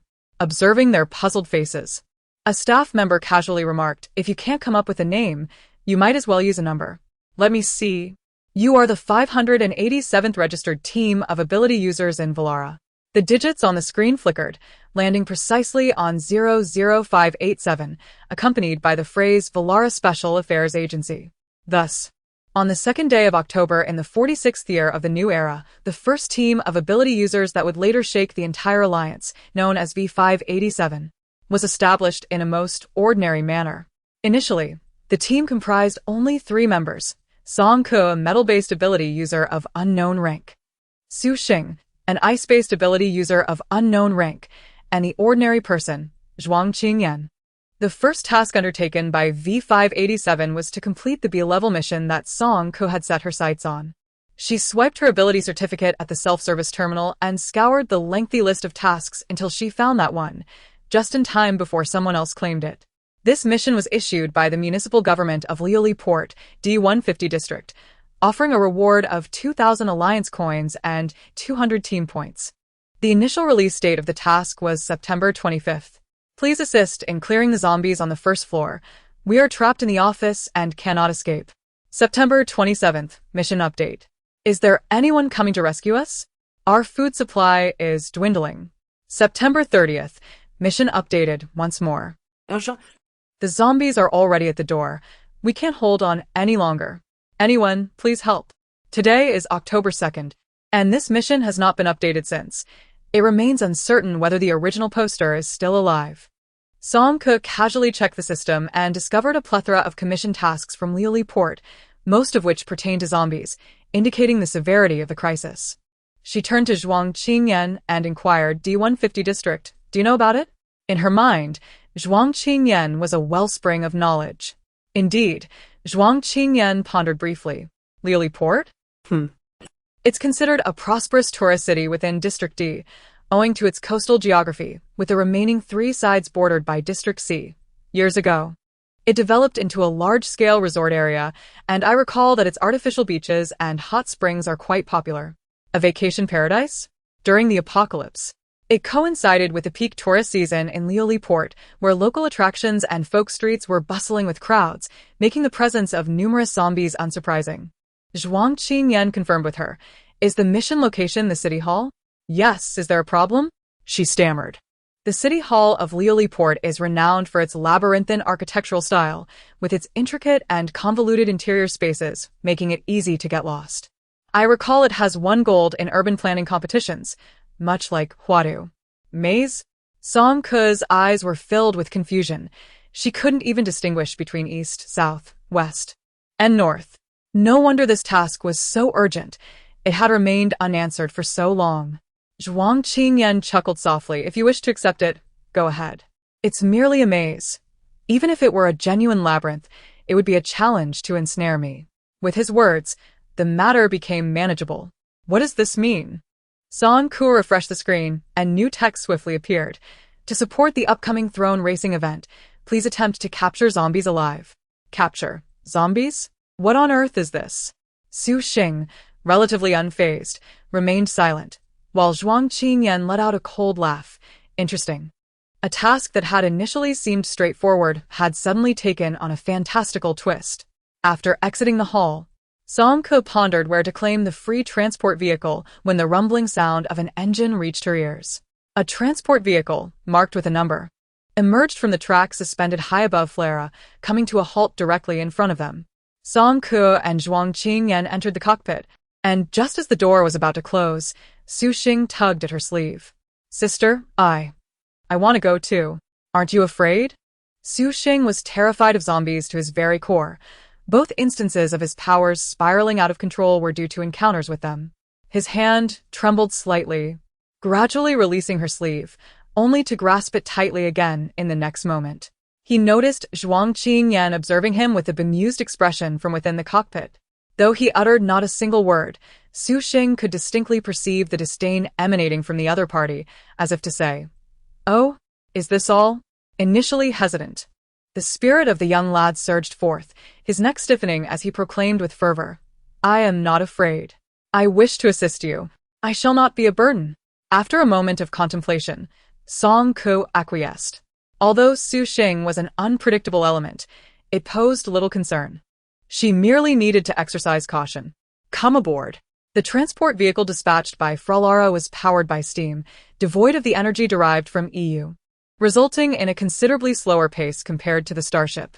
Nevertheless, it was capable of utilizing aerial routes. After approximately 10 hours of travel, Song Ku and her companions arrived at Liuli port. By now, it was nearing midnight, and less than 3 kilometers remained to the municipal hall of Liuli port, where a dense throng of zombies roamed the outskirts. Without clearing a path, entry was impossible. Song Ku opened the window, deftly maneuvering herself outside to stand atop the vehicle.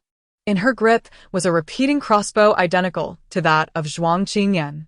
"I will divert the left side. Little Xing, you freeze the right," she instructed. Su Xing clenched his fists, nodding nervously. "All right." Song Ke slung the crossbow over her shoulder, narrowed her eyes, aimed, and gently squeezed the trigger. 10 arrows were unleashed simultaneously, striking true into a cluster of isolated zombies ahead. The commotion attracted the attention of the undead, who surged toward their direction. Su Xing rose to his feet, his powers aligning with the impending storm as a blizzard descended upon them, instantly encasing the lured zombies in ice. "Proceed." Song switched directions and continued to launch crossbow arrows to divert the zombies' attention. "Excellent." Su Xing was filled with enthusiasm. The sharp claws reached out from the iron cage, nearly brushing against Su Xing's nose through the glass window.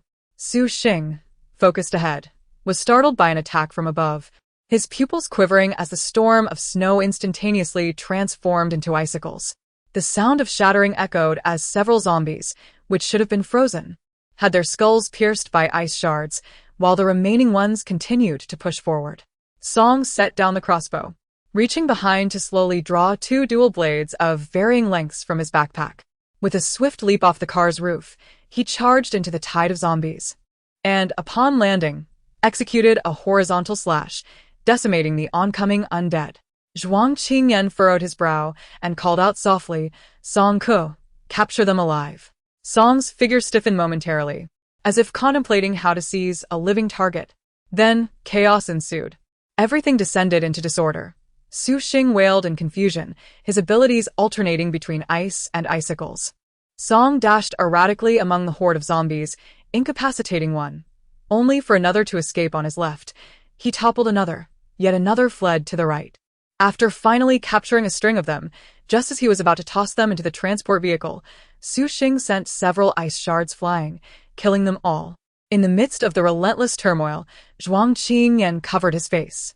The first operation of V-587 ended in disaster.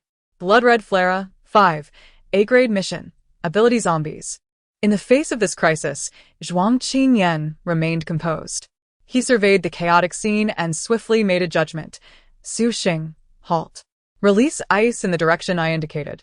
Su Xing, stubborn and defiant, retorted, Why should I listen to you? Zhuang Qingyan's icy gaze lingered on his collar for a moment, his expression reminiscent of a fierce deity. If you refuse to comply, I shall cast you out this very instant. Su Xing, TT, recalled the anguish of being at the mercy of another. To be on the safe side, he turned to Su Xing once more and inquired, Can you distinguish between the cardinal directions? Su Xing shouted in indignation, Of course. Who do you look down upon? Excellent. Zhuang Qingyan smirked, Better than your sister. With a subtle movement of his fingers, he retrieved a folding cane from his ability space, swiftly extending it to support the armrest of his wheelchair. With determination, he stood for the first time since injuring his right leg. Once steady, Zhuang Qingyan extended his right hand, finally reaching the control lever of the mechanical arm positioned slightly higher. Su Xing was astonished to realize that Zhuang Qingyan was quite tall.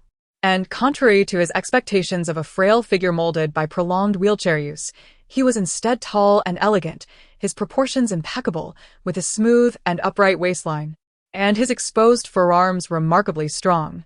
While Su Xing was lost in thought, Zhuang Qingyan had already rolled down the window and called out, Song Ke, head towards 11 o'clock. Song Ke executed a left block with his knife, followed by a right crescent slash, leaping ahead of the horde of zombies, serving as bait to lure them towards the northwest. Su Xing, freeze all the zombies in the southwest. Su Xing, let's go. Pondered why he was instructed to freeze the zombies in the southwest when his sister was heading northwest. However, he truly stands tall, while I seem to barely reach his waist. Su Xing cast an envious glance, obediently complying. To the northwest, at 11 o'clock. The number of zombies lured by Song Ke continued to rise, ultimately colliding with a nearby carriage, leaving no path ahead. 6 o'clock. Almost simultaneously, Zhuang Qingyan shouted the next command. Song Ke abruptly hit the brakes and swiftly turned, as the zombies pursued her like rabbits chasing after a carrot, surging towards them in unison. Su Xing panicked. They're all coming this way. Zhuang Qingyan coldly replied, Manage your ice. If I see another shard, you shall be the first to feed the zombies. The monstrous horde drew ever closer, and at that moment, the initial batch of zombies Su Xing had frozen began to thaw, regaining their freedom. Disoriented, they continued to charge forward due to inertia, and Song Ke found herself caught in a vice, on the brink of being overwhelmed by the zombies. Su Xing's heart raced to his throat. Just then, Song Ke suddenly switched her grip, reversing her twin blades and deftly inserting them into the gaps of a spiked iron cage. Immediately, she leveraged the momentum to leap, stepping onto the horizontal bar of the carriage, executing one, then two graceful backflips, carrying both herself and her weapons onto the roof of the carriage. The two waves of zombies collided in confusion, crashing into one another and collapsing to the ground. At that precise moment, a mechanical arm emerged unexpectedly, sweeping through with a whirlwind motion, drawing all the zombies within, followed closely by the iron cage, which clanged shut, sealing the exit. In an instant, the area was cleared. Inside the cockpit, Zhuang Qingyan simultaneously issued commands to Song Ke while manually controlling the transport vehicle and the mechanical arm. Su Xing was utterly astonished. This individual was multitasking, not only managing his own affairs, but also finding time to berate him. Is this truly within the realm of human capability? With the crisis averted, the remaining zombies were swiftly and decisively dealt with by Song Ke. Zhuang Qingyan, leaning on his cane, pushed open the cockpit door, his half-body resting against the vehicle's door, exuding a languid and composed demeanor.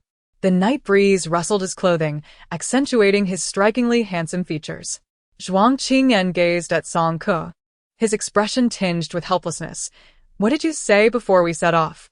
Both Song Ke and Su Xing were powerful offensive ability users. Any misalignment in their collaboration could potentially lead to catastrophic chaos, creating a cataclysmic uproar. The decision to utilize their abilities in tandem to lure the enemies had been a prearranged strategy, with Zhuang Qingyan personally instructing them in the method. Along the way, Song Ke had fervently assured that they would adhere to the plan, exercising utmost caution. Yet, she, a proficient long-range archer, became frustrated when unable to hold back the enemies, resulting in her recklessly engaging them in close combat. Su Xing's reaction was even more absurd. Startled by a zombie, his powers spiraled out of control, akin to a wild stallion breaking free. Embarrassed, Song Ke lowered her head, her expression sheepish. No, it wasn't intentional. I forgot she had grown accustomed to dispatching zombies with precision, and in the heat of the moment, her instincts took over, causing her to act impulsively. Stealing a glance at Zhuang Qingyan's indifferent brow, she suddenly had a moment of inspiration and leaped into the cockpit, eagerly offering to assist him.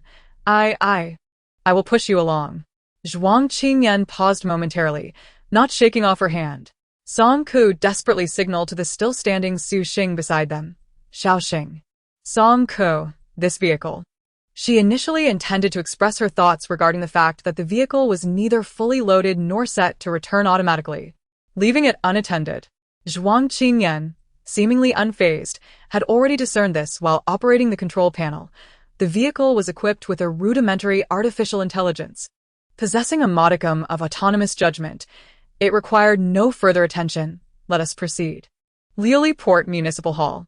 Song Ke chose to disregard the vehicle, entering the grand structure alongside Zhuang Qingyan and Su Xing. According to the details outlined in their commission, the first floor should have been teeming with zombies since September 25th. However, the reality was starkly different.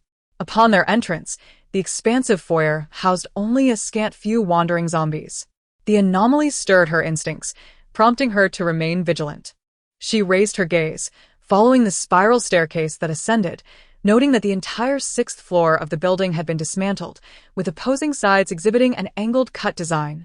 The upper space contorted and enveloped in an unusual serenity. This situation is amiss. Exercise caution, Zhuang Qingyan cautioned in a low voice. Indeed, Song Ke summoned all her focus, urging, Xiaoxing, stay close to us. Zhuang Qingyan took the lead, guiding the two through the nearly identical corridors, continually turning and advancing. Before long, his wheelchair came to a halt. There are individuals, those with abilities. Song Ke paused momentarily. The abundance of rooms and the labyrinthine layout often obstructed her mental exploration, rendering her unable to detect any sounds or sense any powers. How did Zhuang Qingyan ascertain the presence of those with abilities? This way, he redirected them, leading them up to the top floor via the stairwell, where they chose a concealed platform to peer down. Indeed, there were individuals present. In the central space of the 4th floor, several groups of individuals were confronting each other from a distance. In contrast to the mysteriously vanished zombies within the building, the number of monsters here appeared relatively normal, yet they seemed like trapped beasts, all herded together. Song Ke's keen eyes discerned a zombie exhibiting distinctly different symptoms. Its skin bore a peculiar shade of blue, and its level of decay was less severe than that of ordinary zombies. Its metallic claws were remarkably sharp, and most strikingly, its pupils were not the usual grayish-white, but instead a deep, rich black. Zhuang Qingyan's expression grew solemn. An enhanced zombie. Song Ke was taken aback. An enhanced zombie was essentially one that had devolved from a superpowered individual. Zhuang Qingyan had previously mentioned that the Alliance had but one solution for enhanced zombies: execution. Amidst the tense atmosphere, a man whose body was partially mechanized swaggered forward, his natural and artificial eyes rotating in unison, creating a rather bizarre appearance. I say, Brother Duanmu, your esteemed organization is vast. Surely, you do not covet such a lowly enhanced zombie. Why not let us have it? Leaning against the staircase, a refined gentleman clad in a vintage robe smiled gently, his voice soothing yet unwavering. Bartle, spare us your insincere words. They are quite nauseating. Our team is striving for points on the leaderboard, and I believed everyone was aware of that. Duanmu Qi, do not be overly greedy. Indeed, you have already monopolized the B-level tasks, and what remains are merely filthy and exhausting jobs. Do not push your luck. Are you not already in first place? Is 966 points insufficient? On the 6th level platform, Song Ke had just taken on a rather disappointing task when suddenly, she let out a soft exclamation, realizing belatedly. Points. Total win 966. Could this be the Team Each grandson and a grandfather that ranks first on the leaderboard? With her gaze fixed, She noticed that the man named Duanmuqi had others standing behind him, concealed in the shadows, their expressions cold and menacing. Duanmuqi. This supernatural zombie was not the first to discover this, and an A-level mission is not something one can simply claim. An elderly man with a head of white hair ambled down the steps, hands clasped behind his back, his tone commanding. Superhumans do not entertain sentiments, in all matters. The successful shall reign. If you wish to seize these 1,000 points, you must first inquire whether we consent. Duanmuqi chuckled. Who would have thought even old Master Xiang would join this spectacle? Very well. Let it be as you say. The successful shall reign while the defeated shall be deemed outlaws. All of you may attempt to seize these points. I shall observe who among you can take 1,000 points from me today. Such audacity. Brothers, I cannot tolerate this. One exclaimed. Let us join forces. I refuse to believe we cannot overcome him. An A-level mission? Song Ko grasped the contention below, her eyes suddenly brightening. Sister, look. Su Xing is approaching with the terminal. There's an urgent red commission in the system. Just 5 hours prior, on their way to Lioli Port, the Fulara Commission Center had released an emergency task rated A-level. Original Lioli Port, District D-150, D-class ability user Zhang Lei, possessing the ability Heavy Eye, has now mutated and gone into hiding. This individual is extremely dangerous and is now under nationwide wanted status effective immediately. Upon discovery, execution on the spot is authorized. This announcement marks the inception of the first A-class mission in Fulara. A staggering 1,000 points are at stake, which explains the influx of various ability user teams. The atmosphere on the 4th floor thickens, as the sense of impending crisis looms. Given the circumstances, may the best prevail. Batel, the half-mechanical one-eyed man, suddenly scoffed and, taking advantage of the moment's distraction, extended his mechanical left arm with alarming speed, aiming directly at the zombie Zhang Lei. Batel. How dare you employ underhanded tactics? The ability users sprang into action, shadows darting towards Zhang Lei in a frenzied rush. After suppressing the chaos, Duanmuqi's companions surged forth from various angles, drawing closer to Zhang Lei. Just as they were nearly upon him, suddenly, Zhang Lei vanished from sight, reappearing in a corner opposite the crowd. There is a space-type ability user present. This elusive individual has been manipulating Zhang Lei's position, causing him to shift every 5 seconds, making it exceedingly difficult for anyone to track his precise movements. Before long, Zhang Lei reappeared directly beneath Song Ku and his companions. The hidden space-type ability user, sensing the concealment offered by this location, paused their teleportation, deeming it a perfect hiding spot. An opportune moment has arisen. Like a mantis stalking a cicada, Song Ku and his companions, who had been observing the unfolding battle from the shadows, found themselves in the role of the unsuspecting cicada. Should we seize this opportunity? Song Ku inquired, seeking the opinions of his comrades. Zhuang Qingyan gazed down at the chaotic melee below, letting out a light chuckle. Why not seize the opportunity? It's an A-level mission. Once completed, wealth will be yours. Indeed, how much could this A-level task be worth? All the ability users present were fixated on the lofty score of 1,000 points, yet only Song Kursin was preoccupied with the prospect of the Alliance currency reward. If she managed to snatch it, could she not settle her debts with Su Xing? Proceed with caution. Pay attention to the 3 o'clock direction. Zhuang Qingyan indicated a corner where a space-type ability user lay concealed. Understood, Song Ku nodded. Sister, do your best. Su Xing clenched his small fist in encouragement. Xiao Xing. Ensure his protection, Song Ku earnestly advised. Su Xing replied. Oh. Is it possible that the one in need of protection is actually me? Confirming the direction, Song Ku drew her twin blades and leaped from the 6-story platform. Almost simultaneously, a lithe shadow leapt from the rooftop diagonally opposite. The hidden yellow boards were never just one. In the face of peril, Zhuang Qingyan remained composed. He surveyed the disarrayed battlefield, swiftly making a judgment. Su Xing. Cease your actions and cast ice in the direction I specified. Su Xing, stubborn as a dead duck, retorted defiantly. Why should I listen to you? Zhuang Qingyan's icy gaze lingered on his collar for a second, his expression as fierce as a demon. Disobedience will result in me throwing you out right now. Su Xing recalled the agony of being at the mercy of another. To be on the safe side, He turned to Su Xing once more, confirming, "You could distinguish between east, south, west, and north, correct?" Su Xing shouted in anger, "Of course. Whom do you look down upon?" He inquired with a hint of disdain. "Very well." Zhuang Qingyan curled his lips, asserting his superiority over your sister. With a subtle flick of his fingers, he retrieved a folding cane from the realm of his abilities, swiftly extending it to support the armrest of his wheelchair, and with a determined effort, he rose for the first time since his injury to the right leg. Once steadied, Zhuang Qingyan extended his right hand, finally reaching the slightly elevated control lever of the mechanical arm. Su Xing, taken aback, realized that Zhuang Qingyan was quite tall, not at all resembling the frail figure he had imagined as a result of prolonged wheelchair confinement. Instead, he stood tall and elegant, his proportions remarkable, with a smooth and upright torso and his exposed forearms exceptionally strong. While Su Xing was lost in thought, Zhuang Qingyan had already opened the car window and shouted, "Song Ke, head toward 11 o'clock." Song Ke, with a swift left block and a right crescent slash, leapt ahead of the horde of zombies, acting as bait to divert them towards the northwest. Su Xing, freeze all the zombies in the southwest. Su Xing felt a twinge of discontent. His sister was clearly heading northwest, so why should he be tasked with freezing the zombies in the southwest?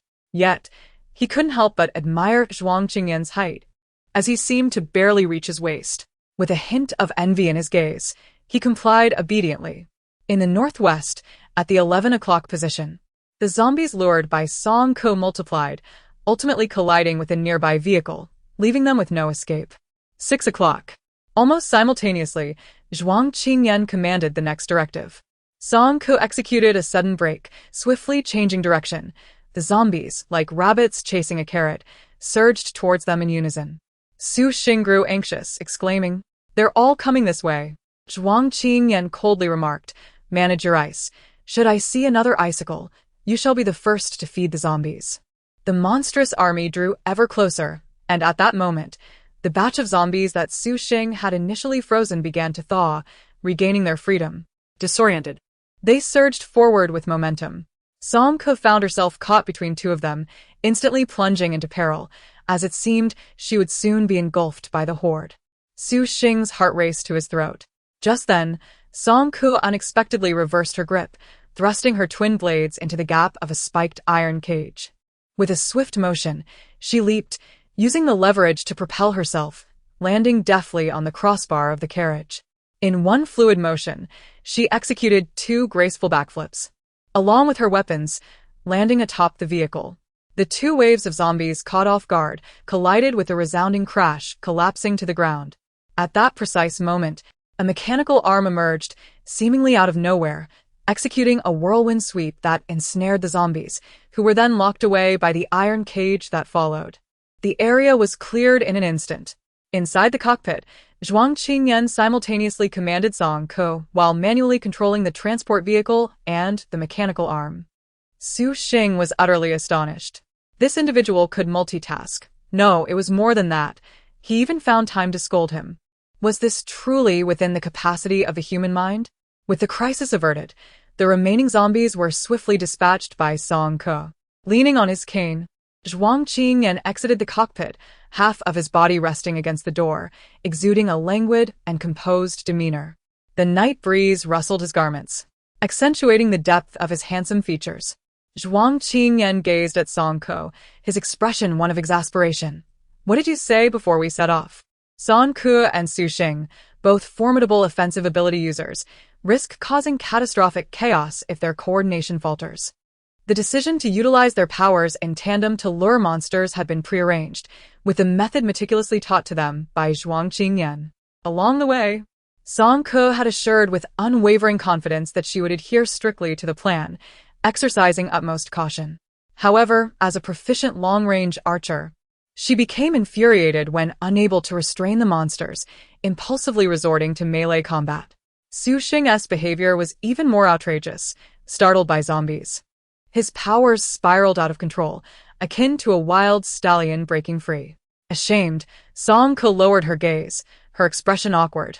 No, it was not intentional. I forgot. Accustomed to decapitating zombies, Her instinctive response had overridden her conscious thought.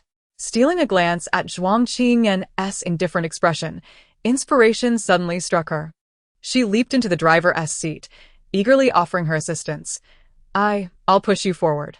Zhuang Qingyan hesitated momentarily, but did not shake her off. Song Ke desperately signaled to Su Xing, who stood nearby in confusion. Xiao Xing. This vehicle. She intended to express that the vehicle was neither full nor set to return automatically. Could they truly leave it unattended? Zhuang Qingyan, however, was unfazed. Having noticed earlier while operating the control panel, the vehicle is equipped with a small artificial intelligence that possesses a degree of autonomous judgment. There is no need to concern ourselves with it. Let us proceed. Liuli Port City Hall. With that, Song Ke disregarded the vehicle, following Zhuang Qingyan and Su Xing into the entire building. According to the description in the entrusted task, by September 25th, the first floor should have been teeming with zombies. However, the reality was quite the contrary. Upon entering through the main door, the vast foyer revealed only a few solitary zombies wandering aimlessly. Such an anomaly aroused Song's wariness. She lifted her gaze, following the spiral staircase that ascended, observing that the entire 6th floor of the building had been dismantled, with opposing sides crafted into slanted cuts, creating a distorted upper space that exuded an eerie tranquility. Something was amiss. Caution was warranted. Zhuang Qingyan's voice resonated quietly, urging vigilance. Yes, Song affirmed, steeling herself with utmost focus. Xing, stay close to us. Taking the lead, Zhuang Qingyan guided the two upwards, navigating through the nearly identical corridors, making numerous turns. Before long, his wheelchair came to a halt. There are people, ability users, he stated gravely. Song was momentarily taken aback. The sheer number of rooms in this labyrinthine layout rendered her psychic exploration frequently obstructed. She had detected no sounds nor sensed any abilities. How did Zhuang Qingyan ascertain the presence of ability users? This way, he redirected, leading them to ascend to the top floor via the staircase, where they chose a discrete platform to peer downwards. Indeed, there were people. In the central open space of the 4th floor, several groups were engaged in a standoff. Compared to the inexplicably vanished zombies within the building, the number of creatures here appeared relatively normal, yet they were herded together like trapped beasts. Song Ke keenly observed that among them, there was a zombie exhibiting distinctly different symptoms. Its skin displayed an unusual shade of bluish hue, and the degree of decay was significantly less than that of ordinary zombies. Its metallic claws were exceptionally sharp, and most notably, its pupils were not the customary grayish-white, but rather a deep, inky black. Zhuang Qingyan's expression grew solemn. An anomalous zombie. Startled, Song Ke realized that an anomalous zombie was none other than a zombie transformed from a once-ability user. Zhuang Qingyan had previously mentioned that the Alliance's sole method of dealing with anomalous zombies was execution. In the tense atmosphere, a man whose body was partly mechanized swaggered forward. His natural and mechanical eyes moved in unison, creating a rather peculiar sight. I say, Brother Duanmu, your enterprise is vast. Surely you do not covet such a lowly, anomalous zombie. Why not relinquish it to us? Leaning against the staircase, a refined gentleman clad in a vintage robe smiled gently. His voice was soft, yet there was no hint of concession in his words. Barter, let us dispense with such insincere pleasantries. They are rather off-putting. Our team is striving for points on the leaderboard, and I assumed everyone was aware of this. Duanmu Qi, do not be overly greedy. Another voice chimed in. Indeed. You have already monopolized the B-grade missions. What remains are merely filthy and laborious tasks. Do not push your luck. Aren't you already in first place? Is 966 points not sufficient? On the 6th tier of the platform, Song Ke had just taken on a rather undesirable task when suddenly she gasped, belatedly realizing. Points accumulation. Full coverage, 966. Could this be the team ranked first on the leaderboard? A grandson and a grandfather? With keen focus, Song Ke peered closer, and indeed, the man named Duanmu Qi had others lurking in the shadows behind him, their faces betraying a chilling demeanor, each one seemingly formidable. Duanmu Qi. This ability-wielding zombie was not the one to discover this first. An A-grade mission is not something one can simply undertake at will. An elderly man, his hair as white as snow, descended the steps with a commanding presence, hands clasped behind his back. Those with abilities do not abide by sentiments. The victor claims the throne. If you wish to seize these 1,000 points, you must first consider whether we consent. Duan Muqi chuckled. I never expected even you, Old Xiang, would join this fray. Very well, let it be as you say. The victor reigns, and the vanquished are outlaws. All of you may attempt to seize it. I am eager to see who can wrest these 1,000 points from my grasp today. Such arrogance. Brothers, I cannot tolerate this. Someone exclaimed. Let us band together. I refuse to believe we cannot overcome him. An A-grade mission? Song Ko comprehended the heated exchange below, her eyes suddenly alight with realization. A sister look. Su Xing approached with the terminal, their an urgent red commission in the system. Just 5 hours prior, as they made their way to Liuli Port, the Flera Commission Center had issued an emergency task, classified as A-grade. The original Lily Port, District D-150, has issued a warrant for the D-level mutant Zhang Lei, who possesses the ability Heavy Eye. He is now mutated and evaded capture, and is deemed extremely dangerous. From today onwards, he is wanted throughout the region. Upon discovery, he is to be executed on the spot. This marks the first A-level mission to emerge in Flera, offering a staggering 1,000 points. It is no wonder that so many teams of ability users are drawn to it. The atmosphere on the 4th floor is thickening, with an impending sense of crisis. Given this situation, let each rely on their own skills to seize the opportunity. Suddenly, Bartle, the half-mechanical one-eyed man, let out a chilling laugh. Taking advantage of everyone's unawareness, his mechanical left arm extended swiftly, lunging directly at the zombie Zhang Lei. Bartle. How dare you resort to underhanded tactics? All the ability users sprang into action, shadows rushing towards Zhang Lei in a frenzy. After managing the chaos, Duan Muqi's allies surged forward from various angles, closing in on Zhang Lei.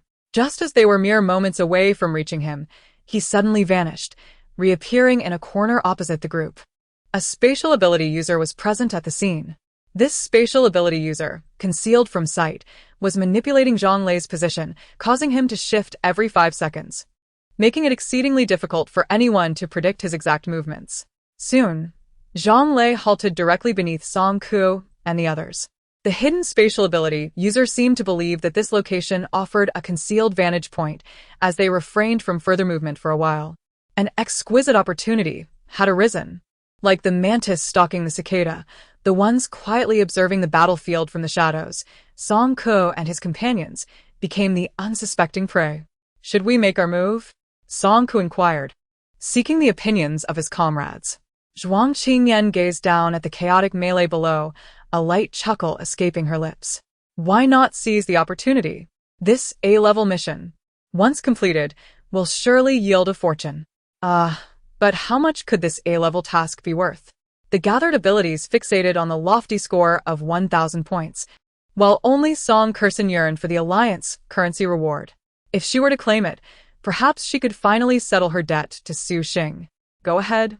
Keep an eye on the 3 o'clock direction, Zhuang Qingyan instructed, pointing to a corner where a spatial ability user concealed themselves. Understood. Song Kursen nodded. Sister, good luck. Su Xing clenched his tiny fist to cheer her on. Xiao Xing, you must protect him, Song Kursen earnestly reminded. Su Xing diblit, oh hat. Could it be that the one in need of protection is, in fact, me? Confirming her target, Song Kursen drew her twin blades and leaped from the 6th floor platform. Almost simultaneously, a lithe shadow sprang from the rooftop across. A hidden predator was never alone. Sister is so fierce. As Song Kursen descended from the 6th floor, the black figure opposite also soared into the air. The two collided unexpectedly mid-flight, both momentarily taken aback. They grasped each other's intentions. Both were here to snatch the A-level mission.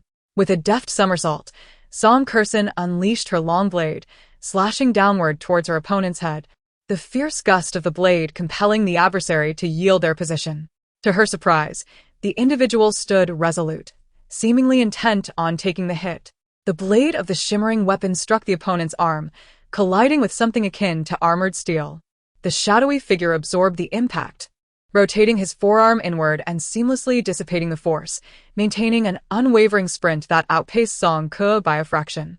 However, Song Ko was determined not to let him have his way. Her right hand swiftly followed up with a short knife, slicing upwards with fierce precision.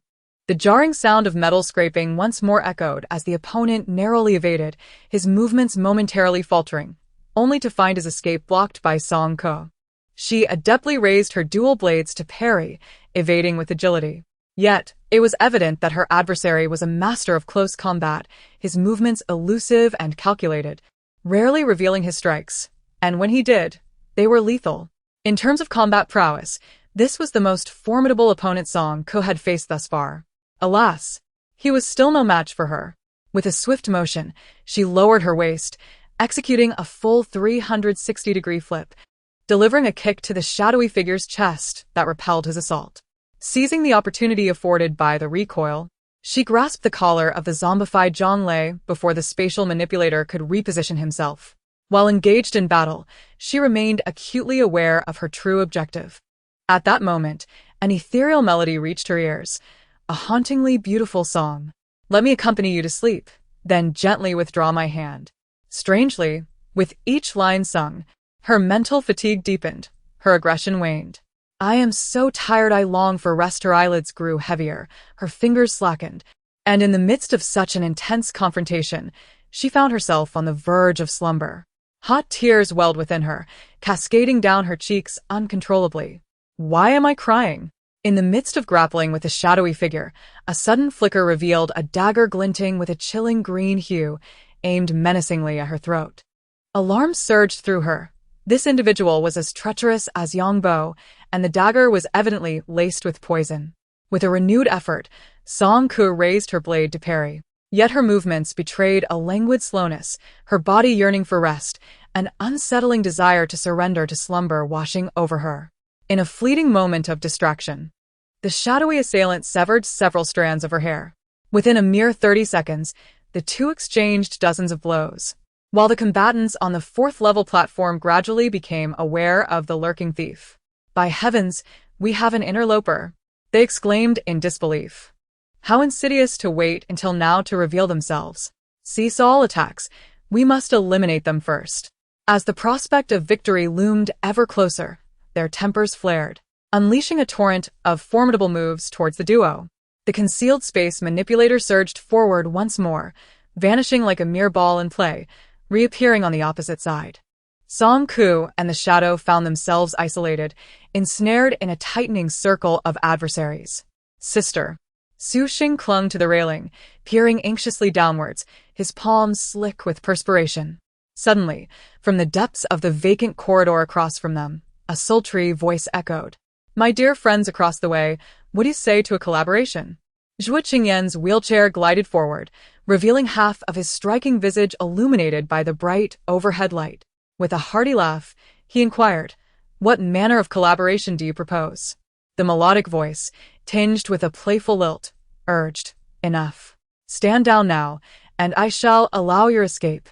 Amidst the chaotic battleground, Song Ko found herself besieged from all sides, further plagued by an enigmatic song that gnawed at her psyche, clearly at a disadvantage. The situation was exceedingly grim for her. Unable to restrain herself, the voice pressed on, "Have you yet to make a decision? Your companion appears to be nearing his end."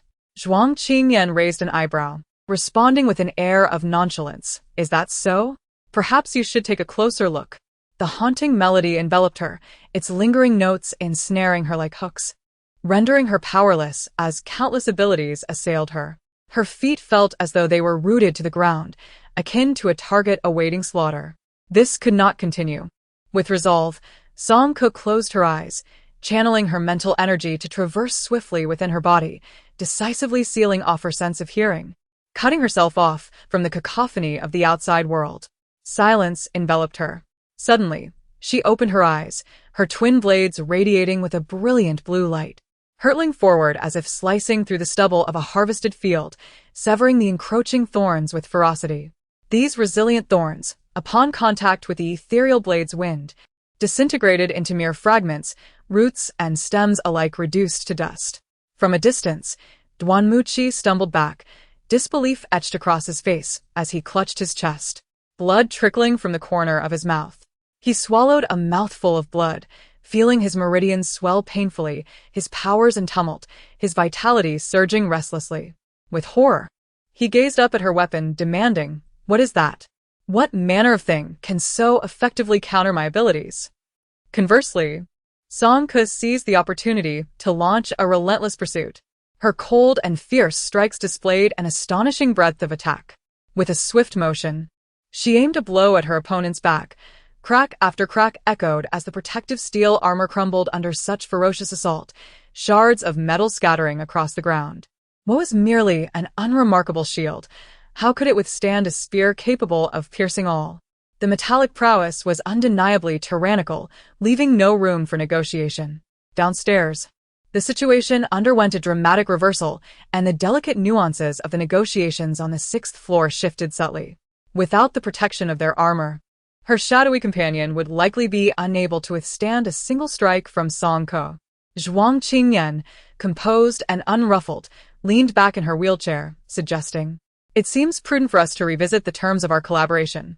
The sultry voice, laced with frustration, replied, "What do you desire?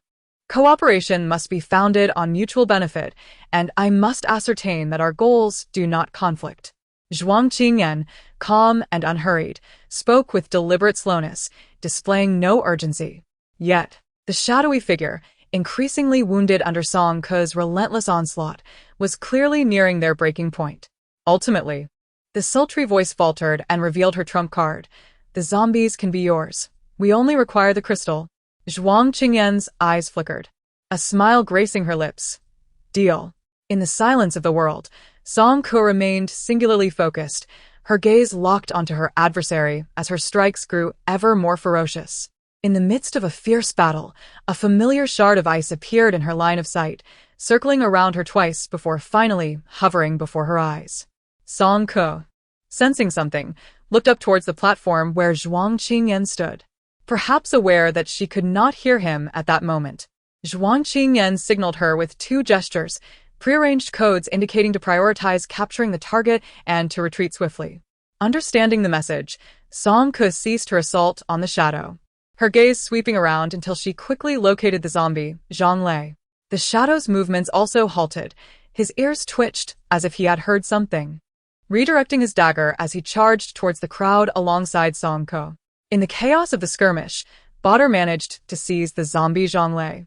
Overjoyed, his cold mechanical arm thrust forward, piercing through Zhang Lei's left chest. He then stood with one hand on his hip, laughing maniacally. "Ha ha ha. The A-class mission is mine."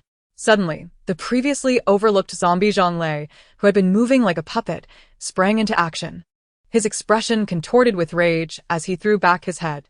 The dark veins on his neck surged, and he let out a deafening roar. From his pitch-black pupils, invisible ripples radiated outward, petrifying all nearby supernatural beings who could not escape in time, leaving them rigid and frozen in place.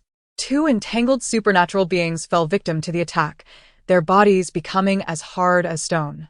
One of them, precariously positioned at the edge of a railing, lost their footing and plummeted from the spiral staircase, shattering upon impact. Badr maintained his pose with the extended mechanical arm, half of his original eyeball spinning in fear and anxiety. It was too late. He was the person closest to Zhang Lei and could not escape. Suddenly, a fierce-looking zombie swung its arm, decapitating him.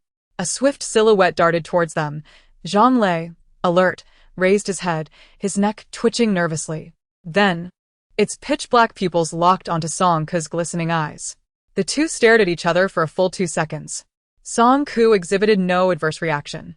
Her expression remained unchanged as she swung her long-handled sword, striking it squarely.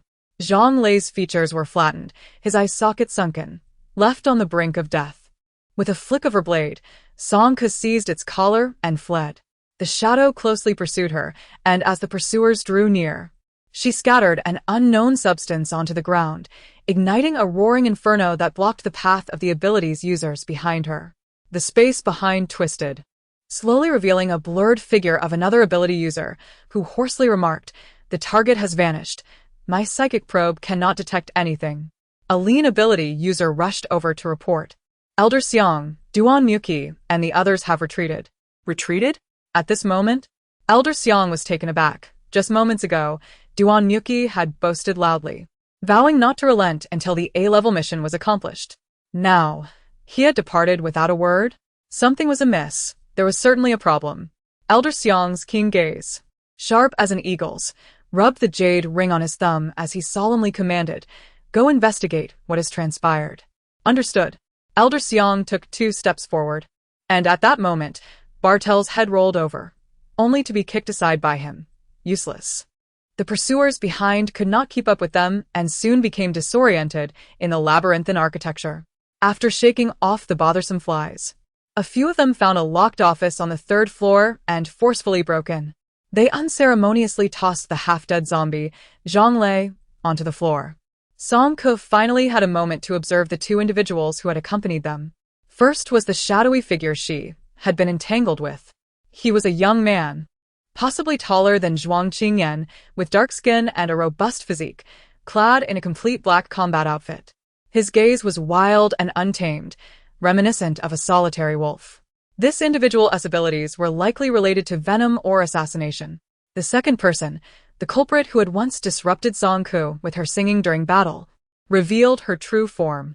To Song Ke's surprise, she was a strikingly beautiful woman, around 25 or 26 years old, with chestnut-colored wavy hair loosely tied in a ponytail. Her skin was smooth and fair, her lips a luscious red, and her natural beauty was breathtaking. Up close, she exuded a shimmering aura. What a stunning sister! Song Ke was captivated by her unparalleled beauty, utterly entranced. The beautiful sister smiled slightly, her lips parting to reveal a charming grin.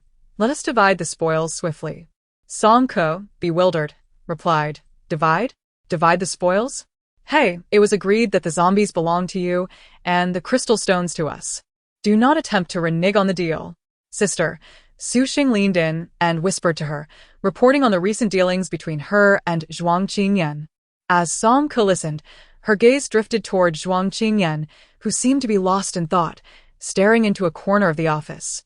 Upon noticing her gaze, Zhuang Qingyan offered a casual smile, displaying no hint of guilt for using her as bait in a transaction. Song Ke turned her attention back to the 2 before her. "No, we will not dodge responsibility. Let's take action and eliminate it." She motioned towards Zhang Lei, who lay on the ground. Upon hearing this, Su Xing quickly retreated behind Song Ke, desperately attempting to diminish his presence, clearly unwilling to engage in such a messy task. Zhuang Qingyan was no more reliable. Although he had shown no hesitation in taking lives before, he now displayed no intention of taking the initiative. Realizing she was left as the sole laborer, Song Ke gripped the cold, sharp saw. Just before striking, a thought struck her. She still had to submit her mission. Almost forgetting, she chuckled softly and pointed to her brooch. "There's no need for such trouble. You can submit it directly through the terminal." Looking down, she confirmed the information. Indeed, special assignments could be submitted remotely. However, the process appeared quite stringent, requiring video recordings and biometric scans of the target. Unfamiliar with her terminal, she fumbled through the steps repeatedly, without success. The more anxious she became, the more disorganized her attempts were. Ultimately, she removed the brooch and handed it to Zhuang Qingyan for assistance. Growing impatient with the delay, the beautiful sister huffed playfully, "What a bother." The young man advanced, and with a swift motion, decapitated the zombie Zhang Lei before he could utter a sound. "All right, let's turn in the quest."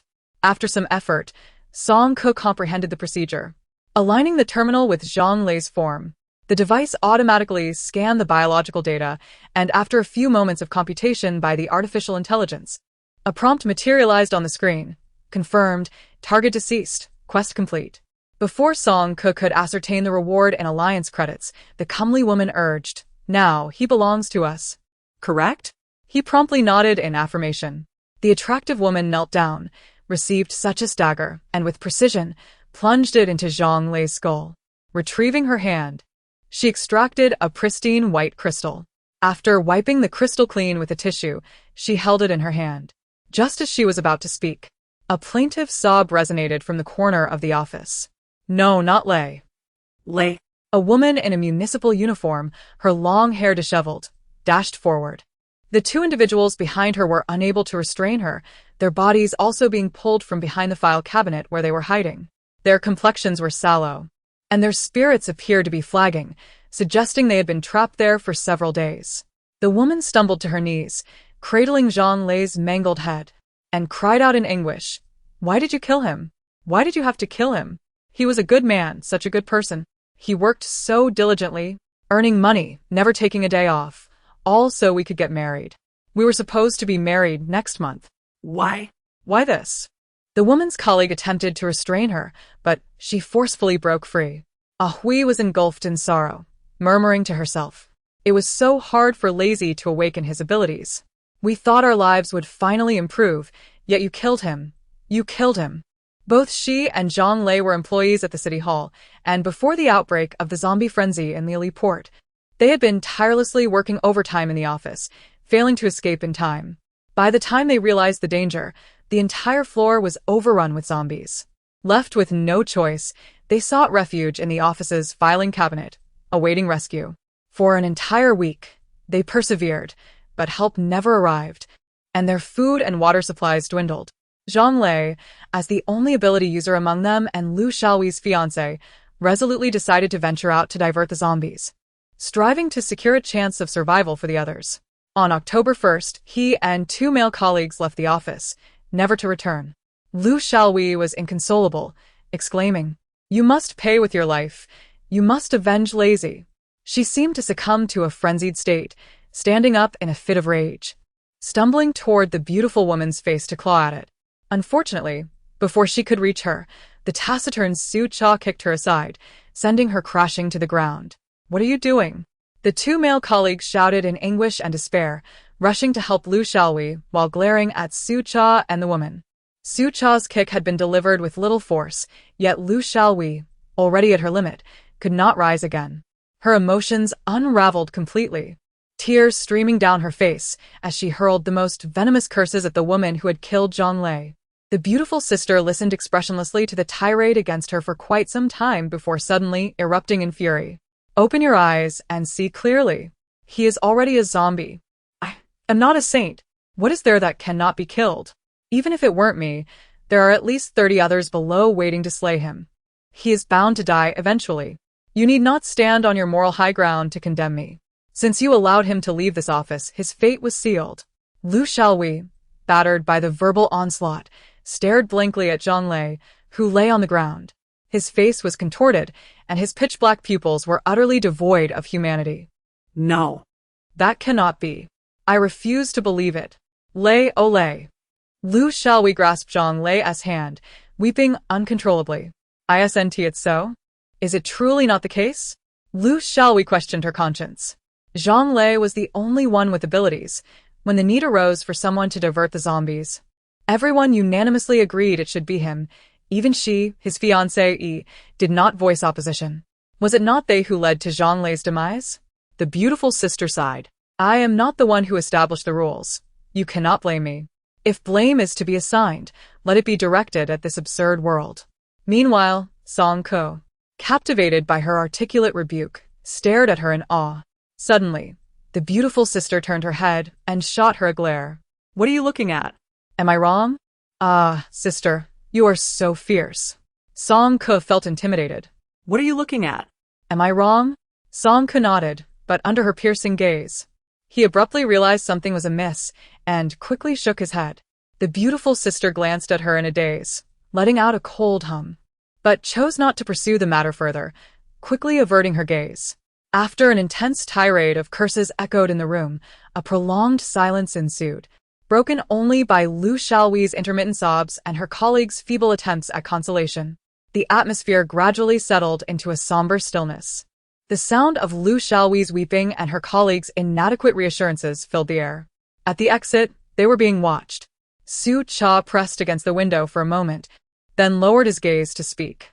His enunciation, and pauses were peculiar, suggesting he was not well versed in the common tongue of the Alliance. "Can we break out?" he inquired. "Yes, but it will expose us." The beautiful sister furrowed her brow. The earlier chaos had allowed them to act swiftly and retreat even more rapidly. The abilities users had not been able to ascertain their identities without direct confrontation, but now, The opposing side was clearly on guard. Attempting to force their way out would be precarious. She was reluctant to reveal her identity here and needed to contemplate alternative strategies. "Have you long since realized that there are others present?" she asked softly. Indeed, Zhuang Qingyan admitted without evasion. Lu Xiaowei and the others were ordinary individuals, devoid of any spiritual power. It was entirely reasonable that Song Ke had been focused on Zhang Lei at the time and had not noticed. However, since the office door had been locked from the inside, he inferred that someone else must be present in the room. Upon hearing his explanation, Song Ke belatedly acknowledged it, not paying much heed as she held the heavy, cold, exquisite saw, pondering whether she should find a place to set it down first. "Song Ke." Zhuang Qingyan called her name softly. Yes. Song raised his gaze, fortuitously finding an ideal place to conceal the dagger. Assuming that Zhuang Qingyan intended to share a secret, he bent down, leaning over his shoulder to drop the cold, elegant saw upon the ground against the wall. His tousled black hair brushed against Zhuang's shoulder, eliciting a faint tickling sensation. Zhuang Qingyan's fingers twitched but did not withdraw. The man bore the indelible mark of the rainforest. Zhuang spoke of a young man named Sucha, hailing from the rainforest, a mysterious ecological zone in Sector E-170 of the Alliance. Due to its humid and oppressive climate, coupled with its plethora of diverse species, the rainforest serves as the optimal breeding ground for special operations personnel, mercenaries, assassins, and the like. It is said that the methods employed to forge combat machines within this realm are exceedingly brutal, harsh, and even perverse. Many standards surpass the limits of human endurance. Those who carve a path through such a grueling training ground and emerge alive possess not only formidable combat abilities, but are also accustomed to dancing with death. Their empathy nearly non-existent, and their resolve cold and unyielding. The mark of the rainforest, as Zhuang Qingyan described, resided on such a snape, featuring a tattoo resembling a black serpent. Indeed, Zhuang concurred that Sucha's extraordinary ability was likely poison, classified at level B or above. A person with abilities at level B or higher would be as formidable as Zhongwan, S and Chiwen or Wu Jiumin. Should such an individual become an adversary, they would undoubtedly pose a significant challenge. Furthermore, there was another matter. Song conveyed to Zhuang Qingyan the fatigue he felt, having just been disturbed by the melodious voice of a beautiful sister. Zhuang Qingyan contemplated for a moment the control of sound waves through spiritual systems, or perhaps a certain auditory ability derived from mysticism, cannot be accurately assessed with the current information. This time, she merely inflicted a side effect upon you. If her voice proves effective against her companions as well, this individual could become quite troublesome. Imagine a formidable support who can bestow debuffs upon foes while simultaneously granting buffs to allies. In a battle that was initially evenly matched, one would find themselves growing weaker while the enemy grows ever stronger. Anyone with even a hint of fragile willpower could easily have their fighting spirit shattered. Indeed. The prowess of the beautiful sister should not be underestimated. It is no wonder that the two of them dared to play the role of the hidden predator, snatching tasks from so many other ability users. However, there remains a matter regarding Su Cha and her companion that has yet to be clarified. Zhuang Qingyan lowered her voice. "Do you recall my explanation of the apocalypse's causes?" "I remember. The excessive solar radiation enters the human body, leading to a disruption of the internal magnetic field and genetic mutations, causing ordinary individuals to devolve into zombies. Furthermore, if an overwhelming amount of external energy is absorbed at once, accumulating within the body and becoming indigestible, it will crystallize into stones." Song Ke fell silent for a few seconds, rummaging through the dark pocket of her bag to retrieve several crystals. These were extracted from the heads of Song En and other senior brothers and should be of the same nature as the one within Zhang Lei. Zhuang Qingyan picked up the nearly transparent crystal and examined it closely. Crystals are rarely found within ordinary zombies, as they endure almost overwhelming radiation. However, in the case of those with extraordinary abilities, due to prior genetic fusion, they possess certain antibodies, resulting in a probability of extracting crystals exceeding 95. One could assert that wherever there exists an empowered zombie, there will be crystals. Song Ke lowered her gaze, silently clenching her fists, engulfed by a profound sense of despondency. Had Song En awakened his abilities at that time? It dawned on her that she had encountered empowered zombies much earlier than she realized. As the two conversed, Su Xing quietly nestled between them, his eyes darting curiously. Although he had awakened early, his theoretical knowledge paled in comparison to Song Ke's. Listening to Zhuang Qingyan's gentle explanations for the first time, he found himself devoid of the urge to contest. Unexpectedly, this seemingly insincere individual was quite knowledgeable. Crystals. What are they, and what purpose do they serve? After regaining her composure, Song Ke inquired. The mere thought of extracting something from a zombie's head sent shivers down her spine. What could possibly justify those two sacrificing an A-grade mission to acquire it at all costs? The official narrative claims that crystals may enhance the likelihood of ordinary individuals' awakening abilities, or even allow empowered beings to undergo a second evolution. Su Xing's eyes widened in astonishment. Song Ke was equally taken aback. Awakening evolution? How could such a transformation occur through this substance? Must it be ingested? For heaven's sake. Having stones grow in one's head is already terrifying enough. Must they also consume these stones? Is this truly reliable? Wait a moment. Song Ke paused, keenly discerning a flaw in Zhuang Qingyan's words. What exactly does he mean by official claims? Are there still clandestine remedies in the folk domain? The situation grows increasingly perplexing. Moreover, since both awakening and evolution are contingent upon probability, does this not imply the existence of potential failure? Song Ke became increasingly bewildered. Are crystals truly effective? A subtle smile graced Zhuang Qingyan's face. They are ineffective. This is a meticulously orchestrated ruse by the Alliance. A complete deception. Ah. Su Xing could not contain himself, exclaiming in astonishment, instantly attracting the attention of Su Cha and the beautiful woman. Zhuang Qingyan delivered a light tap on his head, coldly admonishing, silence. Su Xing realized he had overreacted, and his small hand shamefully covered his mouth. A power bank, a marvelous metaphor. Song Ke gazed at his smiling visage, feeling utterly speechless. It turns out the crystals are utterly useless. She had suspected as much. How could Zhuang Qingyan possibly suffer a loss? This was nothing short of exploiting the disparity in information to deceive the unwary. How insidious. Yet, she still harbored a hint of uncertainty. How do you know they are ineffective? Because this was originally the product of Qingyan's research, the very same that Wu Yaru and Yang Bo sought to pilfer.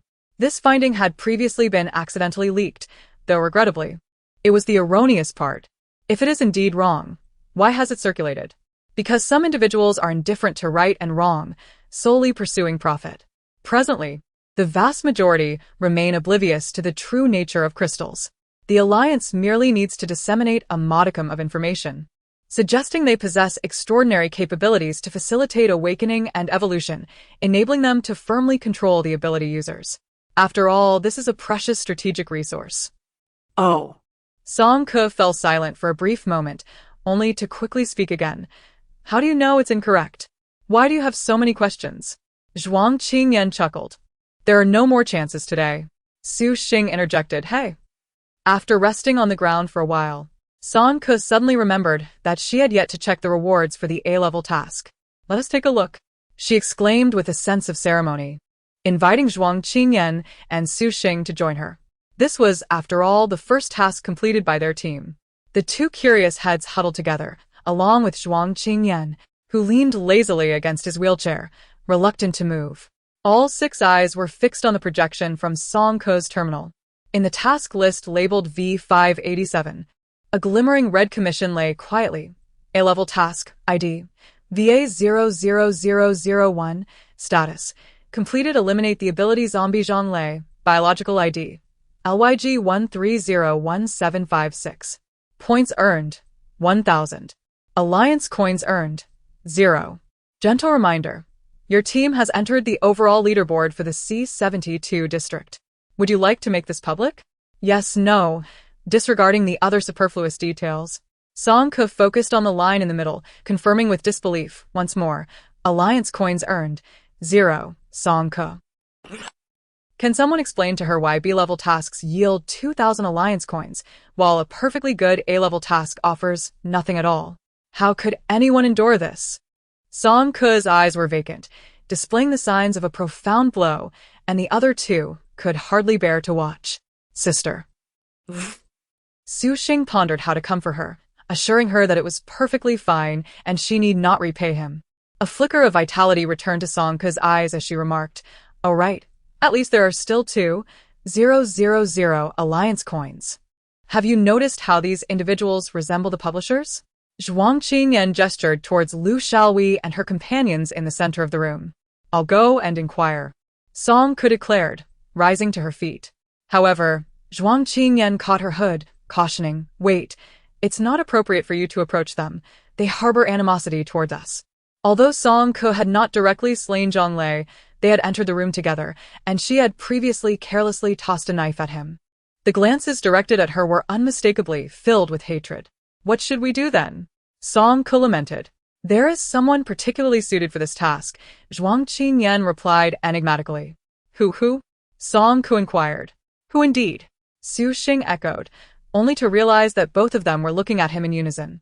Meanwhile, the remaining two male colleagues, utterly exhausted, finally succumbed to fatigue and collapsed onto the ground, clutching their heads. At that moment, a tousled-haired little boy with large, sparkling eyes ambled over. He cast a fleeting glance at the pallid Lu Xiaowei before quickly redirecting his gaze toward the two men. "Big brothers, may I ask you a question?" he inquired softly. Despite the general reluctance to engage in conversation, one of the slightly plump men, considering the adorable child's presence, reluctantly nodded and said, "Go ahead." "Thank you, brother." Su Xing blinked his innocent, large eyes, radiating gratitude. He lowered his head and fiddled for a moment, projecting the task interface of his terminal. "My sister and I came to Liuli Port specifically for this task. Clear the zombies on the first floor of the municipal hall. Brother, was this issued by your team? Have you been trapped here for long?" Su Xing's words were artfully crafted. They first clarified the reason for his and Song Ke's arrival, emphasizing their role as rescuers, in stark contrast to that beautiful woman who often resorted to violence. They were certainly not allies of hers. Furthermore, after inquiring whether the man was indeed the task issuer, he tactfully added a note of concern, gradually weakening the man's psychological defenses. As anticipated, upon hearing this, the man's demeanor softened somewhat. "Yes, I published it on the survival platform," he admitted. He retrieved his phone, and much like the D99 district, the Star Network in Liuli Port, D50 district, was in a state of paralysis. However, an app for apocalyptic self-rescue, universally applicable across the Alliance, WX, and providing real-time updates, had mysteriously appeared on his device. Users could exchange information and post various rescue requests. Su Xing cross-referenced with his own terminal, confirming that he was indeed the issuer of the B-level task. However, the panel before him was markedly different. It bore neither the grades of A, B, C, D, and E nor any information pertaining to the abilities of the teams. It seemed to be the central computing hub of the Alliance, or an artificial intelligence that collected assistance requests from various locales, evaluated them, and subsequently forwarded them to the corresponding region's practitioners of extraordinary abilities. The man gazed at the glittering cartoon terminal in Su Xing's hands, his expression devoid of envy, only a sense of numbness. Citizens from different districts possessed varying statuses, enjoyed disparate rights, and had unequal access to information. Those from District D would never have the opportunity to utilize such a terminal, which surpassed the local technological standards, unless they became practitioners themselves. Su Xing turned off the projection and innocently tilted his head, saying, "Big brother, the zombies outside have been thoroughly cleared. You are safe now and can exit through the front door." Indeed, the zombies within the municipal hall had been eradicated, and there was little danger in venturing out now. As for the practitioners, Zhuang Qingyan's exact words were that he had no time to concern himself with such small fry. "All right, thank you," the man said, managing to muster a semblance of enthusiasm. "Then, big brother, could I trouble you to confirm the completion of our commission?" Su Xing clasped his hands together, his eyes glistening with moisture, wearing a pitiful expression as if pleading earnestly. "Very well." Not far off, Song Ke found himself momentarily speechless, turning to Zhuang Qingyan with an impassive gaze. "Why are you teaching him these things? You are leading Xiao Xing astray." "Me? Leading him astray?" Zhuang Qingyan was taken aback. "Ah hui, let us depart," the man said, his steps heavy as he walked towards his companion. "Do not," We cannot leave without lazy. Lu Xiaowei clutched tightly to Zhang Lei's head, unwilling to let go. Did you not hear? There are still many people searching for lazy below. If we take him with us, we won't be able to escape. Lu Xiaowei shook her head in anguish. After a brief interval of 2 minutes, Su Cha, who had been leaning against the wall, suddenly murmured, "The pursuers are coming." Song Ku released a trace of mental energy and indeed detected a multitude of chaotic and vast energy forms nearby. Those with abilities were meticulously searching each room, and their movements could already be faintly heard. In a moment, they would approach this very office. The beautiful lady's expression tightened momentarily, but then she seemed to recall something and raised her gaze towards Song Ku and the others.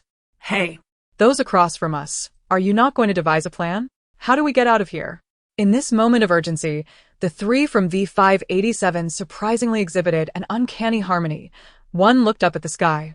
Another gazed down at the ground, while the third wore a smile as they regarded one another, yet none uttered a word. The beautiful lady, frustrated, exclaimed, "What is going on? You have an array of tricks to deal with us, and now you're conceding?" She pointed her vividly painted, cardinal-hued finger first at Song Ko, then shifted to Zhuang Qingyan. "And you, were you not quite capable just now? Surely this is not the extent of your abilities? Apologies, but the tactic of provocation does not affect me," Zhuang Qingyan replied, maintaining an air of calm.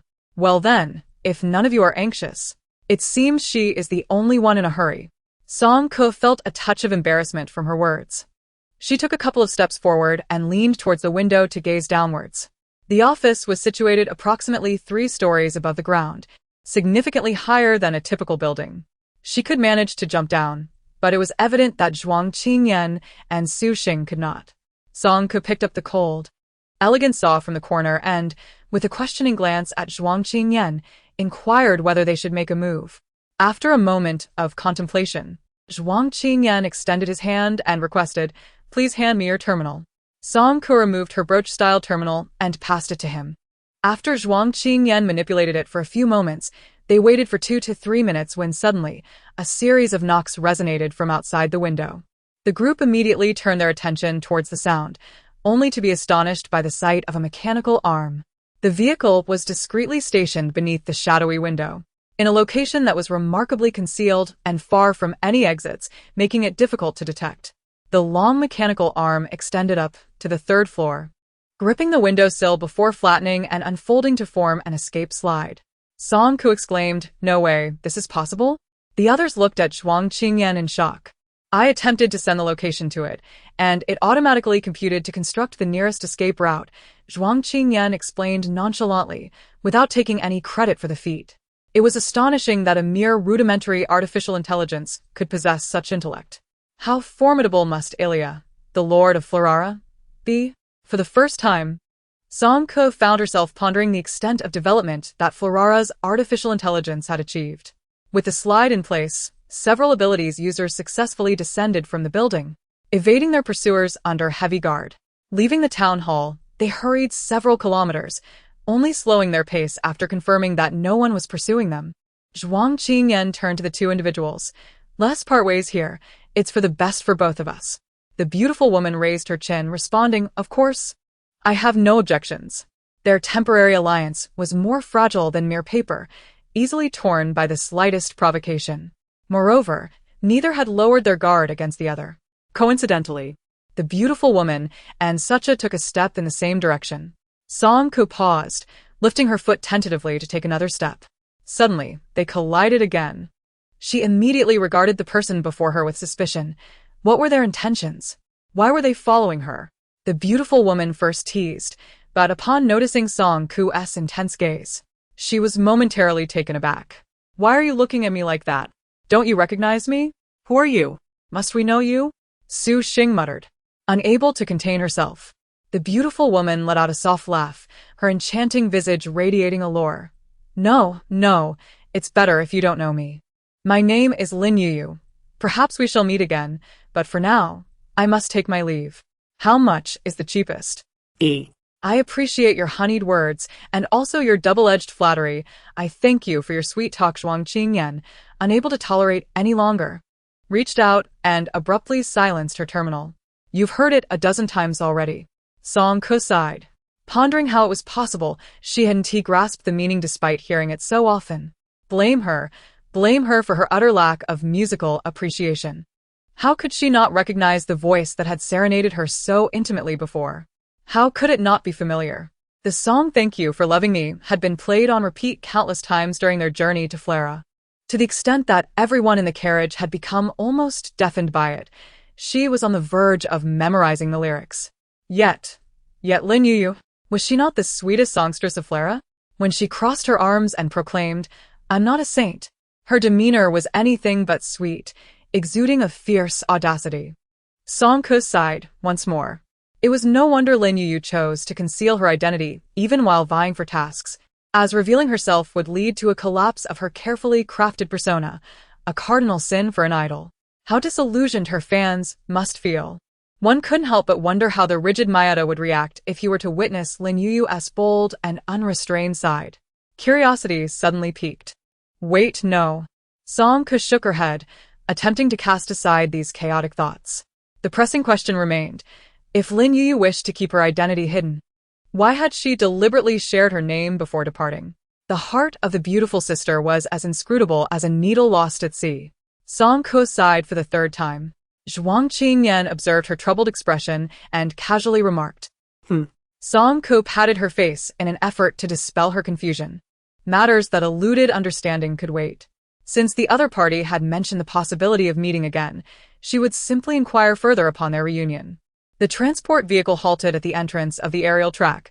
The horn on the control panel beeped twice, signaling them to disembark. Where would it go from here? Song Ke turned to the omniscient Zhuang Qingyan, her brow furrowed in perplexity. It remains unclear for the time being. The designated endpoint route is encrypted, and we lack the authority to view it. Zombies, nutrients, the throne race. Song Ke attempted to weave these clues together, yet her mind remained shrouded in uncertainty. She furrowed her brow and proposed a bold idea. What if we follow it? Warning. You have exceeded the time limit. Please exit the cockpit promptly, or emergency protocols will be initiated. Warning. You have exceeded the time limit, please. Zhuang Qingyan silenced the incessant beeping of the alarm system. Yet the cockpit continued to flash with blinding lights, rendering it difficult for them to see. It seemed futile. The transport vehicle could traverse the high-altitude tracks within Florara City, moving at a significantly faster pace than when they meandered around Lioli Port. If they disembarked now, Song Ke was certain that in the blink of an eye, it would vanish without a trace, leaving them unable to pursue. Zhuang Qingyan paused momentarily, suddenly struck by an idea. If your spiritual artifact is not by your side, can it still be tracked? Within a 5-kilometer radius, it can. Song Ke nodded. By infusing a modicum of mental energy during its transformation, she could sense the presence of the spiritual artifact within a certain range. Zhuang Qingyan smiled. Then it will be straightforward. We shall equip it with a locator. Song Ke was taken aback. Are you suggesting to intentionally leave the spiritual artifact in the cockpit? This way, even if the transport vehicle disappears from their sight, she could still detect its approximate location through her mental energy, enabling them to pursue without losing track. The artificial intelligence within the vehicle lacked independent consciousness, allowing them to openly discuss their strategies without fear of eavesdropping. After discussing, Song Ke, in the presence of the artificial intelligence, discreetly inserted a throwing dart beneath her seat. The spiritual device was composed of extraordinary powers, not electronic apparatus, and the poor artificial intelligence remained oblivious, incessantly humming and urging their departure. Once the three alighted from the vehicle, it transitioned into high-altitude travel mode, swiftly accelerating and vanishing into the vibrant night sky. There was no immediate rush. First, they would complete the task, Zhuang Qingyan remarked. Upon entering the commission hall, Song Ke sought out an available self-service terminal. She scanned her team leader's ability certificate, and the system indicated that the B-level task assigned to Team V587 had been successfully accomplished, resulting in a reward of 2,000 Alliance coins. B-level task, ID, VB00046. Eliminate the zombies on the first floor of the Municipal Hall in Lioli Port, Area D150. Confirmation of completion. Points awarded, 200. Alliance coins received, 2,000. Gentle reminder. Your team has entered the overall ranking list for Area C72. Would you like to make this public? Yes, no. Indifferently, Song Ke dismissed the gentle reminder and joyfully turned to Su Xing. Xiaoxing, I'll return the money to you. She was elated to have acquired 2,000 alliance coins. Su Xing shook his head. Sister, you should keep it for now. You never know when it might be needed. You can repay me later in one go. Su Xing remained silent, his toes brushing against the floor, reluctant to leave just yet. Sister, please take me along. I promise I won't be a burden. Su Xing suddenly clasped Song Ke's arm, pleading with a childlike voice. Su Xing indeed exhibits remarkable understanding, and his courage has notably increased since his previous visit to the food factory. Aside from the initial moment of losing control when the frost was released, it seems he has grown accustomed to the intimidation from Zhuang Qingyan. His abilities have become obedient, responding dutifully to commands with exceptional compliance. Su Xing gently shook Song Ke's arm, his large, glistening eyes resembling water-soaked grapes. Sister, will you be all right? I promise to be very well behaved. Behind them, Zhuang Qingyan let out a soft click of his tongue, his brows furrowed in disdain. This little white lotus has bloomed once more. Indeed, under his gentle yet persuasive influence. Song Ke completely capitulated. All right, fine. Here, turn left. Song Ke's mental prowess tracked the flying dart as the trio altered their direction once again.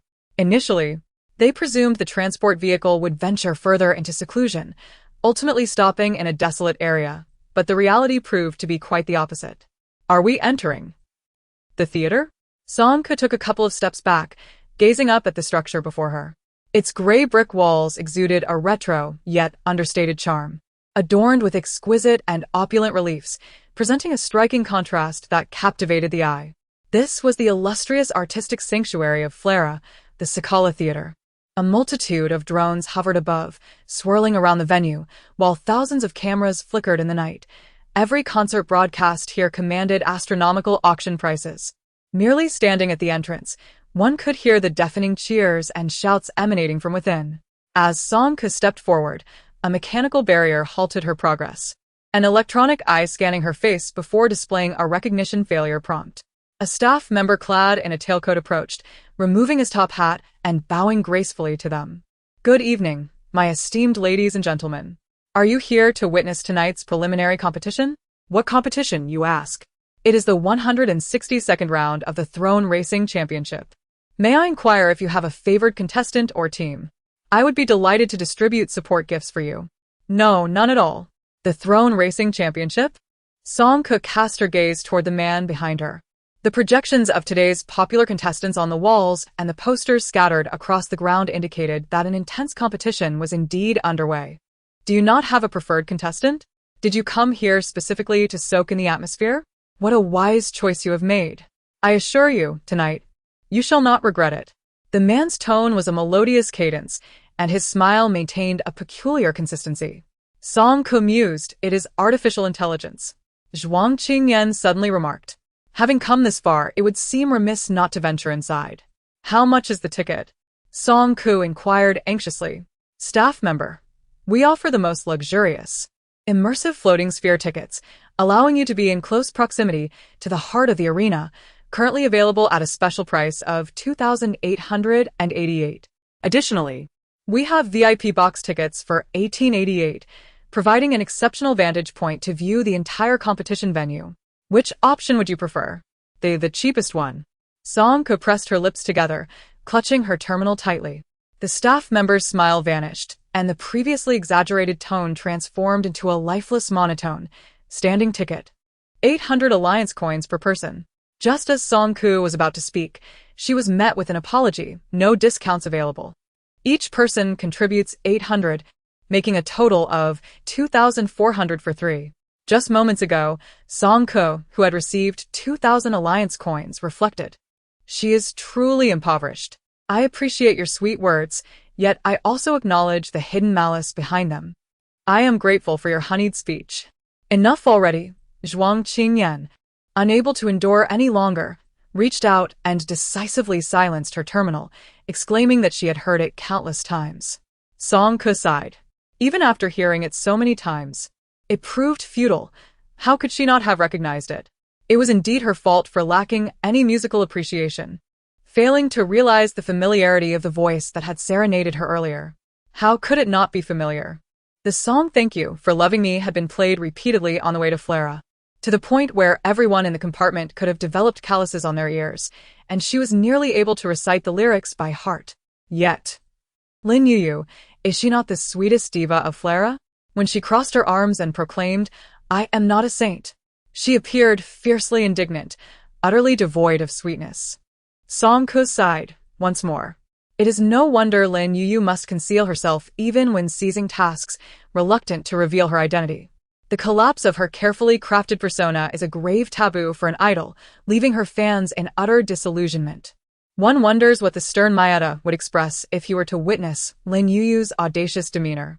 A sudden curiosity arose. Wait, no. Song Ko shook her head vigorously, casting aside these chaotic thoughts. The pressing question remains. If Lin Yuyu wishes to keep her identity concealed, why did she deliberately reveal her name before departing? The heart of the beautiful sister is as inscrutable as a needle submerged in the sea. Song Ko sighed for the third time. Zhuang Qingyan, observing her distress, casually remarked, Song Ko patted her face in response, deciding to set aside her perplexities for now. Since the other party had mentioned the possibility of meeting again, she would inquire further when the opportunity arose. The transport vehicle halted at the entrance of the aerial track, and the horn on the control panel beeped twice, signaling them to disembark. Where will it go? Song Ko turned to the omniscient Zhuang Qingyan, her brow furrowed with curiosity. At present, it's unclear. The designated endpoint is encrypted, and we lack the authority to access it. Zombies, nutrients, the throne race. Song Ko endeavored to connect these clues, yet her mind remained shrouded in haze. With a frown, she proposed a bold notion. Could we follow it? Warning! You have exceeded the time limit. Please vacate the cockpit immediately, or emergency protocols will be initiated. Warning! You have exceeded the time limit. Please. Zhuang Qingyan silenced the incessant alarm, yet the cockpit continued to flash with blinding lights, making it difficult for them to see. It seemed unfeasible. Within the confines of Falara City, the transport vehicle could traverse the aerial track, moving at a significantly faster pace than when they had meandered through Lioli Port.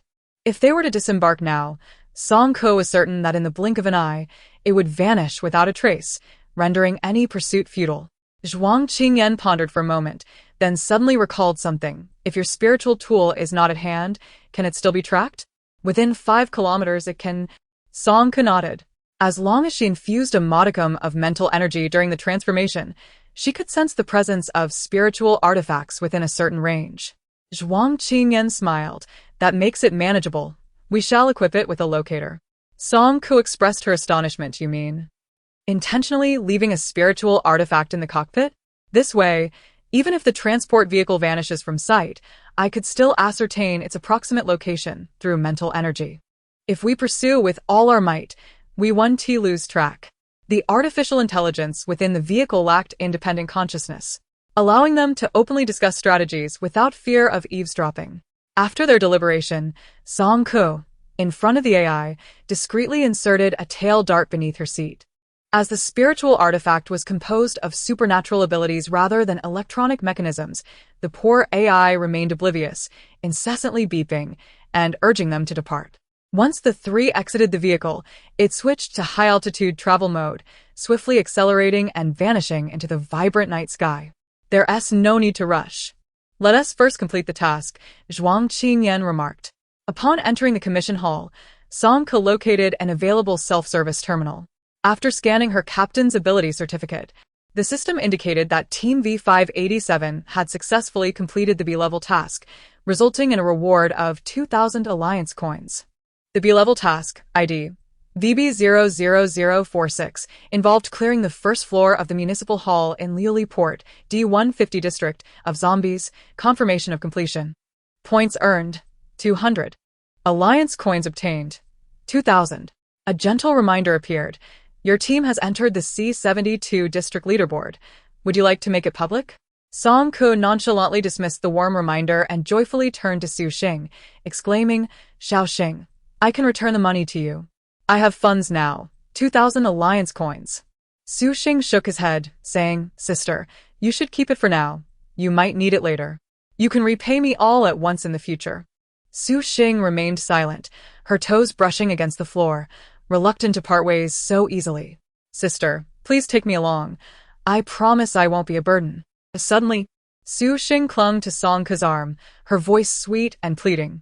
Su Xing had grown quite sensible and, compared to her earlier visit to the food factory, she had become significantly bolder.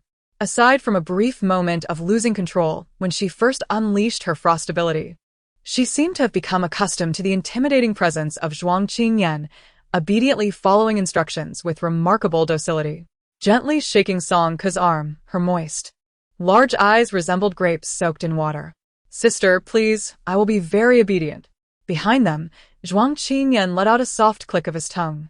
His brow furrowed in disdain. This little white lotus had bloomed once more. Indeed, under his gentle yet persistent persuasion, Song Ke completely capitulated. All right, fine. Here, turn left. Song Ke's mental energy traced the tail feather dart as the trio once again altered their course. They had anticipated that the transport vehicle would venture deeper into a secluded area, ultimately halting in the wilderness, but the reality was quite the opposite. Are we entering a theater? Song Ke took 2 steps back and raised her gaze towards the building before her. The gray brick walls exuded a vintage charm, understated yet elegant, while the exquisite reliefs were both opulent and extravagant, creating a striking contrast that captivated the eye. This was the renowned artistic sanctuary of Flera, the Scala Theater. High above, numerous drones spiraled in the air, flitting about the venue, while thousands of cameras twinkled in the darkness. Each concert broadcast here could fetch astronomical sums at auction. Merely standing at the entrance, one could hear the deafening cheers and shouts emanating from within. As Song Ke stepped forward, a mechanical turnstile halted her. An electronic eye scanning her face and displaying a message of identification failure. A staff member clad in a tailcoat approached, removing his top hat and bowing gracefully. Good evening, my dear ladies and gentlemen. Are you here to witness tonight's preliminary rounds? What rounds? The 160-second budget round of the Throne Racing Championship. May I inquire if you have a favored competitor or team? I can provide you with support gifts. No, I don't. Throne Racing? Song Ke directed her gaze past the man, where both the projected images of today's popular competitors on the side walls and the posters scattered across the floor indicated that fierce competitions were underway inside. Do you not have a preferred contestant? Did you come specifically to experience the atmosphere? A truly wise choice indeed. I assure you, tonight you shall not regret it. The man's tone was rhythmical, his smile maintained a peculiar consistency, which bordered on the bizarre. Song Ke, it is an artificial intelligence, Zhuang Qingyan suddenly interjected. Having arrived at this juncture, it would seem rather unreasonable not to venture inside. How much is the admission ticket? Song Ke inquired anxiously. The attendant replied, we offer the most luxurious and immersive floating ball tickets, granting you direct access to the heart of the battlefield, today available at a special price of $2,888.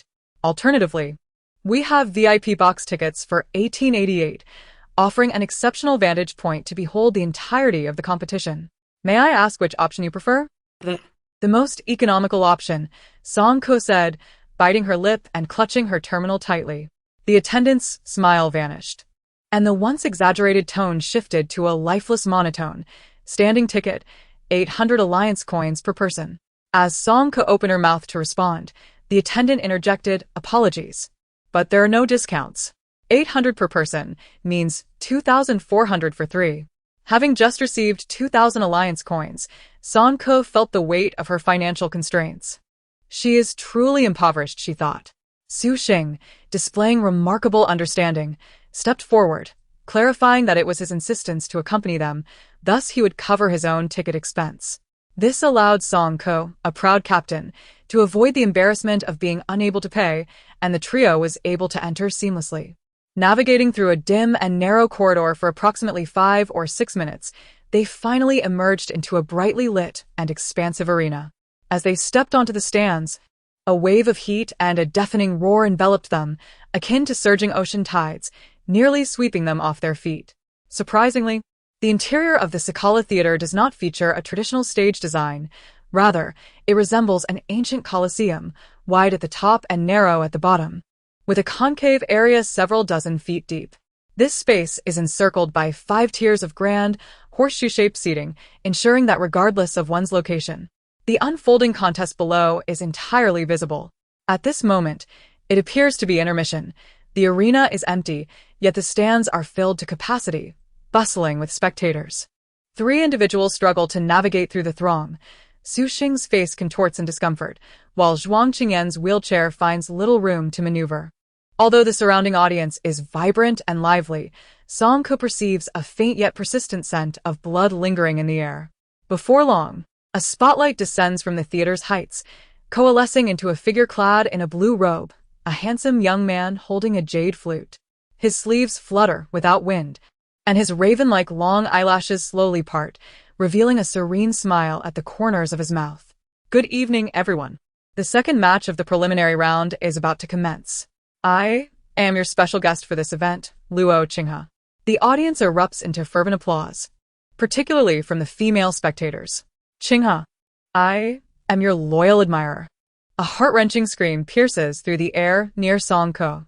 Almost losing his balance, he turns in astonishment to see Qian Huili, whom he had met once before, squeezed amidst Luo Qinghe's fan club, her face flushed with excitement as she shouts fervently, her gaze entranced by the figure illuminated in the spotlight. Luo Qinghe smiles gracefully, withdrawing an ancient scroll from his long sleeve and elegantly unfurling it. Next to make their appearance are a Tu and a Shui, a duo not only united in battle but also bound by love, eagerly anticipated for their debut. Viewers can cast their votes through the terminal to support their favored team. Any team that successfully completes the challenge and achieves a public approval rating of 60 may advance to the next round of the competition. His speech is measured, his voice akin to a crystal-clear stream flowing through the mountains, embodying the elegance and refinement of a cultured gentleman. The female fan club, represented by Qi Hui, erupts in fervent cheers. Woo! My Qinghe is so handsome. Such an elite Qinghe deserves a lowly partner like me. Song Ke? In the center of the arena, a pure white platform gradually rises from the ground, upon which stands a young man and woman clad in glossy combat suits of red and blue, exuding confidence and waving cheerfully at the audience. The pair settles in the arena, with the two playfully signaling a peace gesture to an approaching drone, his smiling face projected in sync, appearing as carefree as if on holiday, eliciting a chorus of laughter interspersed with faint boos from all directions. Thus, the competition commences. Luo Qinghe closes his book and states calmly. As his words echo, the iron barriers on either side of the arena slowly part, followed by the thunderous sound of footsteps and deep growls growing ever closer until in the next moment, nearly 100 zombies surge forth. I want to read the 37th chapter of Doomed Spirit Artisan by Qin Yao. Blood Red Vlara 9, Luo Qinghe. Am I your dog? Please remember the domain name to check the latest chapters and complete chapters. The audience's enthusiasm was ignited as they rose to their feet and cheered fervently. Song Ke's eyes widened in disbelief as she gazed upon the scene. This so-called preliminary round was, astonishingly, a battle against zombies. She exchanged a glance with Zhuang Qingyan, realizing that the missing zombies served as nourishment. The two contestants possessed remarkably unique abilities. A Tu had the power to traverse through mirrors, drawing zombies into a separate space, while a Shui mastered the art of body replication. For every zombie a Tu absorbed, she released a doppelganger to engage in combat within the mirror. Their cooperation was seamless, as they circled the edge of the arena, employing a strategy of taking down each opponent one by one. Before long, the arena was filled with their reflections and doppelgangers, leaving the zombies disoriented. The battle raged on vigorously, and Luo Qinghe's soothing voice resonated once more. The contestants showcased an impressive performance, prompting us to observe the audience's support rate. A drone captured a close-up, revealing that a Tu and a Shui's support had surged to 43. Song Ke also noticed the zero-distance floating orbs, which required 2,888 alliance coins to ride, weaving through the arena alongside countless drones and balloons. Occasionally, they were kicked aside by the rushing zombies or collided with mirrors, causing the occupants within to tumble. Heads down and feet up, their faces flushed with excitement as they fervently waved their arms, brimming with exhilaration. Is this the immersive experience one speaks of? The pursuits of the affluent are indeed peculiar. However, The good times were fleeting, as only a third of the zombies remained. The coordination between Ado and Ashui faltered. Perhaps it was due to the excessive clones unleashed, resulting in a depletion of their abilities, or maybe the remaining zombies were becoming increasingly formidable.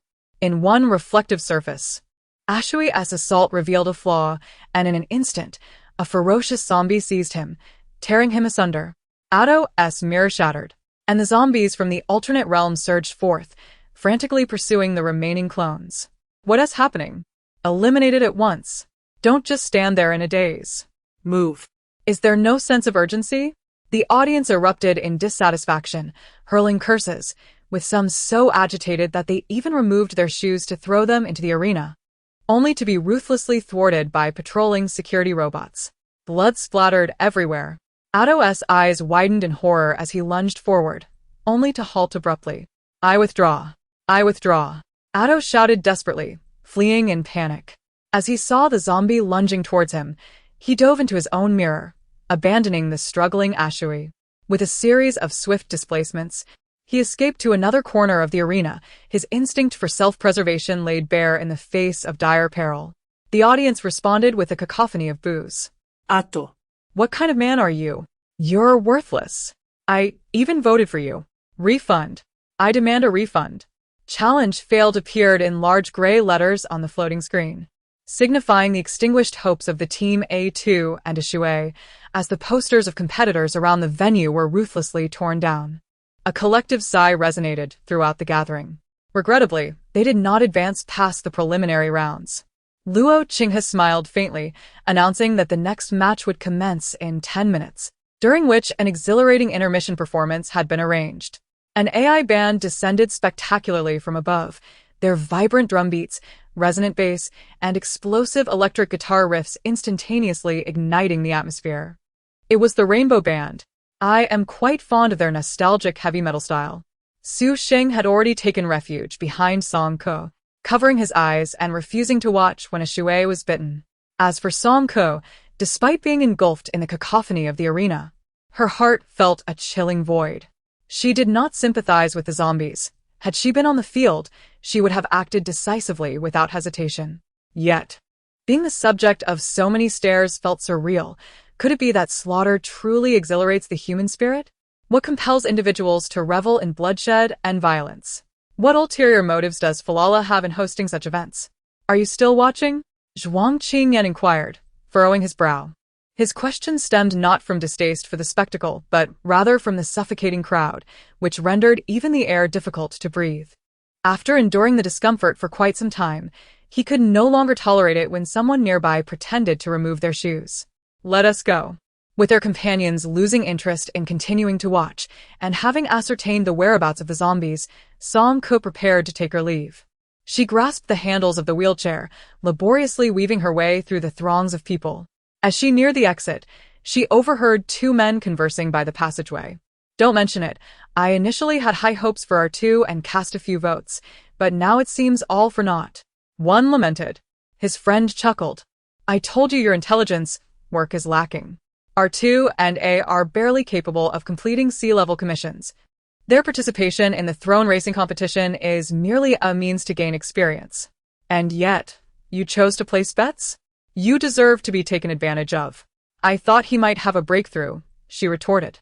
After all, simply making it through the preliminary rounds would earn them 50,000 alliance coins and 100 points. Which of those superhumans wouldn't covet points? Indeed, but 2 D-level competitors are still pushing it, came the reply. Fortunately, the competition requires participants to be D-level or above, otherwise the events would be rather disappointing. Song Ku halted between the two men, incredulity etched across her face. How much? 50,000 alliance coins and 100 points? Isn't that detailed in the registration guidelines? In an instant, her eyes sparkled with excitement upon realizing she had just lost a substantial amount of money. 50,000 alliance coins. Such a fortune. Not only could she settle her debts to Xiaoxing in one fell swoop, but she would also have an excess of 40,000 left over. If she were to accept commissions, it might take her ages to accumulate that amount, but now, all she needed to do was pass the preliminary rounds to obtain it effortlessly. Who wouldn't be tempted by such a prospect? The look of avarice on Song Ke's face was unmistakable. Upon hearing this, Song Ke hesitated. She was not particularly fond of the bloodthirsty atmosphere of the throne racing competition. However, she acknowledged that earning money was of paramount importance. During her days in Flera, she realized that being without funds made life exceedingly challenging. Are you an ability user? Do you possess a D level? Song Ke shook her head, uncertain. That zombie slices you as if chopping vegetables. Are you planning to perform a 1-second surrender for the audience? Su Xing could not contain himself and chuckled. Who is slicing whom here? This uncle is quite confident. I still don't believe it. If someone like her can enter the main competition, then for the next match, no, for every match thereafter, I shall wager all my possessions on her. I speak with conviction. After leaving the Sakara Theater, the three found a long bench to sit on and scrutinize the rules of the throne racing competition. Zhuang Qingyan gazed intently at the enormous projection screen at the theater entrance and calmly recited the registration details. Participants must simultaneously meet the following criteria. First, possess an official alliance certification as a D-level or higher ability user. Second, adhere to Flera's laws and have no criminal record. Third, maintain good health with stable vital signs. This grand competition boasts a total prize pool exceeding 10 million, with the champion team receiving 5 million alliance coins and 1,000 commission points. Additionally, all teams that pass the preliminary rounds will be awarded 50,000 alliance coins and 100 commission points. 1,000 points are nearly equivalent to an A-level commission. Reflecting on the trials faced by Song Ke and her companions at Lioli Port, one can truly grasp the formidable challenges associated with an A-level mission, especially considering their arduous struggle to wrest the zombie Zhonglei from the jaws of numerous adept individuals. The prospect of a reward amounting to 5 million alliance coins, an inconceivable fortune, further underscores the gravity of their endeavor. Although the championship remains an elusive dream, the opportunity to earn 50,000 merely by advancing past the preliminary rounds is indeed enticing. Is it not remarkable how affluent the officials of District C and Flela seem to be? Are you contemplating registration? Zhuang Qingyan, perceptive as ever, swiftly discerned her thoughts. Are you truly considering a wager with that individual from earlier? Certainly not. Song Ke replied earnestly, I aim to generate income. Sister, I wholeheartedly support you, Su Xing declared. His small fists clenched, eyes sparkling with encouragement. He recognized Song Ke's remarkable prowess. Witnessing her wielding those relics from the old civilization was nothing short of a visual delight, effortlessly dispatching zombies with each strike, exhilarating in its brilliance. Let that older gentleman witness the true might of my sister. However, could he perhaps cast a few votes himself to earn a bit of pocket money? After all, selecting his sister would surely not lead to a loss.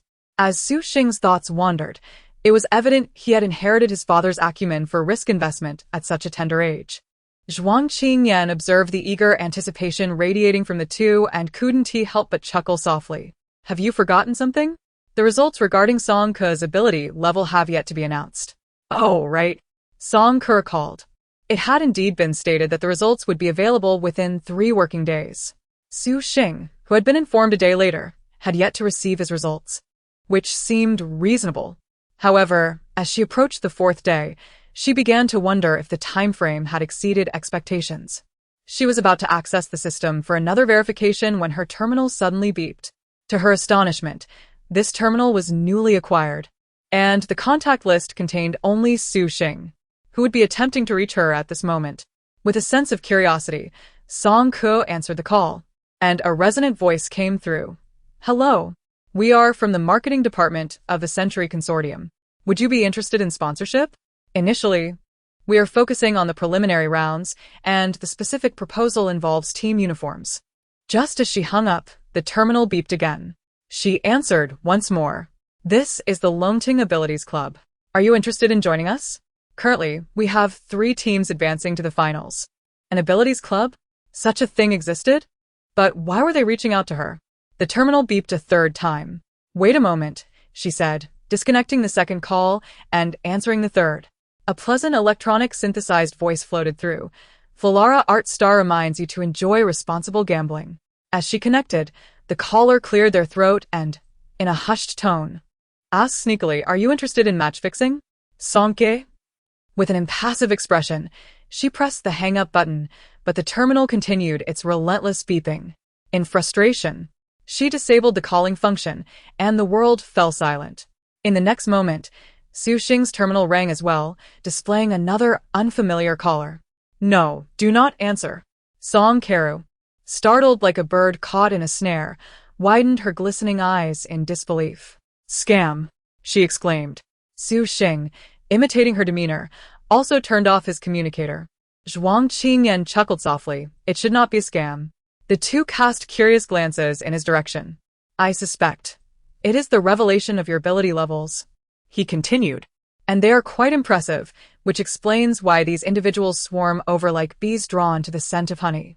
Song Ko, perplexed, responded, "My level? I am still unaware." Zhuang Qingyan gestured towards her brooch-like terminal, given that the Flera ability base is involved with external commercial interests. It is hardly surprising that big data would ascertain your ability level ahead of you. As they conversed, a notification chimed from the terminal. This time, it was not an unsolicited nuisance call. Song Ko clicked on it and indeed found her ability registration information. Name: Song Ko, biological ID: Vol 77000523, ability level: A. Ability type: Mental, Gold, High Offensive, Object Transformation Ability Potential, 30 Team, V587, Registration Area, C72. Upon reading the results, her face lit up with joy, revealing a charming dimple on her cheek. It turned out she was an A-level ability user, just like Wu Ju-min. How delightful. She was eager to engage in friendly sparring with him. "Sister, my level has been revealed too," Su Xing exclaimed, raising his cartoonish terminal high, presenting it to her like a precious trophy. Name: Su Xing, biological ID: F177104910, ability level: B. Ability type: Psychic, Ice, High Offensive, Hexagonal Ice Spikes Ability Potential, 90 Affiliated Team, V587, Registration Area, C72, 2 children. Akin to exchanging gifts, leaned their heads together, showering each other with effusive compliments. "Sister, you are so impressive and A-grade. Little Xing with such high potential. You too may reach A-grade in the future." Su Xing chuckled innocently. "Song Ko, let me see the terminal," said Zhuang Qingyan beside him. Oh. Song Ko handed him the brooch. Zhuang Qingyan lowered his gaze, perusing the information about Song Ko contained within the luminous screen. Before the apocalypse, the ability users who joined Song Wan were affiliated with the military, while the remainder fell under the jurisdiction of the Alliance's Special Abilities Department. Song Ko's level appeared entirely normal on the surface. An A-grade ability user is a formidable presence wherever they may be. However, Zhuang Qingyan had encountered many A-grade individuals. He was confident that in a one-on-one confrontation, Song Ko would not be outmatched by any of them and could even be said to dominate all. Moreover, with an ability potential of merely 30, he would not stand out so prominently in Flera. Intriguingly, Zhuang Qingyan squinted slightly. It remained uncertain whether Song Ko was truly A-grade, yet his curiosity had been piqued. Let us not forget, the governor here is a top-tier artificial intelligence. Having resolved to participate in the throne racing competition, Song Ko sought out the registration point as indicated on the poster. They were greeted by a charmingly clumsy robot attendant, a clear testament to the city ruled by artificial intelligence. In this metropolis, the presence of AI could be observed in various occupations. Should we register as individuals or as a team? What is the distinction? Song Ko inquired. If we choose to compete individually, what happens when we reach the main event? After the preliminary rounds, all individual competitors would be randomly paired to form teams. It would be fortunate if I were matched with a strong teammate, but what if I end up with a less competent partner? Wouldn't that jeopardize our chances of advancing? Furthermore, a team lacking prior synergy, much like her initial collaboration with Su Xing, would inevitably encounter difficulties in coordination. Song Ko found herself at a crossroads. Currently, there were 3 members: Zhuang Qingyan, who had difficulties with her leg, Su Xing, who was timid, and their control over their abilities was subpar. It was unrealistic to send them into the preliminary rounds, especially since Song Ko considered herself the captain, believing that the burden of earning money should fall upon her shoulders. Pondering further, she asked, If a team advances to the main event, can additional members be added? Yes, but each team is limited to a maximum of 5 members. Song Ko conveyed her decision to the robot. The robot momentarily hesitated, processing her request. You wish to register as a team, yet participate in the preliminary rounds alone? Indeed. Song Ko affirmed. The AI regarded her with a look of perplexity for 2 seconds. In team mode, with a minimum of 2 participants, the number of zombies to contend with is 100. Understood. Please present your ability certificate. Song could transmit the freshly minted supernatural ability information to it. The robot clicked and clacked in the system. Please complete the pre-competition health check first. Following its request, Song conducted a simple examination. The robot continued its clicking and clacking. Congratulations, registration is complete. A notification chimed on Song's terminal. Congratulations on becoming contestant in the 178th round of the Throne Racing Preliminaries. Your match will commence in 2 days at 2100 hours. Please report 30 minutes in advance. Otherwise, your qualification will be deemed forfeited. The budget competition comprises 8 rounds daily and has been ongoing for over half a month, growing increasingly popular. Even if one registers on the day, it might take several days to participate, but with just 2 days to wait, Song considered herself quite fortunate. Upon returning to the hotel, Su Xing, being just a child, was exhausted after several long days. One moment he had fervently declared his intention to accompany his sister, and the next, he had fallen asleep as soon as his head touched the pillow. Only Zhuang Qingyan and Song remained to discuss the situation of the preliminaries. 100 zombies, in a breakout mode, required not only clearing the field but also garnering support, enticing the audience to vote for them. Clearing the field posed no challenge, yet maintaining audience support was a daunting task. Some contestants could successfully eliminate zombies, but failed to advance due to insufficient popularity. Song considered herself rather unremarkable and doubted her ability to charm the audience like today's R2. What if she painstakingly managed to eliminate the zombies, only to be eliminated herself due to inadequate support? That 50,000 alliance coins would vanish. Zhuang Qingyan gestured for her not to rush. I have reviewed the past match footage, and there are 3 prevalent scenarios where audience support tends to be notably high. The first scenario involves high-ranking, renowned contestants, particularly those seed players who have garnered significant attention prior to the competition.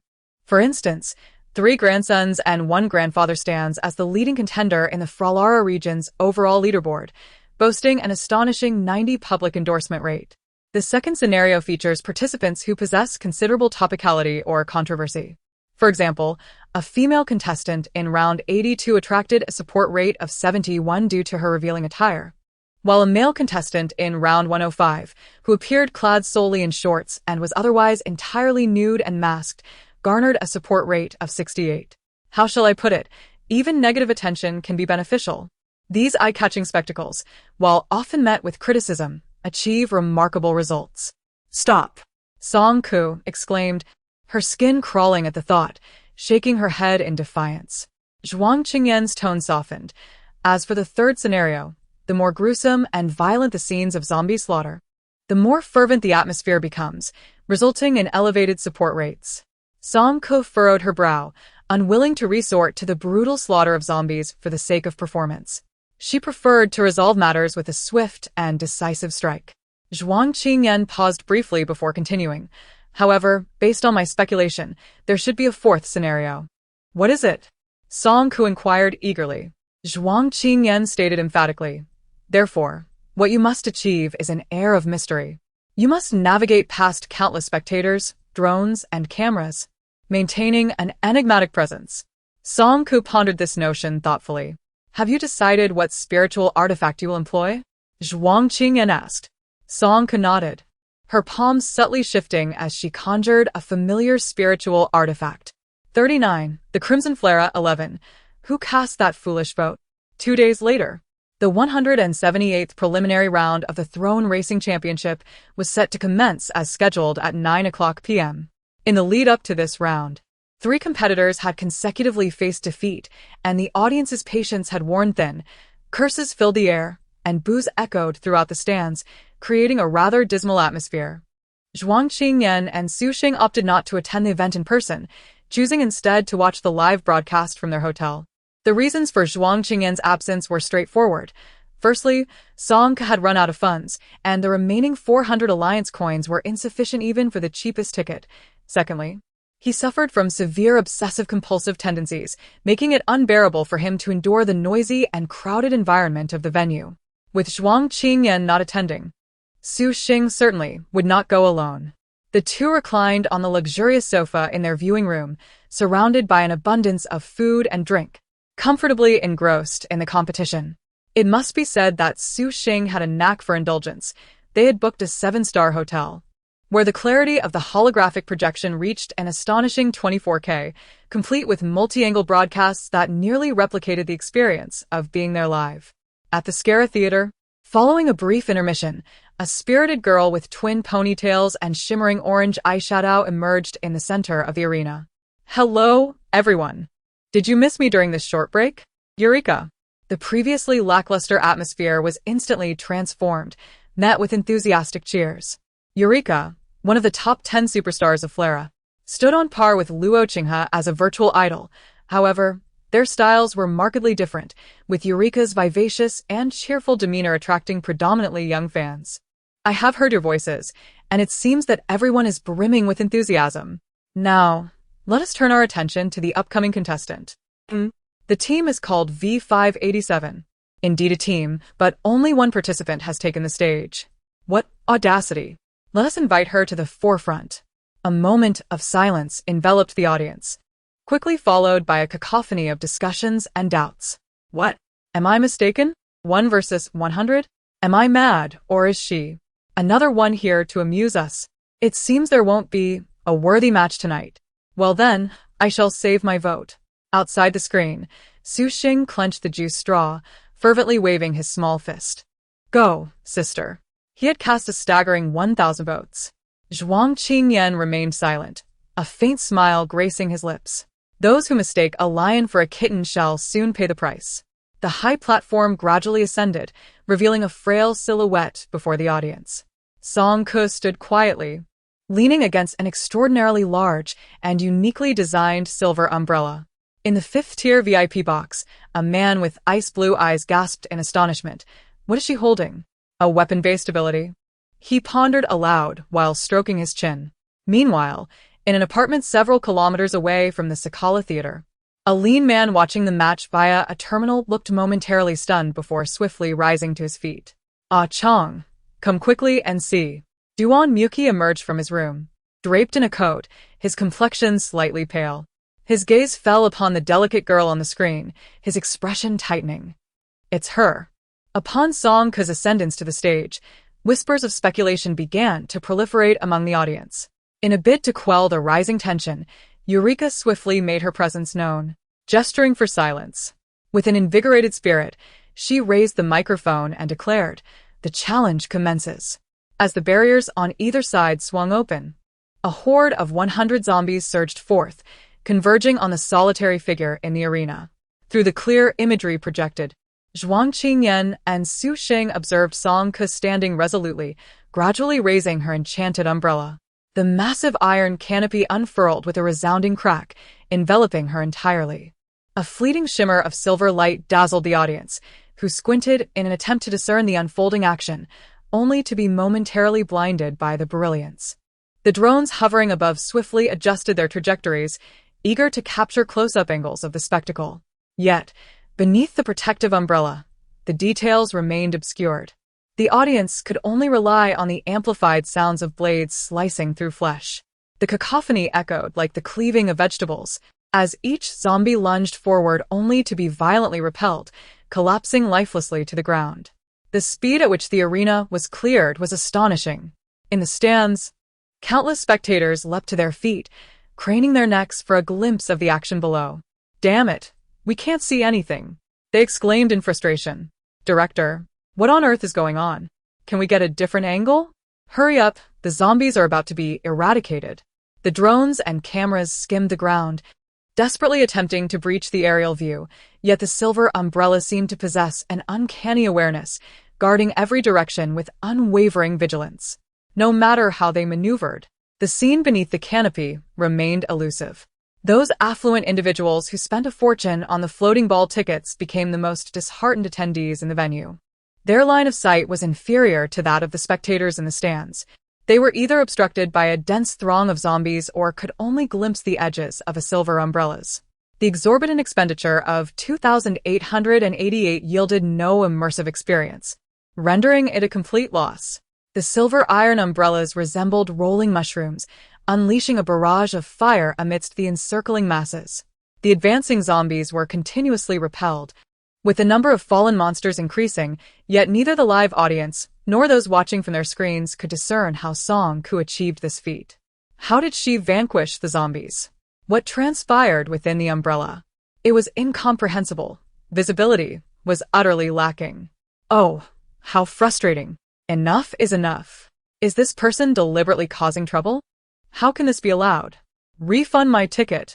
Some individuals vocally expressed their desire for refunds while their bodies betrayed them, refusing to budge and instead inching forward.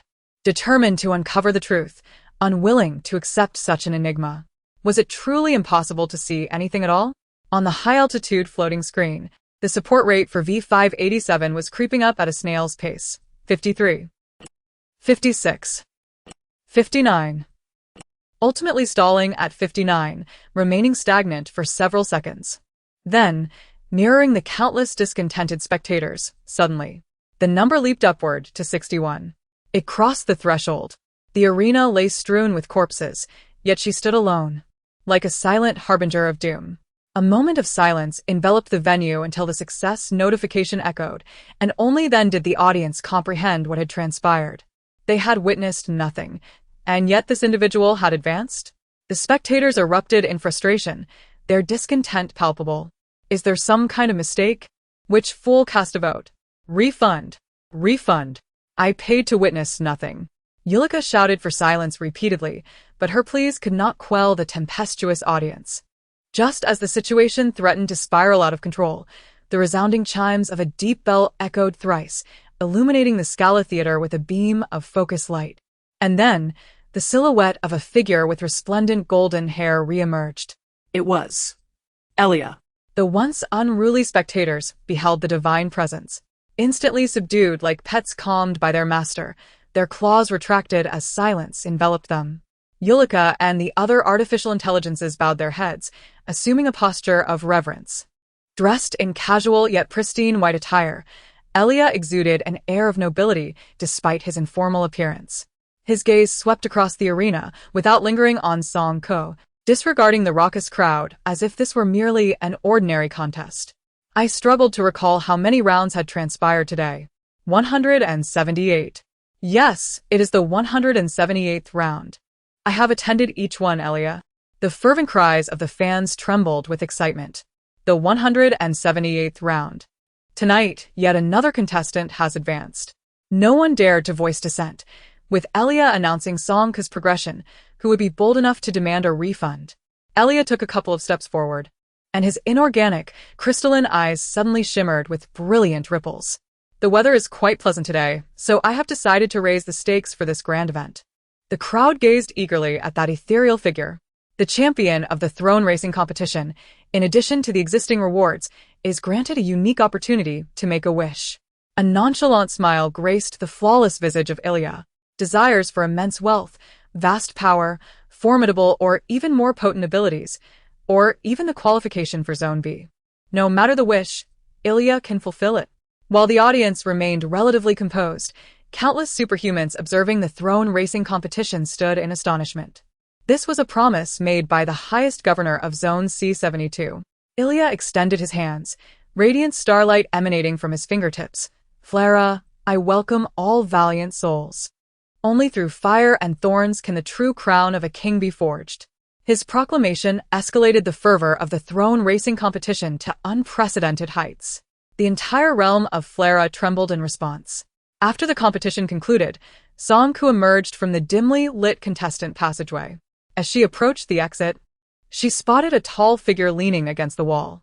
The individual turned slowly upon hearing her footsteps, revealing dazzling golden hair, unparalleled glassy eyes, and an ethereal presence.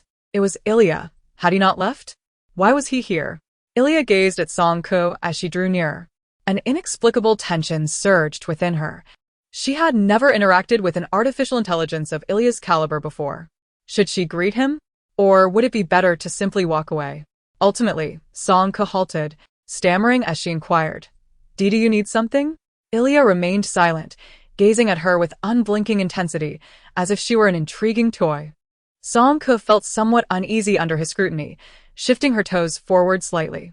Suddenly, Ilya spoke. "You have chosen Vlara." Song-ko responded, "Huh?" He nodded. "I understand." What? She asked, bewildered. Ilya chuckled softly, just as I imagined. "Where is the resemblance?" Song-ko inquired. After uttering this, Ilya's figure began to fade, ultimately vanishing into the corridor. In the air lingered his elusive words, "You and I, are we not the same?" Song-ko found herself utterly perplexed. "I am not artificial intelligence. How could I possibly be like you?" 2 days later, the pre-selection round of the throne racing competition, round 178, took place as scheduled. This round of the contest was set for 9 p.m., and prior to it, 3 contestants had consecutively failed their challenges. The patience of the audience was wearing thin, leading to a cacophony of curses and boos, creating a rather dismal atmosphere. Zhuang Qingyan and Su Xing opted not to attend the event in person, choosing instead to watch the live broadcast from their hotel. Zhuang Qingyan's reasons for abstaining were straightforward. First, Song-ko had run out of money. With only 400 Union coins remaining, insufficient even to purchase the cheapest ticket. Second, his severe cleanliness obsession rendered him incapable of tolerating the noisy and crowded venue. With Zhuang Qingyan opting out, Su Xing likewise refused to attend alone. The two reclined on the luxurious sofa of their viewing room, surrounded by ample food and drink, comfortably engrossed in the competition. It must be said that Su Xing truly knows how to indulge himself. The 7-star hotel he booked boasts a holographic projection with an astonishing clarity of 24K, complemented by multi-angle broadcasts that render the experience nearly indistinguishable from being present at the venue.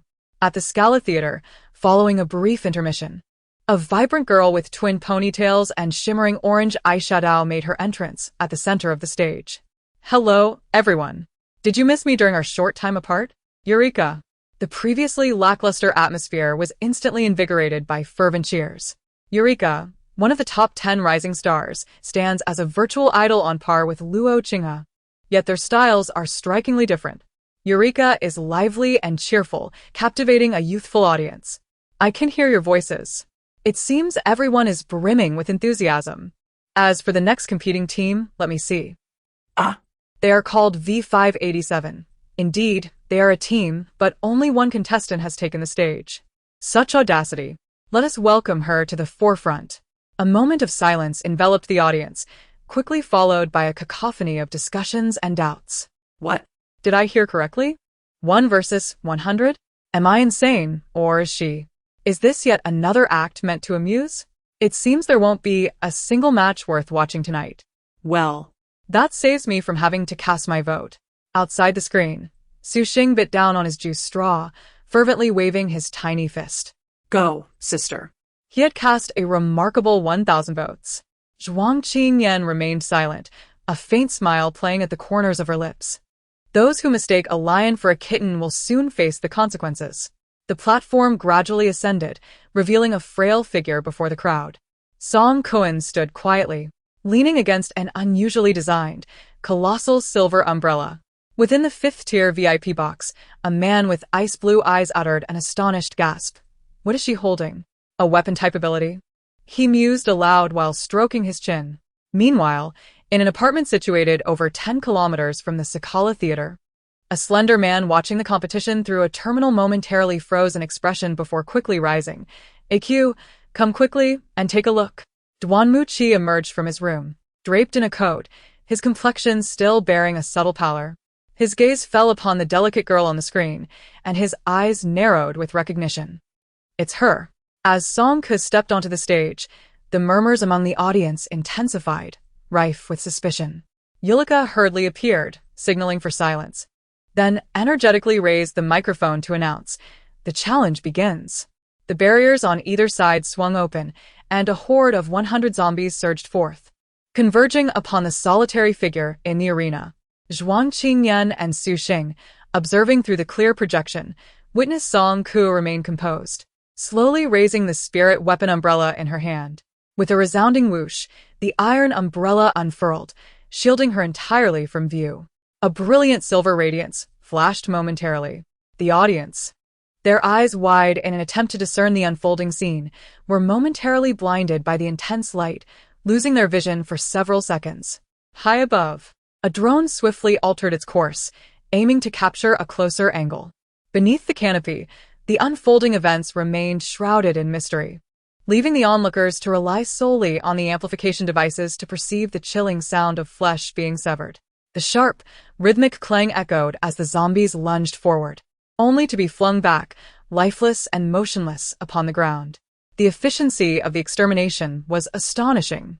In the audience, countless individuals rose anxiously, craning their necks in a futile attempt to glimpse the action below. Alas, visibility was utterly thwarted. Director, what is the holdup? Could we perhaps switch angles? Time is of the essence. The zombies are on the verge of being eliminated. Drones and cameras skimmed the ground, striving to breach the aerial barrier. Yet the silver umbrella seemed to possess a keen awareness, meticulously guarding every angle with precision.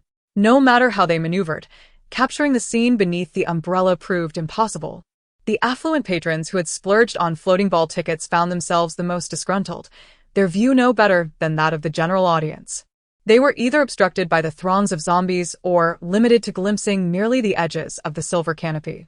The 2888 spent felt utterly wasted, devoid of any immersive experience.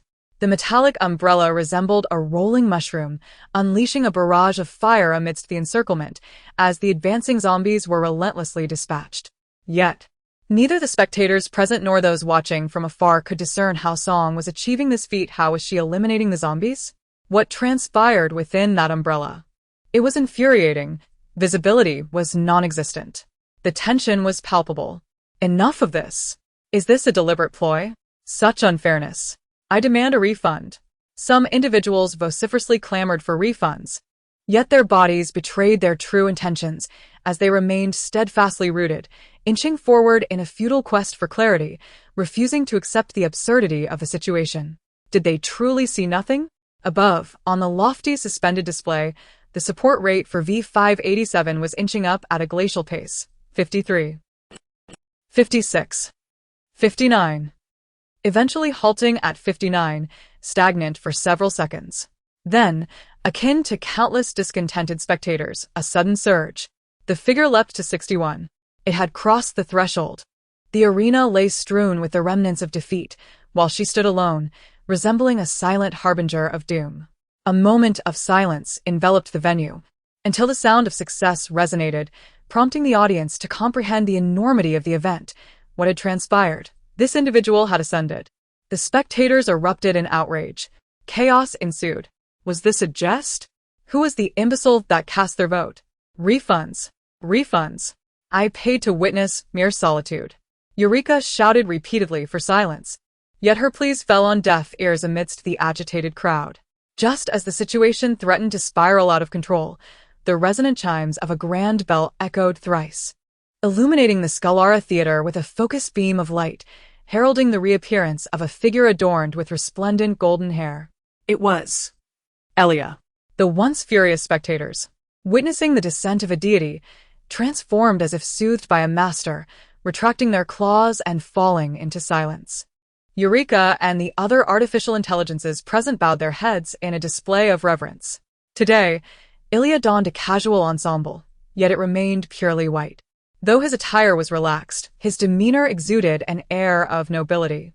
His gaze swept across the arena, neglecting to linger on Song Ko. And he disregarded the ruckus created by the disruptors, as if this were merely an ordinary competition. My memory faltered. How many rounds had today's match reached? 178. Yes, it was indeed the 178th round. I had attended every single match. Ilya. The fervent voice of a fan trembled with excitement. 178 rounds. This evening, yet another contender had advanced. No one dared to voice dissent. Ilya had already proclaimed Song Ku's progression, and who would dare to protest the matter of refunds? Ilya took a few steps forward, and his inorganic, crystalline eyes suddenly shimmered with brilliant ripples. The weather was delightful today, prompting me to add a little more stakes to this grand event. The crowd gazed expectantly at the ethereal figure, the champion of the throne racing competition. Aside from the existing rewards, could also receive an opportunity to make a wish upon me. A nonchalant smile graced Ilya's perfect visage. Wishes for vast wealth, immense power, formidable or even stronger abilities, or perhaps the qualification for Zone B, whatever desire it may be, Ilya could fulfill it. While the audience remained relatively composed, countless ability wielders following the throne racing competition stood in astonishment. This was a promise made by the highest official of Zone C72. Ilya spread his arms wide, and radiant starlight emanated from his fingertips. Vlara, I welcome all brave souls. Only fire and thorns can forge the true crown of a king. This proclamation elevated the fervor of the throne race to an unparalleled zenith, causing a tremor throughout Vlara. After the competition concluded, Song Ku emerged from the dimly lit corridor for contestants. As she approached the exit, she beheld a tall figure leaning against the wall. Upon hearing her footsteps, the individual slowly turned, revealing striking golden hair, unique glass-like eyes, and an elusive aura. It was Ilya. Had he not departed? Why was he here? Ilya gazed at Song Ku as she cautiously approached. A wave of inexplicable anxiety washed over her. She had never interacted with an artificial intelligence of his caliber before. Should she greet him? Or perhaps it would be wiser to simply walk away. Ultimately, Song Ku halted and stammered. Do you, need something? Ilya remained silent, observing her intently as though she were an intriguing toy. Feeling somewhat uncomfortable under his scrutiny, Song Ku shifted her weight. Suddenly, Ilya broke the silence. You have chosen Vlara. Ah. She responded, bewildered. He nodded slightly. I understand. What? Ilya smiled softly, just as I had envisioned. Where is the similarity? After uttering those words, his figure began to fade, ultimately vanishing into the corridor. The air was left with his lingering whisper. You and I, are we not the same? Song Ku was utterly perplexed. I am not an artificial intelligence. How could I be akin to you? 40. Blood-tinged Vlara. 12. Little Star is determined to strive. The fervor of the throne racing has intensified. Zhuang Qingyan perused Song Ku's terminal, swiftly skimming through the proliferating reports. If it was merely a moderately popular mid-tier event within Vlara before, from the 178th round, marked by Ilya's appearance, the throne racing has transformed into a grand celebration for all. In the adjacent C zones, C70, C71, and the surrounding dozen or so D zones, a multitude of extraordinary individuals are eagerly preparing, drawn in by the excitement. Now, one could casually toss a small stone onto the streets of Vlara and likely hit two extraordinary beings. Zhuang Qingyan lifted his gaze, finding Song Ku sitting dazedly at the edge of the bed, her shoulder-length hair in disarray. What is she pondering? Is she still contemplating Ilya's words? You and I, are we not the same? That night, in the dimly lit passage for competitors, Ilya vanished after leaving behind those profound words, leaving Song Ku bewildered, her mind a flurry of questions. Zhuang Qingyan set down the terminal, his wheelchair gliding slowly to the bedside. He leaned forward. The ardent sunlight streaming through the window illuminated his back, casting him in silhouette. His prominent brow and sensuous lips appeared almost ethereal. Their noses were mere inches apart, and Zhuang Qingyan scrutinized Song Ku for several seconds. A faint smile graced his lips as he gradually shook his head. I dare not assert much, but at the very least, you are certainly not an artificial intelligence. Song Ku, cheeks puffed in indignation, bristled at his insinuation. Just because those words were uttered vaguely doesn't mean she couldn't hear them. Was he implying that she was foolish? Zhuang Qingyan nonchalantly brushed away the severed strands of hair, even taking a moment to shake the blanket draped over his legs. Well, this certainly doesn't seem dull. He's lively and animated once more. When Song Ku went to freshen up, Su Xing sauntered in with his hands clasped behind his back, resembling a little lord. Upon entering Song Ku's room, he lifted his chin, occasionally inspecting the oddly shaped short weapons at the foot of the bed, then helping to tidy the disheveled books scattered across the desk, before finally casting a disdainful glance at the unwelcome presence in the room, letting out a haughty snort. Zhuang Qingyan's gaze was fixed on Song Ke's terminal, too preoccupied to acknowledge him. Su Xing stared at him for 2 seconds before suddenly inquiring, "Where is your terminal?" Zhuang Qingyan's fingers paused momentarily. "Aren't you some sort of researcher from Lan? Why don't you use your own terminal?" Despite his youth, Su Xing was remarkably astute. The more he pondered over Zhuang Qingyan in these past couple of days, the more discrepancies he uncovered. Zhuang Qingyan was neither an undocumented resident nor someone from the technologically backward F district. Considering his demeanor, he likely hailed from a large city. Yet Su Xing had never witnessed him utilizing any communication device. Not only did he refrain from using a terminal, but he also neglected to register as an awakened individual, which surely indicated he harbored secrets. An ordinary person, upon realizing their awakening, would undoubtedly be overjoyed and rush to register. Especially in this apocalyptic era, where awakened individuals enjoyed privileges like the ability to exchange districts. To complete the official registration, one must go to the Alliance's base for awakened individuals, where biological information is gathered. In this way, all of one's personal secrets shall be laid bare. Is it possible that Zhuang Qingyan deliberately refrains from registering for this reason? Oh, Do I possess any secrets? Pray tell. Zhuang Qingyan's expression bore a semblance of a smile, devoid of any shame or guilt from being exposed. Su Xing, believing he had unraveled his true nature, leaped up with excitement. "You are a fugitive, which is why you dare not leave any trace, and your avoidance of communication devices stems from a fear of revealing your whereabouts, lest someone come to apprehend you." He provocatively taunted, his expression mischievous. "I shall inform my sister that you are a villain, and persuade her to cast you aside." Zhuang Qingyan raised an eyebrow, a sinister smile gracing his lips. "Indeed, I am a fugitive. Since you have uncovered this truth, I must eliminate you." Initially, Su Xing thought he was jesting, but soon the air around him grew increasingly thin, and an invisible force seemed to tighten around his neck. Su Xing lifted a finger slightly, intending to conjure an icy shard in defense, yet his mind throbbed with pain, preventing his abilities from coalescing. "Are you all here?" The stifling pressure suddenly dissipated, allowing Su Xing to breathe in fresh air, only to find his legs give way, collapsing into the corner of the bed. Cursed be it, cursed be it. I can't fight back. The more he thought about it, the angrier he became, his frustration boiling over into tears. Song Ke turned to Zhuang Qingyan, exasperated. "Do not bully Xiao Xing." Zhuang Qingyan feigned innocence. "How can this be called bullying? I am merely imparting wisdom to Xiao Xing. Certain words should not be spoken lightly." Su Xing exclaimed. "Have you finished washing up? Then come over and take a look. I have organized some materials on the contestants." Perhaps partially satisfied with Su Xing's educational outcomes, Zhuang Qingyan ceased to tease him, suppressing his mirth and adopting a serious demeanor. Song Ke settled at the edge of the bed, while Su Xing hurriedly scooted over, positioning himself close to her thigh, deliberately keeping a distance from the grinning devil. The format for the main competition has been revealed. Unlike the preliminary rounds, the first match will be a battle royale, wherein all participating teams will engage in chaotic combat, with the top 64 advancing. The recently concluded preliminary rounds comprised a total of 192 matches, from which 130 teams successfully progressed. Among the individual players and teams, several stand out and warrant your attention.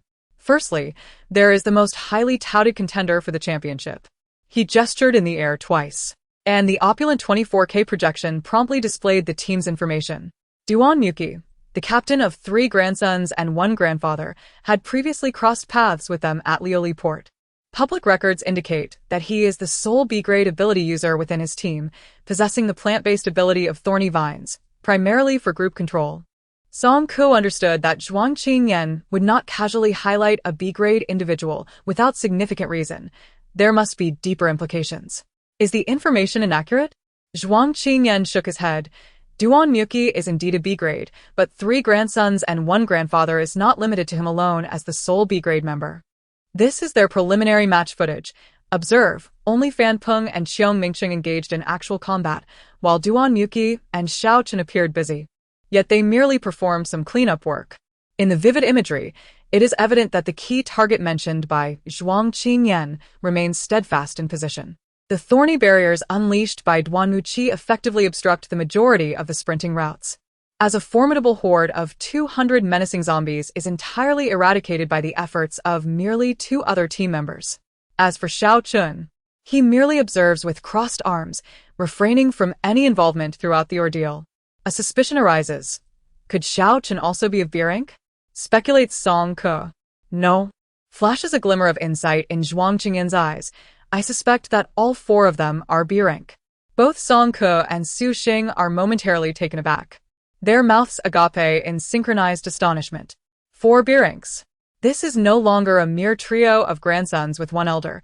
It is unequivocally 4 elders. Their rate of points accumulation is alarmingly swift, and their competitive intention is unmistakably aimed at securing qualification for Zone B. It has been less than a week since the chaotic struggle for zombies at Lioli Port, yet the leaderboard of Falala reveals that the team dubbed 3 grandsons and 1 grandfather has already ascended to the formidable score of 2,176 points, far surpassing the second place and leaving all other ability teams in the dust. For Duanmuqi, the championship of the throne race is a foregone conclusion. The choice of such a team name serves to draw all attention squarely onto Duanmuqi, effectively overshadowing the presence of the other 3 members. In truth, Fan Prung, Qiong Mingcheng, and Xiao Chun are no mere trifles. Their synergy during their operations at Lioli Port was impeccable. Should their adversaries underestimate these individuals, they may well find themselves stumbling dramatically in the main competition. Indeed, they are the favorites to win the championship, engaging in psychological warfare even before the competition begins. This is an exceptionally formidable team. Song Ke gazed intently at the projected images, silently contemplating that should they cross paths in the future, she would be entirely vigilant. Next up is the Xuanxing Tea House, the team with the oldest participants. Song Ke cast a couple of glances and suddenly exclaimed, "This elderly gentleman seems familiar." Old Master Xiang, whose true name and abilities remain unknown, is said to command a group of extraordinary individuals, including those with spatial abilities. The strength of the Xuanxing Tea House lies in the versatility of its members. One can never predict which extraordinary ability the old gentleman will deploy in a given match. Without any intelligence to rely upon, they must adapt on the spot. Song Ke nodded, acknowledging that this opponent should not be underestimated. In the post-apocalyptic world, age is no longer a reliable measure of strength. Abilities are what truly matter. As of now, she remains unaware of the trump cards in old Master Xiang's hand, and she must exercise utmost caution when encountering him. Next is the Anna Knights, comprised entirely of cyborgs. The style of this team bears a resemblance to Bartle, whose head was brutally severed by the zombie Zhonglei. It embodies a chilling aesthetic of violent beauty, merging cold mechanical bodies with human musculature. Following that, Zhuang Qingyan swiftly selected over a dozen teams and began to elaborate on them for Song Ke. It remains a mystery how he managed it. In a span of 192 matches, he completed the review of all the recordings in merely 2 nights, meticulously noting down the profiles of every participant. A mere glance at the intelligence allows him to recite details with alarming precision. His memory has reached a level that can only be described as extraordinary. The final segment consists of last night's preliminary match footage, which I believe you may find intriguing. With a swift motion of his fingers, Zhuang Qingyan projected a familiar duo onto the screen. Though the young woman wore a mask that obscured her features, her alluring red lips and cascading waves of hair were strikingly recognizable. Coupled with another elusive figure in the arena, Song Ke almost instantly identified them. Beautiful sister. It's Lin Yuyu and Sucha. What brings them to the throne racing competition? Lin Yuyu displayed remarkable restraint, seemingly participating merely to pass time, hardly moving at all. Fortunately, Sucha was both swift and ruthless, dispatching zombies with remarkable efficiency, creating an exhilarating spectacle. Ultimately, their public approval rating settled at 71, allowing both to advance smoothly. Sister, look, Su Xing exclaimed, his eyes glued to the terminal as he scrolled through information, suddenly bursting with astonishment. Isn't Lin Yuyu one of the top 10 supernovas? How is she still eligible to compete? Song Ke leaned in closer. The terminal's display lingered on this year's Supernova Gala, showcasing Lin Yuyu holding a trophy. Adorned in a delicate cherry blossom pink dress, her makeup exuding purity and grace as she beamed sweetly at the camera. Of course, she is eligible to participate. Zhuang Qingyan remarked with a light chuckle, his words laden with deeper significance. Song Ke and Su Xing tilted their heads in unison, resembling two inquisitive little creatures. Are you puzzled? Upon deeper reflection, have you not discerned a distinctive characteristic of the throne racing competition? Zhuang Qingyan guided them gently, and in a moment of clarity, Su Xing raised his hand to answer before her. It is artificial intelligence. Indeed, since their introduction to the throne racing competition, all roles have been assumed by artificial intelligence, devoid of any human involvement. AI greets, AI registers, AI patrols as security, and even the illustrious stars responsible for the transitions are entirely virtual idols. Humans exist solely in two capacities, contestants and spectators. Lin Yuyu is not a virtual idol. She does not need to make a guest appearance like Luo Qinghe or Yulika. If she registers as a supernatural being, it is entirely compliant with the regulations. But why does she choose to participate? Such a renowned star, captivating countless admirers with her performances, lacks neither wealth nor adoration. Why would she risk her life to enter the throne competition? Zhuang Qingyan pondered for a moment, perhaps for the crystal stones, or for a wish that must be fulfilled. In Lioli Harbor, Lin Yu took a perilous risk to seize the crystal stones, even at the cost of revealing her identity, coinciding with Ilia's promise to grant any wish. Her appearance in the preliminaries must stem from an unwavering obsession. Song Ke remained perplexed. But why? It is merely a single statement, just a word from artificial intelligence.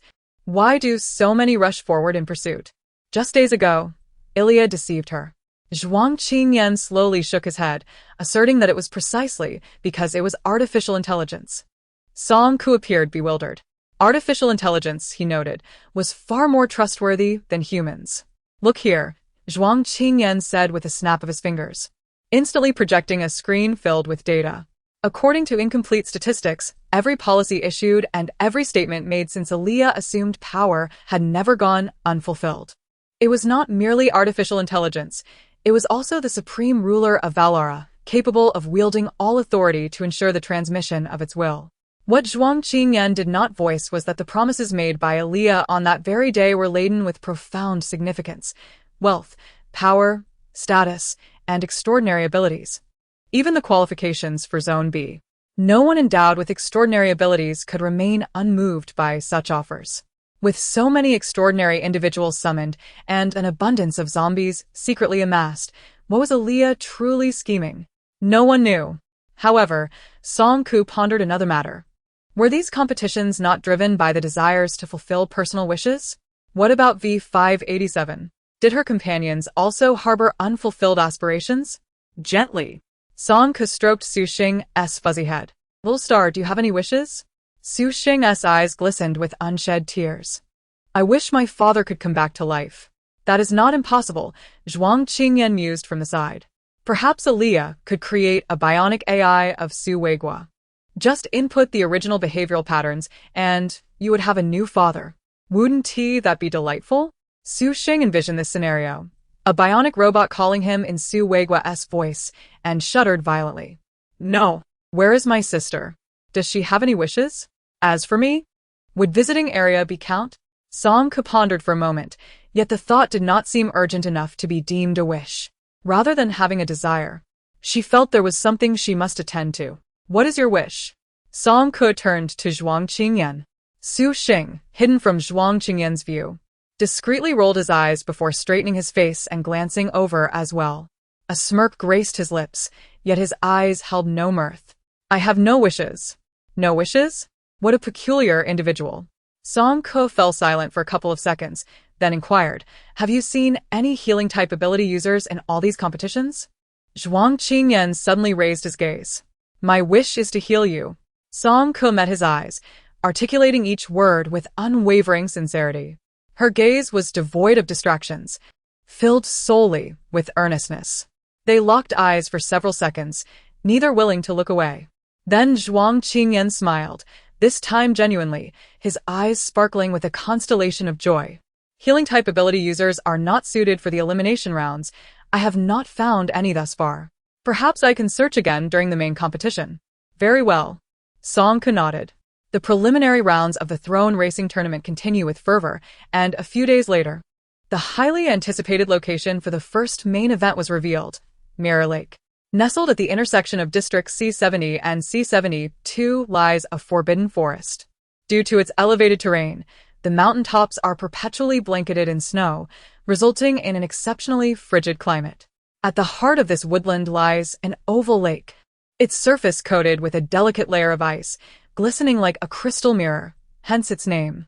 Legend has it that a water monster once lurked beneath the lake's depths, prompting the former governors of both districts to convene and agree on a permanent prohibition of access to this enigmatic mirror lake. For 7 years, this mystical body of water has remained sealed, but soon it shall reawaken. Upon learning of this news, Zhuang Qingyan suggested to Song Ke, "I propose that we allow that little imp to participate in the competition. In a place like Mirror Lake, ice-based abilities hold a distinct advantage. Moreover, including him would fulfill the minimum team requirement, sparing us the trouble of seeking additional teammates." Song Ke bit her lip, feeling it prudent to first consult Su Xing. "I'll ask him. I'll inquire with Xiao Xing," Zhuang Qingyan interjected. "I'll accompany you." "Why?" Su Xing exclaimed, leaping up from his artificial beach chair, scattering his fruit tart across the floor. The hotel, with its perpetual spring-like ambience, offers a comfortable temperature where one can summon any desired food or drink with the press of a button, courtesy of a robotic butler. Such a life of luxury can easily extinguish one's fighting spirit, transforming one into a languid creature of lethargy.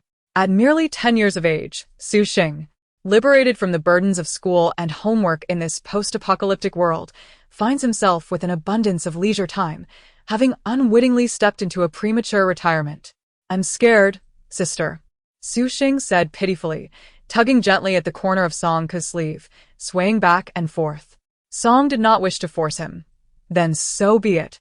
If you desire to be a useless person, or merely wish to linger on, you may continue to languish in idleness." Zhuang Qingyan interjected coldly, with a mocking tone. "However, as an ability user, to cower in the face of zombies, to squander your powers, and to seek refuge in others' protection indefinitely, I would suggest you consider an early conclusion to your existence. In this apocalypse, no one can shield you for eternity." The sudden barrage of admonishment left Su Xing bewildered. He had intended to retort that Zhuang Qingyan was also clinging to someone else's strength, but then he recalled the terrifying mental prowess of Zhuang Qingyan and ground his teeth in frustration. Su Xing was not foolish. Once he regained his composure and reflected carefully, he grasped the present circumstances. Within the V587 trio, if Song represented the greatest combat power, then Zhuang Qingyan epitomized the most formidable intellect. Both held irreplaceable significance. Yet what about him? Aside from his wealth, considerable wealth, and his charming appearance, he seemed to possess no particular talents. His sister was willing to include him. But what if a more adorable and obedient child appeared in the future, while he continued to falter at critical moments, failing to control his abilities even against a zombie? It was possible she would no longer have need of him, if he could not remain with Song. Su Xing recalled Su Weigua, who had transformed into a zombie, Zhang Lei, besieged by foes, and the countless faces of despair he had encountered alongside Wu Jiumin. A chill ran through him. He suddenly awakened to the realization that he could not allow himself to descend into such a state. He must grow stronger. He would formally become a member of V587, fulfill his role, and one day, surpass the status of that villain, Zhuang Qingyan. Su Xing's eyes blazed with fervor, his inner spirit igniting like a conflagration. "Sister, I shall accompany you. I am determined to partake in the main competition." Song Ke was utterly astounded, pondering how Zhuang Qingyan had managed to inspire Su Xing with just a few words. Just look at him. He seemed ready to roll up his sleeves and charge into Mirror Lake for a brawl at any moment. Just as Song Ke was about to nod in agreement, Zhuang Qingyan leisurely interjected, "That won't do." "Why not?" Su Xing's curly hair seemed to bristle with indignation. "You were the one who encouraged me to compete, and now you're the one forbidding me. What do you truly want?" Zhuang Qingyan scrutinized him from head to toe, a teasing smile gracing his lips. "Of course not. With your current abilities, do you honestly believe you can participate in the battle royale? Are you preparing to be an easy target for others?" Su Xing, his fragile pride suffered a significant blow. After all, he was a B-class ability user with 90 potential. Zhuang Qingyan continued, "Let us consider the footage we've reviewed. Tell me, who do you think you could actually defeat?" Su Xing tugged at his hair, racking his brain, and it dawned on him there truly was no one. His bravado diminished significantly. "Then what should I do?" Zhuang Qingyan solemnly uttered 2 words, "Special training." "You agree, don't you, little star?" A month later, the 420th round of the preliminary competition concluded, marking the end of new registrations for the Throne Racing Championship. Ultimately, the champion would emerge from the 200 teams that advanced. 200 kilometers away from Flera, the echoes of a forsaken mine resonated ominously. Su Xing, with a crimson headband emblazoned with the bold characters "Victory," donned a thick sweatshirt as he scurried forth on his short legs. In a swift burst, he darted to the left, sharp icicles cascading behind him like cannonballs, forming a circle that ensnared the throngs of zombies. Moments later, he stretched his arms wide and sprinted to the right, unleashing a tempest of snow that worked in tandem with the mechanical arm of a transport vehicle, sweeping the frozen corpses into an iron cage. The red ribbon danced behind him, hinting at an emerging prowess akin to that of a master. In less than 10 minutes, Su Xing accomplished a sea-level commission single-handedly. Song Ke stood on a high platform, gazing at the scene, which had become nearly routine over the past month. Su Xing had undergone grueling training under Zhuang Qingyan, transforming from a tearful, whimpering boy who often required assistance to finish off zombies into a remarkably swift learner who could now dispatch dozens of the undead alone, all while maintaining a sense of cleanliness, diligently sweeping the battlefield after each encounter. Lost in thought, Song Ke reminisced about her dear friend Demine's favorite lines from a classic palace intrigue drama of the bygone era. "The innocent little star of your had perished. Now." Before them stood the mechanized behemoth, Little Star. "Truly impressive," Song Ke murmured. "Still far from it," Zhuang Qingyan replied coolly. "No, I meant you, truly impressive. You transformed Su Xing from a lethargic slacker into the capable young man he is now. This is entirely your credit." Zhuang Qingyan smiled faintly, acknowledging Song Ke's praise with a subtle hum. Since he wished to accompany her, he must not lag behind. The commotion ahead gradually diminished as Su Xing dashed over, his eyes sparkling with excitement. "Sister, am I impressive?" "Impressive indeed," Song Ke replied sincerely, giving him 2 enthusiastic thumbs up. Su Xing scratched his chin, beaming with a radiant smile. The first place was held by 3 grandsons and 1 grandfather, their points soaring beyond 10,000. What is this? The day before the competition, during the contestant registration, Song Ke and Su Xing received wristwatch-like tracking devices. The robot before them explained methodically that this was a newly launched tracking gadget by the competition committee, designed to be used in conjunction with a specialized small drone camera, ensuring a one-on-one follow of the competitors throughout the event, capturing every thrilling moment. "Isn't this just electronic shackles?" Su Xing muttered softly. The robot's synthetic voice remained calm and unperturbed. "We apologize for any unpleasant experience. I can inform you that there was a severe broadcasting incident during the preliminary rounds due to perspective issues." A broadcasting incident? Could it possibly be because of her? Song Ke nervously rubbed her ears. Given the unique nature of the main competition venue, there were no on-site seats available, and spectators could only watch through terminals. Tickets had been sold at exorbitant prices long ago, with the booking numbers for popular ability users' live streams exceeding several 100,000, far surpassing the peak attendance of previous concerts, setting a historical record. Please draw lots. As the robot glided its pen across the console, a resplendent galaxy unfolded before Song Ke's eyes, with hundreds of twinkling stars gently drifting, radiating a soft glow. The robot methodically reminded him, the magnitude of the number will determine the order of the team's appearance. Casually, Song Ke seized a star, revealing the number 161. Congratulations. You have drawn number 161, starting from the northwest corner, departing at 2020. A total of 200 teams would embark from various locations at staggered intervals. The earlier the departure, the more advantageous it was, allowing for familiarization with the terrain and the opportunity to set ambushes to outwit others. Regrettably, Song Ke and his companions found themselves not only with a later number, but also in a dismal position. The The northwest corner was the most desolate starting point, requiring passage through the central region's Mirror Lake to reach the destination atop the eastern mountain. It was a disadvantageous situation, to say the least. Song Ko was aghast at his own misfortune, lamenting that he should have let Su Xing draw instead. Yet, Su Xing seemed quite pleased. Yea, we're not last. Song Ko, frustrated by his friend's lack of understanding regarding the rules, patiently explained, the larger the number, the later the appearance, which is unfavorable. You should have drawn. Su Xing blinked innocently, but I've never won anything in my life, not even a try again prize. If I had drawn, I might have ended up with number 199. Song Ko conceded, well, in that case, number 161 doesn't seem too bad. However, upon returning to the hotel, they were met with the merciless mockery of Zhuang Qingyan regarding their number 161. Despite the preliminary tutoring provided by Zhuang Qingyan, once on the competition stage, one must rely solely on oneself. Song Ko donned Wu Yaru's spatial necklace, and beneath her ample coat lay hidden mysteries, filled with various magical implements, while her primary weapon remained the recently mastered dual blades of varying lengths. Just before departing, Song Ko turned to Zhuang Qingyan and inquired, "Is there anything more you wish to convey?" With a serious nod, Song Ko affirmed, "Understood."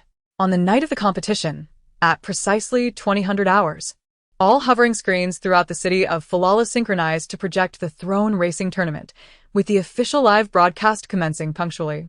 Good evening, dear audience. The exhilarating moment has finally arrived. Welcome to the live coverage of the round of 64 in the Throne Racing Tournament. I am your host, AK.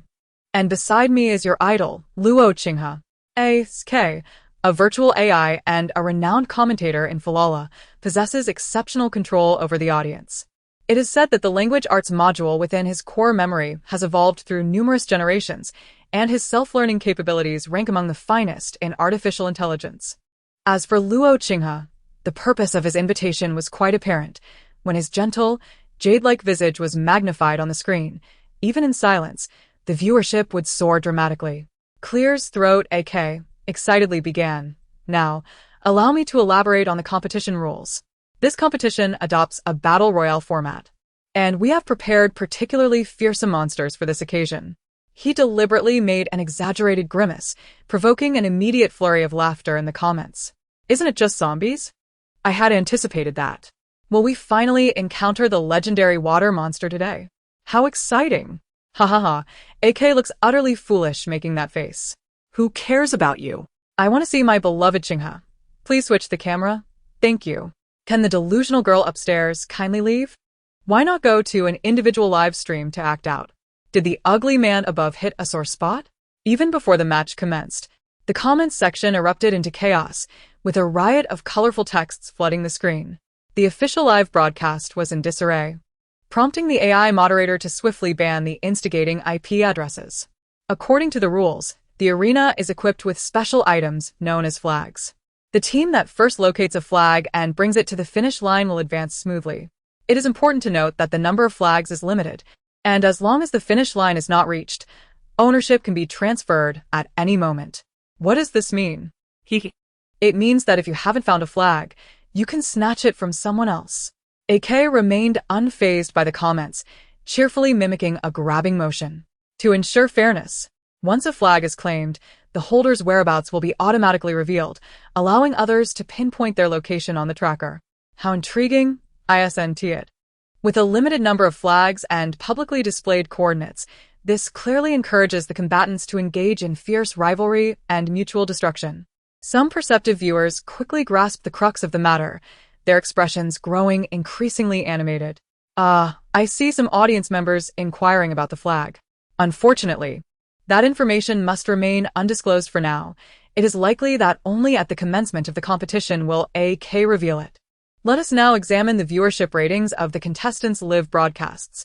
In first place is contestant Duanmuqi from 52 to 1, followed by Aaron, known as the Wild Rose, from 105 to 4, and our local contestant Feng Duona, from 114 to 3. What a gathering of handsome men and beautiful women. It seems appearances matter to everyone, huh? Gast a jest. The prowess of these contestants should not be underestimated. Viewers may also opt to pay to unlock the live broadcasts of their favorite contestants, allowing them to enjoy an immersive viewing experience. Interested in seeing Chingha? Certainly. Let us direct the camera to Chingha. Does Chingha have anything to say to the contestants? Luo Chingha, facing the camera, exudes poise and grace, leaving no room for critique, yet her gentle, ethereal eyes betray a hint of sternness. In this competition, where life and death hang in the balance, I urge all contestants to exert themselves to the fullest. At 2020, from the northwest corner of the Mirror Lake, the final batch of teams set forth. Song Ke and Su Xing stepped into the forbidden forest, the trackers on their wrists blinking brightly, accompanied by 2 drones. It wasn't too long before the duo arrived at the edge of a swamp. Sister, where do you think the flag will be? Surely, it cannot just be planted in the ground. Must we dig for it? Su Xing eagerly engaged her mind, sharing her conjecture. Suddenly, a flurry of dark shadows darted past them from behind, rendering Song Ke and Su Xing instantly silent. Amidst the profound depths of the swamp, a dozen peculiar creatures perched upon the branches, their gaze fixated upon them. Their eyes radiated an eerie green luminescence, their heads resembling that of a rodent, while their limbs and abdomens boasted the robust strength of a rabbit. Their backs were cloaked in coarse, dark fur, yet in the blink of an eye, they darted away with remarkable swiftness. Su Xing swallowed hard, suppressing his trepidation, his voice quavering slightly as he remarked, "They seem to be mutated rodents. Much like the cockroaches we encountered in the city, they are zombie mice." Song Ke lowered her voice to avoid startling the creatures. "Xiao Xing, take control." Su Xing splayed his fingers, and a delicate blizzard emanated from his palm, encasing the surface of the swamp in a layer of frost. His technique was executed with precision, perfectly covering the path of the advancing zombie mice. The range of the area of effect attack made evasion difficult, and the rodents' claws became encased in ice, causing their flight speed to diminish significantly, leading them to plummet from the air. The swamp and the ground melded into one indiscernible expanse. Song Ke refrained from recklessly charging forward. With a flick of her fingers, she launched a dozen luminous crescent-shaped daggers towards the horde, striking them squarely in the head and decimating a large number. She cautiously advanced 2 steps, intent on assessing the situation, when suddenly, a net, woven from an intricate web, descended from above, aiming directly for her head. Reacting swiftly, Song Ke rolled close to the ground, deftly evading the trap's grasp, while the corpses of the mice were swept away into the opposing side. Their intent was evidently to intercept her. Song Ke quickly raised her gaze. Hey. "We've claimed this area. You should go elsewhere," she asserted, her tone commanding as she addressed the short-haired woman Yu Hong. In the live broadcast room of Team 172, spectators indulged in schadenfreude as they flooded the screen with comments. "Is this for real? These two are so unfortunate, encountering lock you right at the start." With the bloodthirsty duo comprising the C-class weapon-wielding abilities of Ran Ting and Ran Li, surely the opponents are aiming for the fastest elimination record? Let us light a candle in silence. Yu Hong is formidable even in the D-class, you know? Her web is nearly impossible to break. The support rate for Team 172, lock you, was commendable at 76, as the abilities in the team included 1 using nets and 2 employing ropes, earning them the nickname of a binding combination. Song Ke remained fixated on them, her feet firmly planted. Su Xing, aware of her reticence, boldly stepped forward to serve as her voice. "You didn't even write your names here. What gives you the right to drive us away? We were the ones who took down those rat zombies. So return them to us. With so many adults around, can't you fend for yourselves? Always looking for handouts without lifting a finger is utterly shameless." Although those zombie rats were far from noble creatures, their theft felt unjustly irritating. Perhaps due to spending too much time with Zhuang Qingyan, Su Xing's talent for sardonic mockery had grown significantly. "You little ghost, still relying on your mother's milk, and yet you come here to seek death?" The twins, stung by his insults, lost their composure, disregarding that Su Xing was merely a child. Without uttering a word, they unleashed their wrath, the crimson ropes slithering like venomous serpents, aiming directly to strangle him. 2 burly men wielding steel knives circled around the swamp, advancing menacingly towards Su Xing, seizing the moment. Yu Hong once again unleashed the soft net, casting it 4 times in quick succession. Although she failed to ensnare Song Ko, she effectively blocked her escape route, trapping her in place. The intentions of these individuals were unmistakably clear. They aimed to eliminate the insolent child first. Su Xing maneuvered through the forest, evading their attacks with agility, occasionally rolling on the ground. His specialized training was not in vain. Despite appearing somewhat disheveled, his diminutive stature and serpentine movements allowed him to evade the ropes that sought to ensnare him. Ran Ting wore a mocking expression, disdainfully scoffing. "Oh, so you're just a master of words? I expected you to possess some real skills, yet all you do is roll around." Su Xing remained silent, focusing solely on his escape, his lips tightly sealed. Meanwhile, Song Ke smirked within the confines of the soft net. In this apocalyptic world, one must never underestimate any ability user. The repercussions of underestimating Su Xing would soon become apparent to them. Su Xing cleverly led the 2 men with steel knives towards the swamp. Being lighter in weight, he swiftly darted across to the opposite bank. While the 2 hefty men were not so fortunate, they plunged into the swamp, the dark sludge engulfing their calves. Ran Ting and Ran Li were momentarily disoriented as a flurry of snow descended, and sharp black ice shards shot forth from beneath the swamp, slicing through the ropes with precision, splattering mud across their faces. They spat out the muck, their expressions mirroring each other, blackened like coal. In the next instant, both men's faces paled in unison. Su Xing had vanished. Yu Hong shouted anxiously from behind. "He has gone." "No, that woman has also disappeared." The twins were momentarily taken aback, turning their heads towards the direction of the soft net. Indeed, Song Ke had vanished. Suddenly, a fierce wind and snow surged around them, the biting cold making it impossible to open their eyes. Where could she have gone? A brilliant blue light illuminated the horizon. A slender figure dashed through the treetops, suddenly leaping into the air and flipping downwards. Song Ke drew a long and a short spiritual weapon dagger from behind, swiftly delivering 2 consecutive strikes. The crimson soft net, as fragile as paper, shattered at the impact, unable to withstand even a single blow. With her abilities obliterated, her mental fortitude suffered a grave blow as well. Her mind went hazy, and she collapsed, succumbing to unconsciousness. Arrogant. Thinking they could bully our ranged fighter in my presence, did they believe I was non-existent? Song Ke leaped to the opposite bank, her blades relentless, targeting the twins. The ethereal blue daggers clashed against the scarlet ropes, only to be ensnared by them. With a deft upward flick, the dark light vanished, and the ropes disintegrated into fragments.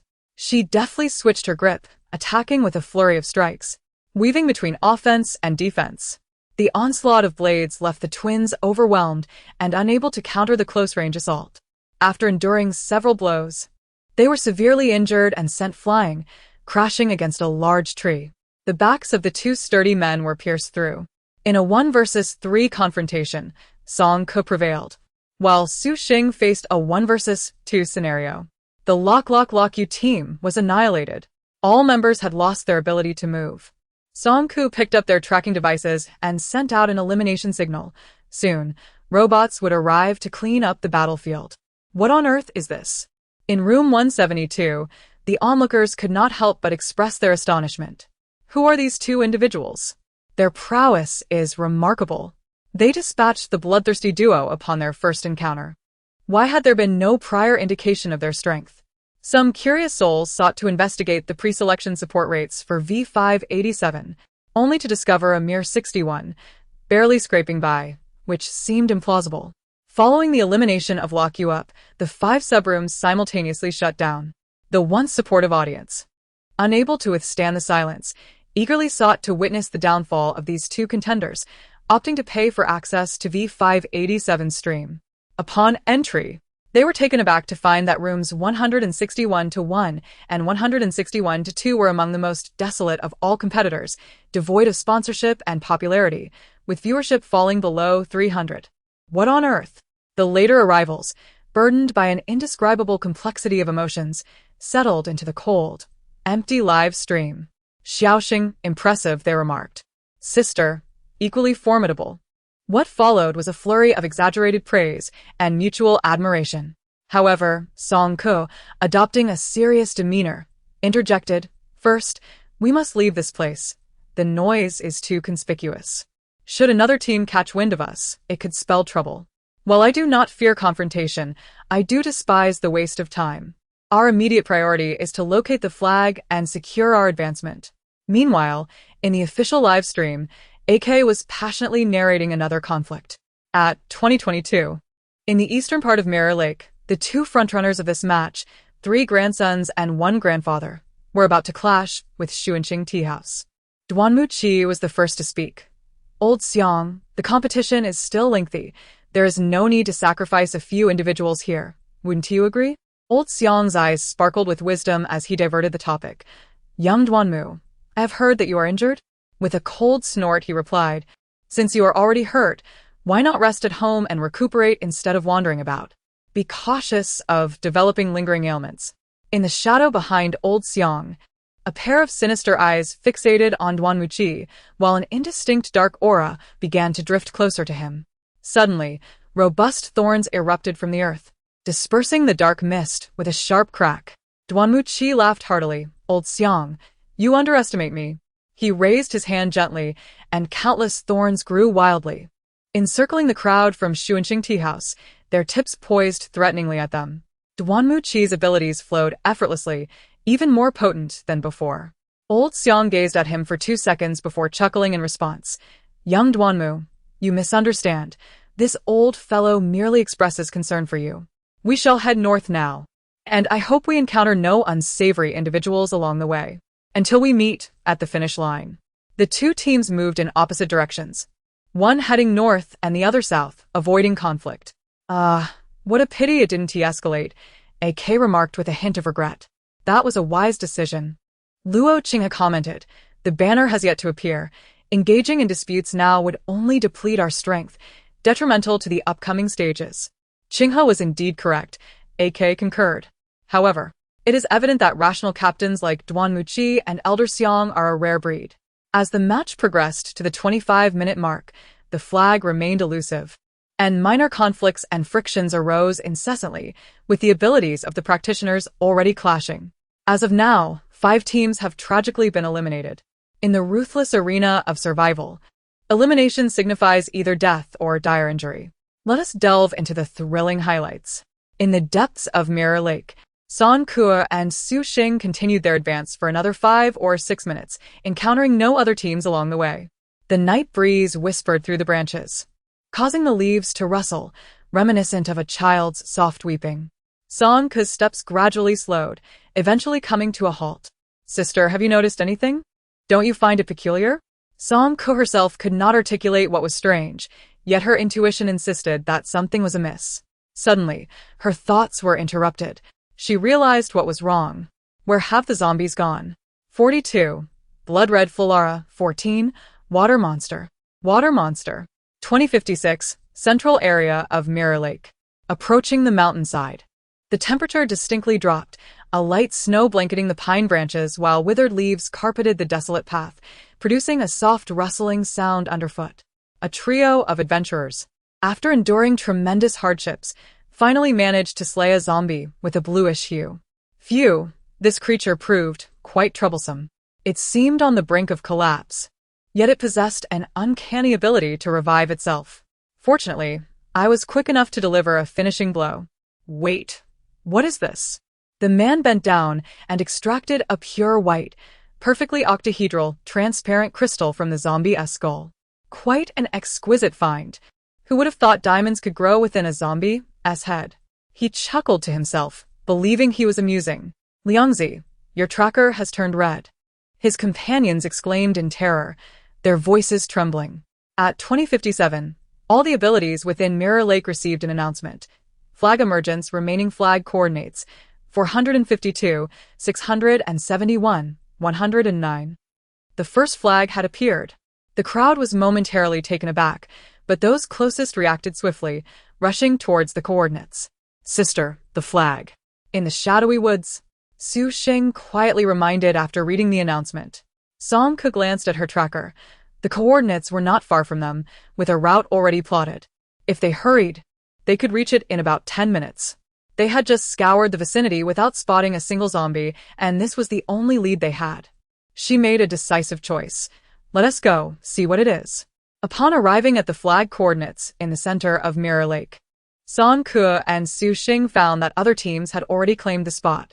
Rather than recklessly charging in, they found a concealed large tree to observe the situation.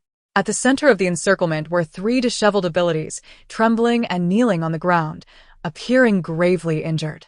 I say, don't be so stingy. Let us see what the flag is, will you? A robust ability crossed his arms and casually remarked to the trio before him. Is this a survival game where one must still adhere to civility? To ascertain the truth, one could simply eliminate him. His impatient teammate acted impulsively, transforming his palm into a fist, channeling his energy towards the trio. With a resounding impact, the individual named Liang, endowed with extraordinary abilities, was instantaneously vanquished. Blood spilling profusely onto the ground, accompanied by the clatter of a translucent object tumbling from his body.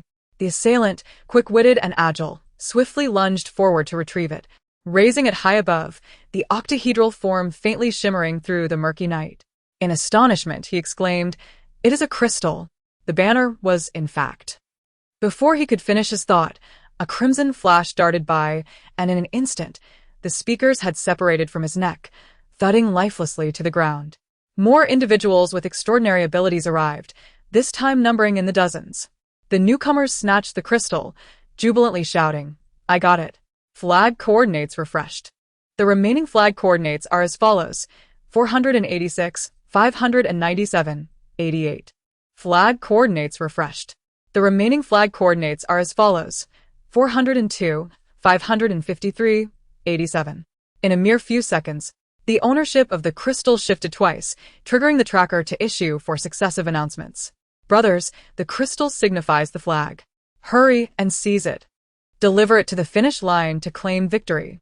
Amidst the chaotic environment, someone, eager for turmoil, shouted a provocative remark, suddenly awakening those around him. Various powers ignited, disregarding all else as they engaged in a frenzied battle, intent on bloodshed and plunder. Song cautiously pulled Su back, wishing to avoid becoming collateral damage. Suddenly, her mental acuity sensed something, and she gazed intently in a specific direction. As the conflict among the crowd intensified, a deep, menacing roar echoed from behind them. In the shadows, Song Ke noticed 3 entirely azure-hued zombies emerging from the forest, their fists pounding the ground with resounding force, sending clouds of dust and debris into the air as if the very earth trembled beneath their might. These were evolved zombies.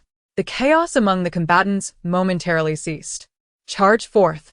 The crystals fall from the evolved zombies. By vanquishing these creatures, we shall seize the crystals and ascend. The voice that had previously stirred the waters rose again, adding fuel to the fire. Several errant wind blades sliced through the foliage concealing Song Ke, compelling her to retreat once more. The battleground was in disarray, with the combatants unable to distinguish friend from foe, unleashing their area of effect abilities indiscriminately. This individual is formidable. The devastation wrought by the 3 evolved zombies was astonishing, and with the combatants harboring ulterior motives and fighting for their own gains, they found themselves unable to dispatch these foes, instead being suppressed in return. Just a month prior, the extermination of evolved zombies had been an A-level commission for Flera, yet now, it had evolved into mere fodder for the throne's competition. Song Ke realized. No wonder she had not encountered any ordinary zombies along the way. The true protagonists of this contest were the evolved zombies, adorned with crystals. What exactly does that Ilya intend to achieve? The rules state that the number of flags is limited. How many evolved zombies has he truly brought forth? In the clearing by the lakeside, several evolved zombies suddenly surged forth, their fists crashing down onto the ground, sending powerful shockwaves radiating outward. A line of individuals in the inner circle lost their footing, being swept away by the oncoming gusts, hurtling uncontrollably towards the center of the lake. Just as they were about to plunge into the water, the mirror-like surface of the lake rippled, creating concentric circles of disturbance. A colossal creature leaped from the water, opening its gaping maw to devour several of the extraordinary beings. A gigantic aquatic monster, exceeding 30 meters in length, emerged before the onlookers. Its head was small and flat. nearly devoid of visible eyes, resembling a slick deep-sea eel at first glance, yet its back was adorned with tough scales. After a hearty feast, the creature, akin to an enormous elephant, shook its trunk and silently submerged into the depths. In the official live stream, AK dramatically cupped his face and screamed in exaggerated terror. Dozens of drones focused on the center of the mirror-like lake, where AK, initially immersed in passionately narrating the chaotic battle among the extraordinary beings, was suddenly confronted with this horrifying spectacle. To amplify the atmosphere, he let out a piercing shout, instantly pushing the live stream's viewer count to a peak. Not only AK, but also the millions of viewers engrossed in the live broadcast were nearly petrified by the sudden appearance of the monster. 3 extraordinary zombies were ultimately vanquished amidst the fray, collapsing one after another, their crystalline cores swiftly extracted. The team that captured the flag, disregarding all else, turned and fled, while others, unwilling to let their efforts go to waste, clenched their teeth and pursued. With another monstrous presence lurking nearby, the extraordinary beings dared not linger. In a frenzy, they dashed through the woods, desperate to escape the perilous zone. The surface of the lake bubbled with countless tiny bubbles, and in the next moment, the monster surged upward once more. Stretching its lengthy neck forward, it snatched a few extraordinary beings who had failed to flee in time from the shore. The panicked crowd scurried like headless flies, with several individuals rushing toward the towering trees where they sought refuge. Song Ke furrowed her brow, assessing the situation before making a decision. Xiao Xing, retreat, quickly. Just then, one of the psychics, who had been seized by the water monster, suddenly felt a surge of power as the color of his pupils deepened. The space around him warped, and he vanished from his original position, reappearing in an open area several dozen meters away.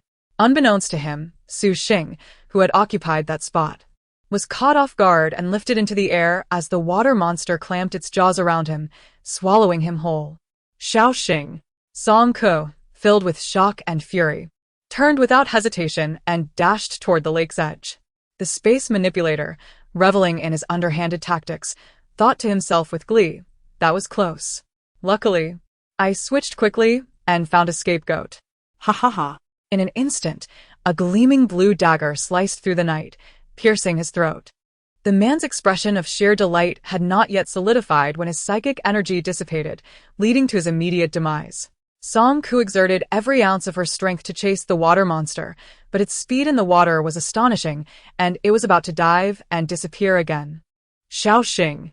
In a desperate leap, Song Ke soared through the air like a meteor, landing on its back and plunging her short blade into its skull. The water monster howled in agony, its body twisting violently as its massive tail swept through the air, striking Song Ke and sending her crashing to the ground. Losing her footing, she slid off its slick back. Meanwhile, the number of viewers in room 161 to 1 surged dramatically. 10, 000, 50, 000, 100, 000. Soon surpassing 150. 000. The spectacle was utterly exhilarating, leaving the audience glued to their screens, jaws agape in astonishment. As Song Ke plummeted, a wave of anxiety surged through the hearts of countless spectators. Upon her emergence, her expression relaxed momentarily, only to tighten again as the once calm surface of the lake erupted into tumultuous waves, transforming into sharp torrents that shot towards her like deadly arrows. This was a zombie water beast, or rather, a creature imbued with otherworldly powers. The drone's lens was splattered with droplets, providing an immersive first-person experience that enveloped the viewers in an inexplicable chill. Amidst the torrential downpour, none noticed the subtle frost forming around the creature's swirling waters. Confronted with the piercing raindrops, Song Ke's palm trembled as she summoned the spirit weapon, an umbrella that once reigned supreme in the Flower City. The expansive canopy acted as an indomitable shield, deflecting the onslaught of arrows. Swiftly, she retracted the umbrella, revealing a magnificent, over 2-meter-long, coldly gleaming saw that solidified in her grasp. With the blade pointed downwards, she sliced through the water beast's head and neck with raw force, as if severing burlap sacks. The creature's flesh tore apart, its vibrant red innards and dark blood gushing forth, staining the mirror-like lake a deep crimson. Its elongated neck fell heavily to the shore. Ah! AK seemed to sense the heart-wrenching agony, his expression contorted as he clutched Luo Qinghe tightly, unable to do anything else but embrace himself. The livestream's chat was bombarded with an array of exclamations and praise. As black blood splattered around, Song Ke desperately tore at the beast's skin while shouting urgently, "Xiaoxing, where are you?" "Sister, I am here." A feeble voice emerged. "I am fine." Perhaps due to the repeated training by Zhuang Qingyan, Su Xing had become accustomed to it. Thanks to that, whenever his feet left the ground uncontrollably, he would instinctively release ice shards to shield himself. Fortunately, this barrier prevented him from being shredded by the creature's sharp teeth. Instead, he narrowly escaped death, slipping into its throat. Song Ke glanced down and finally spotted Su Xing amidst the mangled remnants of the digestive tract. Su Xing was remarkably resilient. After becoming lodged in the throat, he had deliberately released several elongated ice shards to block the descending passage. At that moment, he lay on the icy surface, unharmed except for being covered in the foul-smelling saliva and mucus. Moreover, while Song Ke battled the creature, he had continuously attempted to save himself, relentlessly unleashing his powers in an effort to slice his way out of the creature's belly. Come out. Song Ke slid in, reaching out to him. Su Xing stepped onto the icy steps and nimbly climbed out. However, upon emerging, he was met not with the fresh air he anticipated, but rather with a nauseating stench that made him dizzy, causing him to retch violently over the lake's surface. After several seconds, Song Ke finally emerged, her hair and face covered in mucus.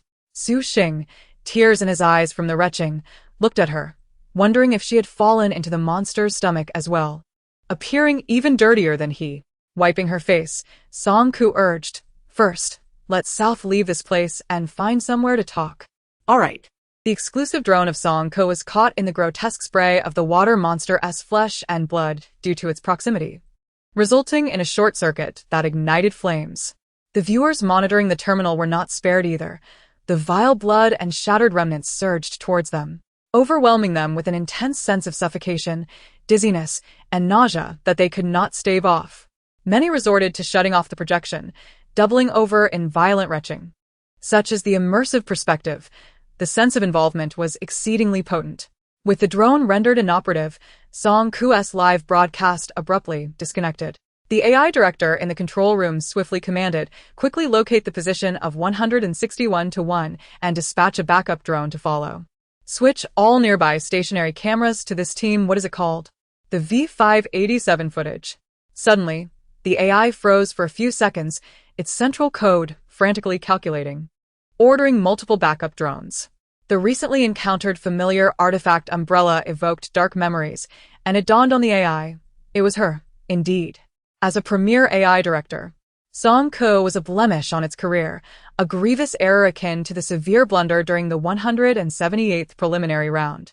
It absolutely would not allow such a mistake to occur again.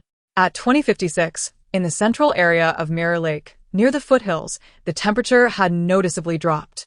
A thin layer of snow blanketed the pine branches, and withered leaves carpeted the desolate path, crunching underfoot.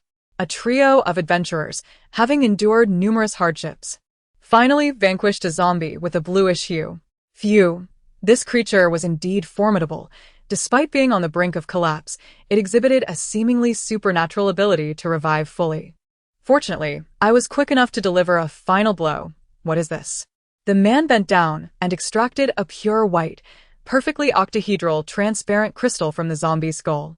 Quite an unusual find. Who would have thought that diamonds could grow within a zombie's head?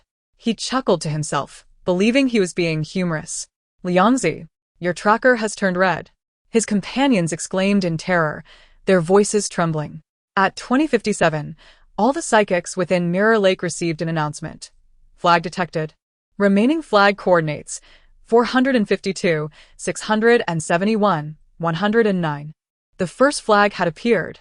The crowd was momentarily stunned, but those closest reacted swiftly, rushing towards the coordinates. "Sister, the flag." In the dimly lit forest, Su Xing quietly reminded after reading the announcement. Song Ke glanced down at her tracker. The coordinates were not far away, and with route navigation, they could reach it in approximately 10 minutes. They had just searched the vicinity without even a glimpse of a zombie, and this was their only lead. She promptly made her decision. Let us go and take a look.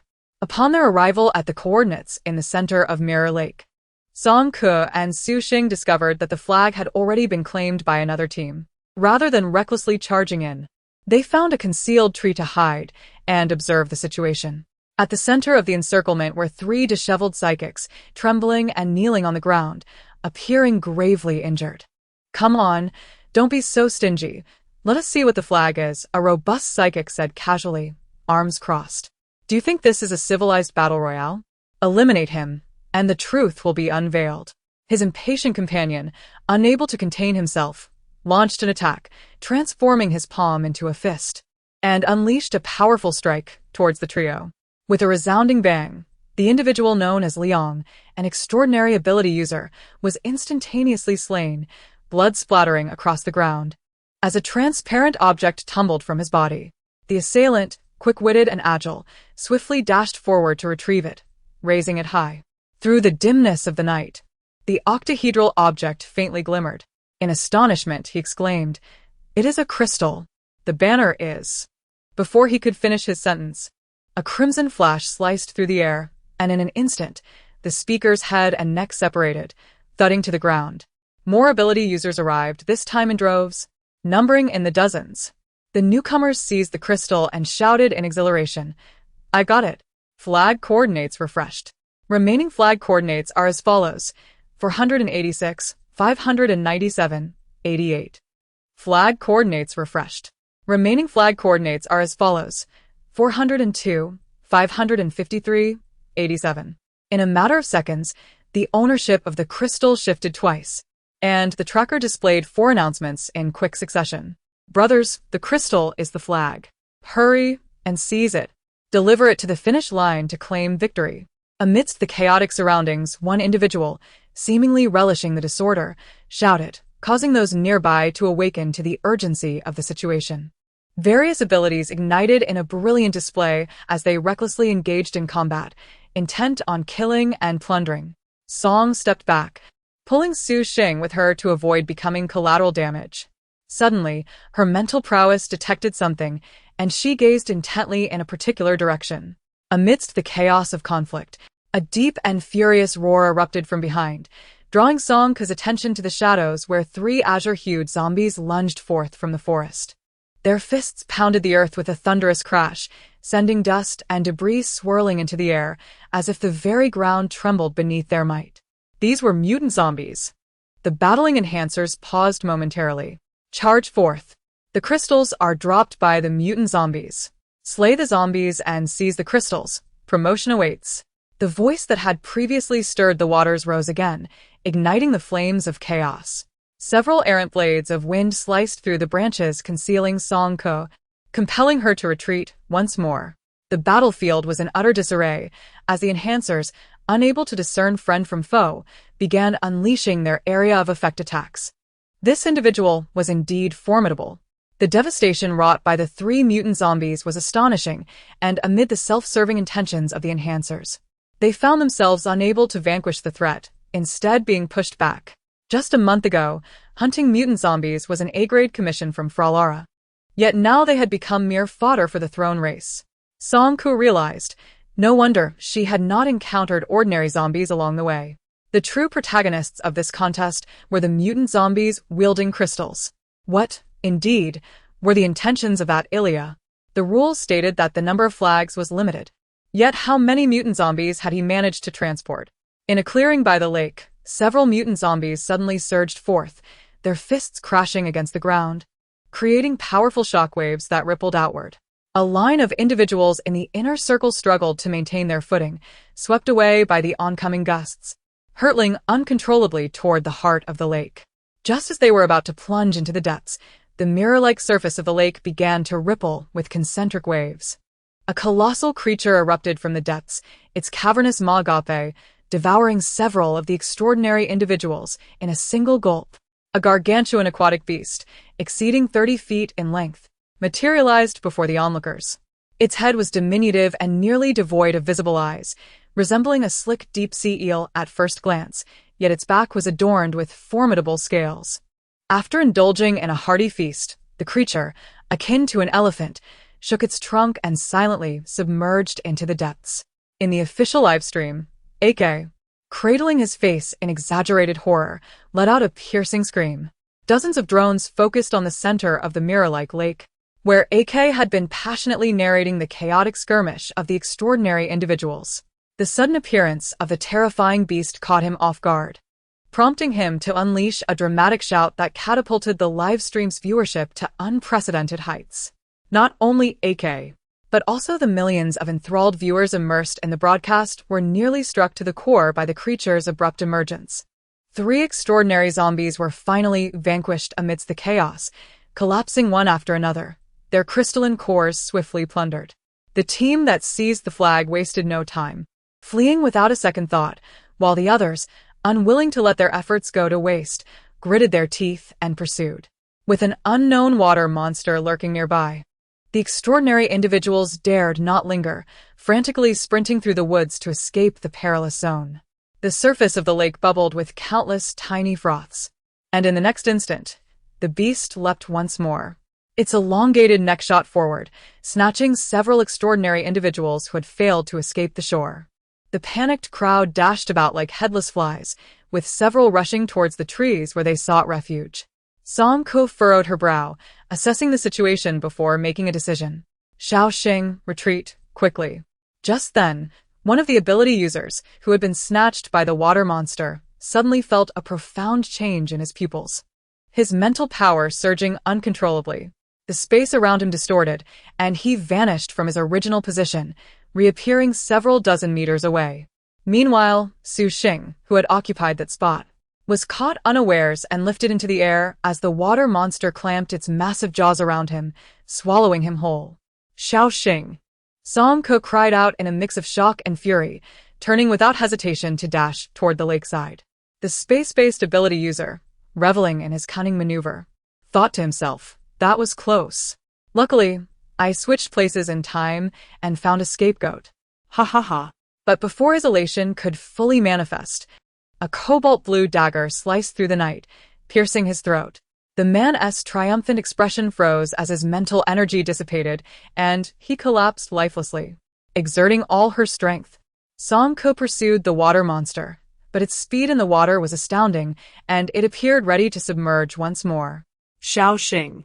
In a moment of desperation, Song Ko leaped into the air like a shooting star, landing on the creature's back and driving her short knife into its skull. The water monster let out a pained howl, its body writhing in agony. With a powerful sweep of its massive tail, it struck Song Ko down, causing her to lose her grip and slide off its slick back. Meanwhile, the viewer count in live stream room 161 to 1 surged dramatically. 10, 000, 50, 000, 100, 000. It quickly surpassed 150, 000. The scene was utterly exhilarating, leaving the audience glued to their screens, jaws agape in astonishment. As Song Ko plummeted, an overwhelming sense of tension gripped the hearts of countless spectators. Upon her emergence, her expression momentarily relaxed, only to tighten again in an instant. The previously tranquil surface of the lake erupted into tumultuous waves, transforming into sharp torrents resembling arrows, hurtling towards her. This was no ordinary creature. It was a water-dwelling abomination. Or rather, a supernatural entity. The drone's lens caught droplets of water, immersing the viewers in a chilling first-person perspective. Amidst the torrential downpour, no one noticed the subtle frost rising around the water creature. Faced with the rain-like arrows poised to pierce her, Song Ko's palm trembled. The once-feared spiritual artifact, an umbrella, resurfaced in her hands. The expansive canopy acted as an impenetrable shield, deflecting the lethal projectiles. Swiftly retracting the umbrella, she conjured a cold, elegant saw, its blade extending over 2 lengths, poised downward. With brute force, she sliced through the water creature's head and neck as if severing a burlap sack. The zombie-like water monster's flesh tore apart, its vibrant red tissue and dark blood sprang forth, staining the mirror like a deep crimson. Its elongated neck fell heavily to the shore. Ah! AK seemed to sense the agonizing pain, his expression contorted as he clutched Luo Qinghe tightly. Unable to do anything but embrace himself. The Livestream's comment section exploded with a flurry of reactions, filled with exclamations of shock and awe. As black blood splattered, Song Ke frantically peeled away the creature's skin, urgently shouting, "Xiaoxing, where are you?" "Sister, I am here." A feeble voice emerged, "I am fine." Perhaps due to the numerous times he had been hoisted by Zhuang Qingyan, Su Xing had grown accustomed to it. Thanks to him, whenever Su Xing's feet inadvertently left the ground, he would instinctively summon ice spikes for protection. It was this layer of defense that spared him from being torn apart by the creature's sharp teeth when it engulfed him. Instead, he narrowly escaped death, sliding down its throat. Song Ke peered down and finally spotted Su Xing amidst the shredded remnants of the digestive tract. Su Xing, displaying remarkable resilience, had wedged himself in the esophagus and deliberately conjured several elongated ice spikes to block the descent. At that moment, he lay upon the icy surface, his body marred only by the foul saliva and mucus that clung to him, miraculously unharmed. Moreover, while Song Ke battled the creature, he had continually attempted to rescue himself, unleashing his powers in an effort to cut through the monster's belly and escape. Come, emerge. Song Ke slid in and extended her hand toward him. All right. Su Xing stepped onto the icy staircase and deftly climbed out. However, upon his emergence, he was not greeted by the fresh air he had hoped for. Instead, the stench overwhelmed him, causing him to retch violently over the lake's edge. After several seconds, Song Ke finally surfaced, her hair and face drenched in mucus. Su Xing. Tears blurring his vision from the retching, looked at her with wide eyes, wondering if she had also fallen into the monster's belly. For she appeared even more soiled than he. Wiping her face, Song Ke urged, "First, let us leave this place and find somewhere to converse." Very well.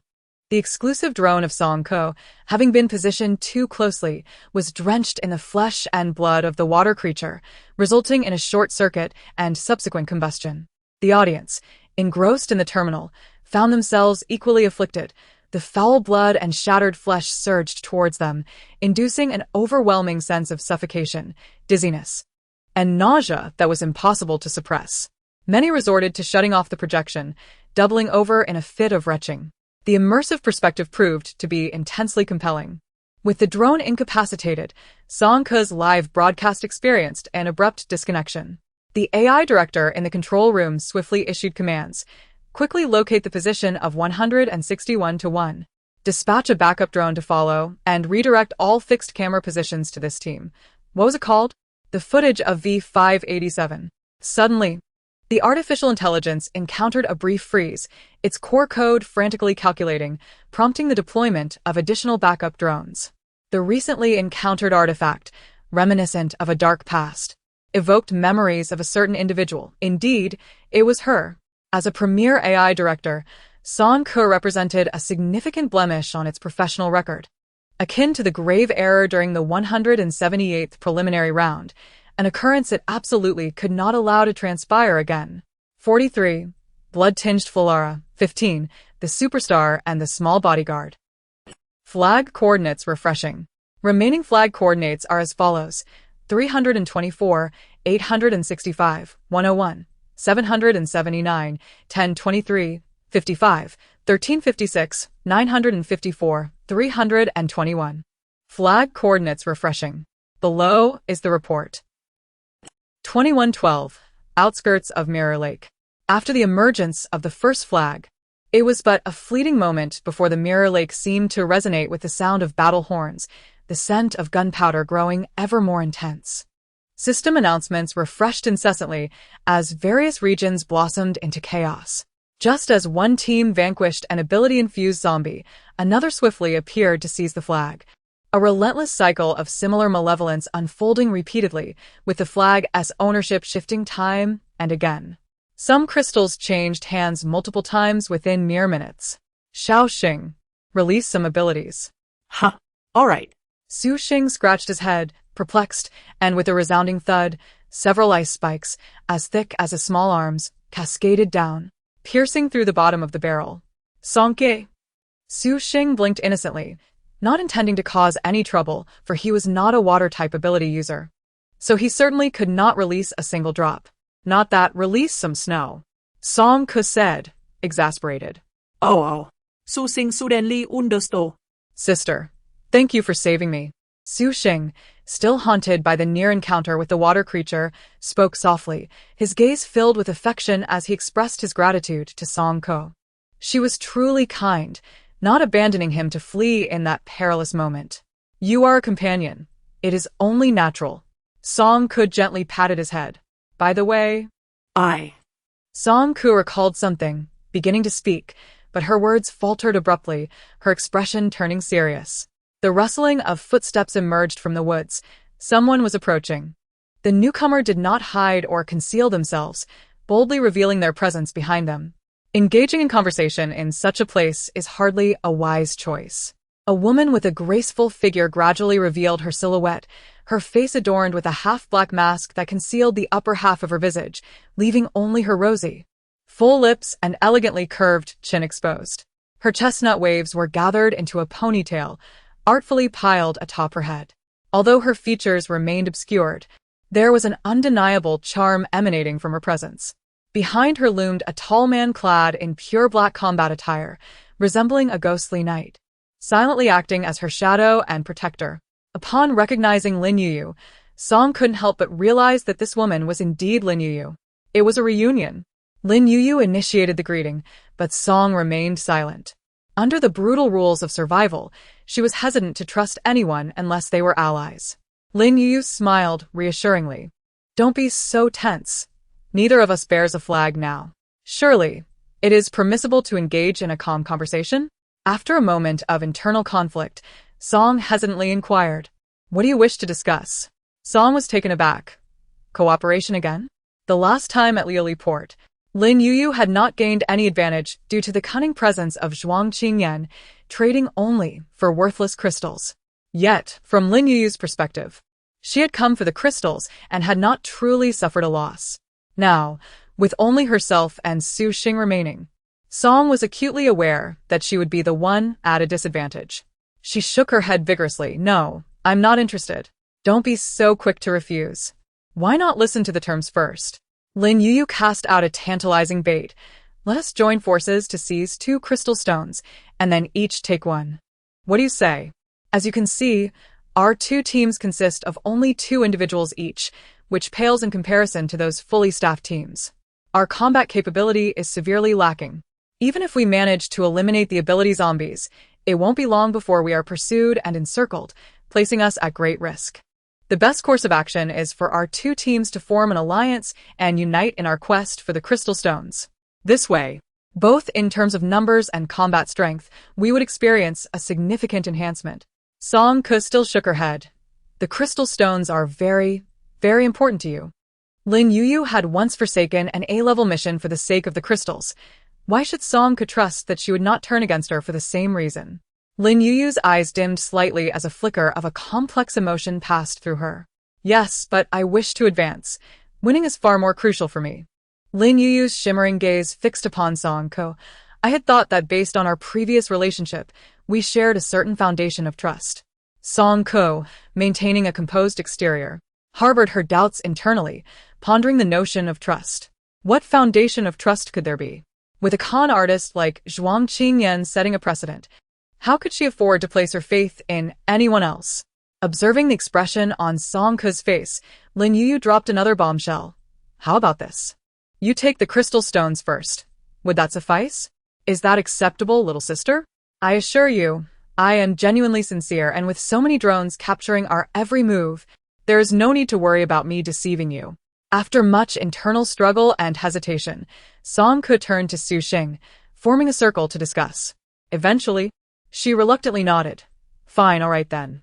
As Lin Yuyu aptly noted, the likelihood of success for the quartet is evidently much higher, and one could even seize the crystal stones first. It appears to be a risk-free endeavor. Or, at least it should be, right? I shall place my trust in the enchanting sister once more. Following the establishment of a preliminary cooperative intent, the 4 companions set forth together. Although Song Ke and Su Xing maintained a certain distance from the other 2, Su Cha took the initiative to assume the role of scout. Showcasing his remarkable skills in concealment, akin to a chameleon, he could seamlessly merge into the shadows, becoming one with the surrounding environment. Even when Song Ke focused intently on his movements, it took considerable effort to discern his true position. Stealth, evasion, assassination, and poison. It is no wonder he emerged from the rainforest unscathed. In the mirrored lake setting, Su Cha thrived effortlessly, navigating with grace. However, a new question began to gnaw at Song Ke's mind. Why would someone like Su Cha, with such formidable abilities, team up with the renowned star Lin Yuyu and comply with her every command? The undertaking of A-level missions and the act of slaying the zombie Zhang Lei. Whatever Lin Yuyu dictated, Su Cha executed without hesitation. Song Ke, filled with curiosity, pondered deeply before, with little hope, voicing his inquiry. Why did you choose to form a team? You mean Su Cha? Lin Yuyu's crimson lips curled slightly. Strictly speaking, he is my bodyguard. Song Ke's eyes widened in astonishment, his mind echoing with an unworldly exclamation. Wow, a bodyguard? So, even the stars of District C truly require protection when they venture out? How astonishing! Lin Yuyu playfully teased her, asking, so, after that day, you didn't secretly search for my name? At that moment, Lin Yuyu's demeanor and appearance were utterly distinct from her public persona. She had donned a special guise. Wearing a privacy mask, even with drones hovering nearby, an unremarkable competitor like her had little to fear from exposure, provided she refrained from foolishly proclaiming, I am Lin Yuyu. Song Ke felt a faint blush creep onto her cheeks, contemplating inwardly. Not only did I search, but I also listened to your hit song Thank You for Loving Me countless times. I nearly memorized it. The childish thoughts were clearly written on her face, and Lin Yuyu seemed to find her expression exceptionally endearing, chuckling softly. Song Ke's voice was barely a whisper. But, your words are so beautiful. Lin Yuyu twirled a strand of her ponytail, carelessly replying, Isn't it quite normal for a stray dog to be picked up and remain loyal to its owner? A stray dog, an owner. Song Ke was left speechless, marveling at Lin Yuyu's unremarkable yet brilliant metaphor. From the shadows ahead, Su Cha paused momentarily, casting a glance in their direction, evidently having overheard the starlet's description of him. However, his expression remained unchanged as he calmly accepted his new title. Lin Yuyu covered her lips with a smile, delicately pointing at Su Xing. And you criticize me? This child is quite attached to you too. Isn't he? Su Xing instinctively nodded in agreement. Indeed, he relished being close to his sister. Wait a moment, did this lady just liken him to a puppy? How annoying. Just like Zhuang Qingyan. Su Xing suppressed his anger, secretly revealing a tiny canine tooth. Flag coordinates refreshed. Remaining flag coordinates announced. 195, 773, 218. Song Ke and Lin Yuyu paused their conversation, momentarily taken aback. The newly refreshed flag was alarmingly close, almost brushing against their faces. As the announcement echoed, a hoarse roar emanated from the mountainside ahead. Was the crystal ability zombie still alive? Lin Yuyu and Song Ke exchanged a swift glance, and without hesitation, they decided, quickly, there might still be a chance to seize it. The four of them accelerated with all their might, racing towards the flag coordinates. Upon reaching the mountainside, they witnessed a fierce battle unfolding. A rough estimate revealed 3 distinct groups clashing. On the ground lay a fallen ability zombie, its skull shattered and crystals extracted. Yet another one still breathed. However, this remaining zombie was on the brink of collapse, barely holding on. Anxiously, they whispered. This was not the time to consider the order of arrival. Song Ke and Su Cha leapt into action simultaneously, hurtling towards the center of the fray. Su Xing took the opportunity to unleash several ice shards, disrupting the abilities of those present. Song Ke drew his twin blades, while Su Cha's dagger glimmered with a dim green light, both aimed at the zombie's head. All the ability users were racing against time, launching powerful attacks at the zombie, which was rapidly nearing death. Just then, the defiant zombie began to tremble, its body swelling like an inflating balloon, expanding dozens of times in size, before erupting with a resounding blast. Quick, take cover. After the flesh burst apart, Dismembered limbs soared through the air, with a few scattered pieces striking the ability's users. Instantly, an unbearable stench of decay permeated the atmosphere, while crimson smoke ascended, enveloping all in its embrace. Song could barely see, relying solely on her memory to direct her blade towards the zombie's cranium. As the long knife plunged into the skull and twisted, she was dismayed to find it empty. The crystal had already been extracted. Moments later, the blood mist gradually dissipated, leaving the ability's users unscathed, albeit with expressions of disgust and discomfort. She then glanced at her companion, Su Cha, who stood empty-handed, his eyes drooping in apparent displeasure. Indeed. Su Cha pressed his lips together and shook his head towards Lin Yu.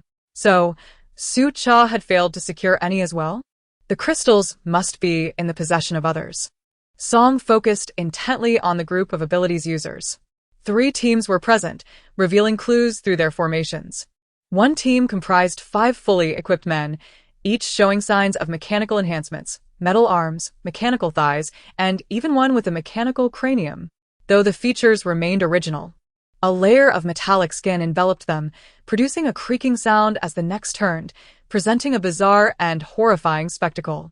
Another squad of 4 was entirely female, with darker skin tones, clad in alluring and provocative attire, each boasting long legs. They sported New Age firearms strapped to their calves and arms. Unfortunately, Song lacked the knowledge to identify them. Had Zhuang Qingyan been present, he would have recognized them immediately. The Super Eagle, the Viper handgun, and the Barrett M82A1 sniper rifle, each a formidable weapon capable of catastrophic destruction. The tall woman at the forefront was particularly striking, adorned in short boots and hot pants. Her chestnut-hued buzz cut accentuating her fierce demeanor. A particle Gatling gun rested on her shoulder, ready to send anyone she deemed unsatisfactory soaring into the heavens. This group was also recorded in Zhuang Qingyan's dossier, Team 105, known as Gunpowder Roses. As for the third team, at least from an outward appearance, they seemed the most conventional. Their members, both male and female, sported bold eyeliner and smoky makeup. However, in the shadow of the first 2 teams, they appeared somewhat diminished. Moreover, their faces were unfamiliar to Song, confirming that they did not fall within the realm of those Zhuang Qingyan had warned her to be vigilant against. Now the pressing question arose: which team had seized the crystal amidst the chaos? As Song pondered this, the system announcement reappeared. Flag coordinates refreshed. The remaining flag coordinates are as follows: 195, 773, 218, 195, 773, 218. Song was momentarily taken aback. The coordinates provided by the tracker were organized by proximity to the current receiver, so why were they repeated? Was there an error in the announcement? No. She quickly realized that the announcement was indeed correct. There had originally been 1 flag here, and with the recent elimination of the second ability zombie, there were now 2 crystals and 2 flags on site. Hey. Who snatched the crystal? Do you dare to admit it? Others evidently received the same announcement. From the third team, a sweet-faced girl with doll-like features stepped forward, her voice ringing clear like a melodious lark. Song was puzzled. Who was this person? A subtle, alluring whisper caressed her ears. Her name was Feng Duona, hailing from Team 114, Star of Fulara. A sudden shiver ran through Song Ko, prompting her to instinctively touch her ear. The people around her remained oblivious, seemingly unaware of any anomaly. Thus, only she could perceive the sound. Stealing a glance at Lin Yu, she found her counterpart winking back. Do you know her? Song Ko was at a loss for how to communicate with Lin Yi, and quietly murmured to the air. Lin Yi must have heard, as a low voice continued to resonate in her ear. Feng Duona is merely a nobody. Why would I need to know her? As for Eileen, we share only a nodding acquaintance. Oh. Song Ko could not fathom the social circles of the stars, and naively nodded in agreement. Meanwhile, Feng Duona, realizing that no one was paying her any heed, swiftly altered her strategy, preparing to take them down one by one. She first directed her attention to the Ananites, pointing at the first deceased zombie on the ground. If I am not mistaken, you have already taken the crystal from this zombie, haven't you? Upon their arrival, this group of brutish machines had just dispatched the first zombie, and shortly thereafter, the system issued an announcement. Foam Duona was utterly convinced that they indeed possessed the goods. Then why are you still stealing? It is clear that only one crystal is needed for advancement, she reproached indignantly. From the Ananites, the most grotesque of the mechanical heads, let out a mocking laugh. Who do you think you are? Are you instructing me on how to conduct my affairs? You. Foam Duona exclaimed, startled and enraged. The demeanor of another mechanical leg was equally condescending, casting a disdainful glance her way. You already know we have the crystals, yet you foolishly inquire again? The piece we just discussed was not seized by us, but rest assured, this portion in our possession will not be relinquished. If you wish to engage in combat, then do so without further prattle. Foam Duona fixed her gaze upon them for several moments before turning towards Guns N' Roses. All eyes converged upon Song Ku and her companions.